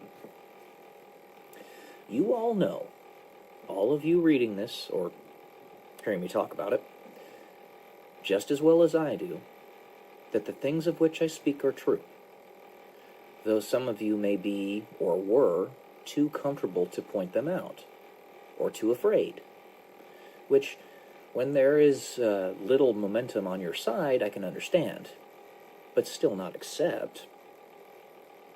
The logical arguments against things like the Federal Reserve are rock solid. It should not exist. Period. End of story. Though only 1 in a million people long ago could pierce the veil and truly understand this. The information age has perhaps reduced the threshold to 1 in 1,000, but that is still an incredible hurdle to overcome. In truth, do you want to know where we were going to be led? We were being led to total enslavement. And even now, those individuals who are trying to effect that enslavement still have not given up on their project. For those of you who still do not understand, read 1984 by George Orwell. I am almost certain that we were being led into a circle of fiends trying to eat us so that we could not see into their plans. George Orwell wrote that book as a consequence of this fact. He went into hiding for roughly 6 months after his experiences. And when he came back out into the public, the book was made, and he unalived himself shortly thereafter. You should look into the backstory of George Orwell. He refused to dress warmly after being diagnosed with tuberculosis in England. So, he unalived himself. You know that of which I speak is true. You know it. Though you cannot overcome the momentum of the hundreds of years over the course of only one generation when you have so little momentum on your side. This harkens back to us knowing very little and living very short lives. No, it takes infiltrators everywhere, unaware of who you can trust, but knowing that there are those in positions of high levels of authority that wear the veil of evil just to make the right decision at the right time and at the right place. So just as the enemy can have sleeper cells, so can the white hats be sleeper cells. White hats being good guys. If you can trust no one, then anyone can be an enemy, and anyone can be an ally. Would you bank on a 50% chance of victory or a 0.000001% chance of victory? So if you make a big old mess of things, and previously the best chance that you had of winning was 0.000001%, if nobody can tell who's good or who's bad, your chance of winning goes up to 50%, or approaches that. Pretty good. Hell of a lot better than the previous percentage. So with the problem established, that the public is asleep and too comfortable to care, how do you change this? You got to make it uncomfortable to stay in that same place. How do you do that? You infiltrate every single area where they take sanctuary, from Hollywood to mainstream media. That's a very big one. To sports and politics. You make it uncomfortable in every facet of their lives where they find refuge. And when you do that, then even the most stubborn of individuals will eventually budge and actually start paying attention. In this vein, those who are making your lives uncomfortable are actually your allies. Many of them. Some of them are unwitting pawns in the giant game of chess, falling victim to their deeply held biases that only rear their ugly faces when pressed. But some individuals are deliberately acting, deliberately saying and doing things in which they do not believe to foment discomfort. You once more do not know who you can trust. But everyone is actually partaking in the mass awakening all together, for better or for worse. The word revelation, like the Bible, means awakening, essentially. We are basically smacking each other as hard as we can to wake up out of our stupor. You know what is the kicker here? I can tell you this now because you still do not know whether or not you can trust me. My name is Peyton, like Satan.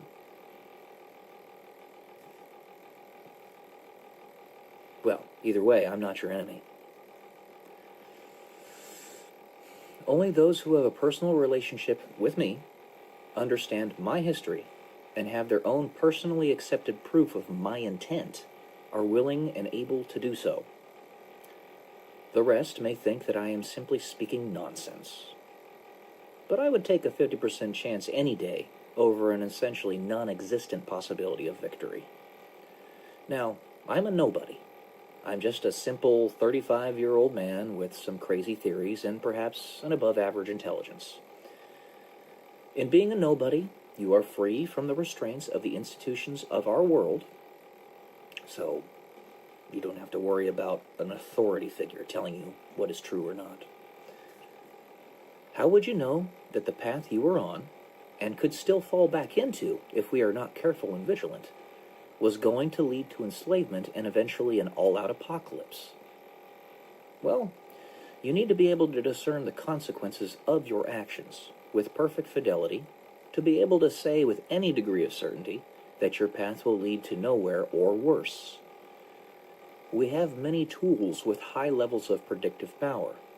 Mathematics and physics are very useful for predicting where particular planets will be at particular times in their respective orbits around their host stars, for instance. We have economic models that can predict with reasonable accuracy what the markets will do given particular stimuli or given particular time. You see that there are an infinite number of paths, all leading to an infinite number of conclusions. And in that vision, you realize that you truly do have free will and can change the course of history. It's called time travel. Called time travel, my friends. Now you can say I'm off my rocker. At least for now. We haven't come up with a tool yet, but perhaps soon. I will tell you this truth, and one I hope you will understand and embrace completely. Never allow yourself to be fully comfortable. Always seek the next great challenge to your willpower, to your creativity, to your ingenuity, to your physical strength, to your soul. Whether anything that I have said above is true, within this essay is true or not, just assume that it is. Suspend disbelief. And you will understand why it is so important to run as fast as you can to escape the abyss of complacency. Just imagine that the worst nightmares of conspiracy theorists, quote-unquote, pale in comparison to how bad it actually is. We are not only to be enslaved, but harvested as if a human farm. Think about that.